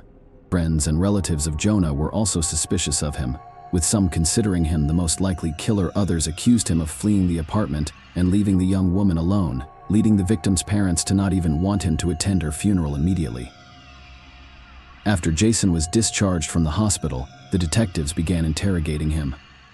The young man stuck to his initial version of events. He woke up to a scream, saw an unknown man, and was attacked. When he managed to push the assailant away, Jason rushed the front door and ran outside, attempting to reach his neighbors. He believed that Jana had also managed to leave the apartment since he no longer heard her screams. However, the police were hesitant to believe this account. The first thing that made them suspect Jason was his injuries. 7 out of the 8 wounds proved to be non-life-threatening, and the last one on his right hand could have been sustained during both defense and attack. Furthermore, forensic experts found no signs of forced entry into the apartment, indicating that the perpetrator was already inside. Jason himself mentioned that he had taken out the trash through the back door that evening, but couldn't remember if he had locked it or not. Detectives continued to press him, paying particular attention to the door he used to run out onto the street. Jason insisted that it was the front door, but the police suspected he was lying. If he had exited through the back door, it would explain the bloody traces near the door on the stairs. In that case, it would further implicate him. Additionally, the police accused him of using and selling illicit substances and behaving aggressively when unable to obtain a dose. Jason denied all of these allegations, but the investigators kept bombarding him with various accusations. After spending several hours with Jason at the police station, the detectives offered him a polygraph test, and he agreed. They brought in an expert who asked leading questions, and at the end of the interview informed him that the polygraph indicated that he had given false answers. Upon hearing this, Jason entered a state of close to hysteria. He screamed that he had nothing to do with the crime and feared for his life as the real perpetrator was still at large. However, the detectives didn't believe him. Nevertheless, they couldn't arrest him for murder since there was no evidence against Jason. They had to wait for the laboratory experts to finish examining the few pieces of evidence found in the apartment. Then an unexpected turn of events occurred with the knife used as the murder weapon. 3 DNA samples were found, those of the deceased young woman, Jason, and an unknown male. The unknown male's DNA was also discovered in Jonah's room on the back door handle and on the staircase used by the perpetrator to flee. Furthermore, a fingerprint left by the victim's blood was found on the knife handle, and it didn't match Jason's fingerprint. These discoveries made the police doubt that he was the killer. The evidence confirmed that someone else was indeed present in the apartment that night, but comparing the DNA samples to existing databases yielded no results. Despite the detectives no longer considering Jason as the murderer, public opinion remained against him. He was accused of fleeing and abandoning his girlfriend instead of trying to protect her. In addition to that, Jason began to suffer from post-traumatic stress disorder. Soon another interesting fact emerged. It turned out that the polygraph operator had simply misinterpreted the instrument's readings. In reality, there were no signs indicating that Jason was lying. Furthermore, the police had no actual evidence linking the young man to illicit substances. They accused him of it solely to exert additional pressure. Most importantly, the police initially downplayed the severity of the injuries Jason sustained, but in reality he had suffered serious harm, with his lung and neck being severely damaged. Full recovery was unlikely due to these police reports. The insurance company only covered 25% of the medical expenses, and Jason experienced significant financial difficulties after he ceased being a suspect. The police began questioning Jason as a witness, and based on his statements, they created an approximate profile of the attacker. The situation was complicated by the fact that Jason couldn't clearly see Asiana's face as the room was dark, and the perpetrator immediately attacked him. When he exited the room, detectives also discovered something interesting in Jonah's room: a camp, and near the back staircase there were scattered discs and a stereo player. Initially they assumed these items belonged to the victim or Jason, but Jason denied it. According to him, none of those belongings were in his apartment, implying that the killer left them behind. The investigators handed the approximate portrait of the suspect to journalists, and after its publication in the news, the police received hundreds of potential leads. People provided information about acquaintances who even remotely resembled the portrait, and the detectives followed up on each lead. One of them seemed particularly intriguing to a detective. They were informed that in the vicinity of Jonah's murder, there was a group of teenagers known for breaking into houses to commit theft. One of them, a 19-year-old named Michael Perkofow, resembled the suspect's portrait, and the police began searching for him.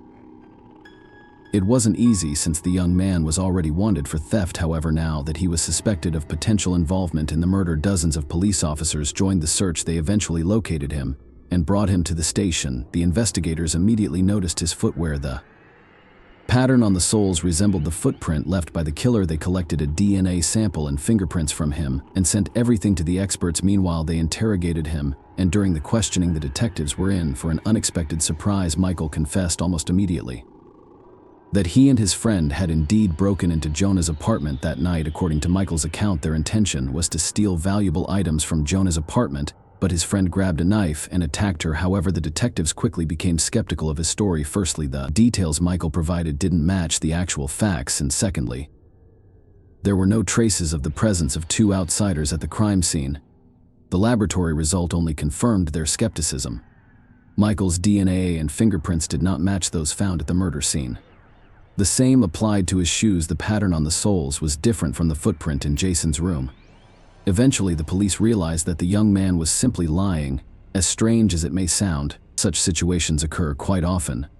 Many high-profile cases involve individuals who take on someone else's guilt. Some do it to seek attention, while others lie in hopes of receiving rewards for information. It's unknown what motives drove Michael, but his story turned out to be fabricated. Since then, investigators have interviewed over 1,000 potential suspects and collected around 400 DNA samples. But they haven't found a single match. From the early weeks of the investigation, a reward was announced for information leading to the resolution of the case. The amount increased each month and reached $60,000 in December of 2005, 1 year after the murder. The state governor added $20,000 from his own pocket, which further drew public attention. Despite the numerous leads, all of them proved to be dead ends, and the case remained unresolved for several years. In 2007, the victim's parents decided to advocate for changes in the state's legislation. They found it astonishing that the perpetrator's fingerprints and DNA were not found in any of the databases. Considering the brutality of the crime, the parents refused to believe that it was his first offense. Later, they learned that under the laws of Tennessee, fingerprints and DNA samples were only taken from convicted criminals. Jonah's parents resolved to rectify the situation and participated in the creation of a new law that mandated the collection of these samples from all individuals arrested for violent crimes. The authorities supported this initiative, and in May of 2007, such a law was enacted. 2 months later, a breakthrough finally occurred in the case when the police arrested 22-year-old Taylor Lee Olson for violating the terms of his parole. The man had been convicted of theft, and during a search of his home, marijuana bushes were discovered, leading to his rearrest. Olson had an extensive criminal history, primarily consisting of thefts, check forgery, and car thefts. He had been arrested multiple times, but his fingerprints and DNA were never taken until now. It turned out that Olson had already come to the attention of investigators 5 months prior. They received a tip about his possible involvement in the murder, but for some reason the police never attempted to take his DNA for analysis. However, now that he was arrested for violating the terms of his parole, they finally decided to question him about the Jonah case. Olson denied his involvement in the murder and willingly agreed to provide his DNA sample. It was handed over to experts, and soon the detectives received a report from the laboratory. Taylor's DNA fully matched the sample found in the victim's apartment. Following this, his fingerprints were taken, and they also matched the print found on the murder weapon. Olson was subsequently arrested, and the detectives brought him in for questioning. At first, he denied his guilt, but soon he decided to confess. Taylor explained that on that night he wanted to steal John's car and entered the apartment through the back door to take the keys when he entered the young woman's room. She woke up and started screaming. That's when Olson grabbed a kitchen knife and struck her multiple times, although he claimed he did not intend to kill anyone. And it all happened accidentally. The detectives doubted the truthfulness of some aspects of his account and leaned toward the belief that Taylor had initially planned the murder. It was possible that he had been stalking the victim for some time, indirectly supported by a fact mentioned earlier in the investigation. Genre's friends told investigators that she had been followed by someone in a car. At the time, they couldn't find any evidence to confirm it, but after Olson's arrest, they considered the possibility that he had indeed been stalking her. Despite the doubt surrounding some details, nobody questioned Olson's guilt. His DNA and fingerprint were found on the murder weapon, indicating that he had inflicted the knife wounds on the victim. Olson's trial was scheduled to begin in mid-2008, and by that time he had already hired a lawyer. Apparently, the lawyer advised him to retract his confession, and Taylor provided a new version of events to the detectives. Now he claims that he had energy in his apartment with his friend Noah Cox, according to Olson, when he entered Jonah's room to take the car keys. She allegedly woke up, grabbed a knife, and struck him multiple times. Olson ran out of the apartment through the back door while his friend went into Jonah's room, where he grabbed the knife from her and killed the young woman. This account also did not convince the police. No fingerprints or DNA of other individuals were found at the crime scene, making the involvement of someone else unlikely. The detectives were awaiting the start of the trial, but it was never meant to happen. 10. On March 28, 2008, Taylor Olson ended his life in his prison cell, according to notes addressed to his family. Jonah's relatives and the police were found next to him in the letter to the detectives. He once again claimed that his friend Noah Cox was the actual killer and apologized to Jonah's family and his own. The detectives continued to believe that Olson was the one who committed the murder, yet they repeatedly questioned Noah, but no evidence of his involvement could be found. Jonah's parents also believed that he lied in their opinion. If Taylor was truly innocent, he would not have taken his own life. It was much more likely that he simply didn't want to spend his entire life in prison, and for several months after his confession, Olson continued to maintain that he entered the apartment alone and that no one was with him. If he was trying to protect his friend, why did he suddenly retract his confession and start accusing him of the murder? Share your opinion with us in the comments, and subscribe to the channel for more.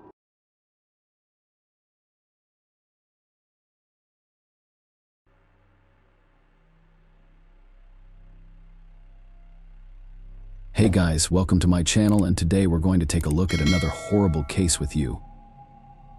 On the eve of Christmas, a young woman was abducted from the apartment where she lived with her boyfriend. An unknown criminal tied up the young man and took the young woman out through the back door, disappearing without a trace. The police were unable to identify the perpetrator and the caveman for 36 years until an unexpected truth came to light. Leslie McCrae was born on April 14, 1968, in Jacksonville, Florida. She was kind-hearted, determined, outgoing, loved to have fun, had a sharp mind, and had a great sense of humor. Leslie grew up in a loving family but was particularly close to her 4-year-old cousin Joey. Despite living in different cities, the girls tried to spend as much time together as possible. Leslie even considered moving to her city when she turned 18. After graduating from high school at the age of 17, Leslie enrolled at the University of North Florida, dreaming of building a career in the modeling industry. She moved out of her parents' house and into an apartment complex with her 21-year-old boyfriend Edgar McQuarrie. On the night of December 24, 1985, they were sleeping in their apartment when Edgar woke up around 3 a.m. to a noise to his horror. He saw a man with a knife above their bed. The unknown criminal tied Edgar's hands and fed him with ties, threatening him with a weapon to prevent him from resisting. He then tied up Leslie in the same way and took her out through the back door of the apartment. Edgar, still tied up, could only watch in horror as the kidnapper took Leslie away. He took him 3 hours to free his hands, and around 6 a.m., he called the police.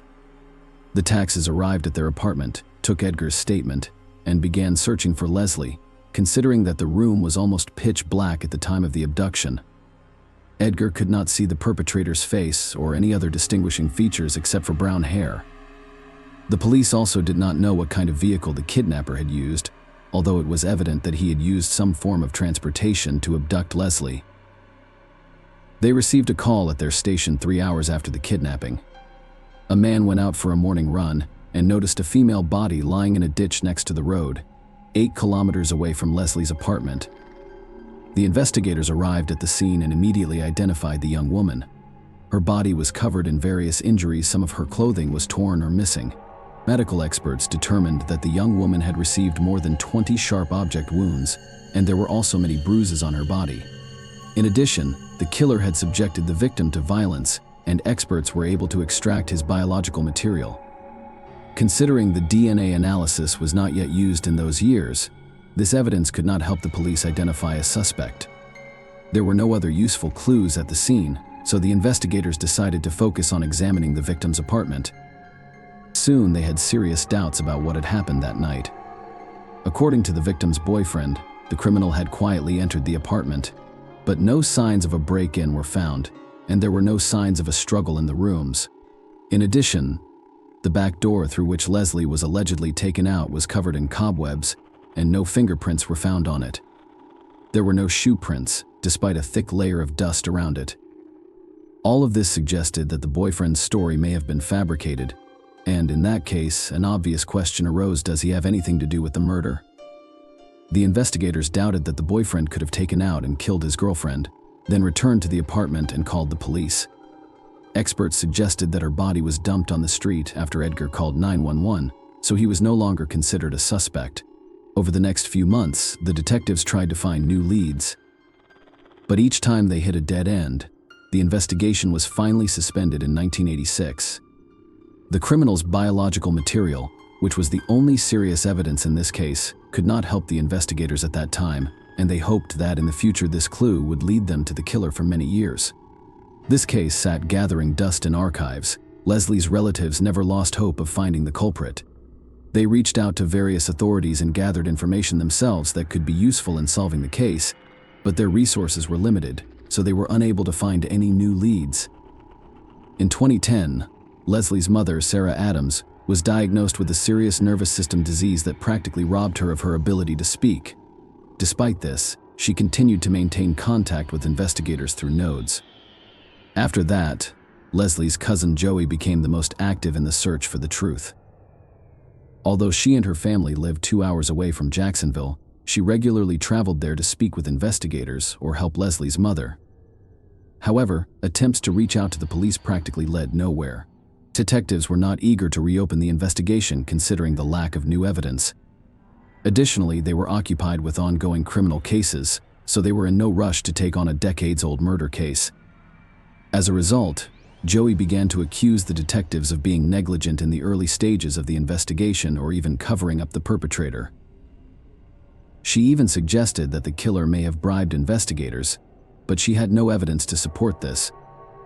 Theory Joey also regularly gave interviews to local news channels trying to draw public attention to the case. She recalled the time spent with her older sister and described Leslie as a cheerful and positive person. She also regretted that her 2 children never got to know what a wonderful aunt Leslie could have been to them. In late 2018, her relatives' persistent efforts produced the first results. They contacted representatives of the Cold Case Files Project, and they became interested in Leslie's case. This non-profit organization, which began in 2015, focuses on unsolved murders in which police have been unable to find the perpetrators. The organization collects and disseminates information, engages in dialogue with investigators and the media. In addition, they provide support to the victims' relatives, advising them on communication with the police and journalists. The organization's employees posted information about Leslie's murder on various resources, trying to attract as much attention as possible to the case.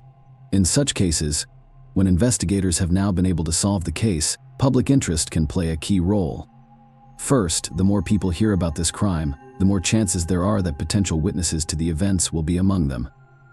Sometimes people, without realizing it, may have seen or heard something that could lead the police to the killer. Second, under pressure from the public and the media, the chances of detectives reopening the investigation increased throughout this time. They had the perpetrator's biological material, but wanted to study it. They needed to reopen the case, which police officers often do not do due to a lack of personnel or funding. The organization worked together with Leslie's relatives for several months, and they really managed to draw attention to this case. They wrote in the news and talked about it in reports. And in June 2019, representatives of a popular local TV channel contacted the family. They offered to record a large-scale interview in which relatives could talk about Leslie and their years-long attempts to seek the truth. Her cousin and mother accepted the offer and met with journalists. They told them about who Leslie was as a person, showed her photos, and were dismayed by the fact that the police had not been investigating the case for over 30 years. In addition, in the interview, relatives mentioned they believed that the boys Leslie mentioned were her killers, and in their opinion, her story about a man with a knife was not trustworthy. The boy himself could have killed her. But the journalist decided to cut this moment out, as Edgar was not a suspect in this case, and there was no evidence against him. Representatives of the TV channel contacted the sheriff's office hoping to get some additional information, but the police refused to comment. They referred to rules that prohibited them from discussing with journalists cases that were not currently under investigation. Leslie's family was disappointed with this outcome, but they were not going to give up. Joey continued to write letters to investigators demanding that the case be reopened, and ultimately it paid off. The family was able to organize a meeting with law enforcement representatives, and detectives indicated their intention to revive the investigation. The Leslie family was interviewed again, and the police began to re-examine the evidence. In April 2020, they sent biological material from the victim's body to a laboratory, and soon experts extracted a DNA profile that was entered into the FBI's national database and immediately received a match. Almost 35 years later, the investigators finally had a possible killer's name. He was 58 years old, David Nelson Austin. After studying his biography, the detectives found many interesting moments. His DNA was in the FBI database, not just by chance. Since 1991, the man has been serving a sentence for 2 sexual crimes committed in 1988 and 1990. At that time, he lived in Michigan, where he moved from Florida. Detectives determined that at the time of Leslie's death, he was living in Jacksonville and was 24 years old. 2 months before the murder, he attacked a mentally disabled young woman and attempted to assault her, but he failed. The man was arrested, but the justice system treated his act very lightly. Austin received no serious punishment and remained free. In addition to this, he had a whole series of less serious crimes, including drug possession, disturbing the peace, and more. Detectives had no doubt that he was behind Leslie's murder and began preparing the case for trial. gathering all the necessary materials in early 2021. They went to the Michigan prison to interrogate Austin. For the first time, the man denied his involvement, but no one was going to believe him on his word. Investigators took his DNA sample to directly compare it with the biological material found on the victim's body. This had to be done as part of the standard procedure, and the result was expected to be a complete match in August 2021. Austin was officially charged with the murder of Leslie. Since then, detectives have been working to have him transferred from Michigan to Florida, where the crime was committed. The need for transfer was due to one simple fact: Florida had the death penalty, unlike Michigan, and Austin could have received that sentence for the murder of Leslie. The process took a year, until September 2022, when he was finally transferred to a correctional facility in Florida. He is currently behind bars awaiting trial, and investigators have no doubt about his guilt. The only way for the perpetrator to avoid the death penalty is to make a deal with the prosecution and confess to the murder in exchange for another life sentence. During a press conference, investigators admitted that Austin was never a suspect in the case and was never questioned.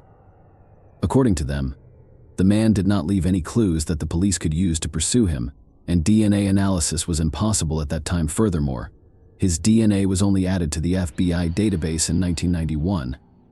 6 years after the murder, Joey also gave an interview in which she said that she had always believed that Leslie's boyfriend was the killer.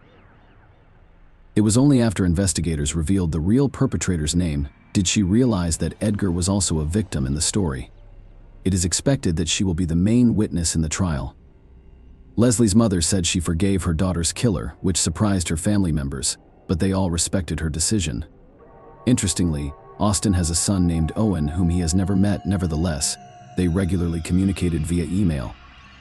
Journalists contacted Owen and learned that he was shocked by the charges against his father. Austin himself wrote to him about it, adding that he had nothing to do with this crime. At the same time, his son was well aware of other criminal episodes from his father's life but continued to communicate with him. Austin's trial is expected to begin soon. If there are no bureaucratic delays, he may receive his sentence in a few months. Despite the fact that the truth has finally come out, the victim's relatives still blame investigators for negligence, believing that if they had periodically reopened this case, the perpetrator's identity could have been established in the early 90s rather than 30 years later. Share your opinion with us in the comments and subscribe to the channel for more.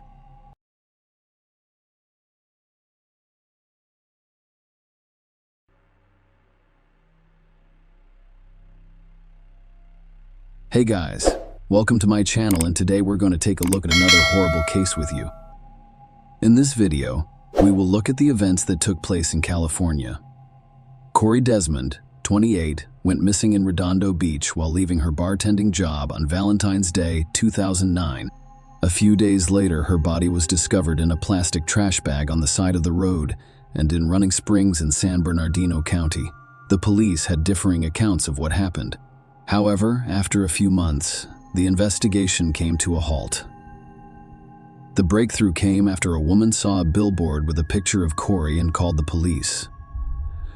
Corey Desmond was born March 18, 1980, at the Torrance Memorial Hospital, and she was the center of attention from the start because she needed to fight for her life. She had to undergo multiple surgeries due to a hole in her diaphragm, and her chances of survival were only 20. Miraculously, she not only survived, but thrived. Desmond's friends and family described her as a smart, self-confident young woman who was not afraid to express her opinions, was energetic, and had a lot of affection for the people she cared about. Desmond graduated from North Torrance High School and later earned a master's degree in criminal justice from Long Beach State. Unsure of her life's purpose, she changed her mind and decided to become a teacher. Her goal was to educate autistic children. A week after her death, she received a notice in the mail that she had earned her teaching certificate. She was adored by many people, including her friends. She was sweet at times, but tough as nails. She could command a bar full of customers whenever she wanted, and all the while she was singing one of her favorite karaoke songs, like Black Velvet or These Boots Were Made for Walking, and was once again the center of attention. Corey's secondary family, which she formed while working in various establishments, kept her coming back regardless of what her family wanted her to do. In 2009, Corey worked in a bar. On Saturday, February 14, she worked a shift that ended at 9:30 p.m. She then went 2 blocks to the popular bar and street lounge. Corey was well known among the bar's employees because she had friends who worked here. She was captured on surveillance cameras assisting her friends at the bar. She left only after it closed around 2 a.m. Following that, none of her friends saw her again on Monday, February 16, at around 2:20 p.m. The San Bernardino County Sheriff's Office received a terrifying call approximately 100 miles from the bar where Corey was last seen. The driver paused to remove the snow chains from the wheels. The man noticed a strong, unpleasant odor as soon as he got out of the car. He suspected the source of the stench was an animal hit by a car, but he decided to investigate. Not far from the car, he discovered something strange. He noticed a black plastic garbage bag with a woman's body inside. In a panic, the man ran out into the road, stopping cars and asking them to call the police because his phone's battery had died. They identified the victim using fingerprints and a driver's license. Corey Desmond, 28, was the victim of a brutal attack. The woman died of strangulation. She had multiple bruises on her face and neck, as well as injuries to the back of her head. Corey attempted to fight back because she had several defense wounds. Although the exact time of death was unknown, medical experts estimated Corey was on the street for approximately 12-36 hours before the man's pants were unbuttoned and pulled to her knees. However, no evidence of intimate contact was found. The first conclusion that investigators reached was that the location where the driver discovered Corey's body was not the site of her death. The criminal disposed of her body by the side of the road, hoping it would take some time to be discovered. Before the man discovered her body, the rain had destroyed all possible evidence. The most difficult aspect of a police officer's job is breaking bad news to the families of the deceased or missing. Corey was then living with her grandmother. The woman was shocked to learn that her granddaughter's body had been discovered in a garbage bag, and Mark was equally devastated. Corey's father, Mark, was fully aware of how the system worked. The police may delay an investigation for months because they require a warrant to conduct searches, interrogations, and fingerprinting. In some cases, time-consuming bureaucracy slows the criminal investigation process. As a result, Mark decided not to sit and wait for the police to find the person who had taken away his daughter. He chose to act. He claimed that his love for his daughter gave him the courage to look for the criminal. Mark discovered Corey's Jeep Wrangler in an alley near the bar where she worked. He also discovered that Corey had vanished on the night of February 15. Unfortunately, nobody knew about it. Grandma didn't panic because Corey was an adult who could spend the night with a friend or friends. In addition, she frequently worked late into the night and returned home when her grandmother was already asleep. Investigators searched the bar where Desmond worked for potential witnesses or leads. They spoke with other employees and learned that Corey had finished her shift at 9:30 p.m. and then visited another bar. Corey frequently did this because her friends worked at that bar and Corey would often pay them a visit at the end of the shift. She assisted at the bar or chatted with friends while sitting at the counter. In addition, it provided her with extra tips. Many bar patrons recognized Corey's face and mistook her for another employee. Surveillance cameras confirmed the visitor's words, capturing the girl assisting her friends at the bar. Unfortunately, a bartender's job entails more than just serving drinks and entertaining guests. After drinking alcohol, some people lose control of their emotions and behave inappropriately. Corey had the misfortune of meeting such a person that evening. According to eyewitnesses, she argued with a provocative man who bothered women and unceremoniously touched them, offering unflattering compliments. While everyone else remained silent and refused to confront this man, Corey stood up for the bar's customers. In other words, the girl told the man that he wasn't welcome there. The violent guest was furious but agreed to leave. Corey continued to assist her friends and serve drinks at the bar as if nothing had occurred. She consumed alcohol that evening, but it had no effect on her behavior. She left the bar alone after 2 a.m. with the intention of returning home. However, as we now know, a man discovered his lifeless body 100 miles from the bar the following day. Mark gave the police all of the information he could find. He appealed to everyone on television to report any relevant information for the investigation. Meanwhile, during a conversation with investigators, the police identified the man Corey had a disagreement with prior to her death. The man stated that he had no idea who Corey Desmond was. However, he did not deny having a heated argument with the girl in a bar on February 14. The man stated that alcohol made him uncontrollable, confirming that he was kicked out of the bar. He then went home to sleep. the suspect denied involvement in the crime.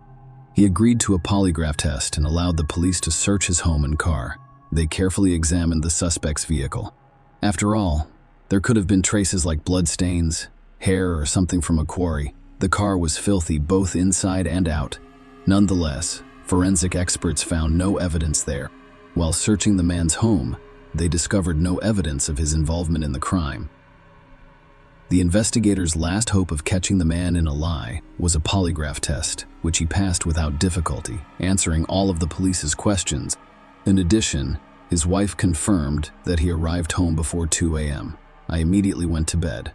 Corey exited the bar around 2 a.m. This means that he was not involved in her death. As a result, the police removed him from the list of suspects, but there were no other persons of interest in this investigation. They investigated Korea's personal life to see if she had any enemies who could cause her harm. Investigators discovered another strange detail. The owner of the bar where Corey worked stated that she arrived that night and requested permission to use the restroom. But because the bar was closed, he declined the girl's request and advised her to return home. It was around 2:20 in the morning. What happened next remained a mystery because Corey never got in the car and did not return home. Investigators assumed she had been abducted or assaulted near her workplace. However, the bar's surveillance cameras did not capture this, and there were no witnesses on the street at that late hour. Corey died with a blood alcohol content more than 4 times the legal limit for driving. It was unclear whether she intended to drive or find another way home. Unfortunately, she didn't meet anyone who could help her that night. A month later, the investigation came to a dead end. The police investigated all versions and clues, but discovered no new suspects. Korea's father, Mark, was not about to give up. He rented 3 billboards along Artesia Boulevard in Redondo Beach. The billboards featured a photo of his daughter in the question, who killed Corey Desmond. The man offered a $15,000 reward for any information that helped the police. I'm going to leave them up there to let people know the guy is still out there. Mark Desmond said it might save someone to some extent. This story is comparable to that of Alexandria Camp. Roger, the latter's father, did everything he could to find the criminal, and billboards were crucial in solving the crime. If you haven't seen this story yet, please click the link at the end of the video. Corey's information was periodically displayed on 50 electronic billboards. Eventually, it produced results. When the phone rang at the police station in May 2009, Tiffany noticed one of the billboards featuring Corey's photo. This woman helped the police solve this case. Tiffany spoke quietly. The woman was distressed and terrified. She rambled as if she didn't know where to begin. Finally, she focused and said, "Hello, my name is Tiffany. I believe my boyfriend, Tony Lopez Perez, murdered that bartender girl, Corey Desmond. Please check on him. He is behaving strangely, but I will tell you more when we meet." Tiffany called multiple times to set up a meeting with the detective. During their conversation in the park, the woman revealed her suspicions. According to her, on February 14, she and Tony planned a romantic Valentine's Day dinner. She spent the entire evening preparing for her date. Tiffany took the children to see their grandparents, went to a beauty salon, and purchased a new red dress. Tony enjoyed it when she wore red clothes. It drove him crazy. He was working that day but had to get home around 11:30 p.m. Tiffany waited for Tony almost all night. The woman attempted to contact him, but he did not return calls or messages. Tony returned home at 4:30 a.m., as if nothing had happened, and claimed he was too drunk to go home. He claimed he fell asleep in his car. Tiffany mentioned that Tony rarely cleans the interior of his car. However, after a few days, he purchased the entire set of cleaning supplies. He washed the car thoroughly without her assistance. The guy's behavior appears strange, but at the time, she didn't give it much thought. A few days later, Tony sold his white Dodge for nearly nothing and purchased another vehicle. He also changed his phone number for no discernible reason.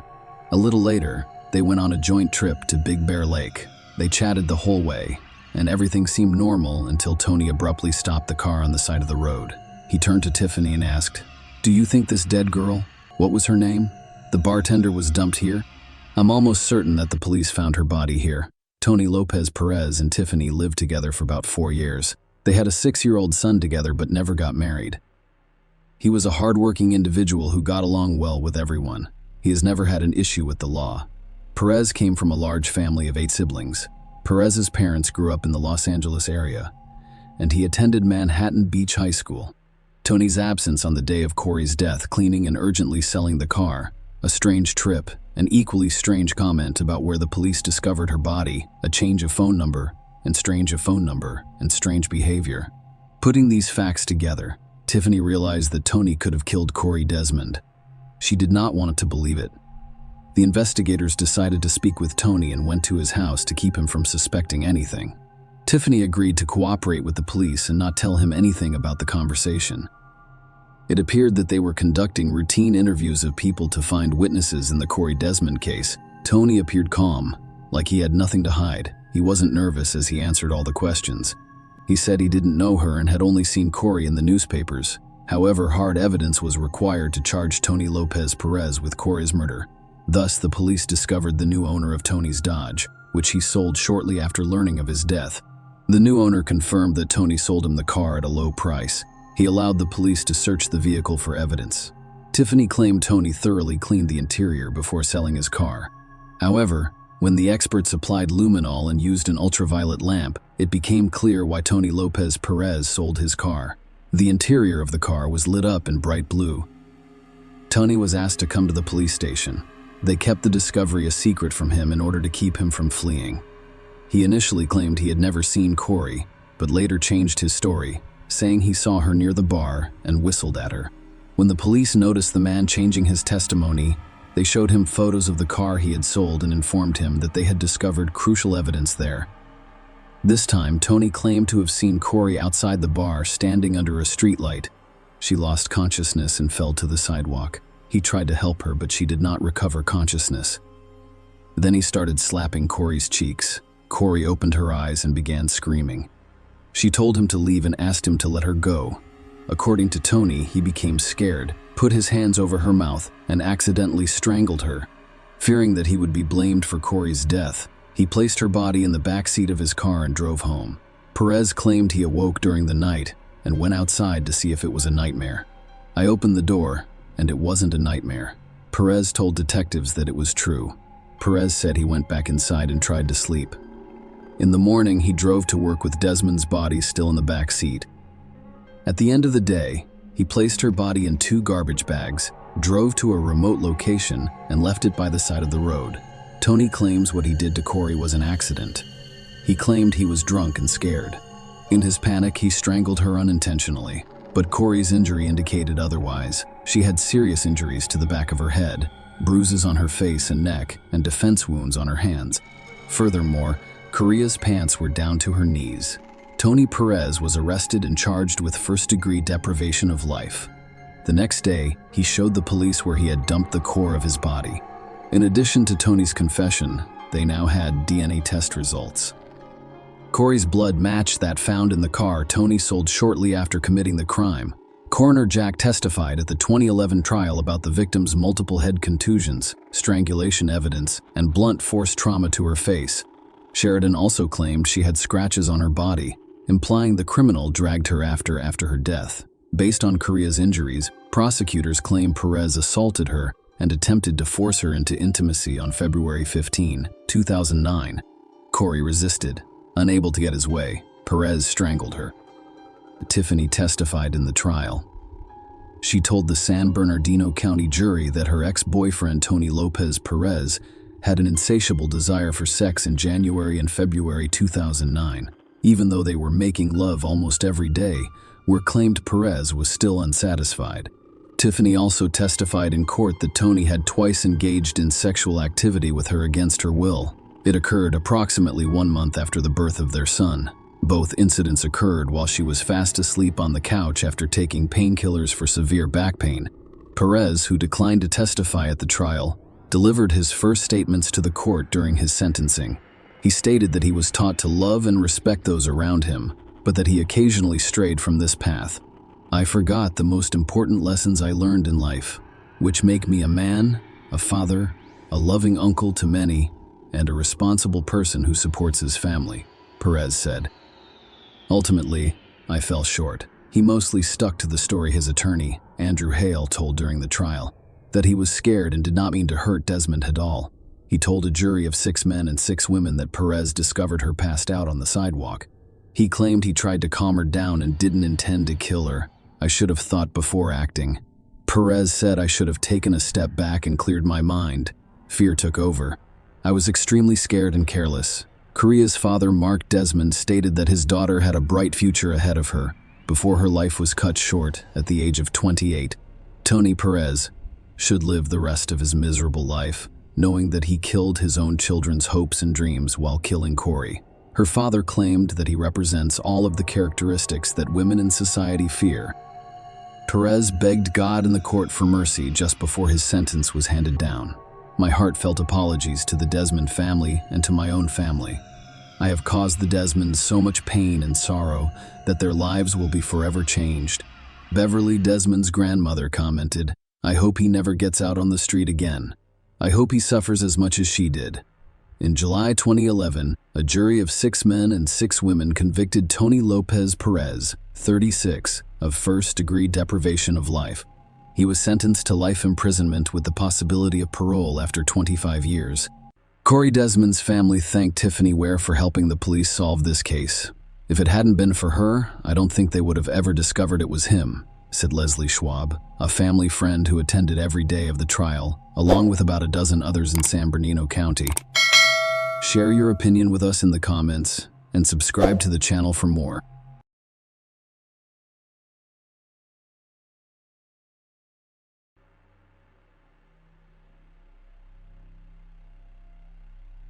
Hey guys, welcome to my channel, and today we're going to take a look at another horrible case with you. In this video, we'll talk about a story that happened in California. Christy Wilson, 27, was last seen at the Thunder Valley Casino parking lot. It was the early morning of October 5, 2005. Wilson had a brief phone conversation with her boyfriend, Danny Burlando, on the evening of October 4th, assuring him that she would return home soon, but she then vanished mysteriously. It took the authorities 15 years to figure out where Christy went. Christy Lynn Wilson was born on January 10, 1978, in San Jose, California, USA. She graduated from Gunderson High School and earned a business degree from California State University, Chico. According to her mother, Deborah Wilson Boyd, and stepfather, Patrick Boyd, she was an outstanding athlete and student. Christy graduated from college and found a job she liked at a tech company near Sacramento. In her spare time, she enjoyed playing blackjack at a nearby casino, where she eventually met her boyfriend, Danny Burlando. Christy's family and friends described her relationship with Danny as quite harmonious. They appeared to be a good couple with a promising future, but their relationship began to deteriorate after they moved to Sacramento together. Christy had numerous bruises on her body, but she refused to discuss their origins. Christy struggled at work, in addition to her personal issues. She lost her job as a result of the high-tech crisis and had to relocate to San Jose to live with her parents. She eventually received a job offer in San Francisco and decided to start over. Christy went to Sacramento on October 4th, 2005, to pick up the last of her belongings. But 2 days later, Danny Rolando called Christy's parents to say she had vanished. He claimed to have contacted all jails and hospitals, as well as all of her friends, before calling them. The police have also been informed of Christy Wilson's disappearance. According to Danny Christie, he arrived at the apartment on October 4th. That night, he ate dinner with his family while Christy visited the Thunder Valley Casino. It was the last time he saw her. Danny's family disliked Christy, so it's not surprising that he attended a family dinner alone. Christy's family did not like Danny either. Christy's bruises on her body indicated that Danny had abused her. Christy's stepfather, Patrick Boyd, loved her as if she were his own daughter. And when he learned about the domestic violence, he was furious. Patrick wanted to confront Danny, but Christy's mother, Deborah, stopped him. Danny Burlando was 31 at the time. He used to work as a car salesman but quickly lost his job. Christy went missing about a month ago. After hearing her scream loudly, her neighbors called the police. When the police arrived, they discovered that Christy and Danny had fought, but there were no repercussions because they quickly reconciled. Obviously, Danny was the first person detectives suspected after Christy disappeared, and the fact that he waited nearly 48 hours before reporting his girlfriend missing to the police only added to their suspicion. What if he used this time to destroy all evidence? However, Rolando cooperated and allowed investigators to examine his phone records, credit card transactions, computer, apartment, and car. Although he was a suspect, there was no evidence of criminal activity on his part. He had an alibi of family dinner before reporting Christie's disappearance to the authorities. He called her 78 times, but she did not respond. Christie's friends and family were interviewed by detectives, and her phone and credit card activity was investigated. There has been no activity in her bank account since October 4th. Christie's parents and the police department coordinated a search that included dogs, volunteers, and a police helicopter. The family requested that anyone with information about her whereabouts notify them. Danny stated that he was looking for Christie and went to the Thunder Valley Casino, but the staff did not provide him with any useful information. Danny eventually found Christie's car, which was still in the parking lot next to the casino. When investigators arrived at the casino, Christie's car was still present, but this discovery raised more questions than answers. There was no evidence of a struggle or another crime. As a result, it was unclear if Christie had left the casino, and if she had, why did she abandon her car? Detectives requested CCTV footage from both inside and outside the casino in hopes of finding answers. At the same time, the police attempted to search Christie and Danny's apartment once more, but were unsuccessful. Christie's stepfather, Patrick, was also a police officer, and he organized a search of the bottom of a nearby river that turned up nothing. Investigators focused on Thunder Valley and tracked Christie's movements at the casino using her player's card. The card indicated that she sat at a blackjack table around 11 p.m. As investigators suspected, Danny Burlando was not present on any of the recordings. Christie, however, shared a table with another man. They appeared to communicate with one another. When Christie was won, this man congratulated her. When one of them lost money, they consoled one another. Christie spent approximately 6 hours in the casino. The camera also caught the moment when the man placed his hand on Christie's shoulder. She experienced ups and downs that night. At first, luck was on her side and she could count cards extremely well. Christie became increasingly agitated and anxious as she began to lose control. After one too many drinks, she began to lose control of herself. At some point, the casino employees wanted her to leave. When a casino employee asked Christie to go outside and relax, the black-haired man responded, "Don't worry, I'll take care of this beauty soon after." The camera captured this man getting up and leaving the casino alongside Christie. During their visit to Thunder Valley, detectives discovered that casino employees had discovered a mobile phone beneath a blackjack table. It turned out to be Christie's phone. Perhaps she didn't realize she'd lost it. It was a negative development for the police. After all, they want to find Christie by tracking her phone's location. Further examination of the CCTV footage revealed that Christie and her new acquaintance went to the parking lot. A white car drove away from the parking lot about 4 minutes later, leaving Christie's vehicle behind. The investigators suspected Christie had driven somewhere with an unknown man in his car. The police needed to know if she did it of her own free will, or if this man forced her into the car. Using the player's card information, detectives identified the man at the blackjack table as Mario Flavio Garcia, an Auburn resident. Mario, 53 years old, was a family man. He has 2 sons. Garcia was married and had a relatively successful career, and investigators quickly determined that the white car seen on CCTV footage belonged to him. All of this made him the main suspect in Christie Wilson's disappearance. Garcia, on the other hand, appeared to be alone in his car as he drove away from the parking lot. Christie did not approach her vehicle after leaving the casino. Garcia stayed in the parking lot for 3 minutes and 41 seconds. Perhaps something occurred between him and Christie at that time. Detectives looked into Garcia's life and discovered that he was a beloved community member and football mentor. Despite this, he had a dark side until approximately 25 years ago, when he was arrested for kidnapping his ex-girlfriend.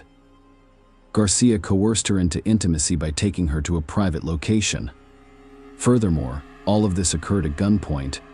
As a result, the case was plea bargained down to assault with a deadly weapon. In other words, Garcia got away with it. He made a deal with the prosecutor's office and received only 18 months probation. However, Garcia was of interest to the police in other cases as well.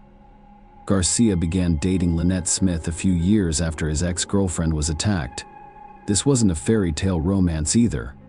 Garcia, Lynette, and her mother, Violet Davis, gathered after dinner to celebrate Christmas 1979.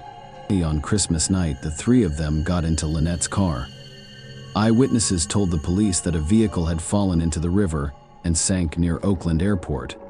Mario Garcia was the only survivor. He told police Lynette was driving, but detectives were unable to determine who was behind the wheel. Violet Davis' body was in the car. However, it took them a week to locate Lynette's body. Everyone believed it was an accident, and no one was charged. After gathering all of this information, the investigators decided to question Garcia about Christy Wilson's disappearance, but he claimed to know nothing about it. He stated that they left the casino together, politely said their goodbyes, and parted ways. Unfortunately, the CCTV footage could not confirm whether he was telling the truth because the camera was turned in the opposite direction. Garcia claimed that he went home after saying goodbye to Christy, but this was a lie. After reviewing the CCTV footage, the police determined that he drove in the opposite direction from his home. Garcia told detectives that he went straight home and fell asleep. At 8:30 a.m., he awoke and headed to work. His wife refused to speak with the police, so detectives could not confirm or deny this version. However, when they examined Garcia's cell phone records, it became clear that his entire story was a lie. He did not return home immediately after the casino. That morning, at 7:51 a.m., he called his wife, but the cell tower that received his phone signal was a long distance away. Mario also stated that he arrived at work at 9 a.m., but his co-workers reported that Garcia arrived late, around 10 a.m. Investigators learned from speaking with all of Garcia's co-workers that the day Christy Wilson went missing, Mario arrived at work with scratches on his arm and a bruise under one eye. As the main suspect stated, he received them after falling from a tree while pruning. The investigators didn't believe any of it. Who prunes the trees at night? Doesn't that sound ridiculous? The police asked a forensic expert to examine Mario Garcia's wounds. An experienced expert observed that the scratches on the man's face and body were not consistent with injuries sustained while falling from a tree. There were 4 parallel scratches across his face. But that is not all. The 3 parallel scratches on Mario's left side of the chest were particularly intriguing. After all, when resisting, the right-handed person will use their right hand to leave traces or scratches on their opponent's left side of the chest. Christy Wilson was right-handed. The police had reason to believe Mario Garcia was involved in whatever happened to Christy, so they obtained a search warrant for his vehicle, home, and computer. As a reminder, Garcia stated that he went home after saying goodbye to Christy in the parking lot. However, as forensic investigators searched his car, they realized that Christy Wilson was most likely dead. The man was able to wash his car both inside and out. Despite throwing the mat out of the trunk, he failed to destroy all of the evidence. At first, experts discovered a small, unassuming spot on the car seat. After testing, they discovered that it was blood. Unfortunately, it was not clean enough to perform a DNA analysis. Aside from 2 long hairs, the police discovered small splashes of blood on the back door of the trunk. After a comparison, they determined that these 2 hairs belonged to the missing Christy. Following additional testing, the police reached a different conclusion.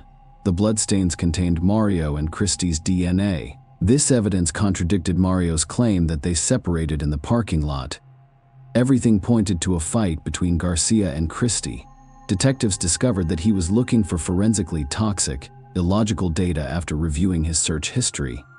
He also used a website that described the drugs that can be slipped into drinks during a date. Investigators assumed Christy was a random victim. They sat at the same table, and Garcia may have slipped something into her alcoholic beverages. However, the police needed to find Christy to prove it. They conducted an extensive search for Christy's body on Garcia's 5-acre property. However, they were unable to discover any new clues. Despite the absence of Christy's body, police arrested Mario Garcia, who was charged with kidnapping and murdering Christy Wilson. Despite the fact that all evidence pointed to his guilt, the man maintained his innocence. The trial started on September 11, 2006. Prosecutors presented compelling evidence that Garcia met Christy at the blackjack table, left the casino with her, attacked her, killed her, and hid her body. At the trial, Garcia asked why the DNA on the door, purportedly belonging to Christy Wilson, was the only thing found. Why wasn't the DNA of my son's wife and the other people in the car found? I cleaned everyone else's DNA except Christy Wilson. Hey, that was the only thing they found. So, how did it arrive there?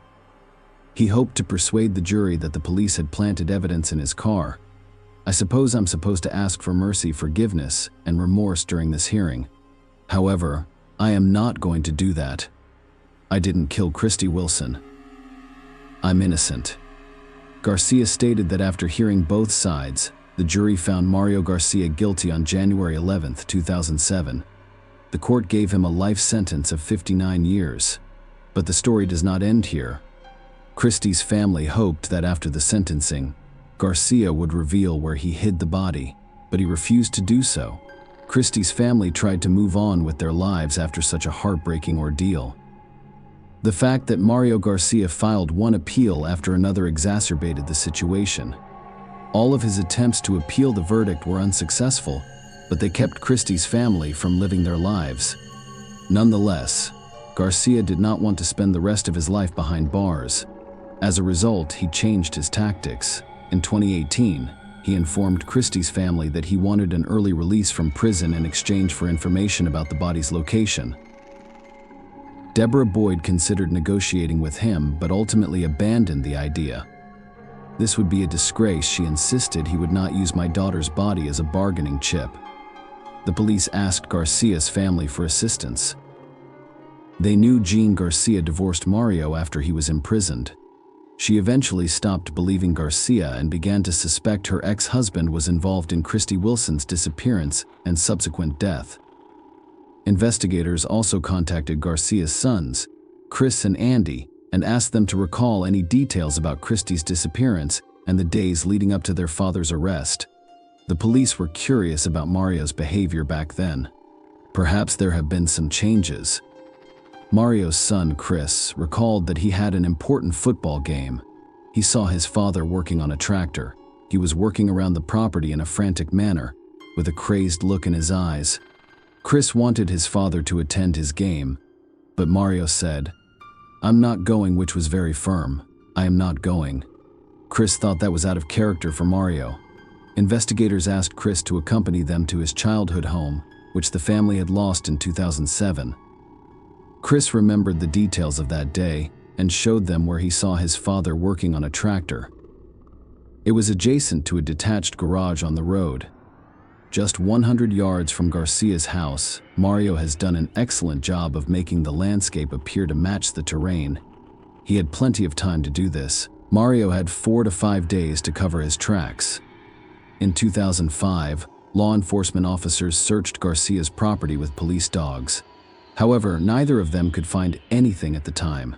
Now the investigators have decided to take a different approach. In August 2020, they contacted a company that specialized in ground-penetrating radars. The technicians scanned nearly all 5 acres of Mario Garcia's land and accurately identified 8 voids or pockets beneath the surface. The first 2 holes yielded nothing.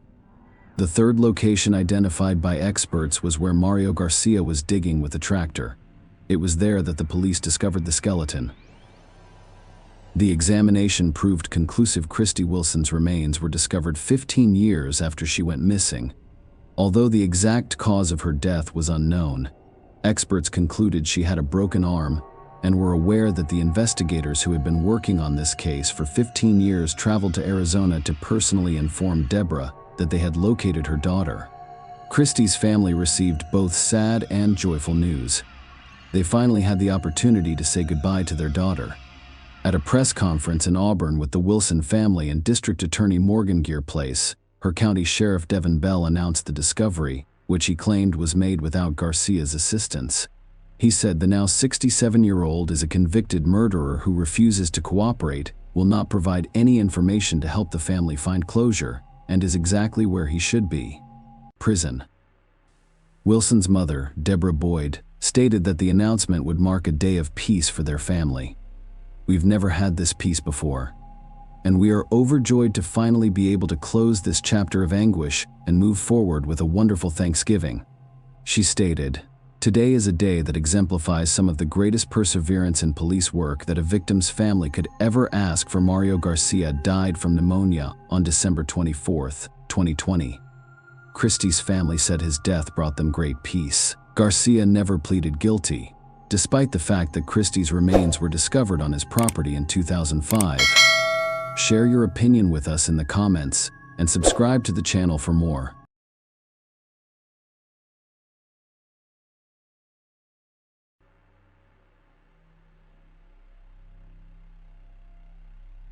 Hey guys, welcome to my channel, and today we're going to take a look at another horrible case with you. A woman mysteriously disappeared from her own home, and her friends decided to go to the police. At first, it looked as if she herself had gone somewhere, but with each new clue, the case became more and more creepy. Eventually, investigators were able to uncover the mystery, and the truth turned out to be quite frightening. Mindy Schloss was born in 1955 in New York City. When she was 25, she moved to Alaska, where she graduated from a local medical university. The woman earned a degree in psychiatry and took a job as a nurse at Fairbanks Hospital. Though most of the time she had to work on the field, many people in remote areas of Alaska were not able to go to the hospital on their own, so Mindy and her colleagues would use all manner of transportation, including boats and airplanes, to get to them. She loved her job and took it as seriously as she could. Mindy lived about 600 kilometers from the hospital in Anchorage. She took a plane to work and stayed in a hotel all weekdays, going home on weekends. It was August 2007. Mindy, who was 52 years old at the time, returned to Anchorage for the weekend and was soon to fly back to work during her absence. She always asked her best friend Jerry to stop by her house to feed her cat and give him the medicine he needed. On Saturday, August 4th, her friend called her to discuss the matter, but Mindy never came to the phone. She still hadn't been able to reach her all day, and it was strange, so Jerry contacted their mutual friend, but he too had not called Mindy that day. At first, Jerry thought Mindy had gone somewhere on business, but she didn't answer her phone the next day either. Then her friend decided to drive to her house. No one answered the door knock either, and Jerry used her spare key. At first glance, everything seemed normal. The house was in order. There were no signs of a struggle or any other evidence that something bad had happened to Mindy. It was only on the way out the jury noticed something strange. The doorknob of the front door was loose, and the woman decided to tighten the screws with the screwdriver. After that, she went to work without knowing where her friend had disappeared to. On Monday, August 6th, Jerry called the hospital where Mindy worked. To her surprise, the woman never showed up for work, which was completely out of character for her, nor did she contact any of her co-workers to alert them of her absence. All this indicated that something might have happened to the woman, and Jerry decided to contact the police.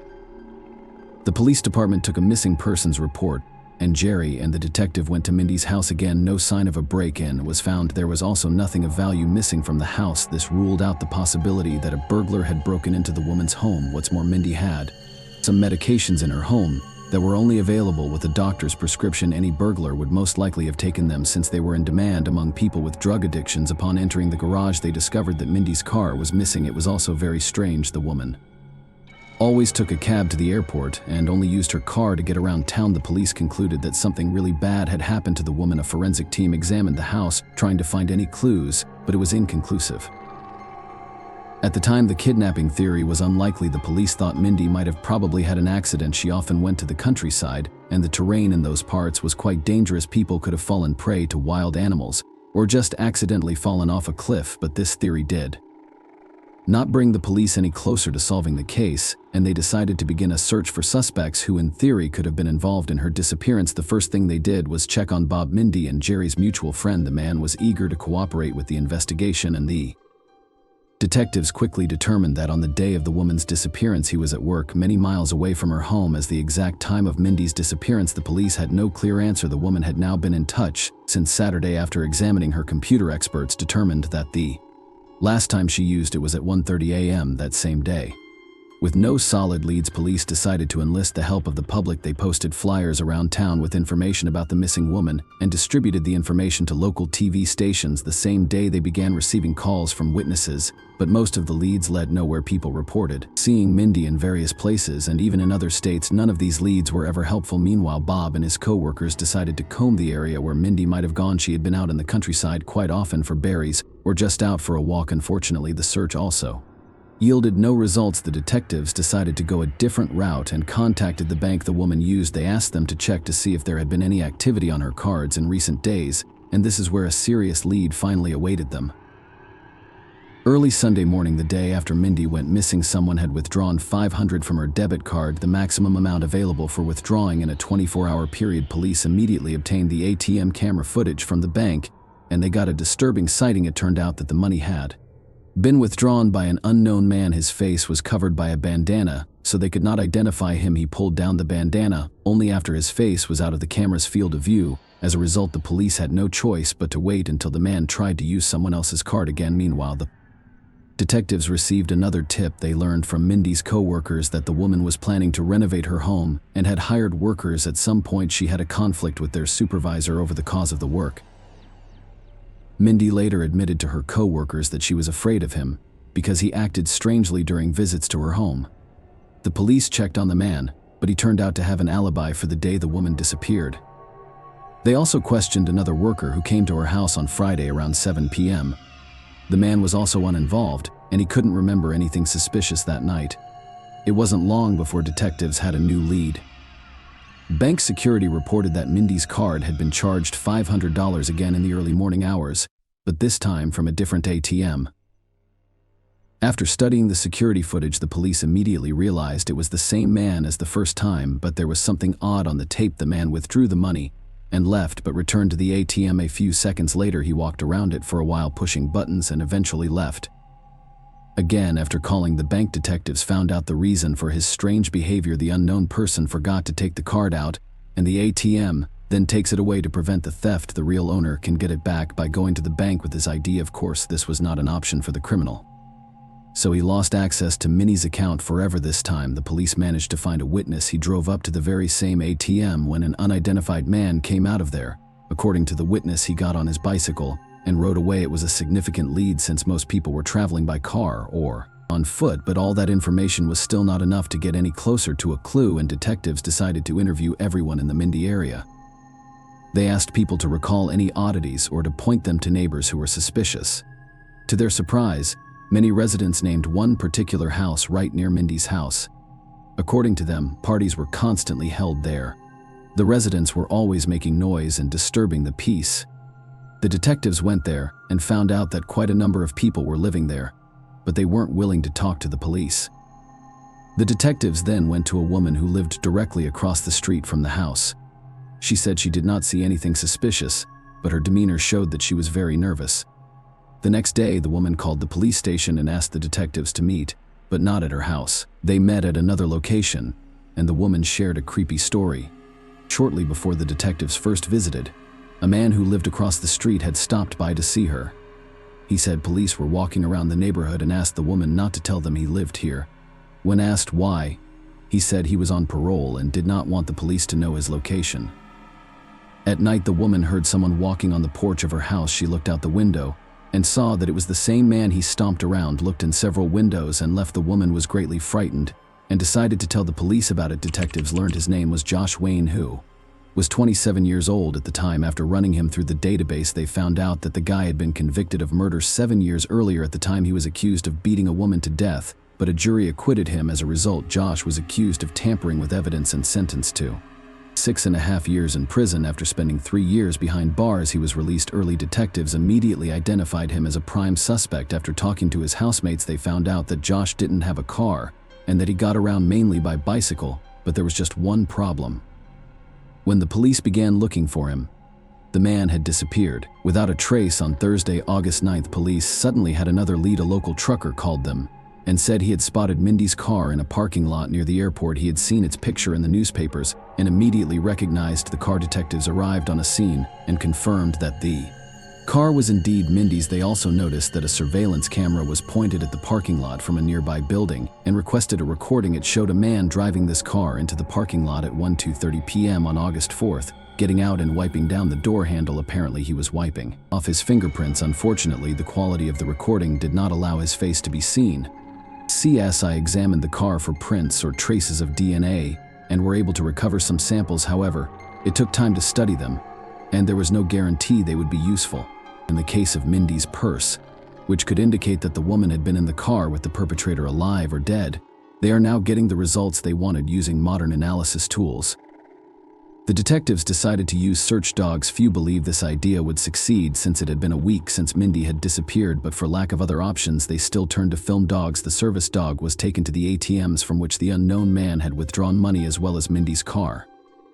The dog picked up the trail and headed down the street toward the woman's house, located 3 blocks from that location. After sniffing the front door, she went straight to the very house where Josh Wayne had previously lived. The detectives, who until recently had not believed in the search dog idea, were shocked. The service dog directly pointed them to the fact that Josh was in Mindy's car, near her house and near those ATMs. The next day, the police repeated the experiment with another search dog. The result was the same. The dogs walked the entire distance and stopped at Josh's house. Though it was not an unqualified piece of evidence that would work in court, the detectives decided not to waste their time and obtained a warrant for the suspect's arrest. They went to his house, but the man hadn't been there in days. After searching the building, they found the same jacket that the unidentified man had been wearing on the cameras near the ATMs, and in the pocket was a cash withdrawal slip from Mindy's card. Next, they discovered a woman's gold watch and immediately showed it to Jerry. The woman confirmed that the watch belonged to Mindy. The experts were able to compare the DNA samples found on the steering wheel of Mindy's car, the samples from items from his home, and they matched. This indicated that Josh had been in the missing woman's car. This evidence was already much more serious, and the police were focused on catching the suspect. Leaflets with his name were posted all over the city, and they even rented several billboards. According to detectives, it was one of the largest manhunt operations in Alaskan history. Virtually every law enforcement officer was working on the matter, and locals reported any suspicious evidence. At one point, police released ATM camera photos and were approached almost immediately by a woman named Lisa. She said she had met Josh before and was sure he was the one in the photo. The important thing here is that the police did not name the main suspect, but what followed was the turning point in the case. Another acquaintance of Josh's came to the police with a confession. For the past week, she had been helping him get around town by transporting him in her car. One day, he left his backpack in the back seat, and the young woman and her mother looked inside. They found several more ATM receipts as well as a phone in the gallery. They also found a photo in which Josh was supposedly holding a gun in his hand. This information only added to the alarm. Detectives already feared that the suspect might attack someone else while they were looking for him, and thanks to his phone, they found out that it was also armed. The cops tried to convince his girlfriend to help them catch Josh. They wanted the young woman to take a tape recorder with her and go to meet him, where they would try to get him to talk about what he had done to Mindy, but the young woman was too scared and refused. Soon, however, she had to participate against her own will. On September 2nd, Josh came to her house and, in an aggressive manner, began demanding her backpack. Given that the young woman gave it to the police, she had to come up with an excuse on the fly. Realizing she didn't have the backpack, Josh asked her to take him somewhere far away from here to hide from the police, but the young woman refused. Instead, she offered to let him stay at her house, but Josh suspected something was wrong and left. The young woman realized that she would now be safe until the police caught the man, so she decided to follow him discreetly in her car, calling the detectives along the way. At some point, Josh reached his acquaintance's house and went inside. By that time, the police, SWAT, and FBI had already begun to converge on the scene. Everyone feared that the suspect would not surrender without a fight, and those fears proved to be true when using weapons. Josh took 2 people who were in the house with him hostage. A lawyer was invited to negotiate with him, who after several hours managed to convince him to surrender during the interrogation. He hardly spoke to the police, but the investigators were in no hurry to accuse him of killing Mindy. At that point, they already thought the woman was probably dead, but without her body it would have been extremely difficult to prove it, so Josh was only charged with stealing Mindy's bank card and watch. The FBI agent decided to get crafty. He listed the charges to Josh and he said they were all lies. The investigator then stated that they had evidence that he was the one who withdrew the money from someone else's card and Mindy herself had gone to the police to report the card theft. Upon hearing this, the suspect ruined and asked what games they were trying to play with him. From this reaction, the FBI agent was finally convinced that Josh had killed Mindy, but the police still had to find her body. In order to charge Josh with murder, they had to work against the weather. It was snowing early in that area, and they would have no chance of finding Mindy if her remains got snowed in. On September 13th, police received a call from an electrician working near the town of Wasilla, about 100 miles from Anchorage. He spotted the body of a woman in a wooded area and immediately thought it was Mindy, and experts from the lab confirmed it. The deceased was indeed Minish Laws. The medical examination revealed that the woman had been shot in the back of the head, and her remains had been disposed of by fire. After the bullet was recovered, it was determined that it had been fired from the very weapon with which Josh had been apprehended. All the police had to do now was figure out how the events that led to Mindy's death unfolded. Meanwhile, the experts continued to examine every millimeter of her house, trying to find any trace of Josh's presence. It was extremely difficult to do so they had to collect virtually every hair from the floor of Mindy's house and then examine it in the lab. It took months, but eventually they were able to find a hair that belonged to Josh. This in the lab. It took months. This was confirmed by DNA testing, and the detectives now had proof in hand of the suspect's presence in the victim's home. On May 18, 2008, 10 months after the murder, he was finally charged and brought to trial while gathering witnesses to testify against Josh. An interesting situation occurred. His ex-girlfriend Lisa, who had identified him from a photo near an ATM, refused to testify in court. She regularly visited her ex-boyfriend in prison, and at one point the couple announced their intention to marry. Investigators were shocked by this turn of events, but they quickly realized what was behind the move. The U.S. Constitution allows relatives not to testify against each other, and in all likelihood, Josh convinced Lisa to marry him for these reasons. There was one problem, though soon after the marriage was consummated, it was declared null and void. The estate law prohibited weddings with inmates, but the detectives wondered why Josh was so intense in shielding Lisa from questioning and testifying. Was it really all about some pictures outside an ATM where you couldn't even see his face? Most likely, the young woman knew a lot more. Investigators tried to get her to talk, but at first they did not succeed. However, at some point Lisa herself contacted them and said that Josh confessed to her about the murder during one of her visits to the prison. According to his story, there was a party at his house Friday night. Josh, who had no means of livelihood, decided to sneak into the house next door and steal something. That house turned out to be Mindy's place. Josh opened the door of the house and began to search the house for valuables.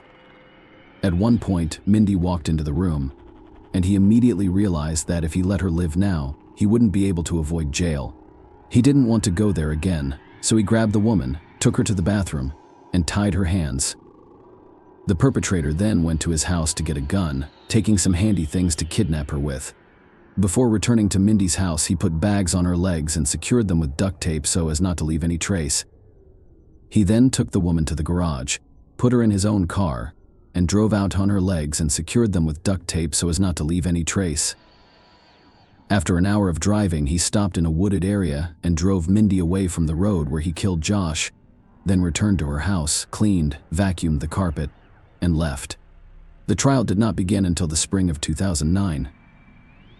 The prosecution had offered Josh a deal. He would confess to killing Mindy and another woman 7 years earlier in exchange for waiving the death penalty. This way, the authorities hoped to close two high-profile cases at once, and Josh agreed. As a result, he was sentenced to 99 years in prison without parole. During the reading of the sentence, Josh cried, but at one point things heated up when the judge called him a coward for taking the lives of two women. The criminal jumped up and shouted, "What about the man I killed?" At this point, his lawyers grabbed him and silenced him before he could say anything else. That shouting kept the detectives busy for 5 long years until in 2014, Josh himself offered authorities a new deal. He agreed to confess to the murders of 3 men if he was transferred from a local prison to a federal prison.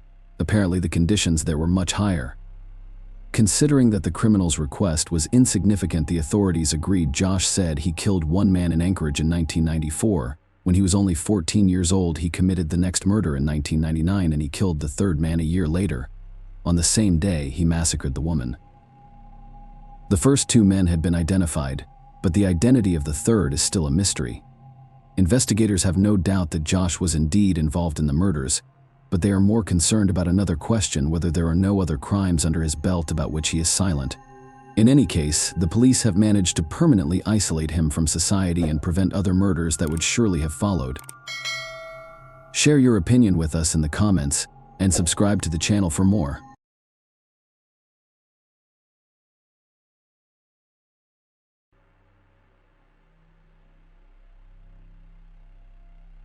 Hey guys, welcome to my channel, and today we're going to take a look at another horrible case with you. This video investigates a story that occurred in 2014. The case of Charlie Scott, a 27-year-old young woman, drew the attention of some of Hawaii's most prominent television stations, becoming one of the most high-profile cases in the state's history. Carly Joanne Charlie Scott was born on November 24, 1986, in California, USA. She was Kimberlyn and Robert Scott's daughter. Her family members referred to her as Charlie, so I'll use that name from now on. Charlie had several sisters with whom she was extremely close. After her parents' divorce, she was raised by her mother and stepfather. Charlie and her family had been living on the Hawaiian island of Maui for several years by 2014. Charlie was about to graduate from cosmetology school and hoped to open a beauty salon for dogs. She was very fond of dogs and owned 2 of them. Charlie had some difficulties in her life, which I will discuss later, but she was a happy and optimistic young woman with a positive outlook on the future. Charlie lived in Makawao, Oahu with her 2 dogs and was last seen on February 9, 2014, at a family gathering in Haiku at her sister's house, about 6 miles from Makawao. Charlie was supposed to see her family the next day, but she failed to show up. Her mother, Kimberlyn, became concerned when she couldn't reach Charlie that evening, so she and her other daughter, Phaedra, drove to Makawao. When they arrived at Charlie's house, it was already around 9 p.m. It had been 24 hours since they last saw her. Kimberly's first observation was that her daughter's vehicle was not in the driveway. Charlie had a silver 1997 Toyota 4Runner with Hawaiian license plates and a lead skull embedded in the grille. The front door was locked, but the window remained open. So Phaedra snuck into the house and unlocked the front door for her mother, allowing Kimberlyn inside. The house was orderly, with everything in its proper place. Kimberlyn and Phaedra searched every room, but there was no one in the house except one of the dogs. Charlie had disappeared, along with her other dog, Nala. This was an unusual situation because Charlie had never left without informing any of her family members. Her family's anxiety was growing by the minute as they were unable to reach Charlie. None of her friends knew where she was either. Kimberlyn had always maintained contact with her family, which gave her a bad feeling. Charlie was 5 months pregnant, which made the situation even more concerning. Pregnant women rarely disappear unless something bad happens to them. Charlie's disappearance was reported to the police. Charlie and Stephen Capobianco met in 2009 and were together for 2 years in Makawao, Oahu, on the stunning Hawaiian island of Maui. While the red-headed Charlie was obsessed with her boyfriend, Stephen told his friends they were only roommates and avoided taking pictures with her. Their relationship was complicated, and no matter how harshly Stephen treated Charlie, she was willing to completely forgive him. Charlie had broken up with Stephen several years before her disappearance, but she remained desperately in love with him. Stephen had found a new girlfriend, but he kept a secret relationship with Charlie, so they remained intimate even after their breakup. When Charlie, 27, tried to move on, she discovered she was pregnant with Stephen's child. Her maternal instincts kicked in, and she was eager to be a mother. When she discovered she was having a boy, she named him Joshua. However, Stephen, 24, was not eager to become a father.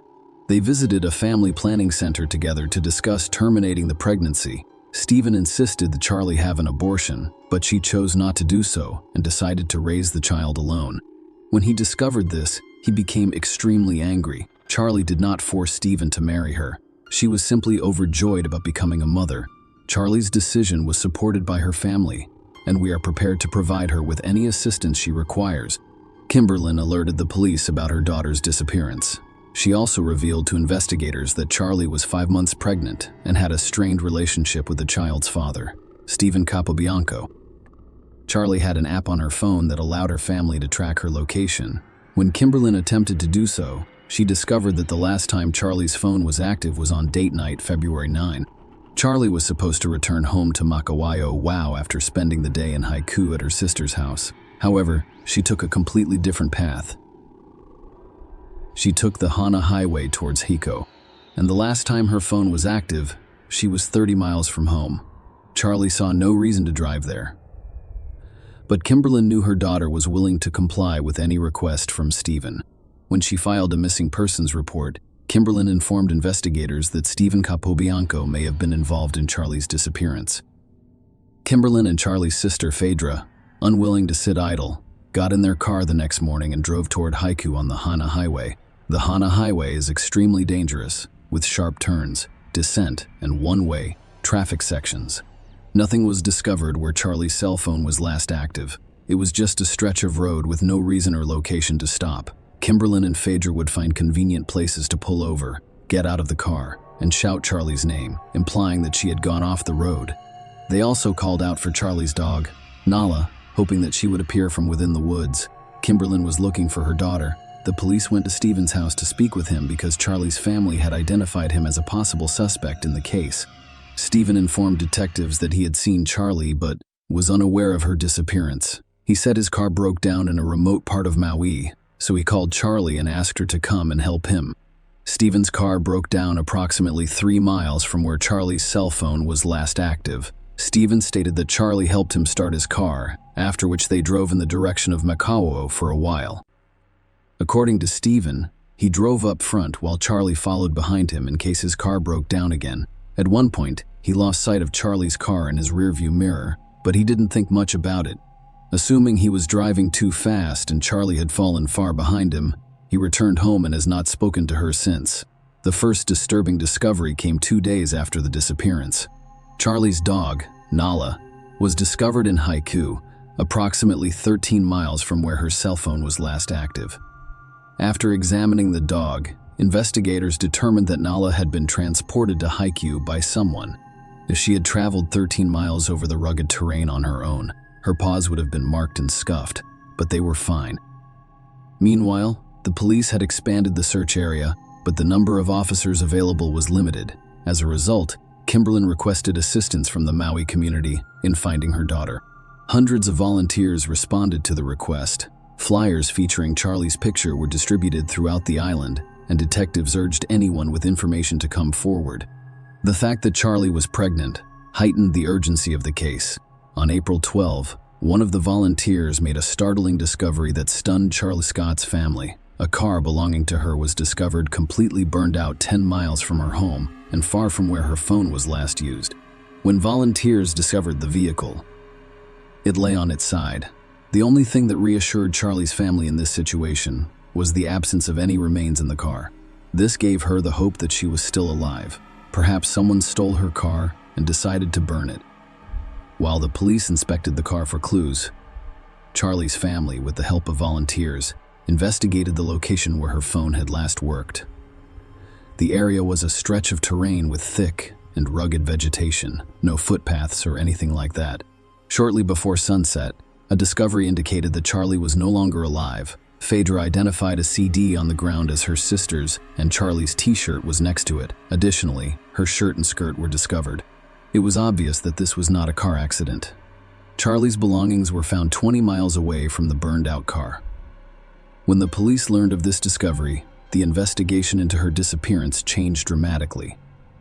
Stephen Capobianco was the last person to see Charlie alive, and when word spread around the island that her belongings had been discovered, Hawaii news broke. Malika Lincoln called him to ask what he thought about it. Stephen agreed to answer questions and gave a brief interview in which he discussed his relationship with Charlie and how their last encounter went. Capobianco declined to have his voice recorded, so the interview was published. His text message, "This interview will be void," was overheard and presented as a phone conversation for your convenience. However, as I mentioned before, this is a reconstruction of the conversation. Malika Lincoln of Hawaii News interviews Stephen about the ongoing search for Charlie, his ex-girlfriend. Stephen discusses his relationship with Charlie, including occasional hookups and their connection over the years. He describes the events of the night Charlie went missing when she dropped him off at his truck and he drove ahead of her, losing sight of her near Twin Falls. Despite failing a polygraph test, Stephen denies any involvement in Charlie's disappearance and is concerned for her safety. He discusses his cooperation with the police and the suspicions raised by Charlie's family. Stephen expresses his hope for Charlie's safe return and mentions his participation in the search efforts. Stephen did not immediately check on Charlie's whereabouts after she went missing, but instead texted her the next morning, assuming she was working. The police later arrived at his house, informing him of her parents' missing person report and mentioning him as a possible lead. Stephen willingly participated in police questioning and took a polygraph test, but he doubts its accuracy after allegedly failing. Despite being a prime suspect, the police haven't given him much information. Nrala, Charlie's dog, was with her when she picked up Stephen, but Stephen isn't sure how she was discovered later. He is perplexed by the discovery of Charlie's torched car. Stephen expresses his only wish for Charlie's safe return and denies any involvement in her mistreatment. While concerned about his own safety, he prioritizes Charlie's well-being. Stephen hopes Charlie will be found, and he expresses his love for her as well as his unexpected desire to become a father. He recalls talking about baby names with Charlie and expressing his preference for a boy. Although he is unsure of the baby's gender, he believes Charlie may have hoped for a girl. Stephen waits for updates after Charlie's car is discovered without receiving a call from the police. Stephen mentions that, while a friend informed him that Charlie's car had been found, the police did not contact him. He acknowledges that someone may have set him up, but he denies any wrongdoing. He sees Charlie's family as the only potential adversaries because of their strained relationship. Despite this, he believes they were thrilled with Charlie's pregnancy. Stephen doubts Charlie will leave without her dogs and dismisses the possibility of her leaving voluntarily. He speculates on potential enemies, but defers to Charlie's family for more information. He is still committed to finding Charlie but has chosen to assist independently rather than participate in search parties due to hostility from her family. As a result, Stephen realized he was the primary suspect in this case. He was the last person to see Charlie alive, and he did not want to be a father. However, could Stephen's reluctance to become a father have been enough motivation for the crime? Charlie's family paid close attention to her skirt. They had no doubt that Stephen Capobianco was responsible for her disappearance. Her skirt had numerous cuts on it, particularly in the stomach area, prompting the detectives to draw some very firm conclusions. The search concentrated on the area where Charlie's belongings were discovered. The police and her family realized they were unlikely to find her alive, but the reality was far more shocking. One police officer discovered a jawbone, followed by smaller fragments.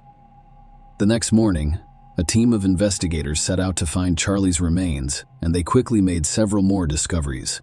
These included a tongue, piercing pin, several strands of long red hair, and fingernails. 9 days after Charlie's disappearance, it was discovered that the jawbone, hair, and fingernails were hers. Charlie was officially declared dead, and this came as a huge blow to her family, who were mourning not only Charlie but also her child. The forensic team examined the jawbone and discovered more than a dozen cuts, leading them to believe that whoever killed Charlie intended to dispose of her body piece by piece. The police and her family searched for months, but found nothing else. The cause of Charlie Scott's death could not be determined, but one thing was certain: Stephen Capobianco was the only suspect. When questioned by the detectives, he stated unequivocally that he had no intention of becoming a father and denied any involvement in his ex-girlfriend's death. Charlie's skirt had 27 slits, all concentrated in one spot, which investigators believed was no coincidence. However, a single motive was insufficient for an arrest, so the police concentrated their efforts on Charlie and Stephen's phone records. Stephen had been in the area where Charlie's remains were later discovered, just hours before Kimberlyn reported her daughter's disappearance to police. His and Charlie's cell phones were close together, but then Charlie's phone was turned off and never recovered. Phone records also revealed that Stephen had visited the area where the remains were discovered at least 3 times. This evidence suggested that Capobianco made a false statement when he told the police that he returned home after Charlie assisted him with his car. Detectives speculated that he burned Charlie's car to eliminate evidence of the crime. Stephen Capobianco was arrested 5 months after Charlie disappeared. He was charged with Charlie's murder, specifically the second degree, as well as second-degree arson. He pleaded not guilty to both charges. Hawaii has no laws that punish the death of an unborn child, so Stephen was not charged with anything related to this. Capobianco went to trial after more than 2 years. The prosecution faced the challenge of having only circumstantial evidence. However, the prosecution presented new DNA evidence a few days before the trial began. During the investigation, genes with distinctive dark red stains were discovered.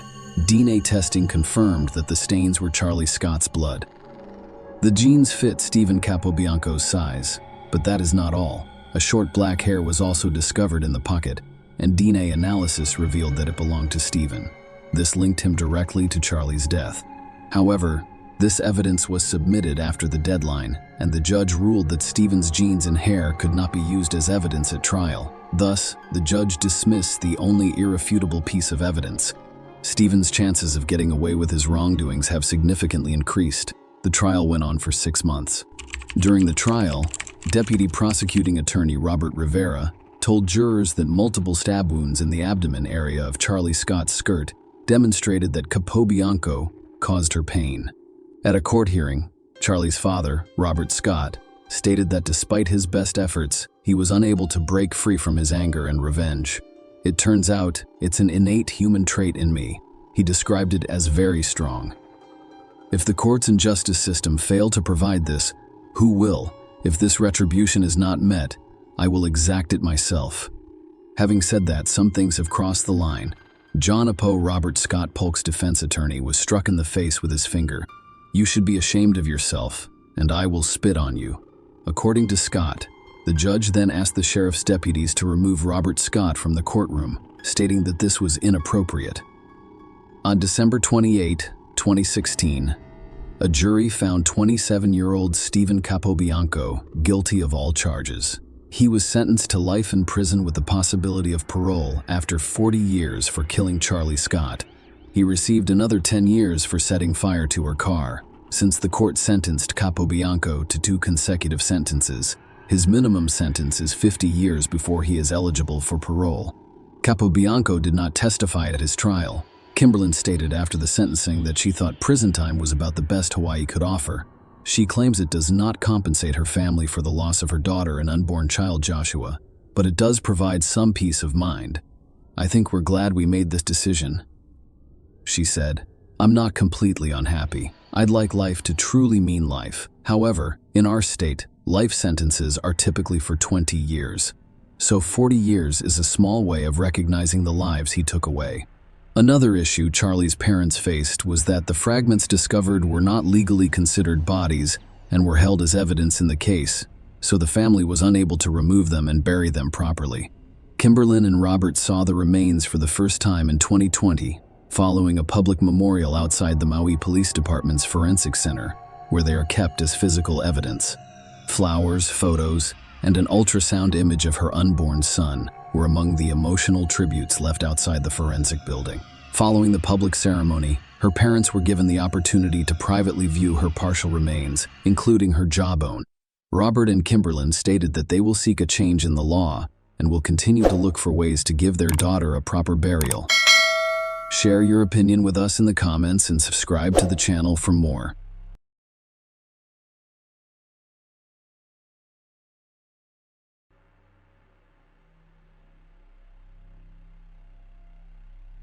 Hey guys, welcome to my channel, and today we're going to take a look at another horrible case with you.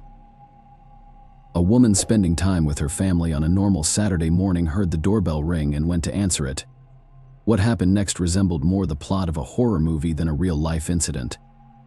It took the detective more than 30 years to unravel this terrible mystery, the ending of which shocked and angered everyone. Marlene Warren was born on April 15, 1950, in Michigan, USA. She grew up without a father, and since her teenage years, she has dreamed of having a large and close-knit family. Very soon, that dream came true. The girl married a man named John, and they had 2 sons, but just a few years later, an unexpected tragedy struck the family.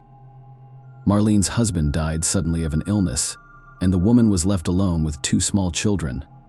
Since then, she has spent most of her time at work trying to provide for her sons alone. Although she struggled with this, she sacrificed everything for her children. 6 years after her husband's death, she met a man named Michael Warren, and they soon married.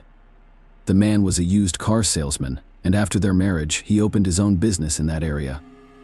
By that time, Marlene was already making good money, but instead of spending all her money, she tried to save it. The woman invested in Michael's company and also helped him in the management. The man himself was also good at this business, and in the following years, it began to bring them decent money. Over time, Marlene and her husband expanded the business. They bought several properties to rent, and their finances took off. The family moved to an upscale Miami suburb called Wellington. Buying a large house there, they seemed to have built a near-perfect life. But in 1988, Marlene suffered another tragedy. Her oldest son was killed, and a woman and her youngest son, Joseph. It was a huge blow. After all the difficulties they had gone through, their life had just got better when suddenly fate presented them with yet another test. They found the strength to move on after this tragedy. Marlene became even closer to Joseph because he was her only closest relative. Her husband also helped her to recover from this loss. After the death of her son, the woman began to think about selling the properties that she and Michael were renting out. Despite the fact that this business brought in good money for Marlene, it was associated with constant worries. There were often situations when tenants delayed rent or lost in him altogether. In each such case, the woman did her best to find the best solution. It was very hard for her to put people on the street because she was a good-natured person and well remembered the financial difficulties she experienced with 2 small children. On the other hand, she and her husband could not let people live in their homes for free, and eventually Marlene wanted to get rid of the business so that she would no longer face such moral dilemmas. 2 years had passed since her son's death. The family was just beginning to recover and return to normalcy, but something terrible and unforeseen awaited them once again. On the morning of May 26, 1990, Marlene was at home with her son and 3 of his friends who came over for breakfast. Their kitchen was located so that they could see the driveway through the windows. At some point, the doorbell rang and Marlene went to open it. Her son saw a white Chrysler parked in front of their house. The next second, the woman opened the front door and saw a man in a clown costume holding 2 balloons and a bouquet of flowers on the doorstep. Marlene said, "How cute is that?" But the next second, something unexpected happened. The clown pulled the gun out of his pocket and shot the woman in the head. Her son and his friends rushed into the hallway, where a heartbreaking sight awaited them. Marlene was lying on the floor with blood everywhere. The man in the clown suit looked at them for a few seconds, then got back into his car and drove away. My son called an ambulance, after which he decided to chase after his attacker. At the time, his leg was in a cast after an injury, and the guy couldn't drive. He told his 2 friends to stay with his mother. He asked his friend to drive and drove with her in the direction the attacker had gone, but by that time, the clown was out of sight, and they never managed to find him. Marlene was taken to the hospital in an unconscious state, and the detectives began their investigation. The first thing they did was talk to everyone in the house. The woman's son said that he could not see any signs of his attacker. He was wearing a suit and makeup. He was wearing gloves on his hands and a wig on his head. The only thing the son remembered was that the perpetrator had very dark eyes. His friends added that the clown was quite tall, and his shoes stood out strongly against the costume. They looked like work shoes. A neighbor who was walking his dog near Marlene's house also saw the clown, but he was unable to share any significant sightings with police. Investigators put out a search for a white Chrysler and began searching for other evidence, of course. Marlene's husband Michael was the first to be suspected that morning. He had just left for the racing stadium in Miami, and at the time of the attack on his wife, he was not at home. From the first hours of the investigation, the police had several good reasons to think about his involvement. First, they found out that Marlene and her relatives really liked clowns. There were a lot of pictures and figures depicting these characters in their house.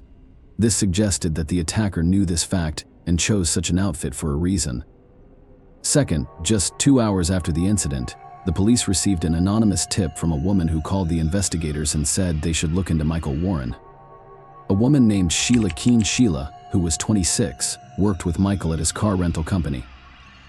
Digging deeper, the detectives learned of rumors that there was a secret affair between them. Their relationship had been speculated about by some colleagues, so they immediately shared this information with the investigators. Here, the police discovered another possible motive. If Michael was in a relationship with another woman and wanted to break up with Marlene, He had one problem.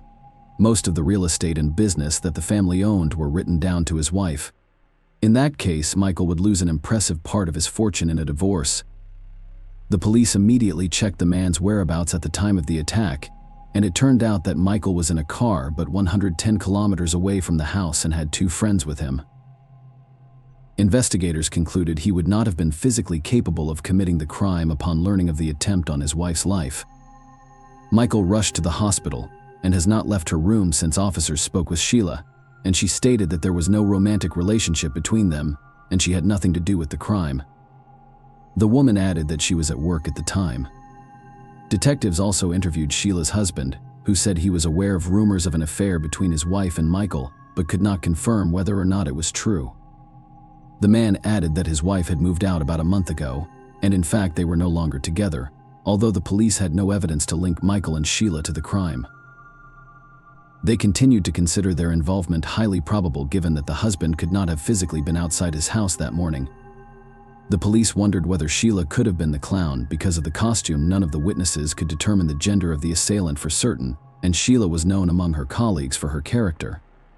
The woman was responsible for dealing with clients who were delinquent in rent payments, and most of these cases, she had to take the car away from them. Most of these cases, she had to take the car away from them. Most of these cases, she had to take the car away from them. Sheila was adamant that some of these cases led to serious conflicts, so she always carried a gun with her. After doctors removed the bullet from Arlene's head, experts determined that it had been fired from a .38 caliber handgun, remarkably the same caliber as Sheila's. The cops went to her again to examine the weapon, but the woman said the gun had been stolen or lost months before the incident, and the detectives were again left with nothing. The cops continued to dig deeper and learned that after Sheila moved out of her husband's house, she had moved into a rental apartment, and investigators also heard rumors that Michael was paying for the place. Here, a new interesting discovery awaited the police officers. All the while, their colleagues were trying to establish where the perpetrator took the clown costume, balloons, and flowers. At first glance, it seemed a very difficult task, but the detectives were lucky. They found that on May 24th, 2 days before the attempt on Marlene's life, a woman came to the costume store near Sheila's apartment. The employee said that at the time the store was closed and they were about to leave, but the woman persistently knocked on the door until someone opened it for her. She stated that she urgently needed a clown costume, a wig, face makeup, and a red nose. The clerks tried to explain to her that this store was already closed and asked her to come back tomorrow, but the woman was adamant, so the staff still sold her the items. There were no surveillance cameras in the store, so the police officers had to rely on verbal descriptions of the woman's appearance. The salespeople told them that she was tall and thin with dark hair. Detectives showed them pictures of several women, and the officer said the customer looked like one of them, Sheila. As for the balloons and flowers, they were traced to a supermarket about a mile from Sheila's apartment. The salesman stated that the same items had been bought by a woman just a few hours before the attempt on Marlene's life. He described her exactly like the costume store employees, a tall, thin young woman with long dark hair. The salesman added another interesting fact. According to him, the female customer exhibited rude and to some extent even masculine manners. By that time, the investigation had lasted 2 days, and on May 28th, the doctors told the police that Marlene had died. Despite their best efforts, the effects of the point-blank shot were too severe. As a result, the case was reclassified as a homicide, and detectives continued to look for more possible evidence against Sheila. They asked the judge for a warrant to search her apartment. While the police were waiting, something else happened. They were informed of a similar car in a parking lot located 13 kilometers from the victim's home. Investigators got there and quickly verified that it was the same Chrysler the killer was driving inside. They found some long dark hair and orange fibers that looked like pieces of a clown wig. During a search of Sheila's apartment, the police found the exact same orange-colored particles, and they also found work boots that matched the witness's description, a similar model worn by the clown on the day of the murder. Despite all this, the police had one major problem. DNA analysis was barely used at the time, and without it, all this evidence was circumstantial, with a high probability that the court would have acquitted Sheila, in which case it would be impossible to charge her again with murder. The detectives wondered where the car the clown drove to Marlene's house came from, and then they found out something very interesting. An employee of Michael's company told them that 1.5 months before Marlene's murder, They had received a call from a man to rent a rental car, but there was one problem. This man had mixed up the phone numbers, and he had taken the car from another company, the main competitors of Michael. When the employee told the boss about it, Michael behaved very strangely. Instead of telling the customer about his mistake, he told the man to just bring the car to the parking lot and leave the keys in the cabin. Then Michael asked the employee to bring him and Sheila to the parking lot and never to tell anyone about what had happened. The employee watched. They got into that car and drove away. It was the same white Chrysler. Notably, not long before that, there had been a serious disagreement between Michael and his competitors. The problem was that Michael was portraying his competitors in a bad light in his advertising, and they didn't like their brand being portrayed in a negative light. Detectives decided to look into Michael's business in more detail. During the audit, they found numerous violations of the law, including tax and insurance manipulation. Moreover, they found evidence that Michael sometimes resorted to illegal methods of returning cars, even when customers paid on time, and did not violate any terms. During this audit, the police also spoke to an employee who recalled something interesting. According to him, Michael and Marlene once had an argument in the workplace. When the woman left, Michael asked the employee, "How much would you charge to make my wife disappear?" Although it all sounded highly suspicious, detectives still had no evidence linking Michael to the murder. He was nevertheless arrested for various business manipulations. The court initially sentenced the man to 8 years in prison, but he was released after 4 years later. In 2002, Michael married Sheila, and they moved to another state, even though the detectives were never able to prove their involvement in the murder. They continued to watch them. The cops discovered that after the move, Sheila began introducing herself to everyone she knew under a different name, Debbie, and that she had dyed her hair from dark to blonde. She and Michael opened their restaurants, and it seemed that they had managed to build a wonderful life in the new place. However, soon rumors began to circulate among the employees of their establishment that Sheila had murdered Michael's ex-wife. Apparently, one of them stumbled across information about this crime and learned that the police still suspected them. However, detectives still could not prove their guilt, and the case finally froze. It wasn't reopened until 2013, and a new team of investigators requested a re-examination of all available evidence. By then, technology in the examination of DNA and other physical evidence had advanced to a new level compared to 1990. It took several years to examine the evidence. First, experts compared the orange flecks found in Sheila's apartment, the car, and the murder scene, and analysis showed they were identical, but the biggest clue was waiting ahead. Experts took a DNA sample from several hairs found in the white Chrysler and compared them to Sheila's DNA. They were a perfect match. Detectives thus obtained incontrovertible evidence that Sheila was in the very car in which the clown drove up to Marlene's house, enough to take the case to court, and the woman was arrested in 2017. At the time, Sheila was 54 and still denied guilt. She was denied the right to bail and awaited trial in a cell. As for Michael, he insisted that he had nothing to do with Marlene's murder and believed that Sheila had nothing to do with it.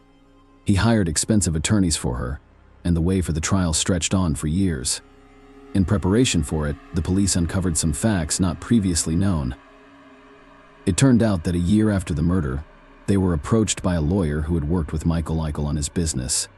He said that about a year before the murder, Michael had asked him an extremely odd question: if the husband kills his wife, what happens to the property recorded in her name? Will the husband get it? The lawyer was surprised by such a question, but that didn't stop him from actually giving Michael advice. He said that if the husband asked his acquaintance to commit this murder and the court could not tie the husband to the man, he would get all his wife's property. But the lawyer went on to say something that later shocked investigators. He told Michael that if the killer wore some sort of costume, such as a clown, he would never be identified and would escape punishment. Another shocking confession came from a man whose father worked for Michael at the time of the murder. He confessed that his now deceased father had helped to run illegal schemes at extra cost, such as swiping mileage meters to sell cars at a higher price. But on the day of the murder, Michael asked him to do something far more terrible. He told the man to get rid of the gun and of the car. Apparently, the current question was the one in which the killer moved after he abandoned the Chrysler in the parking lot, and the employee complied with these requests before he died. He told all this to his son and added another important detail. The man said that the second car was hidden in the river canal. As soon as the police received this information from his son, they combed the canal and indeed found the car there. Unfortunately, no evidence of it survived, but the very fact that it was there confirmed that the witness was telling the truth. The beginning of Sheila's trial was repeatedly postponed until finally a final date was set for May 12, 2023. But on April 25th, something unexpected happened. The woman pleaded guilty in exchange for not receiving the death penalty, which she would face if she were to lose her murder trial. Her attorneys explained the situation as follows: Sheila is innocent of the murder, but she fears for her life, which is why she took responsibility for someone else's crime. However, there is a much more logical explanation under the terms of the deal. She pleaded guilty to murder in the second degree, which implies a sentence of 12 years in prison, which is exactly the sentence she received. But furthermore interesting, the court deducted from that term the time the woman spent behind bars since her arrest, about 5.5 years. But that is not all. The judge reduced the remaining term due to the good behavior of Sheila. As a result, the woman was to spend between 16 and 24 months in prison. Her attorneys assured her that they could secure her release after the minimum bar of that time expired. So Sheila was found guilty of murdering a woman in cold blood in front of her son, and received a frankly ludicrous sentence for it. As for Michael, his involvement is still unproven and he remains free. Most likely he will never be charged again for the murder of his wife because there is not a single piece of evidence against him. Despite all this, the son of Marlene thanked the detectives who were able to get to the truth and did not give up on the case for many years. The death of his mother was the strongest tragedy for him because she was his only relative. Nevertheless, he was able to cope with the pain, opened his own small construction firm, and got his life together. Share your opinion with us in the comments and subscribe to the channel for more.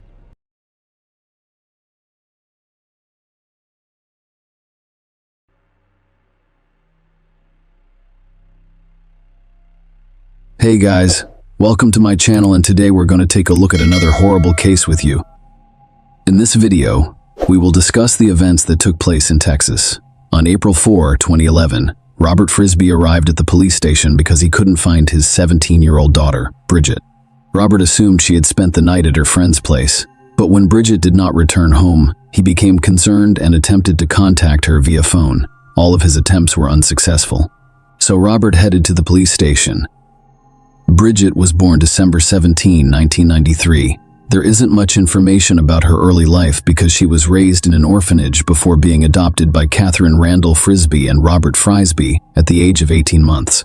When I mention Robert and Catherine, I'll refer to them as Bridget's father and mother, not her adoptive parents. Bridget grew up to be a cheerful, energetic, and inquisitive young lady.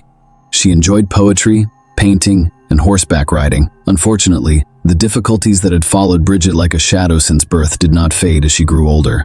Catherine Frisbee, Bridget's mother, died from a long illness when she was 6 years old.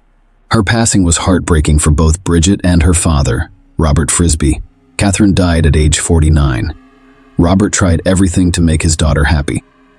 They had a warm, trusting relationship, but Bridget was getting older, and her rebellious side began to show. On April 3, 2011, teenagers riding motorcycles through the woods on the outskirts of Katy, Texas, noticed something suspicious on the ground among the trees.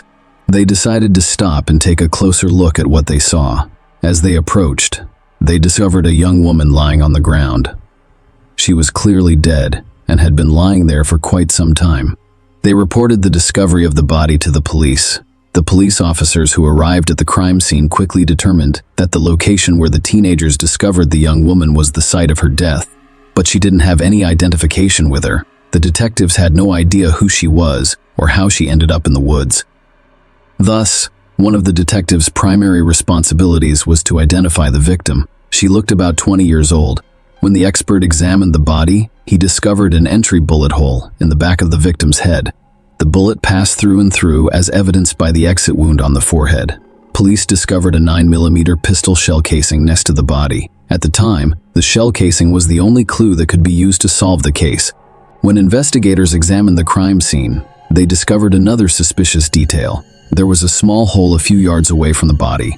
It was clear that someone had removed the topsoil, but it was unclear whether this was related to the crime. In search of answers, the police began interviewing residents near the crime scene. It was a quiet, wooded area, and residents became concerned about their safety after learning about a brutal crime committed near their homes. The police wanted to know if they had seen anything strange. Perhaps someone noticed strangers or unfamiliar cars near their home. Any clue was valuable. The officers went door to door, but no one reported seeing anything unusual. However, one of the locals stated that she had heard something strange. She spent the night before with friends in the backyard. At approximately 2 or 3 a.m., they heard a loud bang, like a gunshot. They paid little attention to it and did not call the police. At the time, this was not a major concern. However, learning about the discovery of a dead young woman nearby has raised serious concerns. Thus, the police estimated that the crime occurred between 2 and 3 a.m.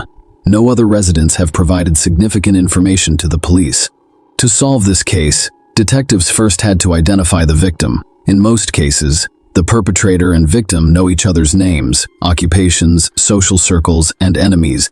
The police were able to track down the criminal detective, who began reviewing missing person reports in the hopes of finding someone who matched the description of a young woman found in the woods, but no one did. The following day was April 4, 2011. Robert Frisby visited the police station. He became concerned after learning that the police were investigating the death of a young woman whose identity had not yet been determined. Robert couldn't contact his 17-year-old daughter, Bridget. He informed detectives that he had last seen his daughter 2 days ago. She thought she was spending the night with a friend. He began to worry when she did not return home. Robert's worst fears were confirmed when the detective showed him photos of the crime scene. He recognized Bridget among them, and this, of course, caused him unimaginable emotional distress. Many years ago, he lost his wife, and now he's lost his daughter, whom he loved despite her rebellious nature. The investigators asked him to describe everything about the last time he saw his daughter and the events leading up to his visit to the police station. The police now knew the victim's name, giving them hope that they would be able to find the person who killed Bridget quickly. Robert Frisby testified that he had last seen his daughter on April 2, 2011. That day, he bought her a new rave outfit, including blue, green fox fur leggings, a skirt, and a top. Kendall Suto, Bridget's friend, visited them in the evening and stayed for dinner. Robert drove Bridget and Kendall to a rave party, but it was closed, so they returned home shortly after 10 p.m. Kendall's ride was supposed to pick him up at midnight, so he and Bridget settled in to watch a movie. Bridget was still dressed in her new rave outfit when Robert went to bed and set the alarm for midnight. When he awoke, Bridget informed him that the candle ride had not yet arrived. When Kendall left, Robert wanted to lock up the house. When Robert awoke at around 3 a.m., he discovered the back door and garage door open. Bridget could not return without the man's knowledge because he was locked up. Then he realized his cell phone was missing. He had recently taken away Bridget's phone, so he assumed she had taken his when she went out. Robert repeatedly called his cell phone and searched the internet for its GPS location. He gave up waiting for her to return after being unable to contact her or locate the phone. The next day, he called several of Bridget's friends, but none of them knew where she was. Later that evening, April 3, he read on the internet about a body discovered nearby and began to suspect it was Bridget. He therefore decided to contact the police. Thus, based on Robert's information, investigators had their first potential suspect, Bridget's friend, Kendall Suto. But Robert Frisby didn't think Kendall could hurt Bridget.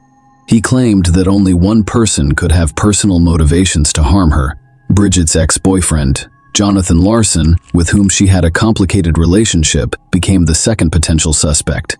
Bridget's boyfriend, Zach Richards, was also considered a suspect by investigators. They needed to know what these three people were doing and where they were during the crime. The first person investigators decided to speak with was Bridget's friend, Kendall Suto, who was at Frisby's house and may have been the last person to see her alive. Kendall had no prior issues with the law. When the police called, he agreed to meet with them. During a conversation with detectives, he admitted to watching TV with Bridget on the night she died. However, Kendall allegedly left Frisby's house shortly after Bridget's father went to bed.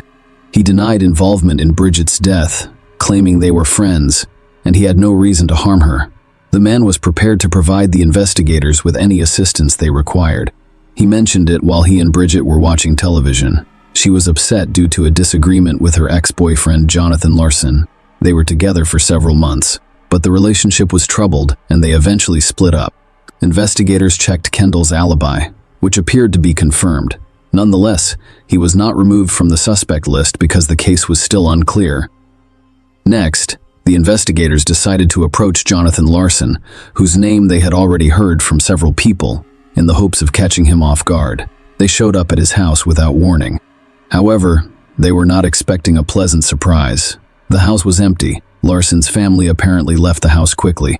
The most surprising thing, however, was what the investigators discovered outside the windows. The front door and walls were bullet-ridden, as was revealed 3 weeks prior to the police visit. Someone fired all of those bullets at Larson's family home in a drive-by shooting. The police department investigating the murders was unaware of the shooting because no one was injured. When someone shot the house, the owner called the police, but the case remained unsolved. The police only had shell casings and bullets, but they had no idea who was responsible for them. After interviewing the neighbors, the investigators discovered that the next day after the drive, they shot Larson and fled because they felt unsafe. Detectives were now investigating whether Bridget Frisbee's death and the shooting at her ex-boyfriend's house were connected. Let me remind you that Bridget's body was discovered on April 3, 2011, and the drive-by shooting happened 3 weeks ago. On March 14, Jonathan Larson was identified as the primary suspect, so the police began searching for him. During the investigation, police went to Bridget Frisbee and Jonathan Larson's school. The school administration stated that Jonathan had not attended school in several days. When they couldn't find Jonathan, they decided to speak with Bridget's classmates. They wanted to know who she was feuding with, who might wish her harm, and if she had any enemies. Alexander Olivieri was among those with whom the investigators spoke. He claimed that he and Bridget were friends who frequently spent time together. Alexander claimed that Jonathan Larson was the only one with a motive to harm Bridget. When the investigators asked Alexander about the last time he saw Bridget, he stated that they were supposed to meet on the night she died. They agreed to meet at her house, then travel to Houston together to pick up Bridget's boyfriend, Zach Richards, at the bus stop. Alexander stated that he arrived at Frisbee's house with his friend Alan Perez, but Bridget was not present. She was supposed to be waiting for him on the street near the house, but she was nowhere to be found. Alexandra Olivieri stated that he and Alan Perez returned to Frisbee's house a few hours later, but Bridget was still not present. According to him, it was around 5 a.m. No wonder Bridget was not at home. She had already died by that time. Olivieri stated that he learned about Bridget's death from a news report. After visiting the school, the investigators added 2 new names to their list of potential suspects: Alexander Olivieri and Alan Perez. However, the main person of interest in the investigation remained the same: Bridget's ex-boyfriend, Jonathan Larson. Detectives discovered that Jonathan's mother did not leave the city following the drive-by shooting. She lived in a friend's apartment for a while. During a conversation with investigators, she stated that she sent her son to live with relatives in Austin, Texas. Following the incident, the woman stated that her son frequently got into trouble, and she was certain that their house had become bullet-ridden as a result of him. That incident, she believed, was a form of vengeance against her son. She also claimed Jonathan fought with another man shortly before the drive-by shooting. She was certain there was a connection between the fight and the shooting at their house. The woman's relationship with her son was not ideal. She had no idea where Jonathan was at the time of Bridget Frisbee's death. She gave officers the address of her relatives in Austin, where she claimed Jonathan was supposed to be. However, the case's breakthrough came before the investigators discovered Jonathan. A lawyer representing the Perez family approached the police. He stated that his client, Alan Perez, has important information regarding Bridget Frisbee's death. When the investigators spoke with Bridget's classmate, Alexander Olivieri, they learned the name Alan Perez. The latter then stated that he came to Frisbee's house with Alan Perez. Alan was now prepared to share important information, but only under certain conditions. He was willing to discuss Bridget's death in exchange for an immunity agreement. The authorities needed answers, so they accepted this condition. Alan Perez claimed that the drive-by shooting at Jonathan Larson's house was linked to Bridget Frisbee's death. This shooting occurred just 1 week after Jonathan and Bridget split up. Alexander Olivieri, 17, whom investigators had previously spoken with at school, assisted Bridget in exacting revenge on Jonathan and firing the shots at the house. Perez and Olivieri met in high school. They joined the National Guard together, but when Olivieri returned from basic training, he began attending a new school. According to Perez, Bridget was one of Olivieri's new friends at his new school. Perez testified that Bridget had been bragging about participating in a drive-by shooting with a friend, and that Olivieri later told Perez that he was the shooter. Specifically, Olivieri told Perez that Bridget drove, and he shot at her ex-boyfriend's house with his Hugo semi-automatic rifle. Perez testified that Olivieri approached him for a favor on the evening of April 2, 2011. Olivieri explained that he wanted to punish Bridget for informing friends about the drive. He wanted Perez as a backup. Olivieri told Perez to bring a weapon. Perez arrived carrying a .380 caliber pistol and dressed in a green military uniform, mask, and gloves. Olivieri carried a 9mm Beretta pistol in a shoulder holster beneath his jacket. According to Perez, they arrived at Olivieri's house after midnight. Olivieri then called Bridget and asked her to accompany him to pick up her boyfriend, Zach Richards, from the bus station. Bridget declined, citing her busy schedule. Olivieri went to Bridget's house and instructed Perez to hide under a blanket in the back of his Suburban. Olivieri informed Perez that he wanted to get Bridget into his car. That's why Perez had to sit under the covers and remain silent. Perez was supposed to follow them from a distance once they arrived at their destination and exited the vehicle. Bridget was leaving on her four-wheeler to meet friends when they arrived at her house, so they left. They went looking for her again a little later, and they found her pushing her four-wheeler because it had run out of fuel. Olivieri requested her assistance in locating a cache of random items. She initially declined, but he eventually persuaded her to go with him. Bridget parked her four-wheeler and got into the passenger seat of the Olivieri Suburban. Perez was still hiding in the back of the car, under blankets. Olivieri returned to the same neighborhood where he and Bridget had conducted the drive by shooting. They got out of their car. Perez waited a minute before following them. Perez spotted Olivieri carrying a shovel and leading Bridget with a flashlight. Olivieri pointed out a spot and instructed Bridget to begin digging. As she bent over to dig, Perez noticed Olivieri reaching into his jacket, pull out his gun, place it against the back of Bridget's neck and fire. Perez testified that he was shocked because he expected Olivieri to threaten her with the gun, but he had just shot her. Olivieri ran towards Perez, who cursed at him for a while. Olivieri told Perez to shut up and run towards the car while he got his shovel, flashlight, and Bridget's cell phone. Then they left the crime scene and drove to Perez's house. Before they reached their destination, they smashed Bridget's phone with a shovel before hitting it. After this, they drove home to Olivieri. They moved everything from the Suburban into Alexander's room. According to Perez, he and Olivieri arrived at the bus station around 4 a.m. to pick up Bridget's boyfriend, Zach Richards. Perez invited Richards to spend the night at his house, so the three of them drove to Perez's home and went to bed. They told Richards nothing about the crime.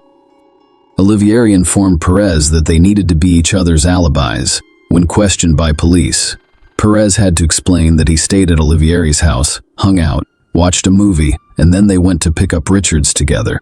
Alexander Olivier persuaded him that saying the same thing and providing each other with an alibi would not put them in danger. Olivieri also told Perez that he was going to get rid of the gun he used to kill Bridget. Bridget was upset because Jonathan Larson, with whom she was in a relationship, cheated on her. Olivieri offered to exact revenge on him by shooting at his home. However, he had not anticipated what would happen next. Bridget failed to keep the drive a secret, which concerned Olivieri. This incident may put an end to his plans. He wanted to be a military man, but now his dream was hanging by a thread. That's why he went to great lengths to keep Bridget quiet. He decided that the only way out of this situation was for Bridget Frisbee to die. During the investigation, the police heard the name of Bridget's boyfriend, Zach Richards, several times. So they decided to speak with him. They wanted to know whether Richards would confirm Alan Perez's testimony, or if the latter was attempting to absolve himself of responsibility. The situation seemed perplexing. Bridget's boyfriend Richards testified that in March 2011, Alexander Olivier Airy said he was going to deal with something, grabbed his AK-47 and left with Bridget in her car. Later, Olivier told Richards that he shot at Bridget's ex-boyfriend's house from her car as she drove by. Olivier told Richards that he participated in the drive-by as a favor to Bridget and simply because he could. Richards testified that Bridget continued to brag about the shooting, and Olivier confronted her and told her to stop telling people.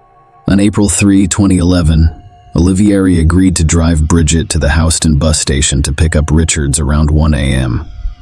When Olivier did not show up, Richards took a ride to Denny's and finally called Olivier at around 2:30 or 3 a.m. Olivier informed him that he was at home, but would come pick him up. Alexander finally arrived several hours late, and Perez accompanied him. When Richards inquired about Bridget Olivieri, he stated that he attempted to contact her and visited her house, but she was not there. Richards stated that he went to Bridget's house after sleeping for a few hours. Her father answered the door and explained that Bridget had been out all night, and he had no idea where she was. Richards spent the next few days attempting to locate her through friends before learning of her body's discovery. Richards told the investigators that he had previously visited the woods, which have now become a crime scene, with Bridget and Olivier.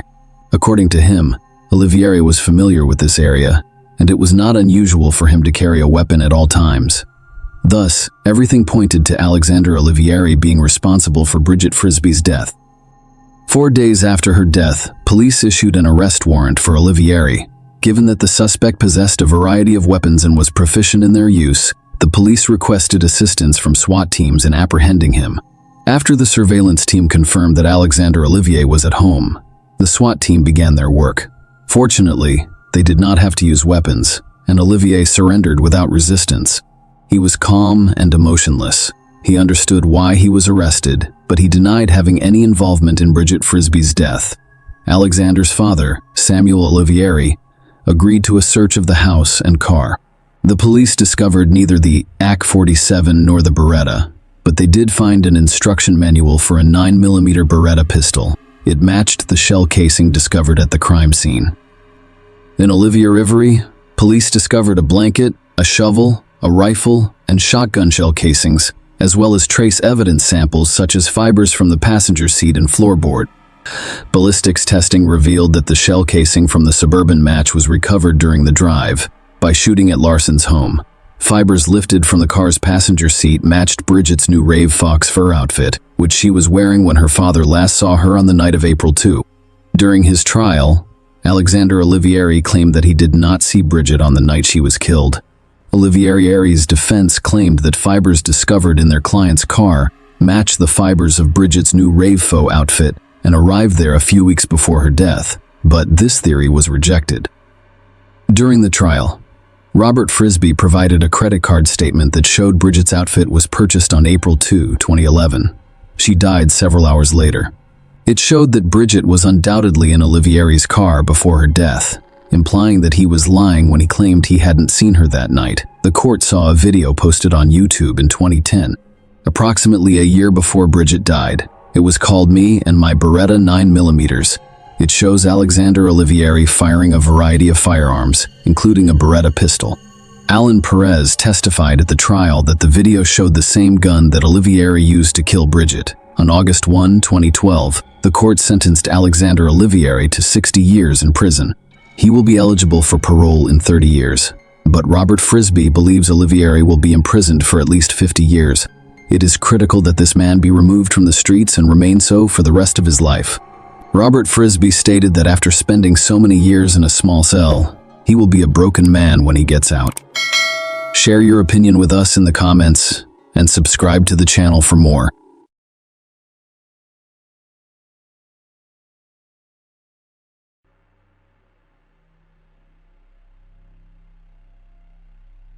Hey guys, welcome to my channel, and today we're going to take a look at another horrible case with you. This story revolves around a monstrous tragedy that led to the death of an elderly couple right in the backyard of their own home, becoming one of the most sensational incidents ever to occur in Palm Beach County, Florida. The public and media were deeply stirred by what had happened when the police arrived at the crime scene. They were shocked by what they saw, and although the perpetrator was caught red-handed, they still haven't faced appropriate punishment. Austin Haroff was born on December 21, 1996, into a family of medical professionals. His father was a dentist, and his mother was a pharmacist. They lived in their own house in a prestigious area in Palm Beach County, Florida. In 2010, when Austin was 13 years old, his parents divorced, and soon after each of them found a new partner. Austin and his sister Haley, who was a year younger, stayed with their mother and her new husband while their father moved nearby with his new partner.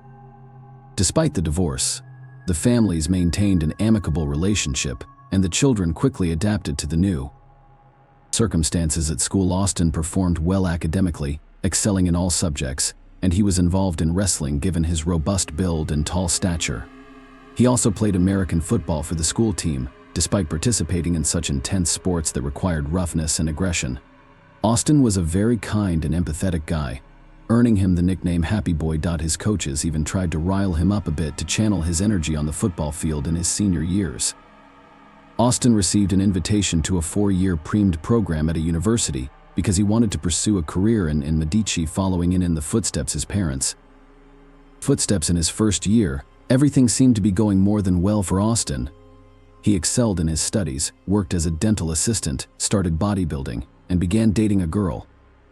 However, despite his successes, he encountered serious psychological difficulties that became increasingly challenging for him to handle. Austin felt that due to his shyness and lack of self-assurance, his peers didn't take him seriously. He began experiencing more frequent bouts of depression, noticing confusion in his thoughts, and experiencing sleep disturbances. Sleeping only 2 hours a night and seeing images of monsters and demon-like figures upon waking up, he also developed a fear of darkness. Austin started believing that he was chosen by higher powers to fight evil. Superpowers at times. He even felt he was half human and half animal. Due to constant stress, Austin began abusing alcohol and illicit substances, becoming nervous, irritable, and plagued by intrusive thoughts. At this time, his internet searches included queries such as how to tell if you're going crazy and think you're going crazy. A beginner's guide to psychosis. When Austin came home to Florida for vacation, his close relatives immediately noticed something was off with him. He moved from his room to the garage, explaining that he was scared to sleep in the house, claiming it was inhabited by evil forces and ghosts. Instead of sleeping, he patrolled the house at night, checking rooms, and every 2 hours he loudly knocked on family members' bedroom doors, proclaiming he was protecting them from demons in the house. His parents were genuinely concerned about his condition, but instead of seeking medical help, they simply locked themselves inside at night to prevent Austin from entering their rooms. His behavior became increasingly bizarre. His mood swung sharply. Sometimes he was kind and sweet, then suddenly turned angry and aggressive. He would wear warm clothes in the heat, refusing to take them off all day, engaged in strange conversations with friends about his immortality, and once to prove this, he dashed onto a busy highway during a walk. His sister miraculously pulled him back onto the sidewalk. Just in time, his mother started suspecting him of taking illegal substances, and when she directly confronted him about it, he denied everything, insisting he led a healthy lifestyle. On the evening of August 15, 2016, Austin, his sister, and her friend were having dinner at a restaurant with their father and his spouse around 7:45 p.m.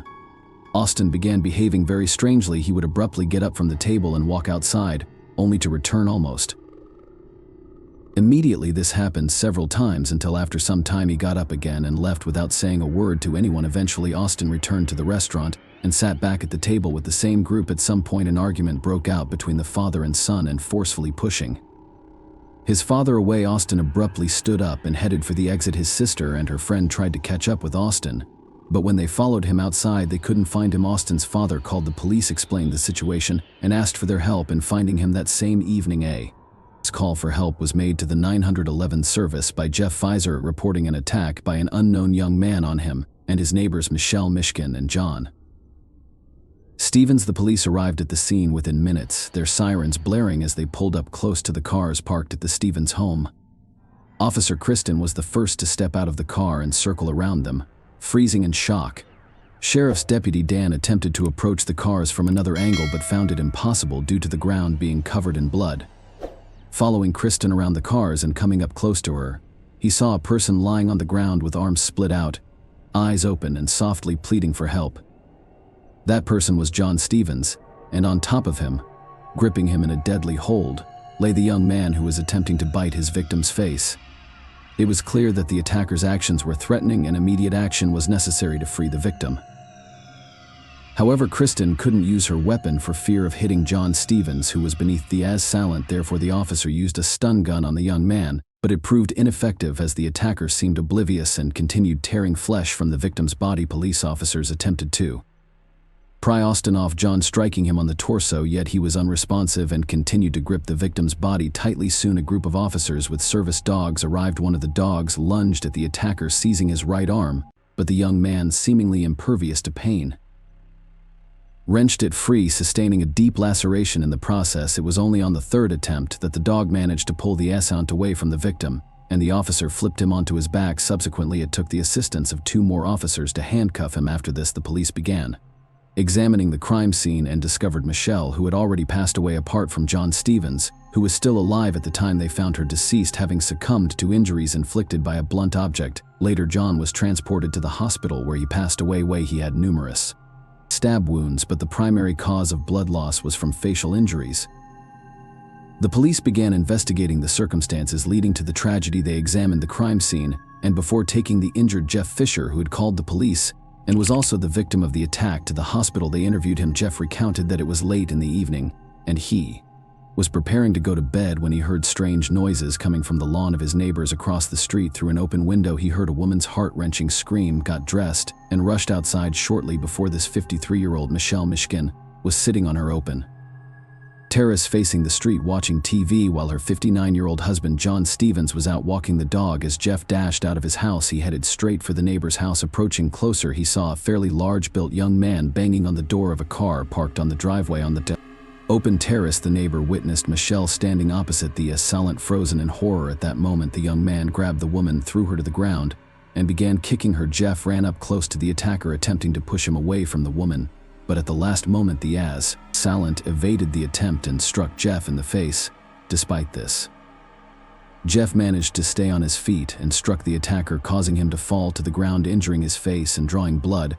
As he got up, enraged by the pain, the attacker pulled out a knife and stabbed Jeff. Altogether, the assailant stabbed Jeff. Wounded, Jeff decided to distract the attacker by running as fast as he could back to his own house, thinking the attacker would follow him. Once inside, Jeff locked all the doors and called the police, hoping he had momentarily diverted the attacker's attention from Michelle. Jeff waited for the police to arrive, listening to the sounds coming from the street. However, the only thing he could hear were sounds resembling growls and grunts of some animals.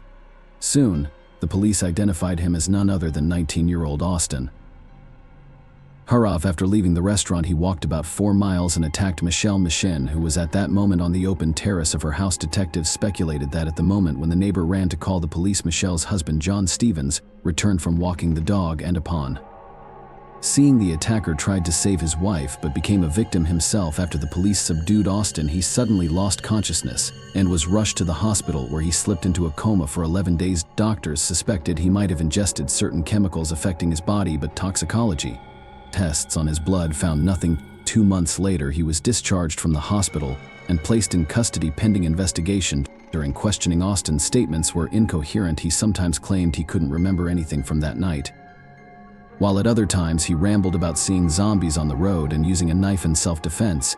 He mentioned constant hallucinations of ghosts, demons, and voices in his head.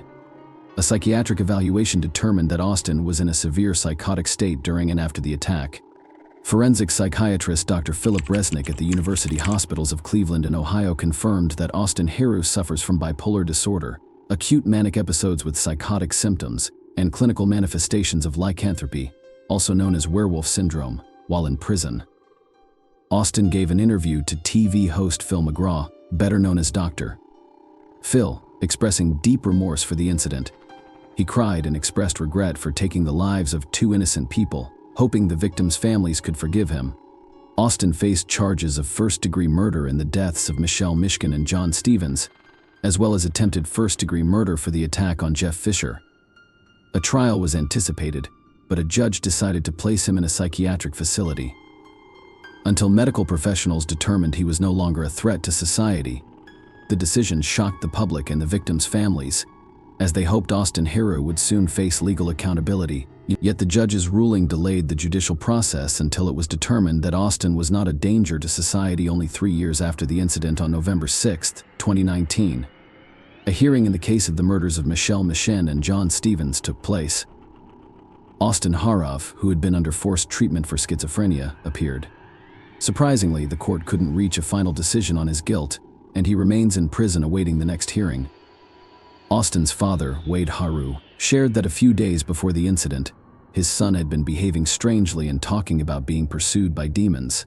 Wade concluded that his son likely suffered from an inherited mental illness, as they had relatives who struggled with schizophrenia. Perhaps, if the family had sought qualified medical help in time, such a heinous crime might not have occurred.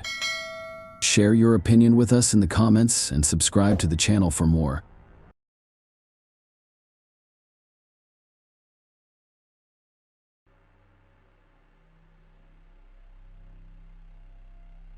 Hey guys, welcome to my channel, and today we're going to take a look at another horrible case with you.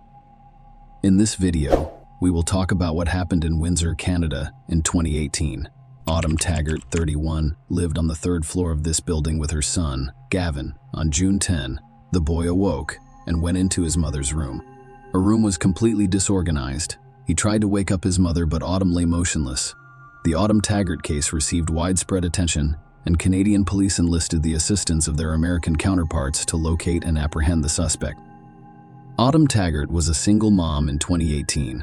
Her son Gavin was 9 years old, and they lived in Windsor, about a mile from the border between Michigan and the United States and Ontario, Canada. On Saturday, June 9, 2018, Autumn and Gavin spent the afternoon with the child's father, Chris Sherwin. Autumn maintained friendly relations with him after their breakup. They both did their best to ensure that the breakup did not have a significant negative impact on Gavin. At the end of the day, the three of them went grocery shopping before Chris drove Autumn and Gavin to their third-floor apartment. After that, Chris returned home. Before going to bed, Gavin played video games with his mother, unaware that the following night would be an unimaginable nightmare for him. Gavin awoke to a noise while it was still dark outside. He was startled and opened his eyes to see an unknown man standing next to his bed. Before leaving Gavin's room, the stranger instructed him to close his eyes and sleep. His mother's room was behind a wall. It's on the right in this image. After about a minute, Gavin heard her scream. The boy had never felt such fear before. A few minutes later, silence hung in the air. His mother stopped screaming, and he quickly fell asleep. When Gavin awoke, it was already morning, and he was getting out of bed. He first went to his mother's room. Everything there was shattered and destroyed. Autumn was lying on the bed. Gavin, 9, initially believed his mother was sleeping, but when he saw the blood on her nose, he knew she was dead. It shocked him. The boy was unwilling to believe it was true. He spent the first half of the day playing on the console and watching YouTube videos, attempting to distract himself from the fact that his deceased mother was lying in the next room. In the afternoon, he couldn't take the pressure anymore. He began crying and decided to tell someone about it. After entering his mother's room, he took her phone and used Messenger to contact his father. He texted him that Autumn hadn't woken up. Chris and his girlfriend drove immediately to Autumn and Gavin's house. After parking and exiting his car, Chris noticed his son standing behind a sliding glass door on the third floor. Chris did not have an electronic key to enter the building, so Gavin went downstairs and let him in. He asked his son to stay with his girlfriend while he investigated why Autumn hadn't woken up, then entered the apartment and the bedroom. Chris noticed that Autumn was very pale. She had bruises on her face and body, and her nose was bleeding. The man immediately dialed 911. The police and an ambulance arrived at the address he provided, but the paramedics were forced to declare Autumn dead due to the injuries on her body and the signs of a struggle in the bedroom. It was clear that it was not an accident. Investigators began searching for possible evidence in the apartment. Meanwhile, a child interrogation specialist speaks with Gavin and learns about the overnight guests who told him to sleep. The boy claimed he heard his mother's screams, but they quickly stopped. He described the man he had seen in his room at night. The boy thought the man was white, about average height, and had messy hair. He looked like he'd just gotten out of bed, the boy testified. I believe he was thin, but not too thin. I believe he was skinny. The forensic experts who conducted the autopsy determined that Autumn died as a result of strangulation. Someone beat her up before she died. Furthermore, there were injuries in her genital area and male DNA samples found on her body. Among other things, the police had to answer the following questions. How did the perpetrator enter the apartment? What was his motivation? And, most importantly, who was the man who entered the building? People required an electronic key. The police immediately ruled out the possibility that the killer was one of the building's tenants because Gavin knew all of his neighbors, and the man he saw on the night of the crime was not one of them. In addition to obtaining an electron key to enter the building, the perpetrator had to enter the victim's apartment. However, there were no signs of forced entry on the door leading to Autumn's apartment. This could indicate that she let the perpetrator in herself or that she failed to lock the door. Eventually, The police will discard both of these assumptions after discovering evidence that the perpetrator climbed to the third floor. He began by ascending to the second-floor balcony and then to the third. The door was open, and he entered the apartment without difficulty. In addition to the DNA sample, the police discovered fingerprints whose owner they were attempting to locate. Only 12 days after the body was discovered did the police release the victim's identity in the hopes of receiving tips from the public. Authorities have urged anyone with information that could aid the investigation to contact detectives. On the night of the crime, someone noticed a new black SUV, possibly a Honda Pilot, in the parking lot next to the building. It was there until around 6 a.m. Detectives suspected that the owner of the SUV was involved in Autumn's death. They believed he first climbed onto his car's roof and then went higher from there. The building's corners have repetitive, decorative protrusions that could have served as steps for the criminal as he climbed from the second to the third floor. The crime happened at night, so investigators began looking into the activity of mobile phones in the area where Autumn lived. In this case, the fact that the crime occurred at night simplified the task because most people are asleep at that time. There were few phone numbers that were active near the crime scene. During the investigation, the detectives learned that one of the phone numbers belonged to Autumn's neighbor. Despite living in the same building as Autumn, she stated during the police interview that she knew nothing. However, she was not only talking on the phone in her apartment, she had moved around the city several times and turned off the phone around the same time that someone had killed her. She was either in her apartment or close to it at the time. It was impossible to say for certain because there is always an error rate when determining the phone's location, but there was no doubt that this woman was concealing information from the detectives investigating the case. So they went to speak with her again. Her name was Michelle, and she insisted that she didn't know or hear anything. But the police warned her that if she withheld critical information for the investigation, she could become an accomplice to the crime. She therefore began to speak. She said that around 2 a.m. that night, a man they knew as Jay contacted her boyfriend, who was looking to buy an illegal substance and hire an escort girl. All three drove to the ATM, where Jay took out cash. They then gave Jay some of the substance. Michelle admitted that she and her boyfriend were dealing with the issues themselves. Jay eventually asked them to sell him more. Then, according to Michelle, she directed Jay to the parking lot near her building. The woman admitted that she and her boyfriend intended to rob Jay. When they arrived at the building, all three consumed illegal substances, and Michelle and her boyfriend decided to flee with the remainder. Interestingly, before fleeing, Michelle hid a bag of the substance in her genitals. Fortunately, there are no details on how she did it, but it's worth remembering this moment. It will be necessary in the future. According to Michelle, she and her boyfriend fled, taking not only the substance but also some of Jay's money. They dashed to the building's entrance and then went upstairs to their apartment, where they locked themselves in, sat quietly, and did not turn on the lights. Jay was unable to enter the building because he did not have an electronic key. He couldn't shout or honk because someone would have called the cops. Furthermore, according to Michelle, when they looked out the window, they noticed shoe marks on Jay's car roof. The man drove away around 6 a.m., and investigators assumed Jay climbed into the building to find the people who stole the substance and money from him, but he had no idea where Michelle lived.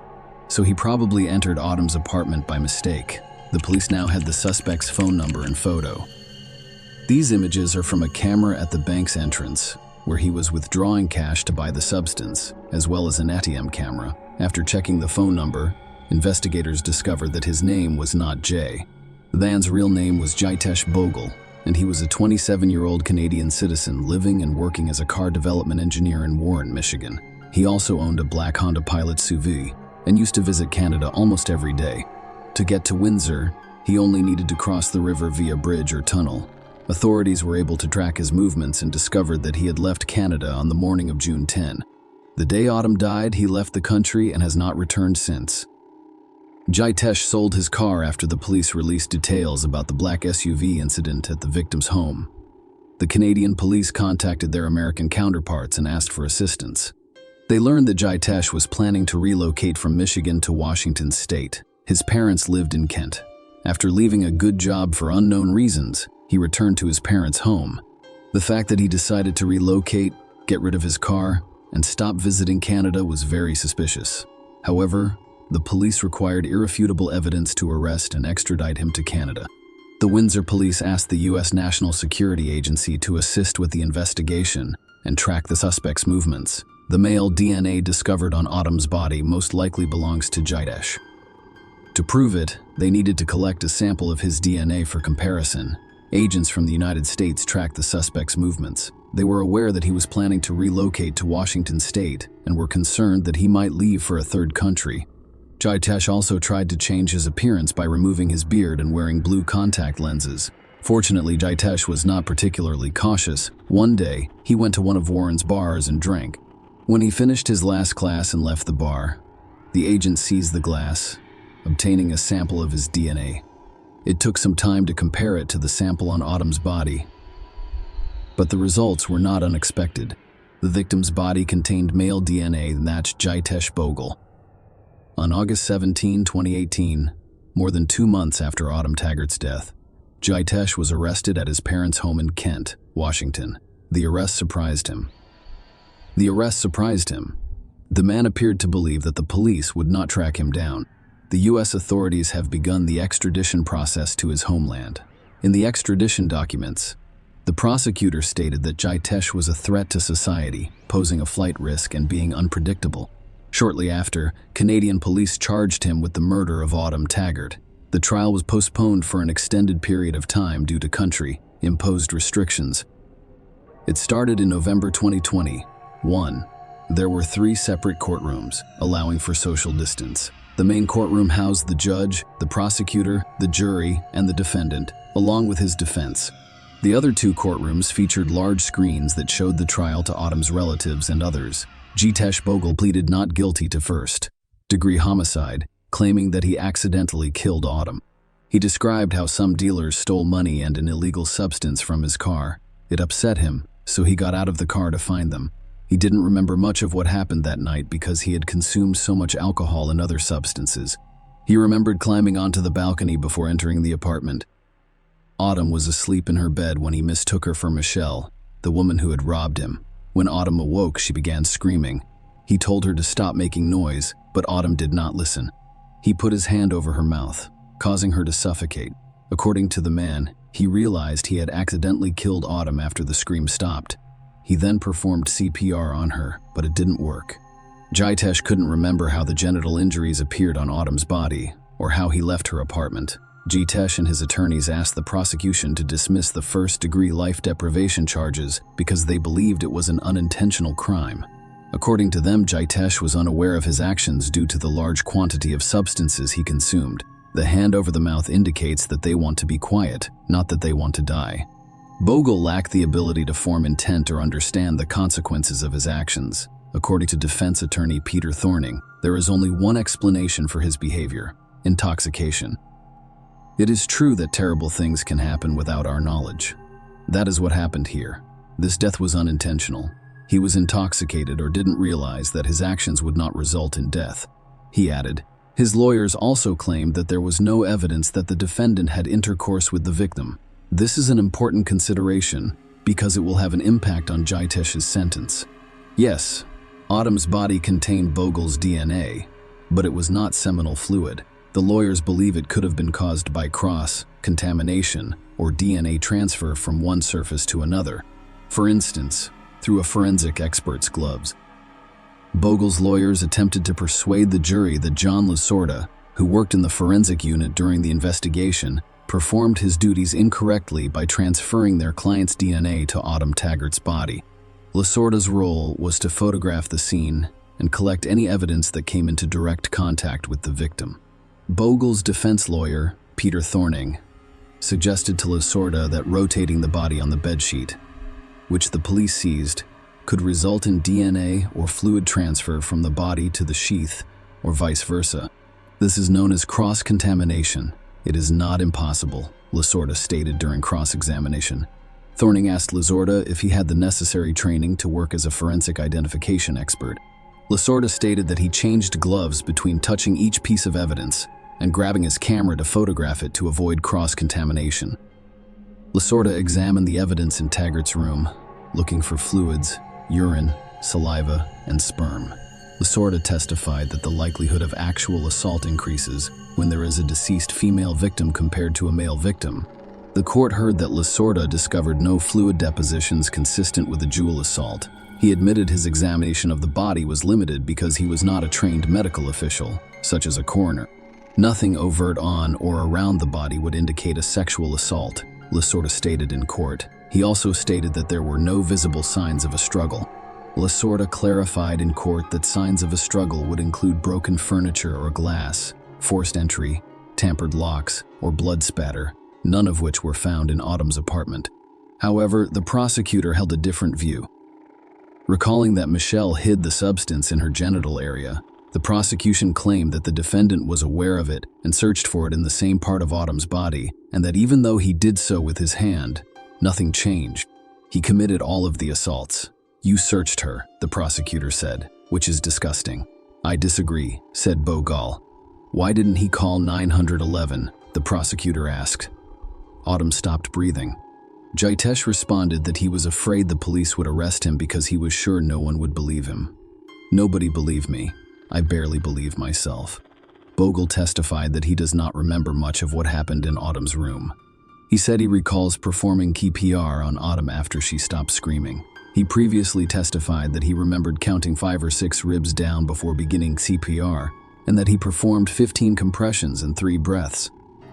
The prosecutor also disputed that the defendant's strangulation of the victim was accidental. After all, he could have simply placed his hand over Autumn's mouth to stop her screaming, but he also closed her nose, depriving her of the ability to breathe. And he needed to do it for a while, so he knew what he was doing. Autumn's son, Gavin, who has since turned 13, also testified at the trial. The boy testified at the trial? The boy testified in a separate room in the courthouse from the main room, which housed the judge, jury, lawyers, and accused. He was accompanied by a support worker as he gave his testimony. That was how he described the events of that night. "Someone came into my room and said something I can't recall. He was kind of close." He also testified that no contact was ever made. "When he left my room, it was quiet for a short while. Then I heard my mother scream that night. That scream lasted a while before ending. And then before I knew it, I had fallen asleep again and woke up. When the boy woke up in the morning, he went into his mother's room. Everything was knocked down, broken, and destroyed. My mom was sleeping. Well, that was what I thought at first, but there was blood on her nose, which led me to believe she had died. She was killed." He said I was shocked. I could not believe it. I cried, but I tried to cope with it. I simply went about my day unconcerned. The boy testified. He claimed to have spent some of the day playing video games and watching YouTube videos. The date was June 10, 2018. Later that day, he sent a message to his father using his mother's phone. "I could not take it anymore. I needed to tell someone about it." Gavin said. Chris Sherwin Taggart, his former partner and their son's father, testified that he last heard from her via text message around 12:30 a.m. on June 10. In the morning, he texted again, but no one responded. At that point, he expressed concern. Later that day, he claimed to have received a text from Taggart's phone. He soon realized it was his son. A copy of the text messages was displayed in court for the jury to view. On December 1, 2021, a 12-person jury convicted Jitesh Bogle of first-degree life deprivation. They discovered no conclusive evidence that Bogle had intercourse with Autumn. "I can't say we were not nervous. It's definitely the correct decision. Autumn deserved it. Her son deserved it. John Taggart, Autumn's father. Justice. That's exactly what we wanted. That's what we have." The family members hugged and expressed relief. On January 5, 2022, the court sentenced Jitesh Bogle to life in prison. He will have to serve 25 years before being eligible for parole. He appeared on video in jail wearing an orange jumpsuit and a black mask. He sat against a wall away from the camera while listening to the victim's impact statements. Finally, the judge asked if he had anything to say. "It's difficult to express my sorrow and remorse, but I'm glad for the family that they have a sense of justice and can move forward." That day, a part of my soul also died. Bogle stated that we would still like to see the laws in Canada change from life to actual life, rather than 25 years and then parole. "We want life to mean life for all victims." said John Taggart.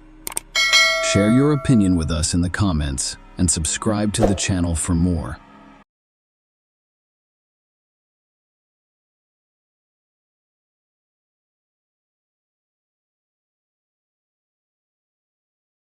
Hey guys, welcome to my channel, and today we're going to take a look at another horrible case with you. The Amato family case illustrates how obsession can transform a quiet person into a monster. Like many serious addictions, which can be compared to severe illnesses with psychological, biological, or social underpinnings, this case involves a destructive habit, such as an urge for alcohol, prohibited substances, gambling, or an obsessive need for a specific activity or interaction with a specific person or group. It is tragic when addiction affects not only the individual but also their loved ones who sincerely want to help. The once prosperous and happy Amato family faced a dilemma head-on. Because all of the family members were healthcare professionals, they felt confident that they could handle the situation on their own. It was too late for them to realize how serious the situation was. This isn't a story about addiction, but of a young man's intense obsession with a woman he'd never met. His addiction to illegal substances, combined with the pathological proclivity for theft, exacerbated the situation. The situation devolved into a horrific outcome. Let's look into this case to see if there was a way to change the course of events and avoid the tragedy. On January 25, 2019, a concerned man called Seminole County Police in Florida. He reported that his close friend and colleague, Nurse Cody Amato, failed to show up for his shift at the hospital, which was highly unusual for him. The day before, Cody had left work about 15 minutes early due to urgent family matters at home, leaving so quickly that he forgot to collect his pay for the day. Attempts to reach Cody, 31, by phone were unsuccessful. He was simply not responding. Cody's girlfriend, with whom he had recently lived, stated that he went to his parents' house the day before at his father's request but never returned to her place, and she, too, was unable to contact him. All of these signs triggered alarming thoughts, prompting the dispatch of police officers to the specified address. The Amato family home, located in a suburb of Orlando, had a large adjoining area with a stable and a horse walking area. Cody's car was parked in the driveway, and lights were turned on in several rooms of the home. At first glance, everything appeared normal. There were no signs of forced entry or struggle, and the doors and windows were intact.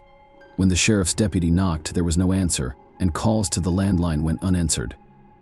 The police then requested permission to enter and, once granted, cautiously unlocked the back door with a knife to slide the bolt. Inside, an eerie silence filled the lit room, implying that someone was present. Indeed, the homeowners were present. The officers found the lifeless body of 59-year-old family patriarch Chad Amato on the kitchen floor in a pool of his own blood, with close-range gunshot wounds to the chest. Cody was then found curled up on the staircase opposite the main entrance, dead in a large pool of blood. Finally, they discovered 61-year-old Margaret Amato sitting at her computer in the home office. At first glance, she appeared to be sleeping with her head resting on her arm, if not for the blood splatters on the monitor and the large spreading stain beneath her head. The murder weapon and Iowa Jericho 941 pistol discovered next to Cody's body were later determined by forensic experts to have his fingerprints, with no signs of breaking or external presence, and no items missing from the home. Cody appeared to have ended their lives and then shot himself in the chest, possibly as a result of a family dispute. However, smeared blood on the front door indicated that it was locked by someone leaving the house following the incident, implying that the perpetrator was not one of the deceased family members. Few people questioned the likely suspect. Those who knew or were connected to the Amato family mentioned their youngest son, Grant, who had gone missing since that evening. His car, a white Honda, and some personal belongings, including a laptop from Grant's room, were missing, implying that the owner had taken them. Grant was declared a person of interest, and a search was launched for his whereabouts. What is known about the Amato family? Margaret Ann Amato, née Wade, and Chad Robert Amato got married in the mid-1980s. Margaret, your senior Chad, was already raising a 3-year-old son named Jason from a previous marriage. Chad was undeterred by her having a child. Instead, he was prepared to raise Jason as his own. In 1988, on May 20th, 1989, the couple welcomed their first child, Cody, followed by their youngest son, Grant Tiernan Amato. The brothers had a close relationship since childhood. They grew up in a wealthy family and rarely faced denials. To earn certain privileges, they had to follow family rules, perform well in school, assist with household chores, and demonstrate good behavior. They strived to be the pride and support of their parents. Both parents had advanced degrees in healthcare. Margaret was a senior operational manager at a prestigious private clinic. Chad began his career as a clinical pharmacist but later specialized in software. The family was quite wealthy, living in a large suburban home and raising their own stable-bred, thoroughbred racehorses as a hobby. Jason left home at the age of 18, went to university, and began his own life. He married, raised a family, and relocated to another state while maintaining close ties with his parents and younger brothers. Cody and Grant were almost inseparable. They went to the same school, played on the same sports team, and spent weekends at the shooting range with their father. The Amatos had an impressive firearm collection, including rare pieces that were only accessible to the family patriarch due to safety concerns. Grant, the family's youngest son, received the majority of everyone's attention and admiration, as is customary. As a child, he was frail and sickly, so everyone tried to show him love and care. He grew up to be a modest and shy boy who struggled to connect with his peers and relied solely on his brothers for friendship. Grant became especially close to Cody after their eldest brother, Jason, grew up and left the house. Following high school, the brothers pursued medical degrees together and eventually became anesthesiologists. Cody excelled in his studies, becoming the top student in his class, whereas Grant struggled and received low grades. Nonetheless, both were able to find jobs in their field at a hospital. Cody built a reputation as a dependable professional, but Grant was prone to making mistakes and needed his work double-checked. Grant's hospital career came to an abrupt end in the summer of 2018 when he was caught stealing strictly controlled sedatives that caused euphoria and hallucinations and were rarely used for anesthesia. The discovery prompted police action, and Grant was arrested. During interrogation, he admitted to the theft, claiming that he gave the drugs to patients who, in his opinion, were undertreated. Many people believed Grant was using or selling drugs illegally. Even though there was no direct evidence, he was immediately suspended and later fired. His criminal case for theft was eventually dismissed, reportedly due to parental intervention. He was unemployed and relied heavily on the internet. After losing his job, the 29-year-old man, who was already a loner, became even more isolated. He spent weeks indoors glued to his computer, primarily browsing adult websites. Grant had no girlfriends and struggled with social interactions with women, making him feel inadequate. He watched adult content and frequently interacted with webcam models on specialized platforms, attempting to fill the void of an absent personal life. This private interaction, of course, cost money. Grant could easily access funds from his parents' and older brother's accounts for these activities. This obsession quickly developed into an addiction, exacerbated by irregular alcohol consumption. But Grant seemed content with his lifestyle, relying on his family and spending their money without contributing anything in return. Eventually, his father issued an ultimatum: find a job soon or leave home and lose all financial support from his family. Grant promised his father that he would resolve the issue, but he had no intention of seeking employment. He stated that he would become a streamer, earning money by broadcasting video games. His parents, seeing this as preferable to nothing, agreed to set up a streaming station for him. Once everything was in place, Grant pretended to be streaming, requesting privacy. But in reality, he was locked in his room, indulging in his favorite pastime, browsing adult-only websites while on a trip to Japan. Cody took a vacation from work in August 2018 and decided to travel around the world for a change of scenery, with the goal of visiting Johan. He invited his younger brother Grant and his best friend Jeremy. Cody and Jeremy had saved up for the trip on their own. Grant's vacation was funded by their parents. However, instead of giving the money directly to Grant, they delegated it to Cody, who was more responsible. Grant appeared disengaged throughout the trip, which lasted nearly 2 weeks. He showed little interest in tours or landmarks, instead focusing on his smartphone screen. He often stayed at the hotel and used his brother's laptop. On the day the group visited Lake Kawaguchi near Mount Fuji, Jeremy accidentally left his credit card in their hotel room. Seizing the opportunity, he hacked into Jeremy's account and withdrew thousands of dollars, which he spent entirely on private sessions with his favorite webcam model. Jeremy discovered the theft later but had initially suspected fraud.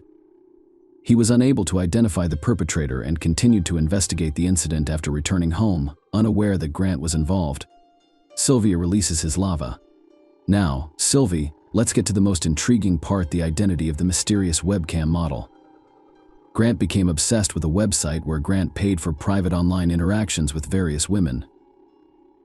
He met the stunning Sylvia and expresses his love for Ova from Bulgaria. Also known as Sylvie, she captivated him with her striking appearance, confidence, charisma, and passion. Sylvie made Grant feel special, loved, desired, and distinctive. He began to believe that her feelings for him were genuine and that they could form a real relationship. Brand was convinced they were in a relationship, and he needed to separate this fiery brunette from her other admirers. He spent hours and thousands of dollars every day to make sure she didn't have time for other men. Grant also showered her with gifts such as expensive lingerie and jewelry, which she wore during their video calls.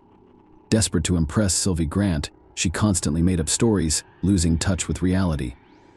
He claimed to live alone in a large house, own a profitable business, and could afford to lavish her with money.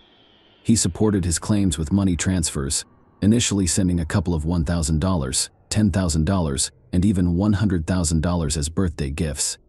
Naturally, his parents were aware of his lavish spending because he was using their accounts. At first, he explained that it was an investment in his own online project to build an audience. However, Chad and Margaret soon realized their son was lying. A scandal escaped the rehab clinic, and a serious family feud broke out at home. The patriarch demanded that the youngest son pack his belongings and leave right away, but his mother and Cody stood up for him. The family recognized Grant's severe internet addiction. However, they were perplexed as to how he had spent nearly $200,000 from their accounts. A thorough search of his room revealed vials containing potent substances. Grant explained that he used them to avoid going insane. The parents announced that they would deactivate his accounts and send him to mandatory drug and internet addiction treatment. Grant responded by declaring that he was tired of everything and wanted to end his life. He then dashed out of the house, jumped into his car, and drove off at high speed in an unknown direction. Later, it was discovered that Grant had gone to his aunt and uncle's house, crashed through their fence, and hit the garage wall. Knowing about the turmoil in the Tomato family, his relatives sympathized with him and offered him a place to stay until things settled. He readily agreed, but the next day he robbed his kind-hearted relatives, taking thousands of dollars from their accounts to pay for interactions with Sylvie. When Grant's aunt and parents met, they asked her not to contact the police, promising to resolve the situation and return the stolen money. That same day, Chad personally went to their house and took Grant, who desperately needed help. Chad, Margaret, and Cody realized that reasoning with him was pointless, and if he left home, he was likely to commit theft again. They then presented the Grant with a different ultimatum: either go to a rehabilitation clinic for addiction treatment or face jail time for theft. Grant reluctantly agreed to enter the clinic, where he would spend 2 months free from temptation. He was admitted to the medical institution near the end of December 2018, a grown man's little secret. While Grant was in treatment, his parents checked his computer and discovered that he was spending thousands of dollars each day from their family accounts. They discovered the profile of Sylvie, the woman who had a profound impact on their son. After reviewing their correspondence and discovering hundreds of recordings of their intimate private online interactions, which were treasured and frequently revisited, the comatose decided to inform Sylvie that her admirer, who had showered her with money and gifts, was not a businessman but an ordinary unemployed man suffering from drug and internet addictions. They also stated that the funds transferred to her were stolen, potentially exposing him to criminal charges. However, Sylvie remained unconcerned for her. It was simply a job, and she had no intention of returning the money. Grant abruptly returned home on January 5, 2019, only a few weeks into his treatment, having completed less than a quarter of the required rehabilitation program. He had fled the clinic, where he was known for his complete lack of cooperation.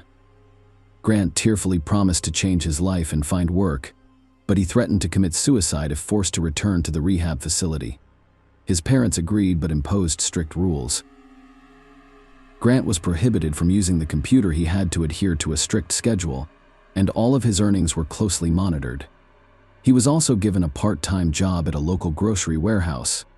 For about 3 weeks, Grant appeared to comply, leading his parents to believe he had matured and overcome his addictions. However, everything changed on Thursday, January 24th, 2019, when Grant persuaded his mother to let him use the laptop briefly to check his email and post his resume on the internet. He hopes to find a more challenging job than his current warehouse position. Margaret trusted her son and let him use the laptop, making a fatal mistake. Naturally, Grant attempted to contact Sylvie, only to discover that his parents had already written to her, revealing the truth about him. He saw it as a betrayal. Furthermore, his parents had humiliated him in front of the only woman he loved, and they had to pay the consequences. The brutal dismantling of the family. Remember the previously mentioned home firearms collection? Chad had kept it in a large, special safe with a key he didn't trust. However, Grant was aware of another gun stored in his parents' bedroom, which his father always kept loaded, and he chose to use it. His mother was working on the computer in the home office when her youngest son quietly approached her from behind and shot her in the back of the head. Her body position indicated that she did not have time to turn around or understand what was going on. Next came his father, who was about to return home from work. Chad was confronted with Grant as soon as he entered the kitchen and was shot twice in the chest. Grant tensely considered his next move, devising an even more monstrous strategy. He decided to frame his own brother Cody, the only person who had ever defended him, assisted him, and been his best friend. Cody had already moved out of the family home and was living separately with his girlfriend. To bring Cody home, Grant used his now deceased father's phone to send several messages requesting that he return immediately, because something terrible had occurred. He didn't elaborate, knowing that this information would be enough to make his brother rush home from work. The Grant calculation was correct, and Cody did arrive, even leaving work early. When he entered the house, he only made it to the bottom of the second-floor staircase before being shot and collapsing. Cody did not die instantly. He had time to recognize the horror of the situation but was powerless to change it.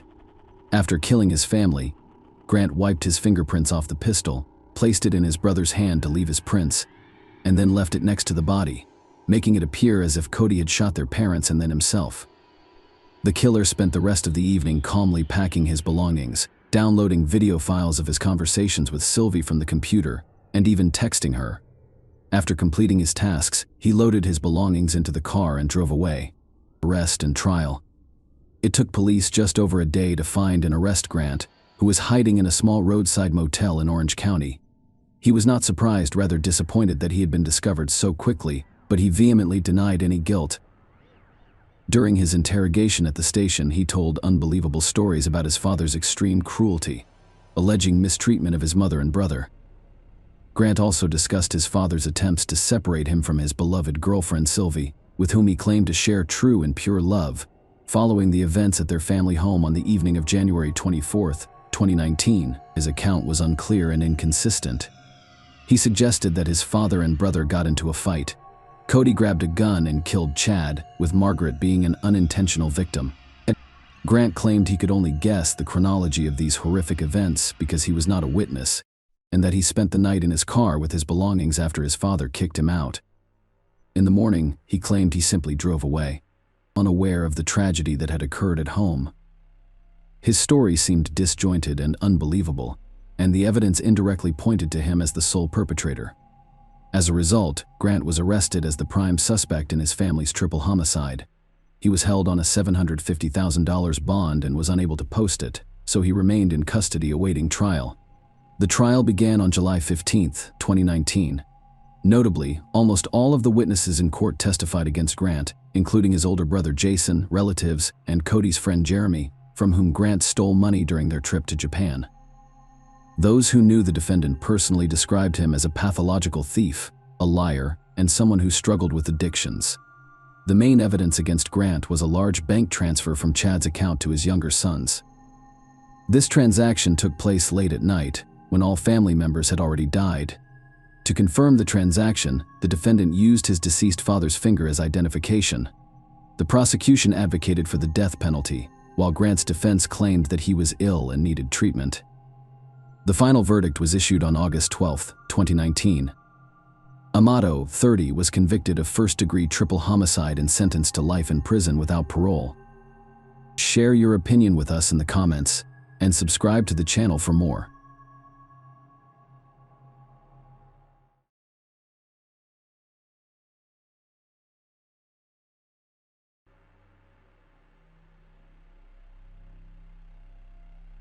Hey guys, welcome to my channel, and today we're going to take a look at another horrible case with you.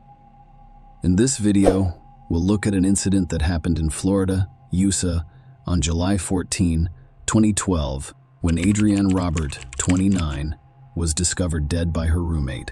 Her eyes were open, but she didn't breathe. CCTV cameras were instrumental in the investigation of this case, assisting detectives in locating and apprehending the criminal. Adrienne was born January 4, 1983, in Brunswick, Maine, and 1983, in Brunswick, Maine. She graduated from Leavitt High School in Maine in 2001 and from the University of Maine at Augusta in 2005. In 2007, she relocated from Maine to Clearwater, Florida. Adrienne's family and friends described her as a beautiful, unkind person who was always cheerful and energetic. She looked forward to the future with excitement. She and her boyfriend, Justin, were preparing to start a life together. Adrienne was renting a home with her friend Jay at the time.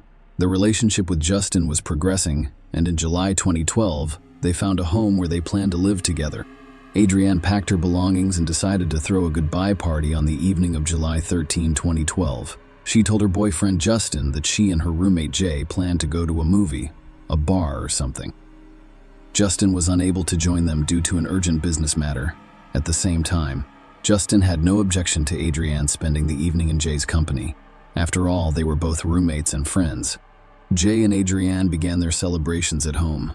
They had a few drinks, recalling happy memories from the past, but then decided to continue the night elsewhere, going to the Diamond Dolls strip club. This establishment is still in operation today and appears to be the same from the outside. At 3:34 a.m., Jay called 911 and told the operator that he had just returned home and discovered his roommate dead. Jay stated that he and Adrienne were at a nightclub, but she had left earlier, so he spent more time there. And when he returned home, he discovered her on the bathroom floor. Her eyes were open, but she didn't breathe. There were also signs of a struggle, implying a crime. The operator told Jay to concentrate and perform CPR on Adrienne while giving him instructions. Jay followed them all, attempting to restart Adrienne's heart until the paramedics arrived. Unfortunately, when the ambulance arrived, she had died, and they were unable to assist her in any way. She was pronounced dead on the scene. The police had to answer the following questions. Who killed Adrienne Roberts, and was her roommate involved? They began by thoroughly searching the house, inspecting every closet and checking under each bed. The police needed to ensure that the criminal was not hiding somewhere inside the house. When detectives and forensic experts arrived at the crime scene, they noticed that there were no forced entry signs on the front door. Adrienne was lying on the bathroom floor. She was wearing only a bra. Her death was caused by a stab wound to the chest. Adrienne was trying to protect herself, as evidenced by the signs of a struggle in the bathroom. The fact that she was nearly naked led the detectives to believe the criminal was a man. They had to wait for more details from the forensic experts who performed the autopsy. Detectives discovered something strange while further inspecting the house. While looking around Adrienne's bedroom, they noticed that a portion of the sheet on her bed had been cut. Without a doubt, that detective had a reason for suggesting that was how the criminal was attempting to destroy the evidence. Maybe the criminal's DNA was on the sheet. However, it was strange that the person who did it did not take the entire sheet. After all, the remaining portion of the sheet did contain some DNA. They discovered something similar to seminal fluid and sent the samples to the lab for testing. Adrienne's car was also discovered to be missing from the parking lot next to the house, implying that it had been stolen by a criminal. The police searched for potential witnesses to the crime and placed an ad on the victim's car. To resolve this case, detectives needed to learn every detail of Adrienne's final hours. But first, they had to inform her family of the tragic news about her. Adrienne's parents were shocked by what had happened to her. They couldn't believe someone had taken away their beloved daughter. Adrienne's boyfriend, Justin, learned about the incident the next morning. When he noticed that the police had cordoned off Adrienne's house, he knew something was wrong. The detectives informed him that Adrienne had died last night. Criminals frequently returned to the scene of a crime. Given this, and the fact that Justin was in a relationship with Adrienne, the detectives began to investigate him for possible involvement in the crime. The closest individuals become the first suspects. It is a common practice, and there is nothing surprising about it. On the same day, A few hours later, they discovered Adrianne's car a few blocks from her home. The headlights were turned on, and the keys were inside the ignition. The abandoned car only confirmed the investigators' assumption that the criminal used the victim's car to flee the crime scene. Forensic experts carefully examined the vehicle's interior, hoping to find something that could help solve the case. Investigators turned to CCTV footage to determine who was driving Adrianne's car.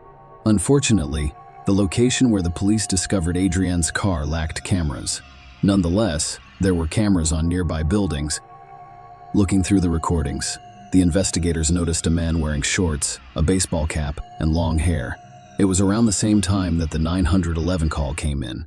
He was slowly walking in the opposite direction of Adrianne's car, and it was critical to know where he was going next. There was another surveillance camera around the corner. However, the investigators were greatly disappointed. This man went the opposite way. As a result, they lost track of his location. They replayed the recording dozens of times, hoping to catch something they hadn't noticed before. However, it was difficult to see anything but the general features of this man. Because the recording was done at night, interviewing witnesses provided the police with new information to consider while sitting on the porch of his house at night. One of the neighbors noticed Adrianne and a man running down the sidewalk. It was unusual for several reasons. First, it was late at night. Second, it did not appear that they'd gone for a run. Adrianne wore a dress rather than sportswear. Furthermore, she had shoes in her hand. The man running after her was not dressed in sportswear, but it did not appear to be stalking because Adrianne was not screaming or calling for help. As a result, the neighbor placed little importance on what he saw. As I previously stated, the investigators needed to reconstruct the sequence of events preceding the 911 call about Adrianne, the victim's roommate. Jay was invited to the police station for questioning. After all, Adrianne accompanied him to the club, and he later discovered her on the bathroom floor, or so he claimed. During a conversation with the detective, Jay stated that he and Adrianne had a few drinks at home before going to Diamond Dolls. They used to go there to relax and get away from their daily problems.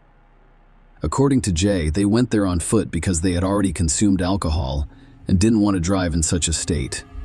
As a result, the police decided to focus on Diamond Dolls, as visitors with questionable reputations frequent such locations. Jay said he and Adrianne arrived at the club around 10:30 p.m. I stayed there for several hours. When they were sitting at a table, another man they had never met before joined them. Jay referred to him as an African American with a beard and a baseball cap. Adrianne returned home a few hours later, and Jay is said to have stayed behind. He noticed that the guy sitting at the table with them had also left. Hoping to confirm Jay's testimony and uncover new clues, the investigators headed to the Diamond Dolls. They were confident that the club had surveillance cameras that would allow them to determine whether Jay was telling the truth or had something to hide. The wide-angle camera aimed at the road recorded everyone who entered and exited the club that evening. Looking through the footage, the investigators discovered the moment Jay and Adrianne arrived at the club. They were relaxed, and nothing unusual was happening. The other camera was positioned at the club's entrance. Furthermore, the recording quality was quite good. It enabled the police to make. The CCTV footage verified Jay's testimony. He exited the club alone at 2:53 a.m. He stepped outside, crossed the parking lot, and walked to his house. Adrianne also left the club earlier than Jay, at 1:38 a.m., according to security cameras. When Adrianne entered the club, the most observant viewers likely noticed something was wrong. She was dressed in a dress and what appeared to be a jacket. However, when she returns home, she only wears a dress. Adrianne had left the club and was about to head home. But 4 seconds later, a man wearing a baseball cap emerged from the club. He dashed out after her to return the jacket she had left inside. After he handed Adrianne the jacket, they appeared to be discussing something. We'll never know what they were discussing at that point. Instead of returning to the club, this man followed Adrianne out of the parking lot, where they turned right. As you can see, the street isn't crowded. There are almost no houses here. Did Adrianne feel in danger at that time? Perhaps. We will never know for sure. Investigators concluded that the man caught on camera at the club and the man seen near Adrianne's abandoned car were not the same person. Given all of the circumstances surrounding her death, they concluded that the perpetrator was most likely the man they saw on the club's key TV footage, and that the man in this recording could be a random passerby. In any case, the police were investigating all possible scenarios and hoped to provide answers to Adrienne's parents as soon as possible. Her family traveled to Florida to pick up her belongings. The investigators met with Mark and Dolores and promised to do everything possible to locate and prosecute the criminal. Adrienne's parents described her as a friendly person who had no enemies. She got along well with her boyfriend, Justin, and her roommate, Jay. Investigators believe Adrienne had no real connection to the person who murdered her. Soon, the laboratory report arrived. Although the criminal cut out a portion of the sheet, in an attempt to avoid responsibility, forensic experts discovered male DNA there. Furthermore, it appeared not only on the sheet but also on Adrienne's body within the walls. When the investigators compared the obtained DNA to the database, they were disappointed that there were no matches. Thus, the police had an unknown man's DNA and CCTV footage from the club where Adrienne spent her final evening. At this point in the investigation, detectives considered the footage to be the most important clue in solving the case. They examined the recordings again, but this time they watched not only the night recordings but also the day recordings, which yielded results approximately 8 hours before Adrienne died. Investigators saw the same man Adrienne was talking to in the parking lot and who left with her. The police now had a better view of his face. But that is not all. I was trying to figure out how this unknown man got into the club.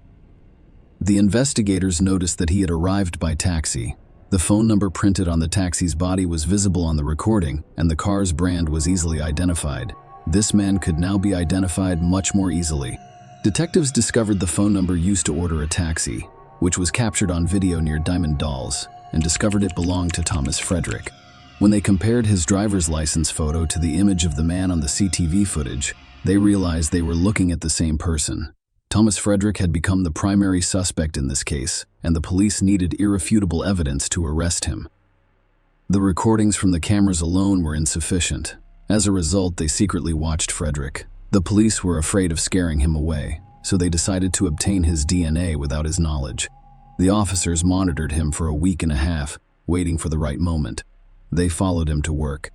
They spent the entire night watching him at his house. They were always there, patiently waiting for him to give them something, and it paid off. One day, Frederick threw a cigarette butt on the road. They collected the cigarette buttocks and sent them to the lab for DNA testing. It was necessary to determine whether Thomas Frederick was responsible for the traces found in Adrienne Roberts' home. While awaiting the results of the tests, police officers continued to keep an eye on him in secret, fearing he would flee the state. Everyone was eagerly awaiting the laboratory's report shortly after it was issued. That concludes. Isn't it strange that the DNA on the sheet on the walls of the house and Adrienne's body belonged to Thomas Frederick? After receiving this information, police officers arrested him and transported him to the police station. During the interrogation, the man stated that he frequently visits different clubs and bars and almost always meets new people there. When the police showed him a photo of Adrienne Robert, he stated that he met her at Diamond Dolls. Adrienne allegedly treated him to a drink, after which they danced and talked. Frederick said he went to work after the club, but the CCTV footage contradicted his claims. When the detectives pointed out the inconsistency, it revealed that he had left with Adrienne. He stated that he and Adrienne walked together to the end of the street before departing in different directions. Sounds convenient, right? Especially when it is said by someone who could face life in prison. When asked if he had ever been to Adrienne's house, Frederick said he couldn't remember because he had drunk too much. As a result, he began to contradict his own statements. Or perhaps Frederick had only a few memories from that night. He remembered they had arrived at the end of the street and then parted ways. The man remembered going to work after the club, but he couldn't recall being at Adrienne's house. The investigators knew he was lying because they had a witness who saw Adrienne running barefoot with her shoes in her hands, and this man running after her. When they told Frederick about it, he said Adrienne asked to walk her home and then said she needed to hurry up. She took off her shoes and ran. The man claimed he had no choice but to run with her. He claimed he didn't pursue her and instead kept her company. The detectives grew tired of hearing his constantly changing stories and accused him of attacking Adrienne. They told him that his DNA was on the sheet, Adrienne's body, and a variety of other items in her home. Frederick realized he could not get away with it. He claimed he was acting in self-defense. Now his memory has returned. He claimed he and Adrienne went to her house and had consensual intercourse. Adrienne became ill shortly after, and they went to the bathroom, where she vomited. Then they started fighting. Adrienne took out a knife, threatened him, and attempted to injure him. He exercised his right to self-defense, resulting in Adrienne's death. Frederick allegedly panicked and had no idea what to do, so he chose not to call 911. Instead, he fled because he knew they'd blame him for the woman's death. Thomas Frederick was charged with first-degree deprivation of life. When he appeared in court for the trial in January 2014, the prosecutor gave his version of what happened that night. Adrienne and Jay drank some alcohol at home before heading to Diamond Dolls in good spirits. Thomas Frederick sat down at a table alongside them. They thought the man was a fairly ordinary person. They were chatting casually and simply relaxing. Adrienne needed to move her belongings to her and Justin's new home the next day, so she decided to leave early. Jay chose to stay at the club. Frederick decided to take advantage of the situation by following her.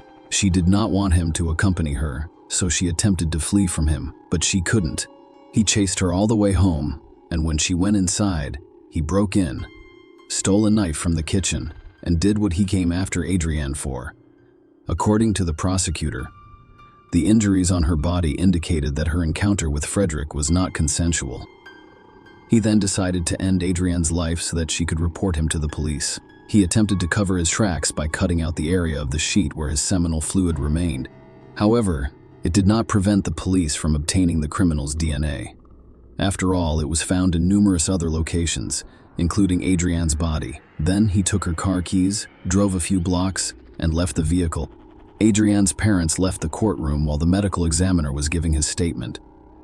"I did not want to hear that. Mark Roberts stated that does not bring her back, and I did not want to know what she went through. According to what I've heard, she fought extremely hard.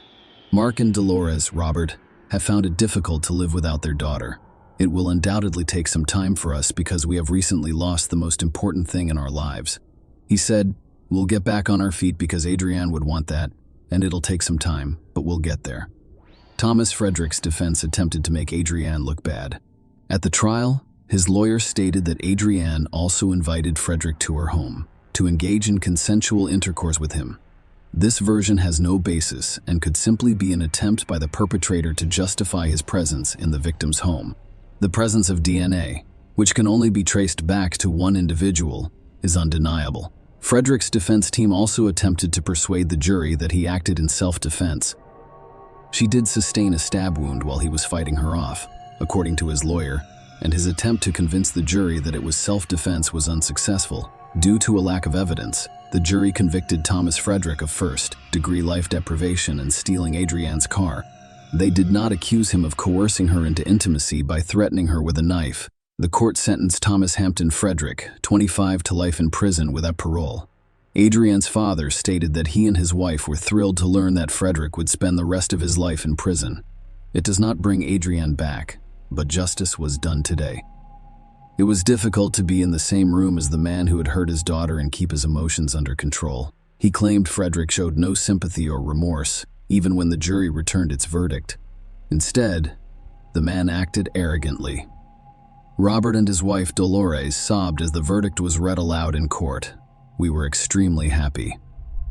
He said, "She simply loved to live life. Her smile was contagious. It's unfortunate that we will never see that again." Adrienne's family thanked everyone who helped them through this difficult time, including the police and the prosecutor, who ensured the criminal received a well-deserved punishment.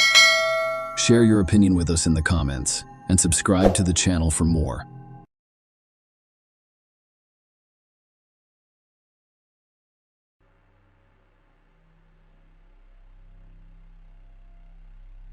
Hey guys, welcome to my channel, and today we're going to take a look at another horrible case with you. Gloomy love. Teenage years are the most difficult of all stages of development. You are no longer a child, but you are not yet an adult. This time, the body experiences a massive hormonal overhaul. This transitional period is further complicated by the fact that yesterday's obedient child has become unstable and rebellious. A teenager's worldview is a picture of contrasts in black and white shades. The dominant color in teenagers' judgments and actions is heavily influenced by their surroundings. The story we're about to tell took place in Medicine Hat, in the southeast of Alberta, Canada. The Richardson family suffered unspeakable cruelty and betrayal, and their tragedy captured national attention. Once again, the Gothic subculture came under fire. In town, the Richardson family was regarded as exemplary. Deborah and Mark, along with their two children, Tyler, 8, and Jasmine, 12, lived in a beautiful and cozy home. They were very hospitable and sociable. As are all Canadians, their home was frequently full of guests, and the atmosphere was based on love and respect. Everything was going well until the eldest daughter reached puberty. The calm girl transformed beyond recognition. First and foremost, Jasmine's personality shifted. She became bold and frivolous. Conflicts between her and her parents began to arise, and her academic performance declined. Second, her music and clothing preferences changed. She used to enjoy modern pop, but now prefers heavy rock. Bright colors and clothing were replaced by shades of gray and black, and her dressing style became provocative. Jasmine wanted to appeal to boys, so she started emphasizing her rounded features. Her interactions with former friends declined noticeably. She began to spend more time alone in front of her computer screen, and the door to her room was frequently closed. With the advent of the internet at home, she became interested in Gothic themes, dark poetry, criminal psychology, and human anatomy. Miss Richardson even identified as a witch and preached the Wiccan religion.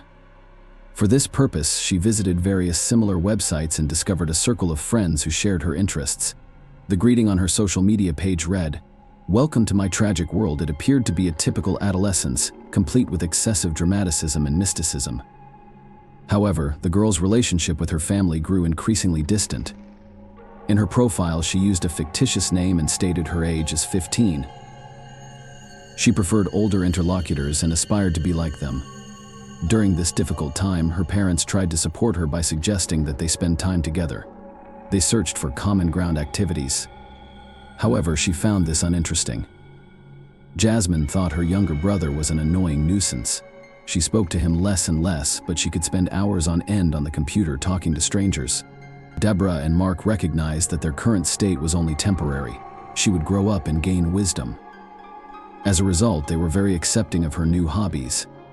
Jasmine one day expressed an interest in attending a punk rock concert. Her parents agreed. If only they knew what this excursion would lead to.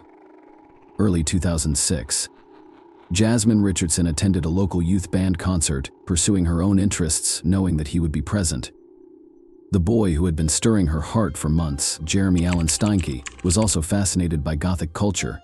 They met on a vampire enthusiast website and occasionally communicated.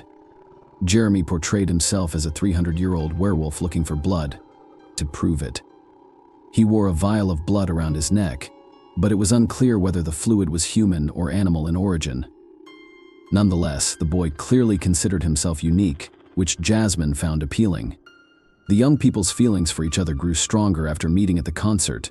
Steinke eventually asked her out, and she happily agreed that everything would be fine, except that Jeremy was 23 years old. The couple knew her parents would not approve of their relationship, so they kept it a secret. Furthermore, his troubled past will not endear him to them. The young man was poor, living in a trailer with his mother and sister. His relationship with his mother was strained due to her heavy drinking. Jeremy had to deal with her constant stream of volatile partners, many of whom beat him in drunken rages.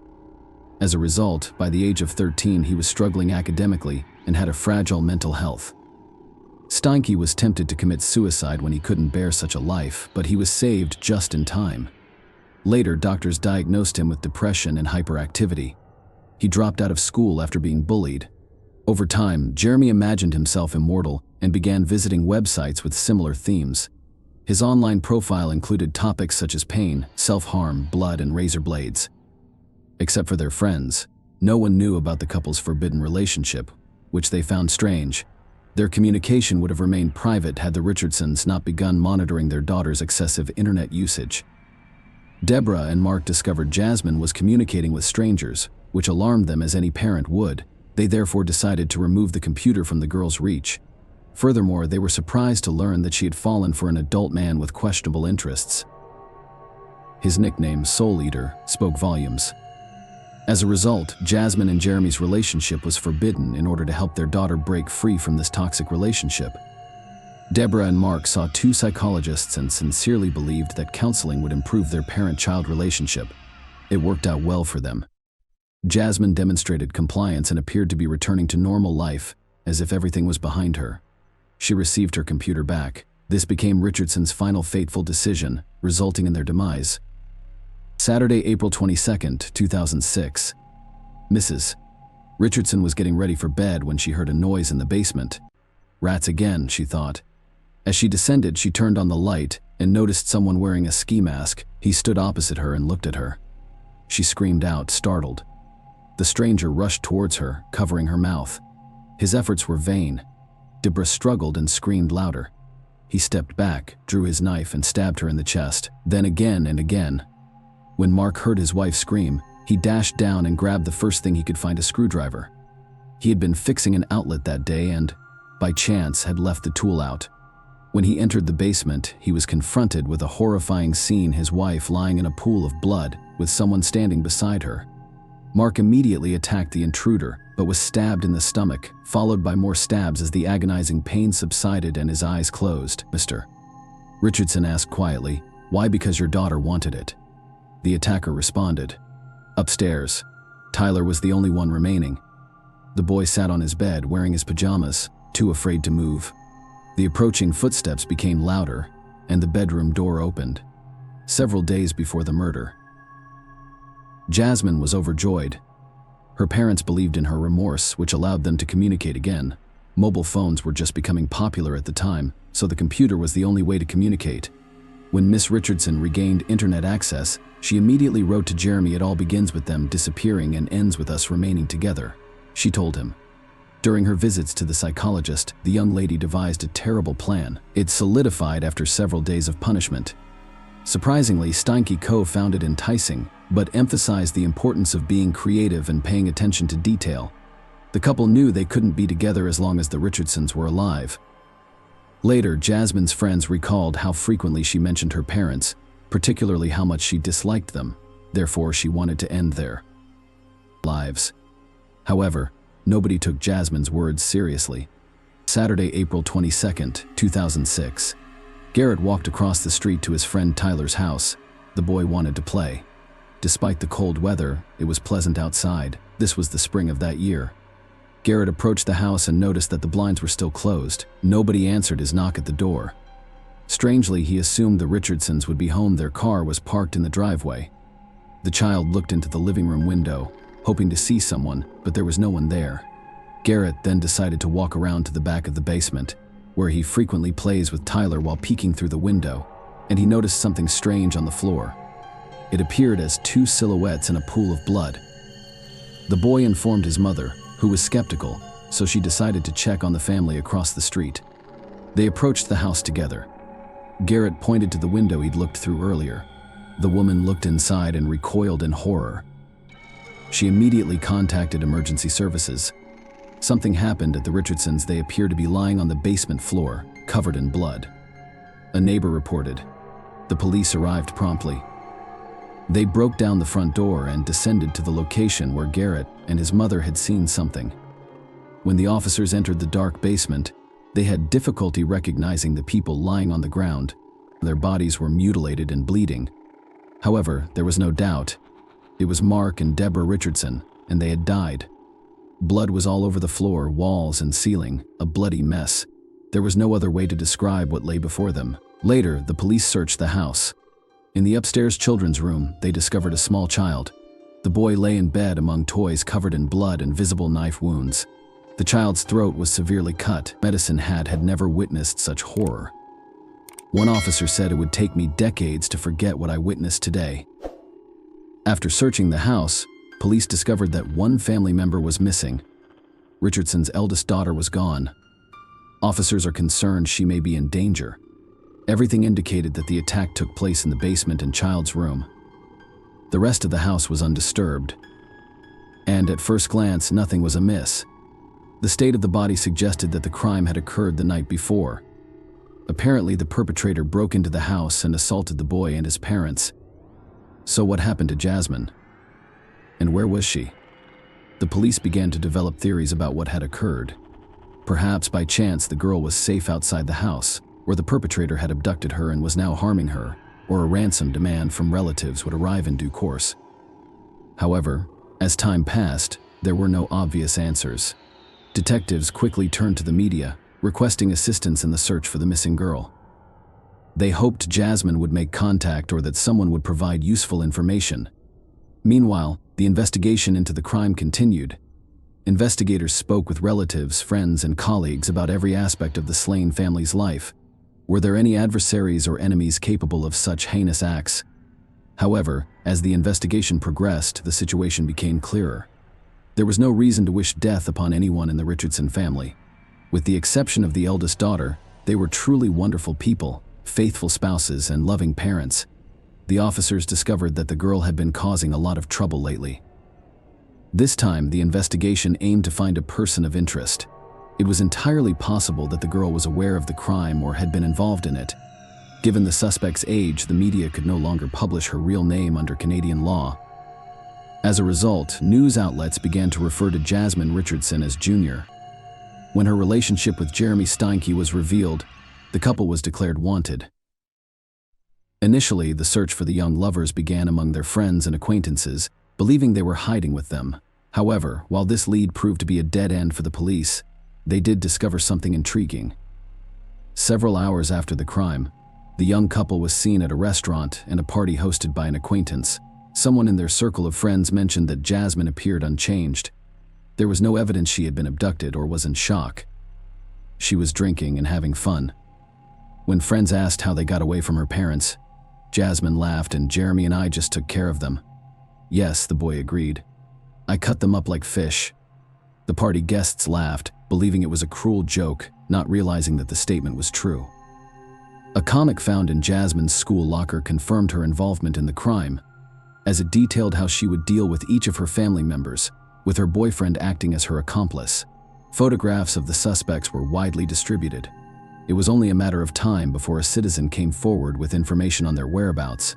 Soon enough, information arrived. A couple was spotted in the community of Leader, Saskatchewan, about 130 kilometers from Medicine Hat. They got caught off guard. Jasmine Richardson and Jeremy Steinke were discovered sleeping peacefully inside a pickup truck. They were escorted to the police station without resistance. Naturally, the couple was interrogated separately, beginning with Jasmine. She revealed that she was deeply in love with Steinke, and he reciprocated her feelings. However, their age and social status differences served as a barrier. Jasmine believes the Richardsons would never have accepted their relationship. As a result, Jeremy committed the ultimate act of love. He ended her parents' lives, giving them the opportunity to be together. When detectives asked if Jasmine was involved in the crime, she replied, "I wasn't home when it happened. I wasn't sure what had happened. When I found out, I accepted it. I loved Jeremy so much that I ran away with him." Detectives needed to figure out who was the main instigator because breaking the suspects proved difficult. The investigation employed a cunning strategy. They placed an informant in the cell with Jeremy, and he skillfully extracted details that contradicted Jasmine's statements. Jeremy admitted to the informant that the plan to end her parents' lives was Jasmine's idea. He wasn't initially supportive, but he agreed after they discovered the forbidden love and took her computer. I cared for Deborah and Mark Richardson, while Jasmine looked after her younger brother on her own. She begged me to leave Tyler for her. I was pleased to settle scores with all of them. Jeremy made a cruel revelation. Following the confession, investigators confronted Miss Richardson with the recording. She had no choice but to confess everything, admitting that she stabbed her younger brother out of mercy, not wanting to leave him as an orphan. Later, the couple shared their social media profiles and passwords with the investigators, who began looking into their correspondence. They exchanged thousands of messages confirming Jeremy's statements. Jasmine devised the plan on her own. Steinke claimed that Jasmine was the only person who understood and approved of his tastes. He feared losing her as he replaced the society from which he felt alienated.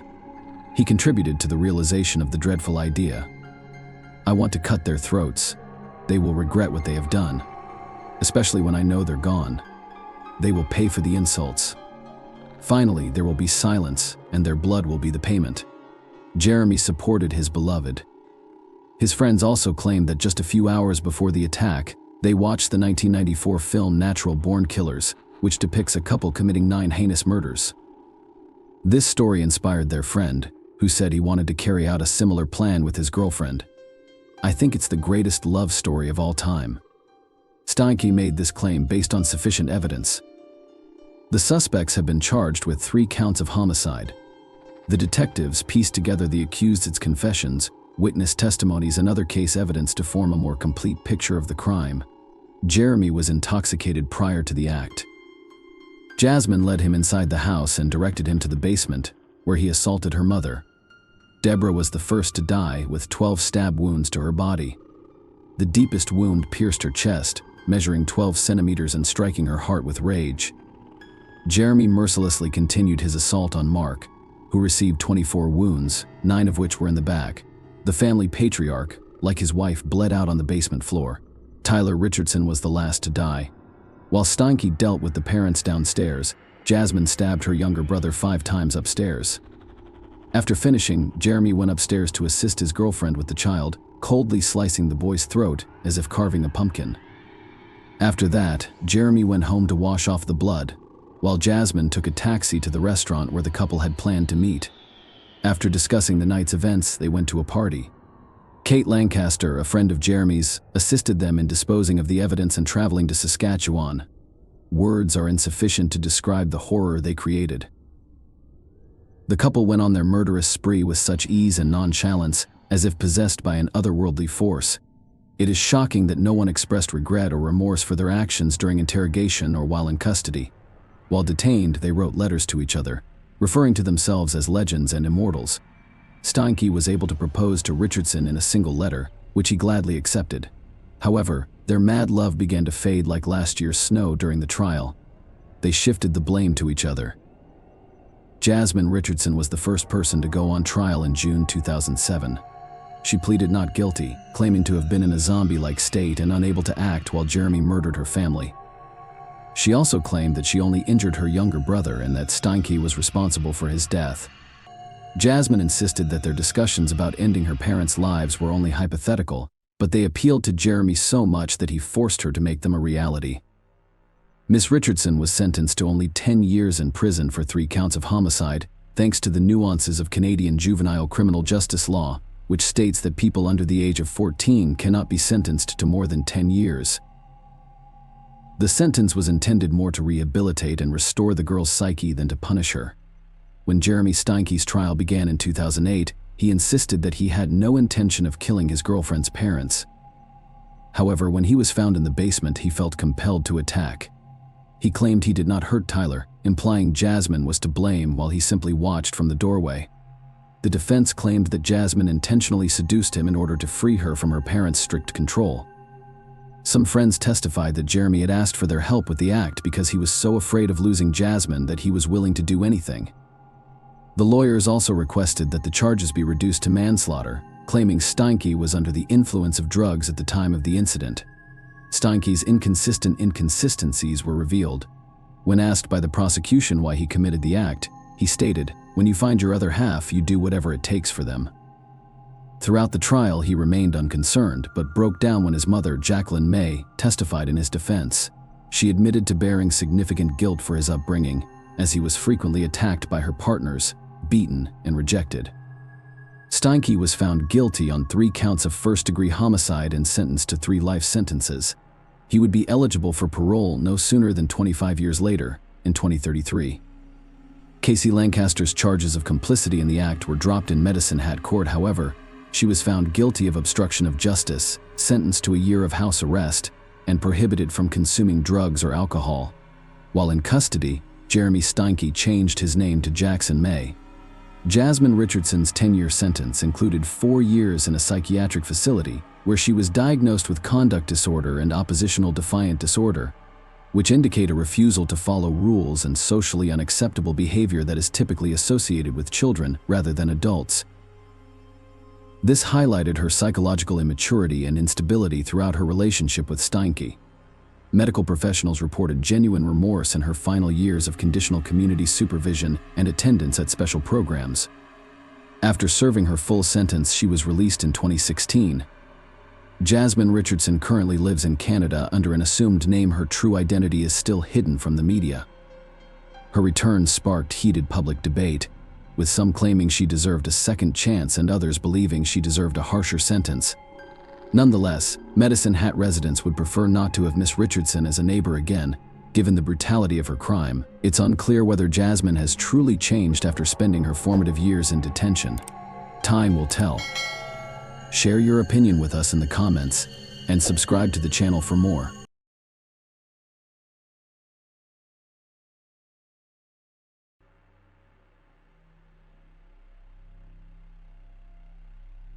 Hey guys, welcome to my channel, and today we're going to take a look at another horrible case with you. A young girl was found dead in her own apartment in an upscale apartment building that was under 24-hour security. The police tried to solve this gruesome mystery for 2 weeks, and only dozens of surveillance tapes helped them discover the sad truth. Sasha Simsurian was born on July 4, 1988, in New York City. After high school, she moved to Florida, where she graduated from a local university. After receiving her degree, she took her job as a social media manager for a real estate agency in Orlando. Her career took off quickly, and she received solid bonuses and awards for her good work. Sasha's friends spoke of her as a friendly, sweet, and outgoing girl with a big heart. She was a member of several charitable foundations, taking an active part in their activities. On October 16, 2015, it was the last day of the soccer season in Orlando. Sasha and her friends went to the stadium to support their favorite team. The match ended in victory, and the company went to the popular Attic nightclub downtown to celebrate. After spending there a few hours, Sasha left the club around 1:30. As it turned out later, she hadn't told her friends where she planned to go. She could have gone home or to another bar. Before she left, she arranged to have breakfast in the morning with her friend Anthony, who was at the club that night. The next day, he arrived at the cafe at the appointed time, but the girl never showed up. She also did not answer her cell phone or social media messages. Such behavior was not typical for Sasha. She was always in touch and would not ignore Anthony, especially when they had agreed to meet in advance. At first, he thought she was just slipping it off after the party last night, but several hours passed and there was no answer. Then the young man began to seriously worry about Sasha. Anthony, along with 2 of Sasha's closest friends, went to her apartment in the secure Uptown Place apartment complex, where she had rented an apartment for the past 6 months. When they drove up to her house, they found the girl's car parked in the parking lot. Inside the car, the friends noticed a box of children's toys. On that day, Sasha was supposed to go to a baby shower at her acquaintance's house, but the gift was still in the car. When they got to the door of the apartment, they started knocking and calling out for Sasha, but all they got was silence. It all looked extremely disturbing, and the friends decided to call 911. The squad arrived at her house around 8 p.m. The cops asked the guards to open the apartment door with the spare key and went inside. At first glance, there were no signs of a struggle in the apartment, but as soon as the officers entered the bedroom, a gruesome discovery awaited them. Sasha's arm and hair were sticking out from under the blanket of the bed. It was clear almost at once that the police were dealing with a murderer. There were clear signs of strangulation on her neck. In addition, her torn t-shirt was lying nearby, the same one the girl wore to the stadium. This could indicate that the attack took place immediately after Sasha came home. The pendant she always wore was also torn from her neck for Sasha's relatives and friends. This event came as a real shock. She had always been a kind and cheerful person, and it simply didn't make sense that someone would hurt her in such a cruel way by talking to the police. Her family and friends couldn't name a single person with whom Sasha might have had problems. Detectives began their search for evidence, and the first thing they noticed was the persistent smell of detergent in the apartment. He only partially succeeded, however. Detectives also found an empty contraceptive wrapper in the hallway and a shoe print near the girl's bed. Once in the bathroom, they found that the toilet seat was up, despite the fact that the girl lived alone. Experts found a fingerprint on it that didn't belong to Sasha. Clues were found in the apartment, and in addition, there were no keys. No smartphone and no purse belonged to Sasha. Soon after came the report of medical experts. They confirmed the girl died of strangulation. One of the doctors said he had never seen such severe injuries to the neck, as in this case this would seem to indicate that the attacker was physically well prepared. In addition, the experts determined that Sasha had been abused. They were also able to find a DNA sample from an unknown male on the girl's body. Unfortunately, there were no matches with him in the databases. In the meantime, the detectives began searching for witnesses and first questioned the security guard who was on duty that night. He was 33 years old.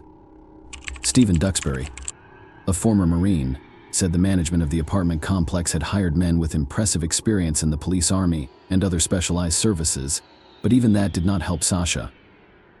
Stephen said he saw the girl that night. He said she was very drunk and tried to get into the building, but she couldn't. The girl was missing her case badge and smartphone. According to the rules, the security guard could not open her door without a pass ID or proof of her residency for this reason.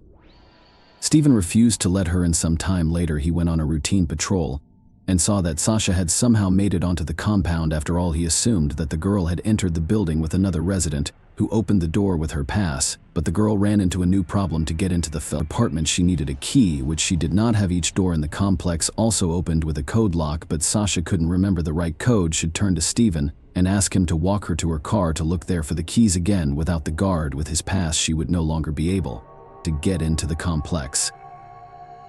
Steve went with her, but there were no keys in the car. Sasha suddenly stated that she remembered the code to the door, and they went back to her apartment. But there again, the girl was unable to enter the correct password. After the guard said he had to go back to his post, he promised to help her solve the problem if at the time of his next round Sasha still could not remember the right code. However, the next time he went to patrol the area, Sasha was nowhere to be found. It was not until the morning that Stephen noticed her in the company of a man he had not seen in the complex before. The guard failed to describe his appearance in detail, so the police had to look for this unknown man practically at random.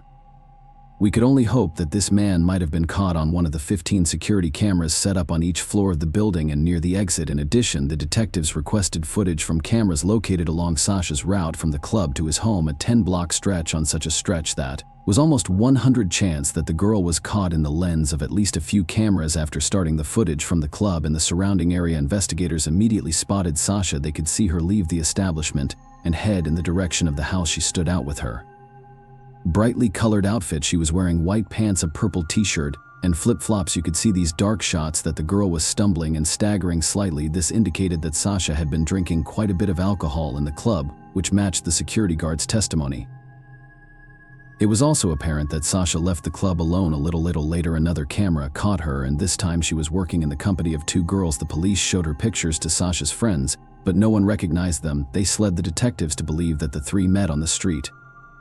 It was important for the detectives to find these girls because they might have valuable information. To do this, they sent their photos to the local media, and soon the women were identified. During the interrogation, the girls said that they saw Sasha on the street. At that moment, two men approached her and tried to get acquainted with her. Given that it was late at night, the girls were afraid for Sasha and decided to walk home with her. This helped get rid of those annoying men. After walking some distance, the girl suggested that Sasha call her an Uber since she didn't have her phone or any other personal belongings with her. They went with her to her house and waited until she got into the house. Even though you didn't have a pass, Sasha had to wait for some other gas to open the door. At 1:46 a.m., the cameras caught a man approaching Sasha and talking to her about something. It turned out that it was a resident of the complex who opened the door for her with his pass. Thus, investigators learned the exact time when the girl was able to get into the building. The man was no longer on camera, so the detectives did not consider him a suspect. The cops continued to study the footage, and 20 minutes later, they noticed something else interesting. All the cameras in the building also recorded sound, and at one point outside the camera's field of view, they heard footsteps. The investigators concluded that Sasha was walking next to this camera in the corridor of the building. The next time she was spotted was at 2:25 a.m., but already in the company of a security guard. They headed in the direction of the parking lot and then returned to the compound. This also coincided with Stephen's story. After that, Sasha was not caught on any cameras and the detectives were at the standstill again. The police decided to question the guys Sasha had been in a relationship with in the past. This idea had to do with the method of murder. More often than not, strangulation is motivated by passion, and the culprit is someone close to them. The first guy's name was Taylor. Again, Sasha broke up a long time ago, but continued their friendship. He worked as a bartender and was on duty until 9 p.m. On October 16th, he voluntarily provided the detectives with his DNA sample, which did not match the sample found on Sasha's body. A man named Ben was called next for questioning. In addition to being in a relationship with Sasha, he was also the last person she wrote to before she died. Detectives discovered that at 5:12 a.m. Sasha had sent him a text message that only included his name, Ben. This was very strange, especially when You remember that according to the story of the security guard and the two girls, Sasha didn't have her phone when she returned from the club. Investigators also learned that Sasha had planned to meet Ben this weekend. However, the man had an alibi on the night of the murder. He was with France. In addition, he voluntarily provided a DNA sample, which also came back negative. By that time, the detectives had finished examining all the available camera footage and noticed something strange. When questioned, security guard Stephen Duxbury said that his shift ended at exactly 6 in the morning. After which he went home, but one of the cameras captured him leaving the building at 6:36 a.m. And that was not all. He was holding 2 large trash bags with red handles. Exactly the same ones were lying in Sasha's apartment. After speaking with the management of the apartment complex, the police learned that it was not the responsibility of the security guards to take out the trash. A logical question arises: why was Stephen late for work for almost an hour, hiding this fact from the police and carrying garbage bags allegedly taken from Sasha's apartment? Given all the suspicious points, investigators offered the security guard a polygraph interrogation. When asked if he had ever entered Sasha's apartment, Stephen answered in the negative, and the machine recorded the lie. Next, he was asked if he knew how Sasha died.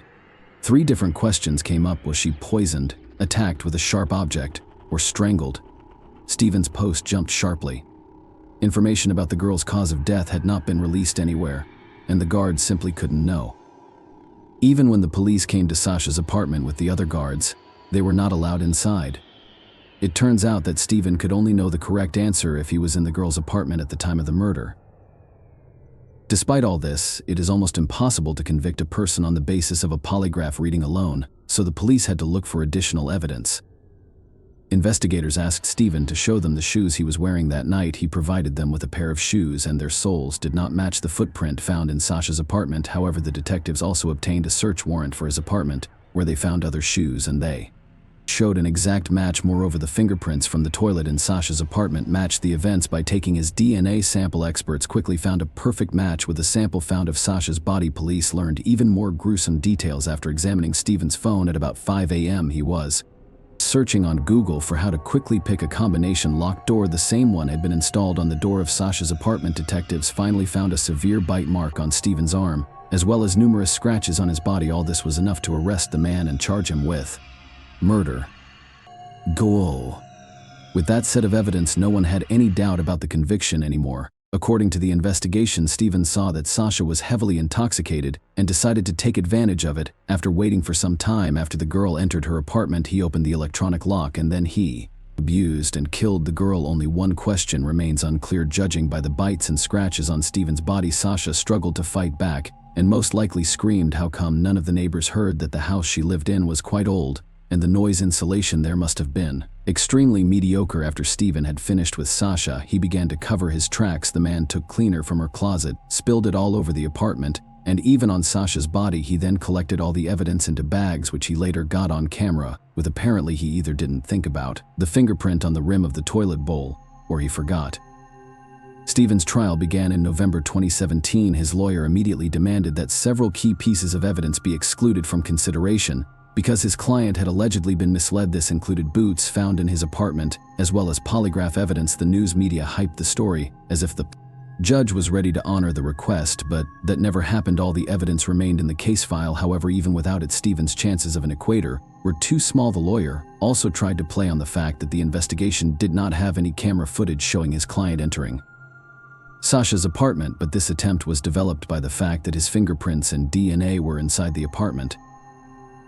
Finally, the lawyer stated that there may have been voluntary sexual intercourse between Stephen and Sasha that night, and when the security guard left, someone else broke into the apartment and killed her. Of course, this attempt also went nowhere. The trial lasted only a week, which is very short by U.S. standards. After a 4-hour deliberation, the judge handed down a verdict: life in prison for the murder, and an additional 15 years for the breaking and theft. After the verdict was pronounced, Sasha's parents made a speech. They thanked the police for their quick and high-quality investigation, expressed their condolences to Stephen's mother, who was present at the hearing. They noted that Stephen's parents had also lost their child that day. Shortly thereafter, Sasha's family sued the management of the complex, which was responsible for selecting security guards as well as the manufacturer of the code locks. During the proceedings, it emerged that other residents of the complex had repeatedly complained about Stephen's mobile station, but management took no action. As for the lock, lawyers for the Samsudian family insisted that the model did not meet security requirements. They cited as evidence an article that described how to open such a lock with a simple screwdriver in seconds in February 2019. They even tried to appeal his conviction, but the court dismissed his claim in memory of their daughter. Sasha's parents decided to help the families of other victims cope with their grief. With such a tragic experience under their belt, they could find the right words and phrases to ease their suffering. The outcome of this story is very sad. The man who had been tasked with guarding people turned out to be a murderer. Just a few queries on Google helped him open the door of someone else's apartment without too much trouble. The two girls who met Sasha that night deserve special mention. They didn't just call her a cab on their own account, but drove with her to make sure she got home and was safe. Unfortunately, it was within the walls of her own home that the main danger was such an alert. Share your opinion with us in the comments, and subscribe to the channel for more.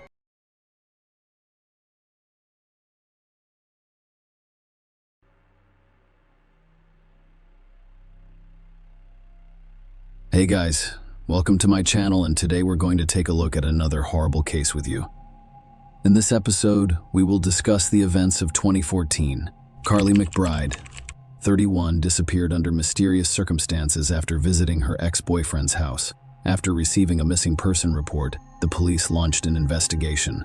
However, the authorities took nearly 2 years to respond to the question, where has Carly vanished? Carly was born on April 14, 1983, into the family of Steve McBride and Lorraine Williams. She was a cheerful and outgoing child who had a strong bond with her parents. Carly became increasingly troubled as she grew older, and she began abusing alcohol and illegal substances. Nonetheless, she made an effort to overcome her harmful addictions. Carly was 31 years old and lived in Belmont, New South Wales, Australia, in 2014. She was a mother to 2 children. William is 7 years old, and Cadence is 3 years old. Carly had children with various men, but I couldn't find any information about her relationship with her former partners. However, we know that Andrew Easton, Cadence's father, was among the last people to see Carly. Carly sought treatment in 2013 to overcome her drug addiction. While there, she met Sale Kenneth Newson, and their friendship developed into something more. In August 2014, Carly and Sale began spending almost all of their time together. The couple fought occasionally, but they appeared to be happy on the surface. On September 30, 2014, Sale drove Carly to Muswellbrook, where her 3-year-old daughter Cadence lived with her father, Andrew Easton. Carly came to stay with her for a few hours. She entered her former partner's home around 12:30 p.m. Sale did not stay with her, but they agreed that he would return in a few hours. However, when Sale arrived to pick up Carly, she was no longer present. Carly's ex-partner Andrew Easton claimed they fought, so Carly departed. She planned to visit the nearest McDonald's, which was about a 20-minute walk from Andrew Easton's house. She was perplexed that Carly had not called to tell him where she would be waiting for him. Sale began addressing her as himself. Since all attempts had failed, Sale drove towards McDonald's, where she allegedly planned to stop along the way. He looked around, hoping to see Carly sitting somewhere waiting for him. He suggested that her phone had died, but Carly was nowhere to be found. She wasn't at or near McDonald's, where she was supposed to have gone. Sale drove around Muswellbrook streets for a while, but it was in vain. Carly appeared to vanish into thin air. When she did not return home to Belmont that evening, Sale called the police. The detectives questioned him about what had happened. It would be precisely the same thing each time. I would drop her off, and she would exit and head to the front door. She'd hold her daughter in her arms, turn around, and wave me away. Newson said she would call and text me twice during each visit to let me know she was fine. But on that particular day, I dropped her off around 12:30 p.m., and everything changed, and I did not hear from her again. Not a thing. I texted her. I called her, but the phone simply rang. Newson said he arrived at the house around 4:30 p.m. As usual, I went to pick up Carly, only to be told by her ex that she had left after an argument earlier that afternoon and was walking about a mile away to a McDonald's. Undoubtedly, the following question arose. Did Carly leave her ex-partner's home, or was Andrew Easton concealing something? His story suggested that he was the last person to see her. However, no other witnesses could confirm that Carly had actually left his house. Police interviewed neighbors and people who lived along Carly's route to McDonald's. The fact that no one saw her has fueled suspicions about her former partner. Unfortunately, No surveillance cameras near Andrew Eastern's home could confirm or deny his claim that Carly left around 2 p.m. After reviewing the recordings from McDonald's surveillance cameras, the investigators discovered no evidence that she was ever present. Police investigated the fields behind a nearby residential area for clues. However, the chief investigator in this case stated that nothing particularly remarkable had been discovered and that the investigation would continue. They urged anyone with information about Carly McBride's disappearance to contact the police department. She was last seen in blue jeans, sandals, and a yellow t-shirt, carrying a tan handbag. After obtaining a search warrant, police investigated the house where Carly was last seen. A group of police officers went there, hoping to find evidence that would shed light on what had happened to the mother of 2 children. However, after searching Andrew Eastern's house, the police discovered no new clues. Nothing indicated that a crime had been committed in that house. However, investigators discovered something suspicious. They discovered Carly's Facebook account was deleted a few hours after she vanished, prior to the official report of her disappearance. The mysterious deletion of her social media account sparked many questions, including whether the account deletion and Carly's disappearance were linked. Was she the one who deleted her account? Or did somebody else do it? Why was the account deleted? Perhaps the Facebook messages contain information about what happened, which is why the account was deleted. To learn the answers to these questions, the detectives turned to the U.S. Department of Justice, hoping that they could help restore Carly's account and determine who deleted it. Facebook's data analysis takes place at its headquarters in Menlo Park, California. However, Sergeant Wright stated that McBride's Facebook friends could assist the New South Wales police. We're wondering if anyone had contact with Carly via Facebook or other social media in the days leading up to her disappearance. If anyone notices anything unusual, please come forward and let us know. He made this statement in light of the timing of the Facebook page's closure, and in the context of the disappearance, we believe it is highly suspicious. However, it may contain important information about what happened to Carly. Carly's parents couldn't believe their daughter had just fled to begin a new life. Kylie Smith, a close friend and flatmate, said nothing unusual occurred while she spoke with Carly on the phone and traveled to Muswellbrook. She was very down to earth. I would describe her as a free spirit. She was easygoing and just enjoyed life. Ms. Smith claimed she was always there for her friends. If you were having a bad day, she knew and would contact you. She also made a plea. Every day, we wake up with no idea what has happened. I don't know where she is. She stated that you must have a conscience to come forward with some news. Please give us something. The police thoroughly searched the area where Carly was prior to her disappearance. The search involved dogs, police divers searching the Hunter River and its surroundings, and aerial and trail bike patrols. And yet none of this helped to find any traces of Carly McBride months ago, and the investigation yielded no results. Carly did not leave any digital footprints. She never turned on her phone after her disappearance. Her social media accounts were inactive, and she did not use any bank cards. Investigators began to believe Carly was no longer alive. Carly's parents asked for help finding their daughter 9 months after she went missing. They were joined by Detective Timothy Seymour, who could help by requesting any information relevant to the investigation. Lorraine Williams, Miss McBride's mother, cried during the public appeal and begged for assistance in finding her beloved daughter. Anything, no matter how small. Please come forward and assist us, she advised. Steve and Lorraine stated that their family faced difficulties following Carly's disappearance. We are doing our best. According to Mr. McBride, the situation with Carly's children is quite complicated. Both children have 2 different fathers. And to be honest, we haven't had much close contact with those kids. So we're just hoping that changes so we can continue to communicate with them.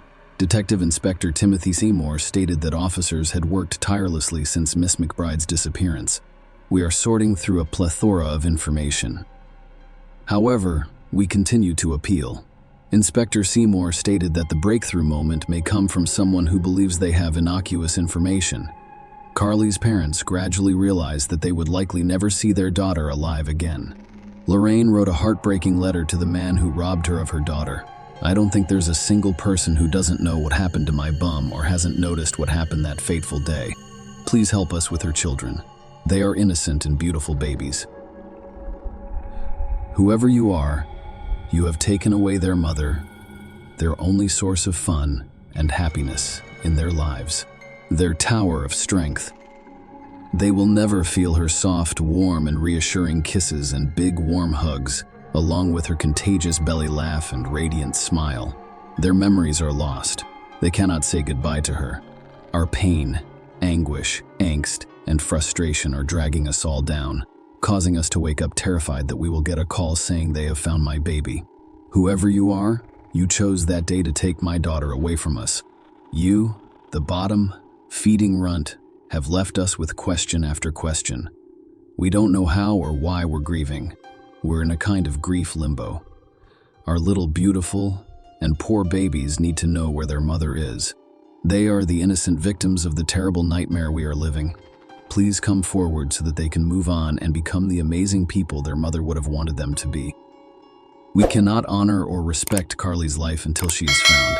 My daughter is luring you in, and you will be a good catch when you least expect it. This is my only wish, that we find my baby and put her to rest. It is a fundamental human right, with the dignity and respect she deserves. Then her babies, with their beautiful but broken hearts and heads, can begin to heal, and they may be able to live a life free of anguish, pain, and anxiety. You did not give my daughter a chance. Please let her children know that they ache for William, and Cadence should not be burdened with this pain. Please assist us in providing them with a sense of grief and loss throughout their journey. Carly is a proud Aboriginal woman, as is her lovely sister, and I am honored to be their mother. Nobody deserves this in life, but my baby is drawing you in. You're breaking as we're aching. Your truth is Carly's truth, and therefore our truth. Please, speak up. Because the police were unable to connect Carly's disappearance to her ex-partner, Andrew Easton, they turned their attention to another possible suspect, Sale Newson. During the investigation, they discovered that Carly and Sale's relationship was far from perfect. The man was extremely jealous, which was a frequent source of their disagreements. Despite their brief relationship, Newson told everyone he was deeply in love with Carly, claiming she was the first woman he had fallen in love with in the previous 14 years. He desperately sought any information, helped launch a Facebook page offering financial incentives, and knocked on every door in the area where she was last seen. Despite these public declarations of love and devotion, Newson almost immediately began intimate relationships with other women. Furthermore, just hours after reporting Carly missing, he offered sexual intercourse to several women. Carly vanished on September 30, and on October 2, Sale spent the night with another woman, but in public, he acted like a heartbroken man who had lost the love of his life. Detectives also discovered an argument between Sale and Carly 2 days before her disappearance. Carly allegedly received Facebook messages from other men, which sparked the fight. However, all of this was just circumstantial evidence. They needed direct links to charge Sale Newson in April 2015. The authorities searched 3 addresses, 1 in Muswell Brook and 2 in Scone. Scone is a town in Upper Hunter Shire, Hunter Region, New South Wales, Australia. The distance between Scone and Muswell Brook is approximately 15 miles. During the searches, they seized 3 firearms and an unspecified amount of illegal substances, as well as arresting James Cunneen, a 24-year-old man. However, the police stressed that the charges were unrelated to the ongoing investigation into Carly's disappearance, despite the fact that they arose during the investigation. We should keep this name in mind. Carly has been missing for nearly 2 years. The police continued their investigation, but there were no new leads to help solve the case. But then there was a breakthrough. On August 7, 2016, local pedestrians discovered the remains in a shallow grave in a bush just a few feet from the road.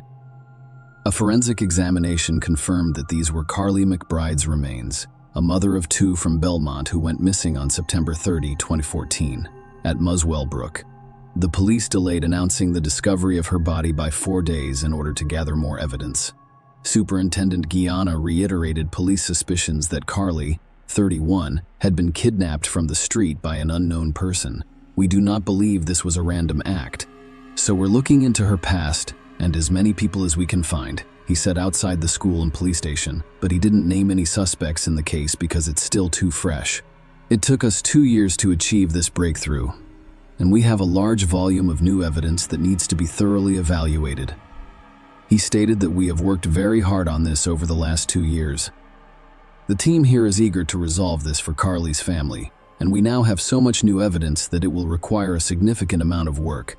But we are well underway. He stated that the heartbroken parents had expressed their desperate need for answers through tears.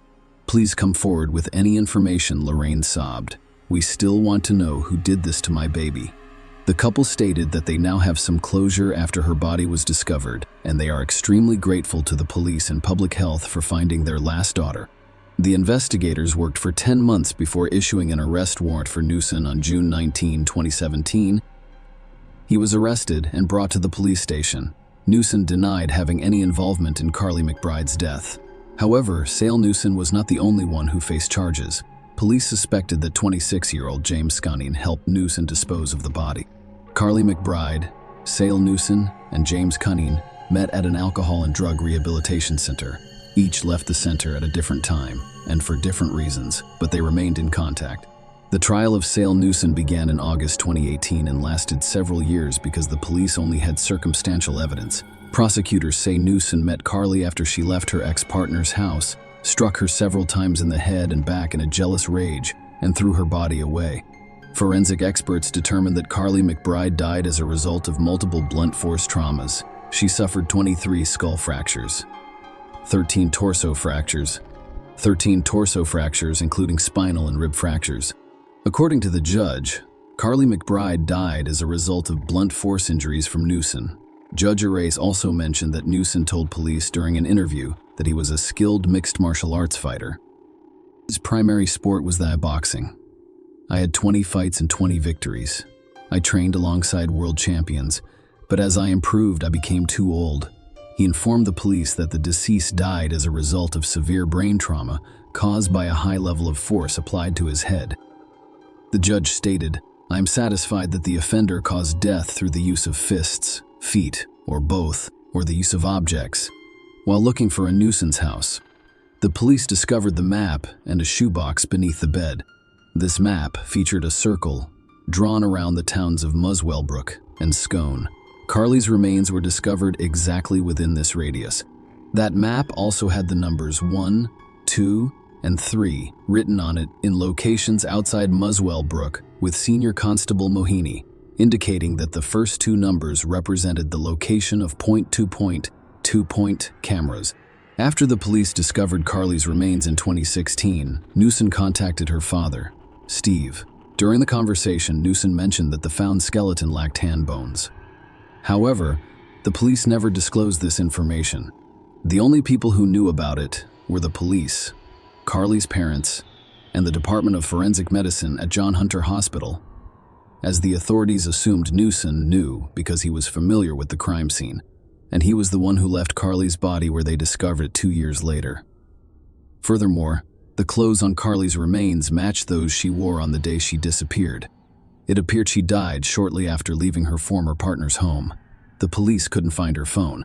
When police investigated a suspicious mobile phone, they discovered that he had deleted Google location services between September 18 and October 2, 2014.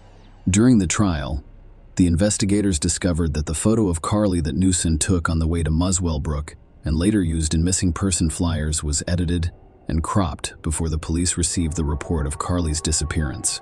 When the search for Carly began, Newson offered a $20,000 reward for information on her location. However, his bank account showed that he was broke, implying that he offered the reward solely because he knew no one would ever find her. Thus, he would not be required to pay. Newson jumped right into the police investigation, attempting to deflect suspicion onto others and gathering information